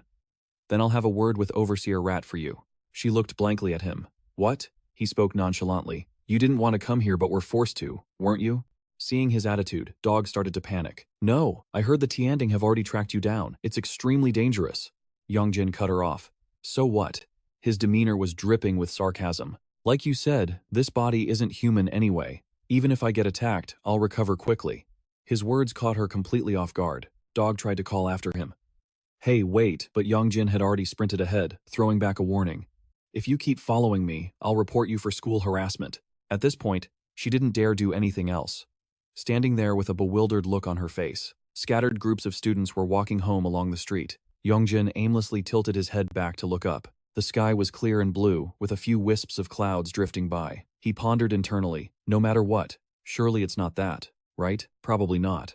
Thinking of Horse, Yong Jin reassured himself. He wouldn't actually ride that thing here, would he? Suddenly, the roar of a fierce engine echoed through the street. Startled, he turned toward the sound. Immediately, Yong Jin saw a motorcycle speeding straight toward him. The bike screeched to a halt. A pair of leather boots planted firmly on the ground. One hand gripped the throttle, while the other reached up to the helmet. Instead of taking it off, he simply flipped the visor up and gleefully introduced, Behold. This is Pegasus number 2. Seeing Yong Jin's expression, Horse beamed. So cool, your jaw dropped, huh? He tossed a helmet to Yong Jin. Hop on. Yong Jin asked blankly. Where are we going? He replied. Some friends are dying to meet you. Horse smiled, eyes crinkling. So that's where we're headed. Before taking off, he snapped a quick photo and sent a message. Kidnapped successfully. On the other end, a hand holding a phone began to tremble.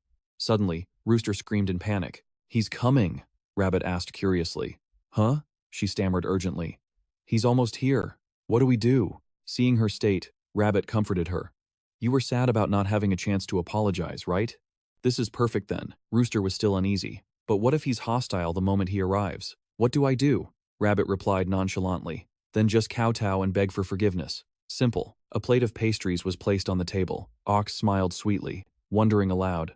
Do you think he likes sweets? Rooster lifted the plate, tears streaming down her face as she pleaded. I'll buy everything in your shop. Just bring it all out and make Yong Jin eat it. Ox actually pulled out a calculator. That will be 368,001, please. Rabbit picked up a piece of cake and nibbled on it first. Thanks, Overseer Rooster. I'll dig in. The scene shifted to a house deep in the forest as the sky darkened. 2 figures in black cloaks stood outside, muttering, It's been days. We've just been staring at this wall. We've tried our best, though honestly, not really our best. Hearing that, one of them fell silent. Stealthy footsteps crept across the floor. Inside, a white-haired man holding a wine glass heard a respectful voice call out, Lord Tianding. A masked subordinate reported. The guest has arrived. I'll dismiss the others, he continued. She nodded. Get lost. Before exiting, the masked man offered a careful apology. I won't let this happen again. Tianding waved it off, unbothered. It's fine. She feigned indifference. That was the only way to piss off the bastard hiding in the shadows, the one who always came crawling back here to play. As the words left her lips, another masked figure materialized behind her, locking eyes with Tianding. Taking the hint, the subordinate scrambled away. I'll take my leave. The newcomer behind the mask grinned eerily. You really went all out playing around out there, didn't you? Tianding raised a hand to her lips, her voice sharp. So what? You were the one who told me to handle things myself. Just as you said, he really is an interesting kid. Suddenly, he lunges forward, seizing her by the throat. Her breath hitches, choking her as she struggles to swallow. His voice drops, dripping with menace. What exactly are you plotting? You could have easily dragged him here. He slams her body down onto the chair, pinning her. From a leader like you down to your low-level grunts, you're all just a disorderly mob. Are you two trying to play spy games? The eyes behind his mask glow a horrifying red. My carefully laid plans, ruined by the chaos you caused. Suddenly, Tianding lets out a smug, cackling laugh. Should I go make a little more noise then? Her expression is utterly provocative, practically begging for a beating. Next time I show up, maybe we can discuss destiny, Though I don't really have a hobby of crushing ants. Her slender hand slowly creeps up his chest. I'm warning you. Should you fight, or should you run? In a flash, he seizes her hand and slams it violently against the armrest. The grip on her throat tightens, leaving angry red welts. Do not underestimate me, he warns. After your failures, the next generation of gods like us were evolved into a superior form. Hearing this, she doesn't flinch, she bursts out laughing. Even so, the essence remains the same. Tianding arches a brow, looking at him with mocking flirtation. Without our power, you're nothing but cheap imitations. The air pressure around him plummets, heavy with gloom. This arrogance. Tianding's face is flushed with alcohol as his threat whispers in her ear. One day, that arrogance will be your undoing, Tianding. Instantly, she unleashes her tails pure white and massive. The furry appendages slither behind his back, while others coil playfully in front of his face. Tianding adopts a seductive pose, taunting him. Why don't you try to undo me right now? He lets out a helpless scoff. The hand on her throat slowly loosens, and just like that, he vanishes. Having achieved her goal, Tianding smiles softly. What a disgusting creature. The scene shifts to a small cafe. A motorcycle tire screeches to a halt in front of a door marked closed. Inside, Do is already bowing her head to the floor in defeat. Walking in on this scene, Yong Jin and Nga are completely taken aback. He frowns, confused.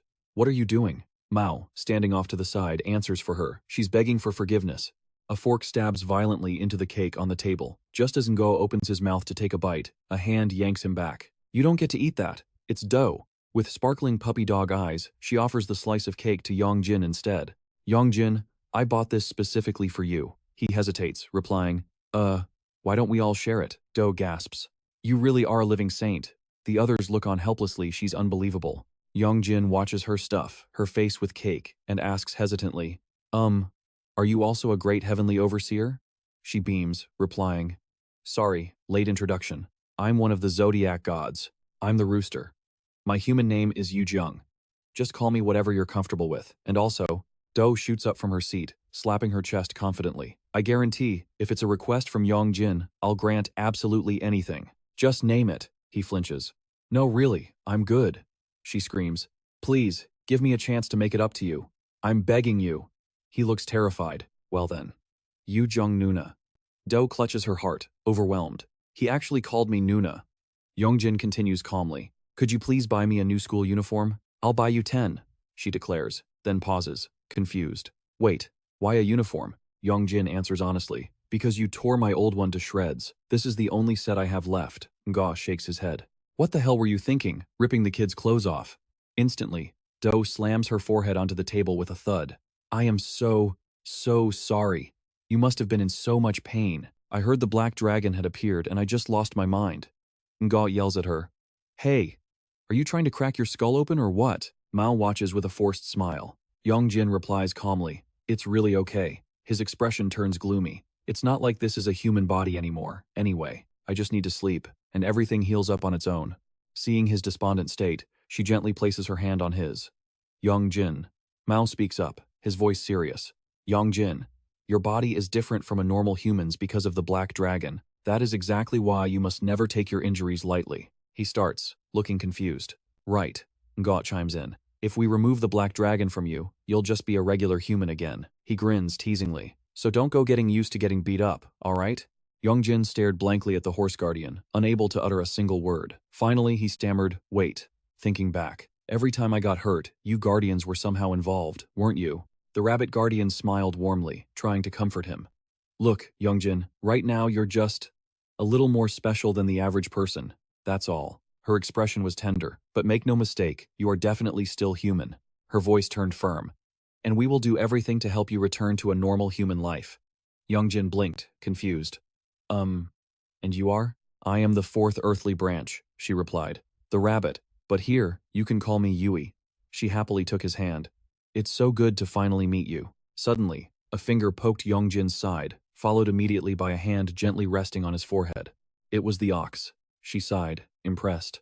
Wow, this really is the dragon's body. She scooted closer to inspect him. The resemblance is uncanny. Though that bloodline is a bit of a jerk, their personalities are total opposites. Kinda interesting, actually. Yong Jin's sweat dropped. Just to be clear, the jerk you mentioned isn't me, right? The woman smiled and introduced herself. I'm just a guardian, the ox, but my name here is Ju. She tilted her head with a bright grin. Outside the cafe, the sky had turned dark. Time had flown by. Moonlight bathed the streets.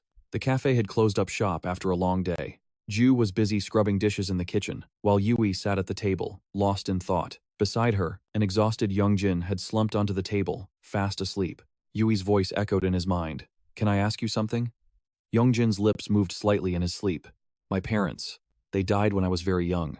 Back in reality, Yui leaned in close. Her gaze softened as she watched his white eyelashes flutter. Is this deep sleep? My fault? She gently placed a hand on his forehead. Do you think you're someone who shouldn't exist? Yui's body began to glow, turning translucent. No. Whatever happened, none of it was your fault. Her hand on his forehead radiated light. That accident. And, no matter how it happened, it is not a sin you have to carry. Yong Jin. Yong Jin's memories flooded back. His parents laughing in the car. Then a moment of pure terror. The car flipping. Then came the relatives, screaming, blaming Yong Jin with pure venom. Yui appeared inside his memory. So that's it.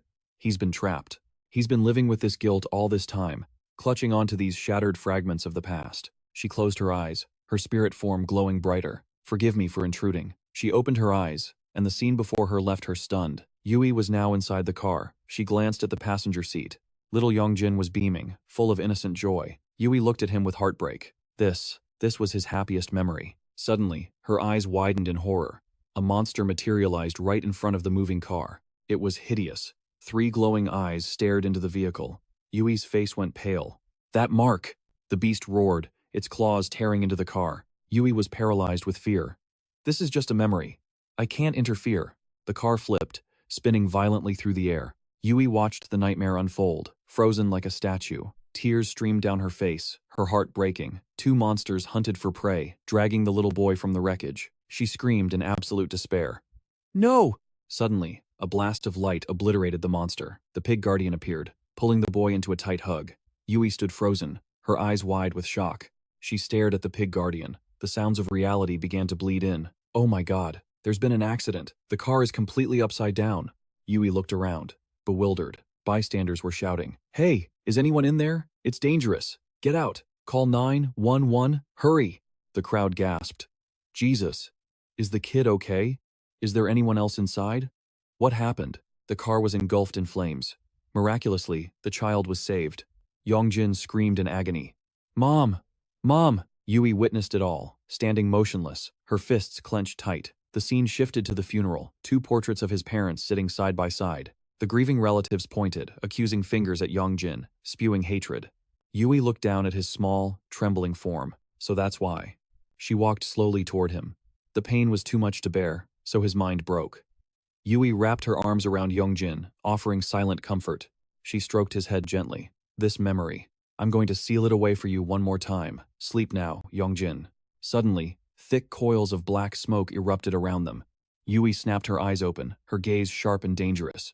It was the black dragon. He smirked maliciously. I saw everything. Rabbit. That brat has some very interesting memories. A long, sharp sword materialized in the air. Don't you dare try anything, Black Dragon. Yui instantly reverted to her true battle form. A dense aura exploded around her. She gripped her sword, raising it high. The Black Dragon didn't flinch. Yui's voice was ice cold. I will drag you out of here myself. Her eyes burned with resolve. Get out of this child's body. She pointed her blade straight at him. He looked down, amused. Fight me here all you want. The only thing you'll destroy is Yong Jin's mind. She snaps back, voice hard. No way. Mao's eyes burn with resolve. You're the only one getting hurt here. Her sword flashes suddenly. A hand reaches out, freezing her in place. It's him, Yong Jin. His hand lifts weakly, then falls back down. Instantly, the black dragon is wrapped in a swirl of colorful threads. Mao stands there, totally bewildered. Yong Jin looks down, clicks his tongue, and gently places a hand on her forehead. The corner of his mouth quirks up, and a blinding light explodes. Back in reality, she jolts awake, her hand dropping to her side. Her face is a mask of confusion. What just happened? Did you push me out? Mao thinks back to that scene. That thing. It was completely absurd. She sinks into thought. If he were just a normal human, the black dragon would have devoured him ages ago. Meanwhile, Yong Jin is out cold, sleeping like a log. At some point, his head ended up on Mao's lap. Yong Jin slowly peels his eyes open. Through the haze, he sees a silhouette. Mom? Mao beams at him. Sleep well? His eyes go wide. He's too shocked to speak, then panic. He bolts upright. You must be exhausted, huh? I carried you all the way here and you didn't even notice. Yong Jin looks out the window. The horse and rooster guardians have already gone ahead. He blinks, confused. Where are we? Mao answers casually. Jeju Island. Jeju Island? Yong Jin screams, his face turning pale. Why the hell am I here? Suddenly, a voice cuts in, making Yong Jin jump. So, you really are that child. It's Hai. He smiles. Long time no see. Still as clueless as ever. I see. Hai looks down at him warmly. Seeing you living well like this, I'm truly grateful. Yong Jin is spiraling, head spinning. Who are you? Hai grins. Just call me Daddy Longlegs. Night falls, and stars begin to twinkle in the dark sky. Mao hesitates. It was like that back then, too. She speaks to Hai, but her eyes are glued to Yong Jin. They aren't trying to cause chaos in the mortal realm. They have a different goal, don't they? Hai's gaze darkens. It seems the heavenly stems made their move a long time ago. She listens, face gloomy. They've already started targeting Yong Jin. Both of them look over at the boy eating dinner, but something feels off. Hai asks, suspiciously. Guardian Mao, doesn't something feel wrong to you? Here's my theory. After that event, up until he was about to turn 16, Yong Jin didn't face any incidents like this. She freezes. If their goal was just to correct the natural order, they should have made more moves to eliminate him by now. Mao nods slowly. It is strange. I don't understand why they stopped targeting Yong Jin, especially since, after the accident, he was left completely alone. Hai glances around cautiously. If the heavenly stems interfered 10 years ago, the dragon's seal could have been broken at any time. He continues. Coincidentally, the seal is breaking just as he approaches his 16th year. What I'm about to say is just a guess, but Hai's face turns grim. The original goal of the heavenly stems, and that mysterious force. I'm afraid it isn't Yong Jin. It's the dragon's body, a vessel capable of wielding divine power. Mao freezes, eyes bulging in shock. What? Hai remains calm. I think the heavenly stems figured it out. The rule of 64 seasons. 64 seasons equals 16 years. His words leave her stunned. I mean the condition required to use that body. She slams her hand on the table, standing up. I think we need to share this with the other guardians. Hai gives a slight shrug. You still don't get what I'm saying? Mao's face goes pale. Guardian Mao, Hai continues. The only ones who know this information. His words turn her to stone. Are the zodiac gods. Mao's voice starts to tremble. What? What are you implying? Her expression darkens. Once I formed that hypothesis, I realized I couldn't share this with the other guardians anymore. Mao calls out shakily, Guardian Hai. This is all just speculation. A cold aura radiates from him. But if there is even a single suspicious point, that's reason enough for us to be on guard. But Guardian Hai. Mao is pale. Cold sweat dripping down her face. It was the demons who killed the humans. Hai looks skeptical. Are you saying that because the marked demons did the killing directly, you think a zodiac god couldn't be behind it? Hai presses on. Even if they didn't strike the blow themselves, there could be a mole on the inside, providing minimum intel to the enemy. Mao's hand clenches into a fist. Silence swallows them, heavy and suffocating. Finally, his voice breaks the tension. Based on this assumption, I'll investigate further and report to Guardian Zai.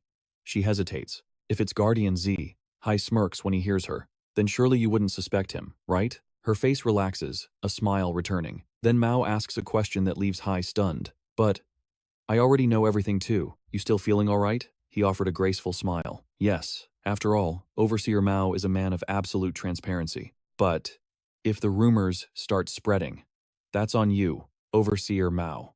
Mao stared down at the teacup on the table. Overseer Hai. She looked up, her expression turning ice cold. I also have some information to share with you. Although, I'm not entirely certain yet. She lifted her teacup. There is something inside Yong Jin's inner world. Hai froze. You mean the black dragon? No. It was something inexplicable. She continued. I don't know if it belongs to Yong Jin's subconscious or if it's something else entirely. I can't draw a conclusion just yet. Mao recalled the scene from that moment. But it didn't give me a negative feeling. Her head dipped slightly. And it pushed me out of Yong Jin's inner world. He stared in disbelief, unable to process it. It pushed you out? Mao averted her gaze, hesitating. Yes. Night had fallen. A gentle breeze swept through, causing the leaves to sway in rhythm with the wind. The roof tiles were beautifully designed and sturdy. Yong Jin bowed deeply. Then, I bid you farewell. He stepped into the dimensional space. Before fully entering, Yong Jin turned back, asking suspiciously, Isn't this the way to Overseer Z's house? Hai gave a strained laugh. It would be better if I connected straight to your home, Yong Jin, but I have spatial limitations. Mao smiled brightly to reassure him. I've already spoken to Overseer Z. I'm sure he's opened a gate directly to your home by now. Just step through, don't worry. Suddenly, a voice called out, Yong Jin. Yong Jin started and turned around. It was Hai, smiling warmly. Don't worry. Everything is going to be just fine, Hai continued. Considering we've only confirmed the appearance of Tianding, it's unlikely that all the heavenly stems are making a move. Right, he chuckled. Besides, in terms of rank, I'm far above Tianding. Mao chimed in with praise. That's right. Overseer Hai is incredibly strong, so put your mind at ease. Yong Jin looked bewildered. No, that's not it. Sai was standing pensively in front of the door, her gaze cast downward. Ah, well, the two overseers. Suddenly, a figure burst through, shattering the glass door. My ancestor has. Yong Jin froze. Run into another heavenly stem, it seems. Mao froze, her brows knitting together. Beside her, Hai's expression turned grim, his eyes widening in shock. Sai was pinned by the neck by a powerful arm, a massive figure looming over her. He bared a set of sharp, bone-white teeth. It turned out to be Tiangang. His ferocious face was filled with excitement.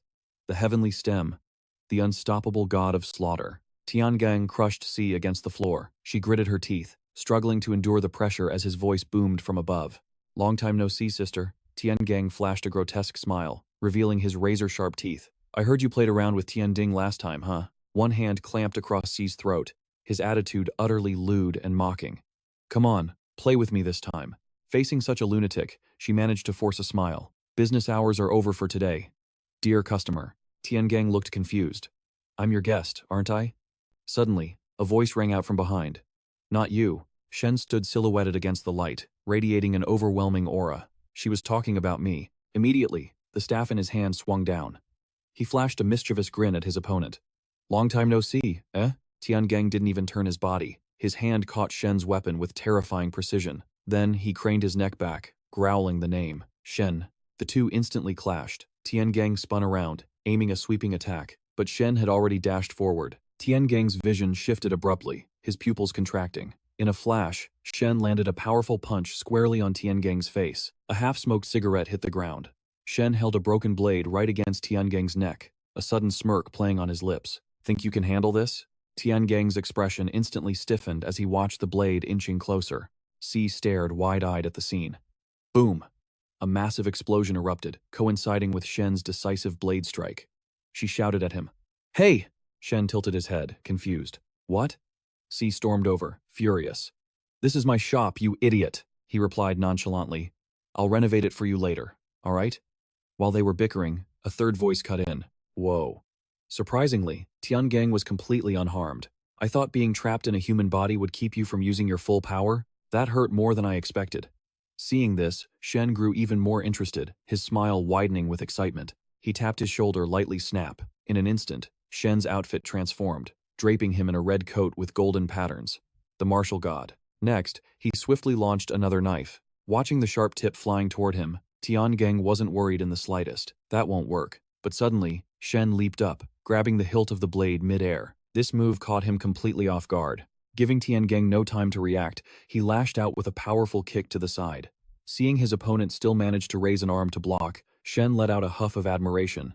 You still managed to block that? His face looks absolutely punchable as he starts digging up old dirt. Remember back in the day, that time you got beaten to a bloody pulp? Having said his piece, Monkey quickly retreats, the hilt of the sword in his hand emitting a soft, faint glow. Ha! He grips his massive blade and leaps, landing right behind Tiangang.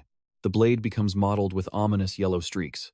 With raw power, the colossal weapon crashes down toward Tiangang, but his voice rings out, freezing Monkey in place. I've been looking forward to meeting you the most. Tiangang catches the blade with a single hand, flashing a look of pure contempt. But what a disappointment. The moment the words leave his lips, he clenches his fist and drives a punch straight into Monkey's chest. The sword slips from Monkey's powerless grip, clattering to the ground.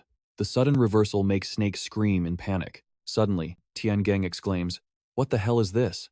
He stares at the wound on the arm he used to block the blow, genuinely surprised. I didn't even use my full strength. Monkey's left arm is battered red, the bone visibly bent from the impact. Have you truly become human? Ignoring the taunt, Monkey's face darkens as he demands, "What are you doing here?" Tiangang shrugs, feigning helplessness. Your snake girl messed with the heavenly court first, didn't she? So I just came down to mess with you a little. Then, he points his weapon at his opponent.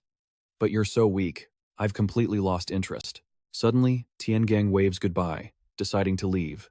I'm off. But as he turns his back, he pauses, as if recalling something. A scheming smile creeps onto Tiangang's face, his expression loaded with hidden intent. I heard that in the mortal realm, you lot can only unleash your true power during a specific window of time, right? Monkey keeps a cold, stone-faced expression as he listens. We can meet then. I'm ready to fight any time. Suddenly, flames begin to rise within the room. He steps back, slightly surprised by the intense heat. The one summoning those flames is none other than Snake. No need for a next time. Her expression is ice cold as her hand manipulates the blaze. You're not leaving this place. The moment Snake gives the command, Tiangang is instantly engulfed by a ring of fire, serpent flame. Her voice is steely, demanding answers. Speak. With every word she utters, the ring of fire tightens, visibly causing Tiangang distress. What is your objective? Monkey steps up beside her, standing guard. And who told you about the time restriction? Seeing that he has no intention of talking, Snake narrows her eyes, her gaze filled with danger. Silent, are we? The flames constrict further, inflicting real pain on Tiangang. Yet, even in this disadvantageous position, he still manages to sneer. You've become even more pathetic than I imagined, sister. Tiangang's hand suddenly grips the ring of fire, crushing it as he punches into the empty air. Tiangang unleashes his counterattack. Voidbreaker. Monkey instantly wraps his arms around Snake, shielding her from the massive surge of power. A moment later, only a gigantic crater remains. Tiangang has vanished. He glances around, dissatisfied. Damn, that's annoying. Later that night, at the brightly lit villa, that monkey is almost home. Horse pours a glass of wine, grinning mischievously. Let's finish this bottle and clean up. Gotta destroy the evidence. Rooster seems a bit moody. Hey, I've been thinking. She speaks absently while scrolling through her phone. About Yong Jin's existence. What if the loop of the child who never cries has actually ended? Her words make Horse freeze. Great guardian Rooster. What is that bird brain of yours babbling about, logically speaking? But Rooster cuts him off. Hold on, hear me out. She sits up straight. The reason we call it providence is because it's a flow of fate that we can't stop, even with all our powers, right? Rooster's face turns dead serious. Try thinking simpler. That flow. It's already changed, hasn't it? Horse listens intently. Inside a body born of a human resides a human soul. He continues the thought. To be precise, it's not exactly a human body. She nods in agreement. True, but what was born inside that body is a human soul. And if that's the case, is it possible? Rooster lays out her theory. Could a human soul also enter our next bodies? And then humans will just continue to be born. She gets more excited as she speaks. That would mean our mission in the mortal realm is finally over. We can go back to heaven. Once again, Horse crushes her daydream. Sounds great, but someone can't go back to heaven, remember? He brings up that person. You mean Great Guardian Dragon? Rooster scratches her head, looking clueless. Well, maybe it won't be the same for him, huh? Though forcing us into the body of a dog would be a bit. Horse sets his empty glass on the table, his bangs shadowing the expression on his face. I feel bad for Yong Jin saying this, but... Horse speaks bluntly. To say Yong Jin is completely human is still a bit ambiguous. She hugs a pillow, sprawling back onto the sofa. You're not wrong. That body was originally a divine body, but he cuts her off. That's not the issue. Horse's eyes narrowed in deep thought. Even assuming the kid was wearing General Rat's divine raiment back then, he raised a touchy point. Still, the way he wielded that divine power, it was far too effortless. Every word struck Rooster dumb. Honestly, General Goat's words from back then echoed in her mind. If that boy were just an ordinary human, the Black Dragon would have devoured him alive ages ago.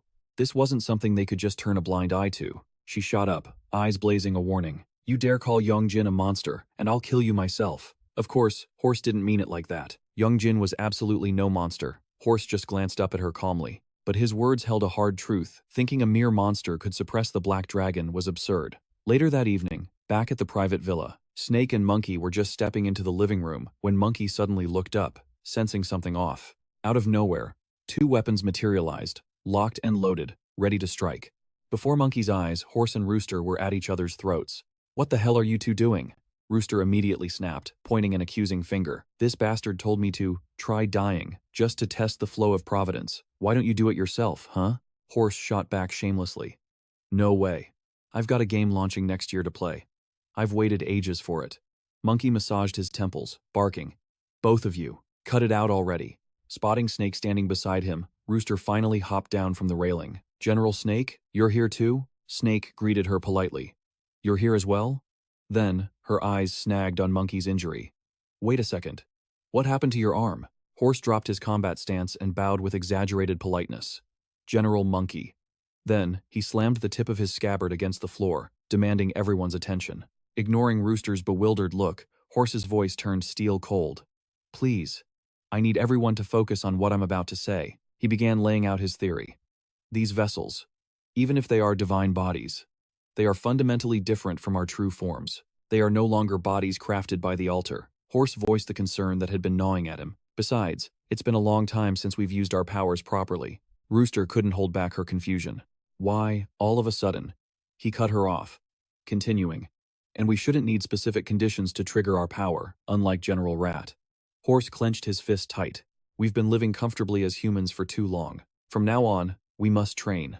We need to harmonize these vessels with our divine power. His expression was grim with resolve.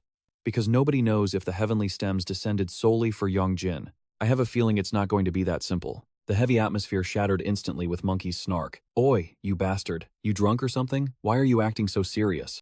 Rooster jumped in immediately. I knew it. He's wasted. No wonder he's suddenly throwing a tantrum. A while later, Horse was passed out cold on the sofa. Monkey picked up the empty bottle, sighing. That damn horse downed the whole thing. He poured himself a fresh glass. Yet, Monkey hadn't dismissed the issues Horse raised earlier, not in the slightest.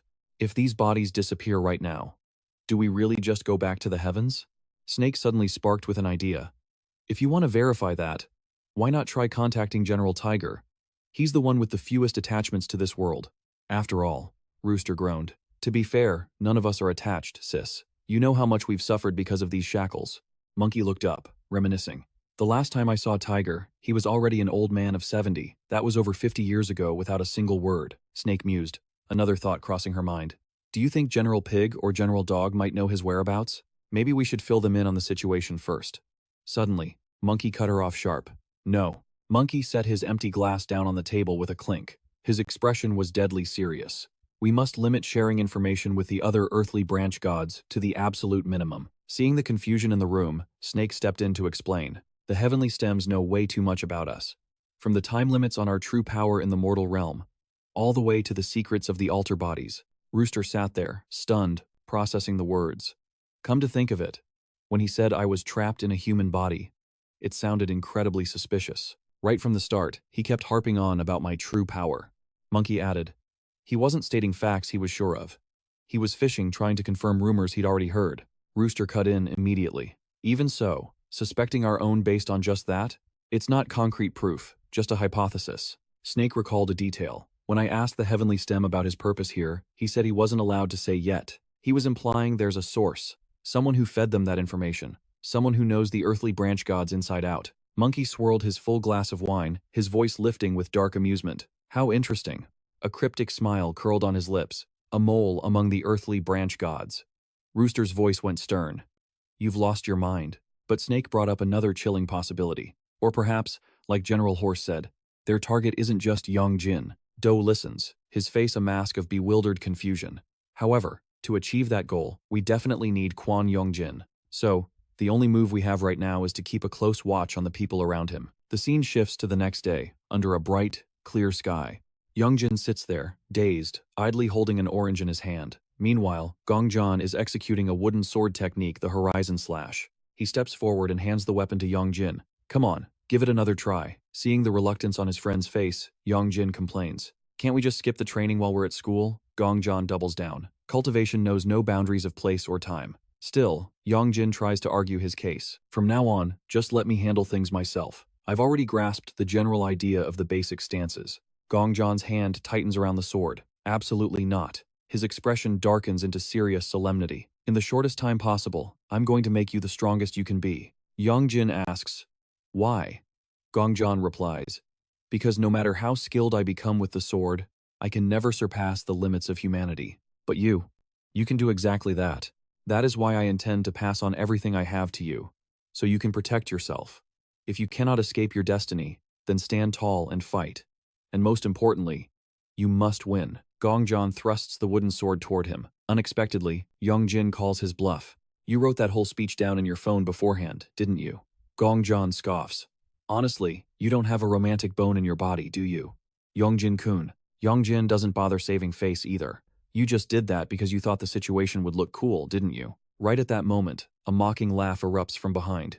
Hey, you losers. A spinning basketball comes hurtling straight toward Gongjan. Yong Jin instantly snatches the wooden sword, dashes in front to block, and strikes the ball with immense force. Sure enough, the ball shreds apart, hissing as it deflates and hits the ground. The bullies freeze in their tracks. Did the basketball just explode? How is that even possible? Dong Si-hoo's mouth twitches. What the hell just happened? He forces a faint laugh, trying to play it off. Must be because the ball was old or something. No wonder it looked a bit dirty.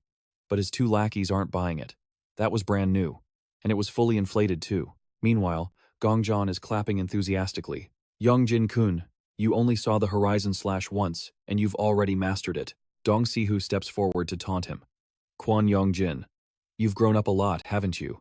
Yong Jin flicks the wooden sword sharply in his hand. His expression turns dangerous. Stop messing with me. Get lost. But Dong Si-hoo just gives a dismissive smirk. Acting all tough now, are we? Dong Si-hoo sneers. Ever since you started hanging out with Gongjan, you seem to be enjoying yourself. Holding a wooden sword and acting like you're somebody. He laughs loudly. By the way, did you get permission from the teachers for that? I bet you didn't, right? After saying that, the group immediately runs off. Gongjan says, anyway, there are too many prying eyes at school, so let's find somewhere else to train. Yong Jin's face goes stiff. You're only realizing that now? Gongjan replies calmly, well, I didn't expect those thugs to jump in and steal the spotlight like that. He rubs his chin thoughtfully. But it is strange. How does someone with such a faint presence like Yong Jin attract the attention of a bully like that? Gongjon pieces the events together. In times like this, if we follow the usual tropes, you two must have been best friends in childhood. Then some misunderstanding tore you apart. Yong Jin denies it instantly. We weren't friends, and there's no misunderstanding. Suddenly, a voice calls out, Quan Yong Jin. Todd appears out of nowhere and snatches the wooden sword from his hand. Her face is serious as she interrogates him. What did you just do with your left hand? A drop of sweat rolls down Yong Jin's cheek. I didn't use the power of the Black Dragon. Hearing that, Todd is immediately skeptical. But you still managed to make a basketball explode? If a dog walked by and heard that excuse, even it would laugh. I'm the one who should be laughing. That's simply because you don't know, great supervisor. Inside Yong Jin, there is something even stronger than the power of the Black Dragon. What? Stronger than the Black Dragon? What is it? It is the sword of the heart, known as willpower. I told you not to talk to me when we're at school. I don't care. Just because you say don't talk, does that mean I have to listen? Why should I do that? Are you a child or something? Honestly. And what is this cultivation nonsense anyway? Do you really think doing a few drills like that will make you strong overnight? Since when have you been eavesdropping on us? It's not eavesdropping, it's surveillance. Those are basically the same thing. Anyway, don't do anything. Just be a good boy and accept our protection. Why? I already told you I'm going to protect myself. You guys said I was dangerous, didn't you? I'm doing this so I don't have to use the Black Dragon you're all so afraid of. It's all useless. It would be better if your body just stayed weak like that. Excuse me? Someone like you. Do you actually think you can control the Black Dragon? No matter how hard you try, you'll only end up becoming a better vessel for the Black Dragon. The fact that your ego will eventually be swallowed up, that won't change. Even for a great supervisor, that's a damn cruel thing to say. You're even worse than those stubborn old geezers in the legends who always think their judgment is absolute. Don't follow me. Great supervisor. That sword is mine. After walking away, Yong Jin stares at his hand, unconsciously recalling the incident. If I had only managed to block it, it wouldn't be worth mentioning. Tuat's words kept echoing in his mind, but still. He actually managed to blow up that basketball? Even he hadn't seen that coming. Yong Jin clenched his fist, absolutely certain of one thing. That wasn't the Black Dragon's power, because whenever that power surfaced, his arm would go numb instantly. Come to think of it, his left arm hadn't been acting up on its own lately. A wave of unease washed over him. What was it? Maybe his body was evolving into a divine body or something? Besides, ever since that incident, the Black Dragon had been surprisingly quiet. After a moment, he just sighed and let it go. Sinking back into the noisy atmosphere of the classroom, time flew by and evening settled in. Elsewhere, a strange noise rang out in a house. Two boys stood there, faces pale as ghosts at the scene before them. A white sheet of paper was now dyed black after a ball knocked over an ink bottle. Bok-sun stood frozen like a statue. The boy looked away, terrified. Jian, you did this, I know nothing. Seeing the girl covered in ink, San could only stammer, terrified of Bok-sundae. I'm sorry. Only then did the little girl look up, asking coldly, why were you running around like a maniac? We have a yard and a garden, so why play ball inside the house? Her glare was so terrifying that San and his friend instantly froze. Bok-sun stood up, her voice dark and demanding. Pay me back. San and Jian looked ready to cry. How were they supposed to have money for that? Bok-sun didn't say a word. She just held up 3 fingers. Every second, a finger went down, followed by a scream echoing through the house. T.I. walked in, his expression grim as he looked at the kids. What is going on here? Summoning her ultimate weapon, Bok-sun immediately started tattling. It was San! Brother San did all of this! San sheepishly admitted his crime. I knocked over the ink. Bok-sun wailed, full of grievance. That was my favorite dress. The boy tried to reason. Just wash it, it'll be fine. But that only made Bok-sun cry harder. How are you supposed to wash out ink stains like this? The boy cheerfully insisted. Technology is super advanced these days. Bok-sun screamed in disbelief. What? T, having heard enough, just let out a long, weary sigh. I'll buy you a brand new one, exactly the same. Hearing that, Bok-sun instantly lit up and ran over to him. Really? T saw her excitement and added, but it's late, so we'll go tomorrow. Bok-sun immediately seized the chance to bargain. Well then, since it's summer, you have to buy me a new sundress too.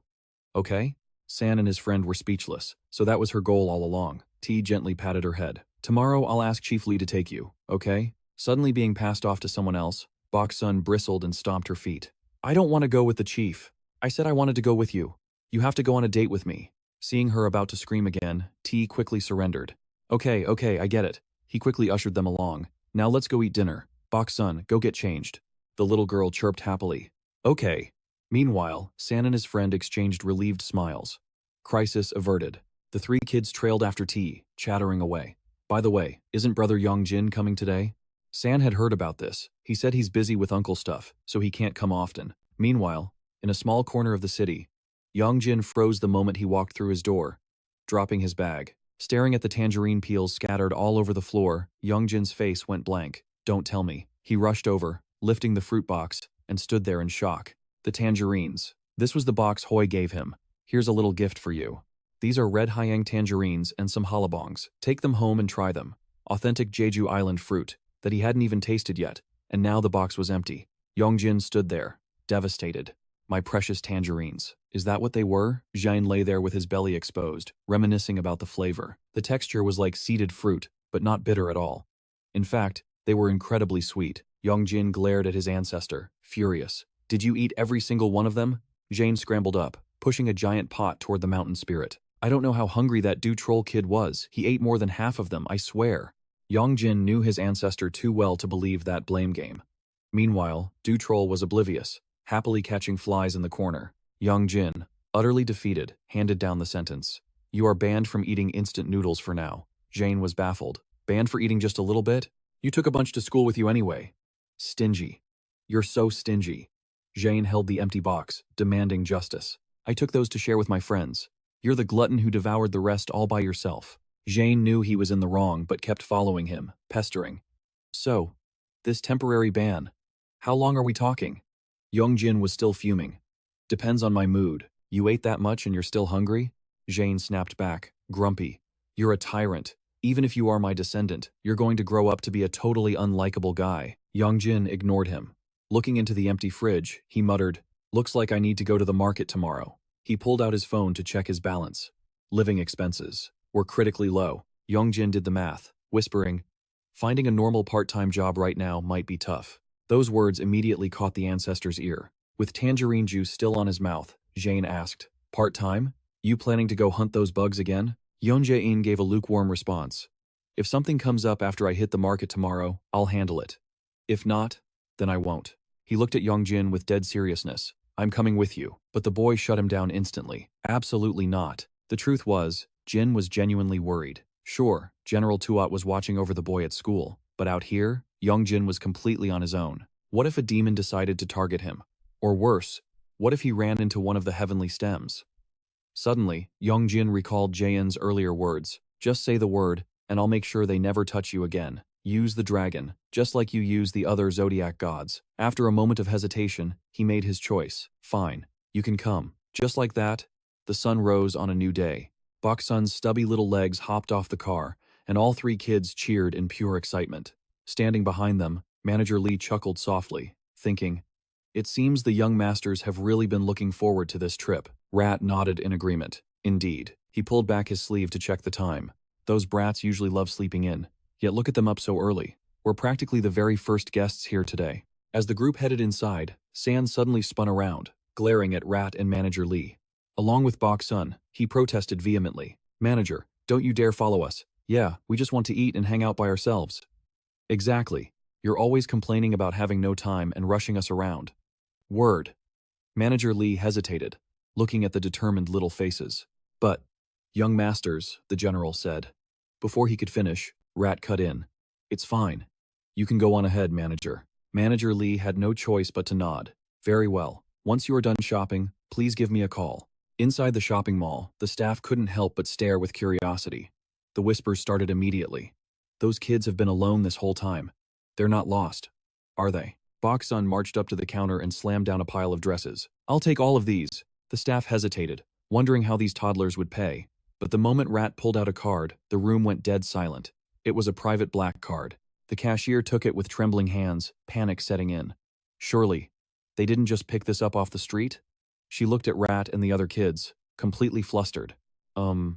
Excuse me, little customers? Can I ask where your parents are right now? The kids immediately widened their eyes in confusion. Parents? The employee pressed on, clearly uncomfortable. Are you not here with your mom and dad? Rat just let out a long, exhausted sigh. I knew this wouldn't be easy. The two employees exchanged worried glances. What do we do? Should we call the Lost Child Center? Rat turned his back, throwing a casual lie over his shoulder. My parents are in the restroom. I'll go get them. Once he disappeared into a secluded corner, a pair of long legs stepped out from a haze of smoke. A mature, deep voice rang out, making both the staff and the other kids jump. Sorry, I'm late. San opened his mouth to say, brother, but the boy next to him clamped a hand over his mouth. Right now, he had to call him Dad. San immediately switched gears. Daddy. Rat, now towering over them but with the same sharp eyes, turned to the staff. Please proceed with the payment. Even after they left, the employees stood there in disbelief. Doubts started creeping back in. Good heavens. He looks so young. Yet he already has 3 children? The other employee suddenly realized something, her face twisting in shock. Wait, if you count that kid with the bowl cut from earlier, that's 4 kids. The realization made her coworker practically jump out of her skin. My God, that oldest one looked like a primary schooler. Their imaginations ran wild. Maybe he has that condition where he doesn't age? A wealthy tycoon. And a father of 4? He really has dedicated his entire body and soul to the future of this country. Meanwhile, back at Yong Jin's place, a new item had appeared. A transport cage he'd snagged for free at the Danun market. He tapped on the metal bars, urging, all right, old man, get in.